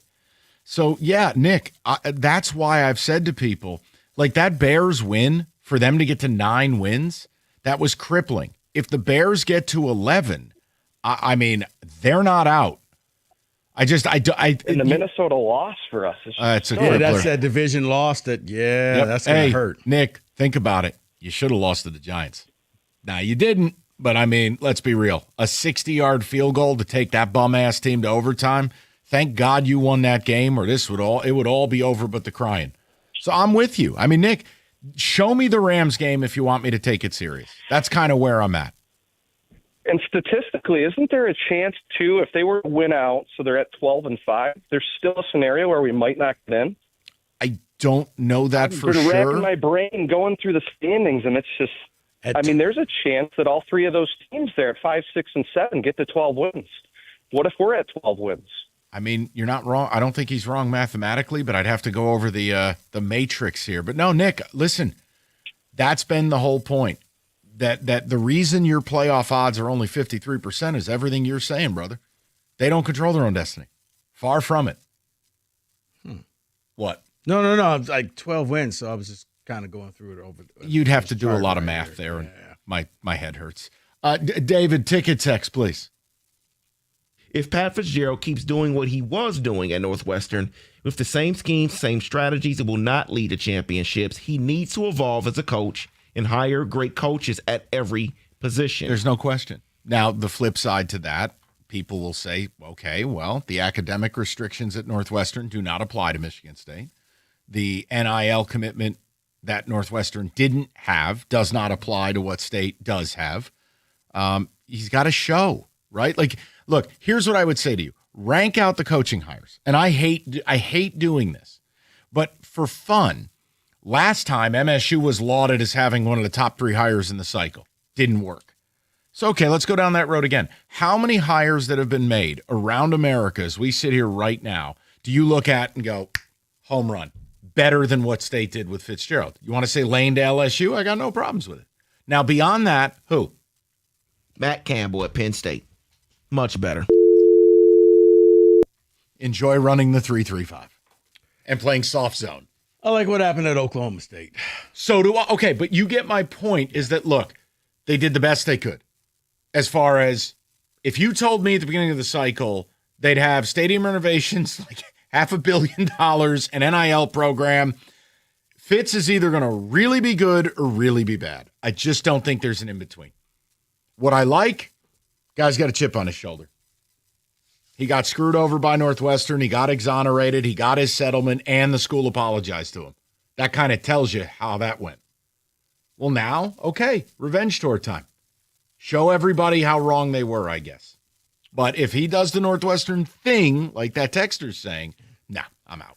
By the way, yeah, I think if the Lions go 12-5, they're 5th seed. So they're 12-5. They're in. If you get to 12, yes. Right. He's saying the other teams get to 12. The other teams get to 12 as well. Yeah, they're still in because of that whole Green Bay. But if the other teams get to 12, the Lions aren't at 12. Oh, no, I'm saying if the Lions just all win out all their games. Yes, they're that's at the best 12. recipe. Just Right. win your damn games. Right. That would be nice. But then again, they haven't won back-to-back games in 2 months. You are correct. 248-539-9797. You got anything? We good? Everything solid? Rico, take him to church. Okay, that I will do. Let's talk about the Chevy dealer in the area that's been leading the way. It is Hamilton Chevrolet in Warren, and now through December 17th, Hamilton is participating in the Season of Giving Bottomless Toy Chest Toy Drive. That's delivering new toys and crafts to hospitalized children with cancer and blood disorders right here in the Metro Detroit area. Stop into Hamilton Chevrolet and drop off a new toy that can help lift the spirits of a child fighting cancer. You can find the toy list at hamiltonchevy.com. And make sure you stop out there and drop off more than one toy.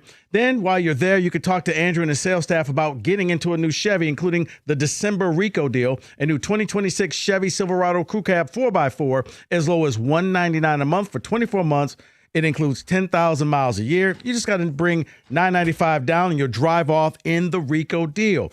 Guys, you know what I say. The best deals are found at 14 Mile and Mile.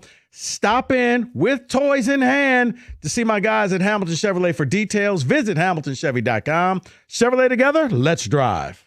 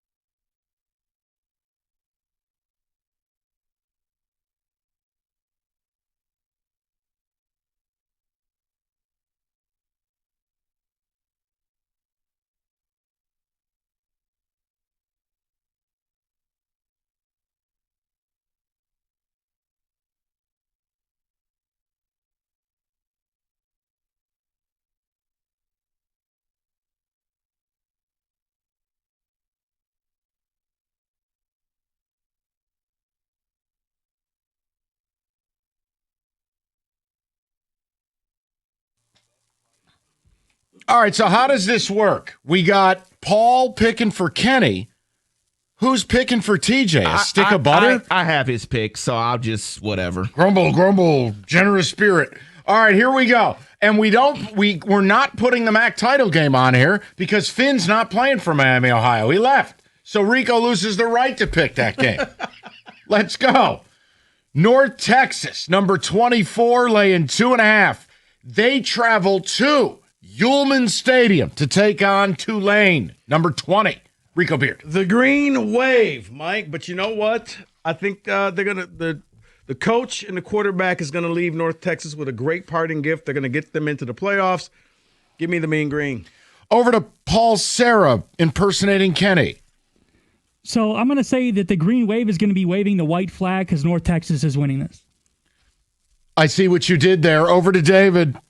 TJ goes Tulane. I am going to go North Texas because I believe Eric Morris is the better coach. I hate to do this. This number's wonky. And John Summerall has handled it with all class. Basically, do not even introduce me as the new head coach. Don't talk about it. I don't give a damn. I'm here to win the American. Eric Morris, he's talking all about Oklahoma State. Boats and hose? Mean Green. Okay. Nope. No. Tulane. The Green Wave. I have Tulane. to go. Okay, I'm going against the Meston maker. Because he's focused and North. Okay, I kind of wonder. All right, next game. Duke, this game shouldn't be on TV. The ACC, where the winner still may not get in. Virginia laying 4.5 as they take on Duke. Rico Beard. I don't think that Duke can handle 18 people on the field at once. That's 11 plus the 7 referees and officials because the ACC needs a representative. They're going to get every call. Virginia is. Yeah, give me Virginia. Over to Paul Serra. I'm going to go with Virginia just because I hate Manny Diaz. Nuanced. TJ takes Virginia. This game will be on the CW after an episode of Martin. So I'm going to go Duke. This game sucks.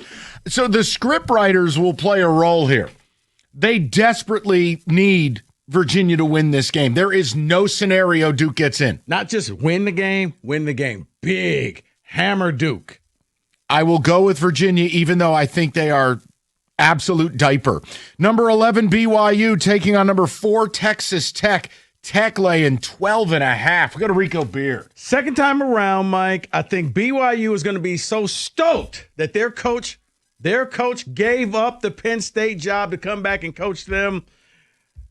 They'll at least they'll make sure that Tech doesn't cover. Give me BYU. Over to Paul Serra. So I think he's going to be so happy that he decided to stay in BYU only to lose very, very badly to Texas Tech. I don't know why you said that, but okay, we go to David. TJ takes BYU. I think we're all on the same page here. It's just a lot of points here. BYU can't win the game, but they will keep it close. The players are fired up. Coach, you believe in us. How about this? It's really hard to dominate a team twice in a season. And that was in Lubbock. It was kind of a setup for BYU to lose that game. LJ Martin is healthy again. I'm with Rico. It's a ton of points. Give me BYU. Hey, David, you missed out on TJ's pick. Crumble, crumble. Number 3, Georgia laying 2.5. They take on number 9, Alabama. Kirby Smart, a stunning 1-7 lifetime against Alabama. Rico Beard. Make it 1-8. Roll Tide, roll. So if I'm representing Kenny, I have to take Georgia minus the 2.5. No, you don't. You can do whatever you want to do. I think I have to take Georgia. Their one win against Alabama, I believe, was in a champion SEC title game. So I'll take Georgia. Over to David. TJ takes Bama, and I am going to go Georgia here. I just believe they get it done. 2-7 will be the record.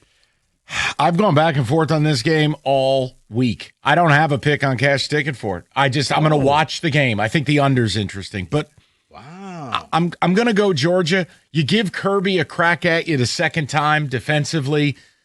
Bama, I know the run game kind of appeared, but they don't run it well, and they don't stop the run. Give me Georgia. I don't like that pick at all. Indiana, Ohio State. It's 1 versus 2. It's the only must-see game of the weekend. Ohio State's laying 4.5. Rico Beard. Indiana, home field, like 35 minutes away from campus. It's going to be a sea of red, but Ohio State also wears red, and they're a machine that can't be stopped. Give me the Buckeyes. You piece of garbage. Paul, Sarah? I'm with Rico. It's Ohio State. 4.5 isn't really enough. I'd lay way more than 4.5, but if they're only going to be 4.5, give me Ohio State. Is someone going to stand up for the storyline, David? TJ is going OSU here. I have a little cousin who is getting recruited by Indiana. Sorry, you're going to be crying tomorrow night. It will be Ohio State. I'll be the only one to stand up for it. Cignetti is a psychopath. This is the biggest game in the history of Indiana football. Ohio State is in regardless. Emotional letdown after beating Michigan. Cignetti's stare or Ryan Day's beard? Cignetti's stare. Okay. It's so scary. I'm taking Indiana. Come on, man. One time with your stupid striped pants. All right, let's go to the NFL. Steelers, Ravens. Ravens laying 5.5. Rico Beard. You know what? I really don't care about either one of these teams, but I've learned 5.5 is not the number you want to have, so give me the Steelers. Over to Paul. So I know the Ravens haven't been what they usually are this year, but the Steelers are in complete free fall. Mike Tomlin might be out as the Steelers head coach, so give me the Ravens laying to 5.5. Okay, How David. many years have I heard that, Paul? TJ says Steelers. Here's the deal here. I don't want to go Steelers, but what they do is they sit here and put themselves in a corner every year and always find a way to get out. They will win this game, Steelers. It's a defensive bounce-back pride game. That Steelers defense got buzzsawed last week. Little bounce back here. Lamar is still hurt. Derrick Henry looks old. It's a divisional game in December. I'll take the points. Texans, Chiefs. Chiefs laying 3.5. Chiefs laying 3.5. Mike, C.J. Stroud's going to be back for the Texans. I just think that the Chiefs, they'll find a way to win this thing, and they'll cover. Damn it, Give me Paul. the Chiefs. So I saw what it looks like when Patrick Mahomes is under a lot of pressure, and he's the best quarterback in the world, but he doesn't look like himself when he's under pressure, and I think he's going to get mauled by the Texans. I'll take the Texans. Yes. David.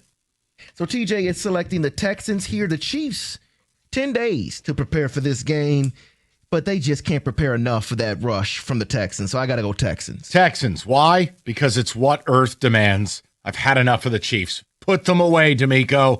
Colts, Jags, and Duval. Jags laying 1.5 now. It is cross the bridge, Rico.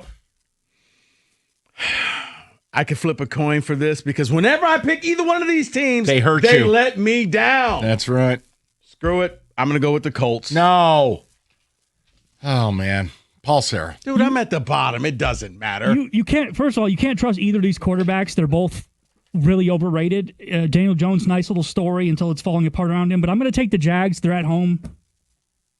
That's it. You don't need to say more. Colts are falling apart. Jags are at home. It's okay. Lean into it. He's very confident in that pick. You can't be confident with this crap, You David. can't. TJ takes the Jags. I really want to, but I'm sorry. Daniel Jones looks bad. Jags. Duval. One quarterback has a cracked fibula. Yup, not going with that guy. Give me the Jags.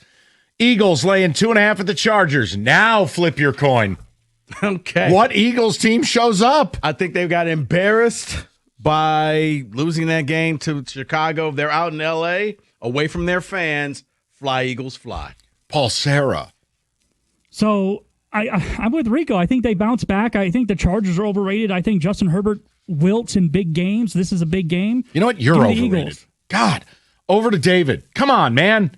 TJ takes the Chargers. Rico, I heard what you said, that the Eagles are away from their fans. But no, they're not, because they will travel to L.A.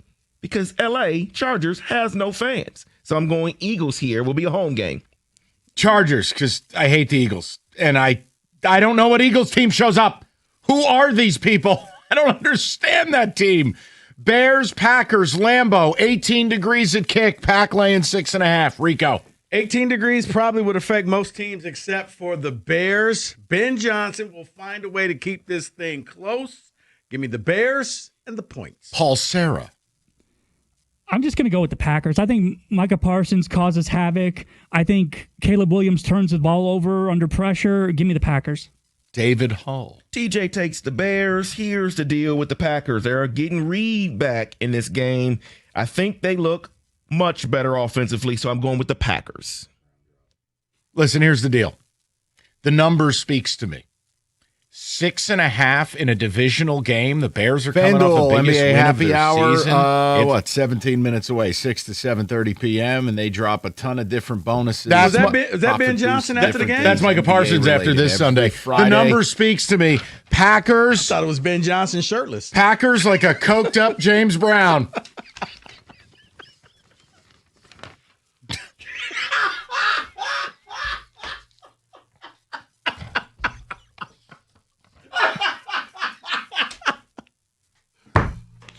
Those are the picks. 97-1.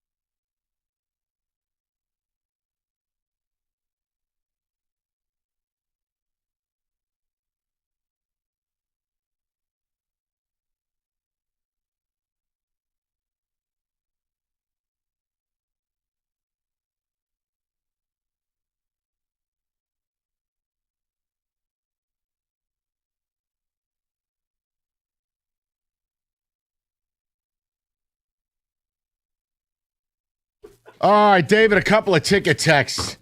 You shut your mouth when you're talking to me. Hillbilly. You keep the airline miles. All right, David, please, ticket text. David in Denver says, after years of disappointment, my expectations are tempered with the Lions. Nice to see the D-line, Bobby Moe, Aleem McNeil, Ty, Hutch. They're somewhat coming together, but I am tempered with the Lions. And again, that was a game, we highlighted it yesterday. If you didn't perform the way you performed last night, then you're the worst in football. Dallas gives up the third most pressures in the league. They were down a tackle. The tackle who's healthy blows. Yeah, I'd hope you could do that. Hell, on 2 of the sacks, nobody blocked anybody. Yes. Well, now go do it against the Rams if you want to really impress anybody. Come on.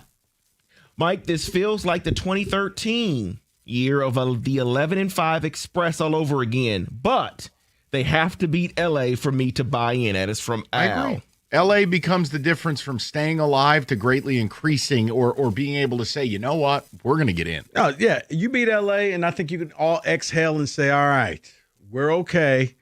Don't lose to JJ again, and we're fine. Could you imagine getting swept by JJ McCarthy? No, I don't think that can happen. This is the craziest week ever. Everything I wanted with Michigan State, they have done. I went from totally over the program to gleaming with excitement. With how this looks, we may become the shiny new toy in the Big Ten. If not, it's still going to be fun to see how this all unfolds. No, I think right there, I think a lot of people feel like you, Mike, and you're like, I'm just done. This is a team. They don't care. It's a poverty program. Wait a minute. They just hit the lottery. Well, show me. Go shopping for the good stuff, not the discount Blu-rays. Right. Show me. And then I got to see if I care. That's the problem. Not about me. I'm just saying, like, I don't. College football just feels very empty. And it's because they've wanted it to be a welfare NFL, and it is. But I wonder if it's empty because you know your team doesn't stand a chance. I'm saying even when I watch rivalry games, it doesn't feel the same. I understand, but you're a little more invested. If all of a sudden it's like, you know what?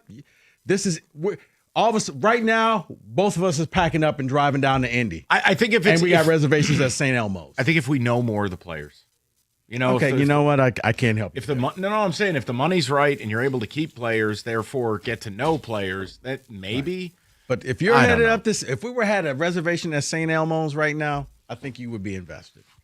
I mean, listen, that would be the Cowboy Cut New York Strip. Get a little MSU little going cocktail. up against Indiana. Their cream spinach is pretty damn good down there, too. That's pretty rock solid with the Parmesan grated on top. Wojo's over there in the corner. He's there. No, Wojo just drinks his dinner. Where's the basketball tournament? Shrimp cocktail. Where's the Big Ten tournament this year? You're good with that? Well, I integrate. I've integrated that into our family. Yeah, never mind. Wow. You ordered the sauce? Show I trip. do too. I do too. How can you get in that place the Friday before the Big Ten I think title it's game? Chicago. Let me double check. Got to make reservations long in advance. You know, not to reveal anything, but apparently that's where Mark Sanchez was after then he went beating up the truck driver. Yes. Say it ain't so. No, yep, that's it. Oh yeah. Oh no. Yeah, he was high on shrimp cocktail apparently. Or something like that. That was something different than horseradish, that's for sure. By the way, I want to give you massive props. I was driving in. I'm listening to Who Said It Today. Oh, yeah. Your I said one of them. investigative skills were amazing. Oh, it was unbelievable. I caught the cookie crumb. Wait a second. You said 3-1, not 4-1. That was pretty good. You nailed it. Unbelievable. No, but you missed mine. I know. I had a tell on there when I said he may do all the self-reflecting he wants, but he still might not be able to get the guys. Self-reflecting, that's a Woj phrase, right? Oh, I just thought you meant you being a homer. I thought it was, what did I say? Doug or Go? No, you had it completely wrong. It was me. I didn't know you worked this week. Wow. You can say that pretty much every week. Shut it! Right. I want to offer you a conspiracy theory before we hear from you two and we depart. Oh, boy. So, scriptwriter alert. Mm-hmm. 2 games this weekend. The scriptwriters are going to be out in full force in the ACC championship game. Watch out for egregious, mafioso-style officiating, favoring Virginia. Because if Duke wins that game, it is a complete MF bleep disaster for the ACC. 8-5 in the playoffs. No, it won't happen. They will be kept out. The other scriptwriter. Wait, what's Virginia's record, though? 10-2, but Okay, so they would get in. But they're 18th. They're not going to be ranked higher than potentially unless Tulane. it's like a beatdown. Think about this. Tulane is playing a ranked North Texas team. Virginia is playing, checks notes, 5-loss Duke.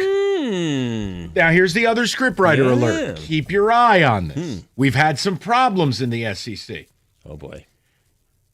Alabama.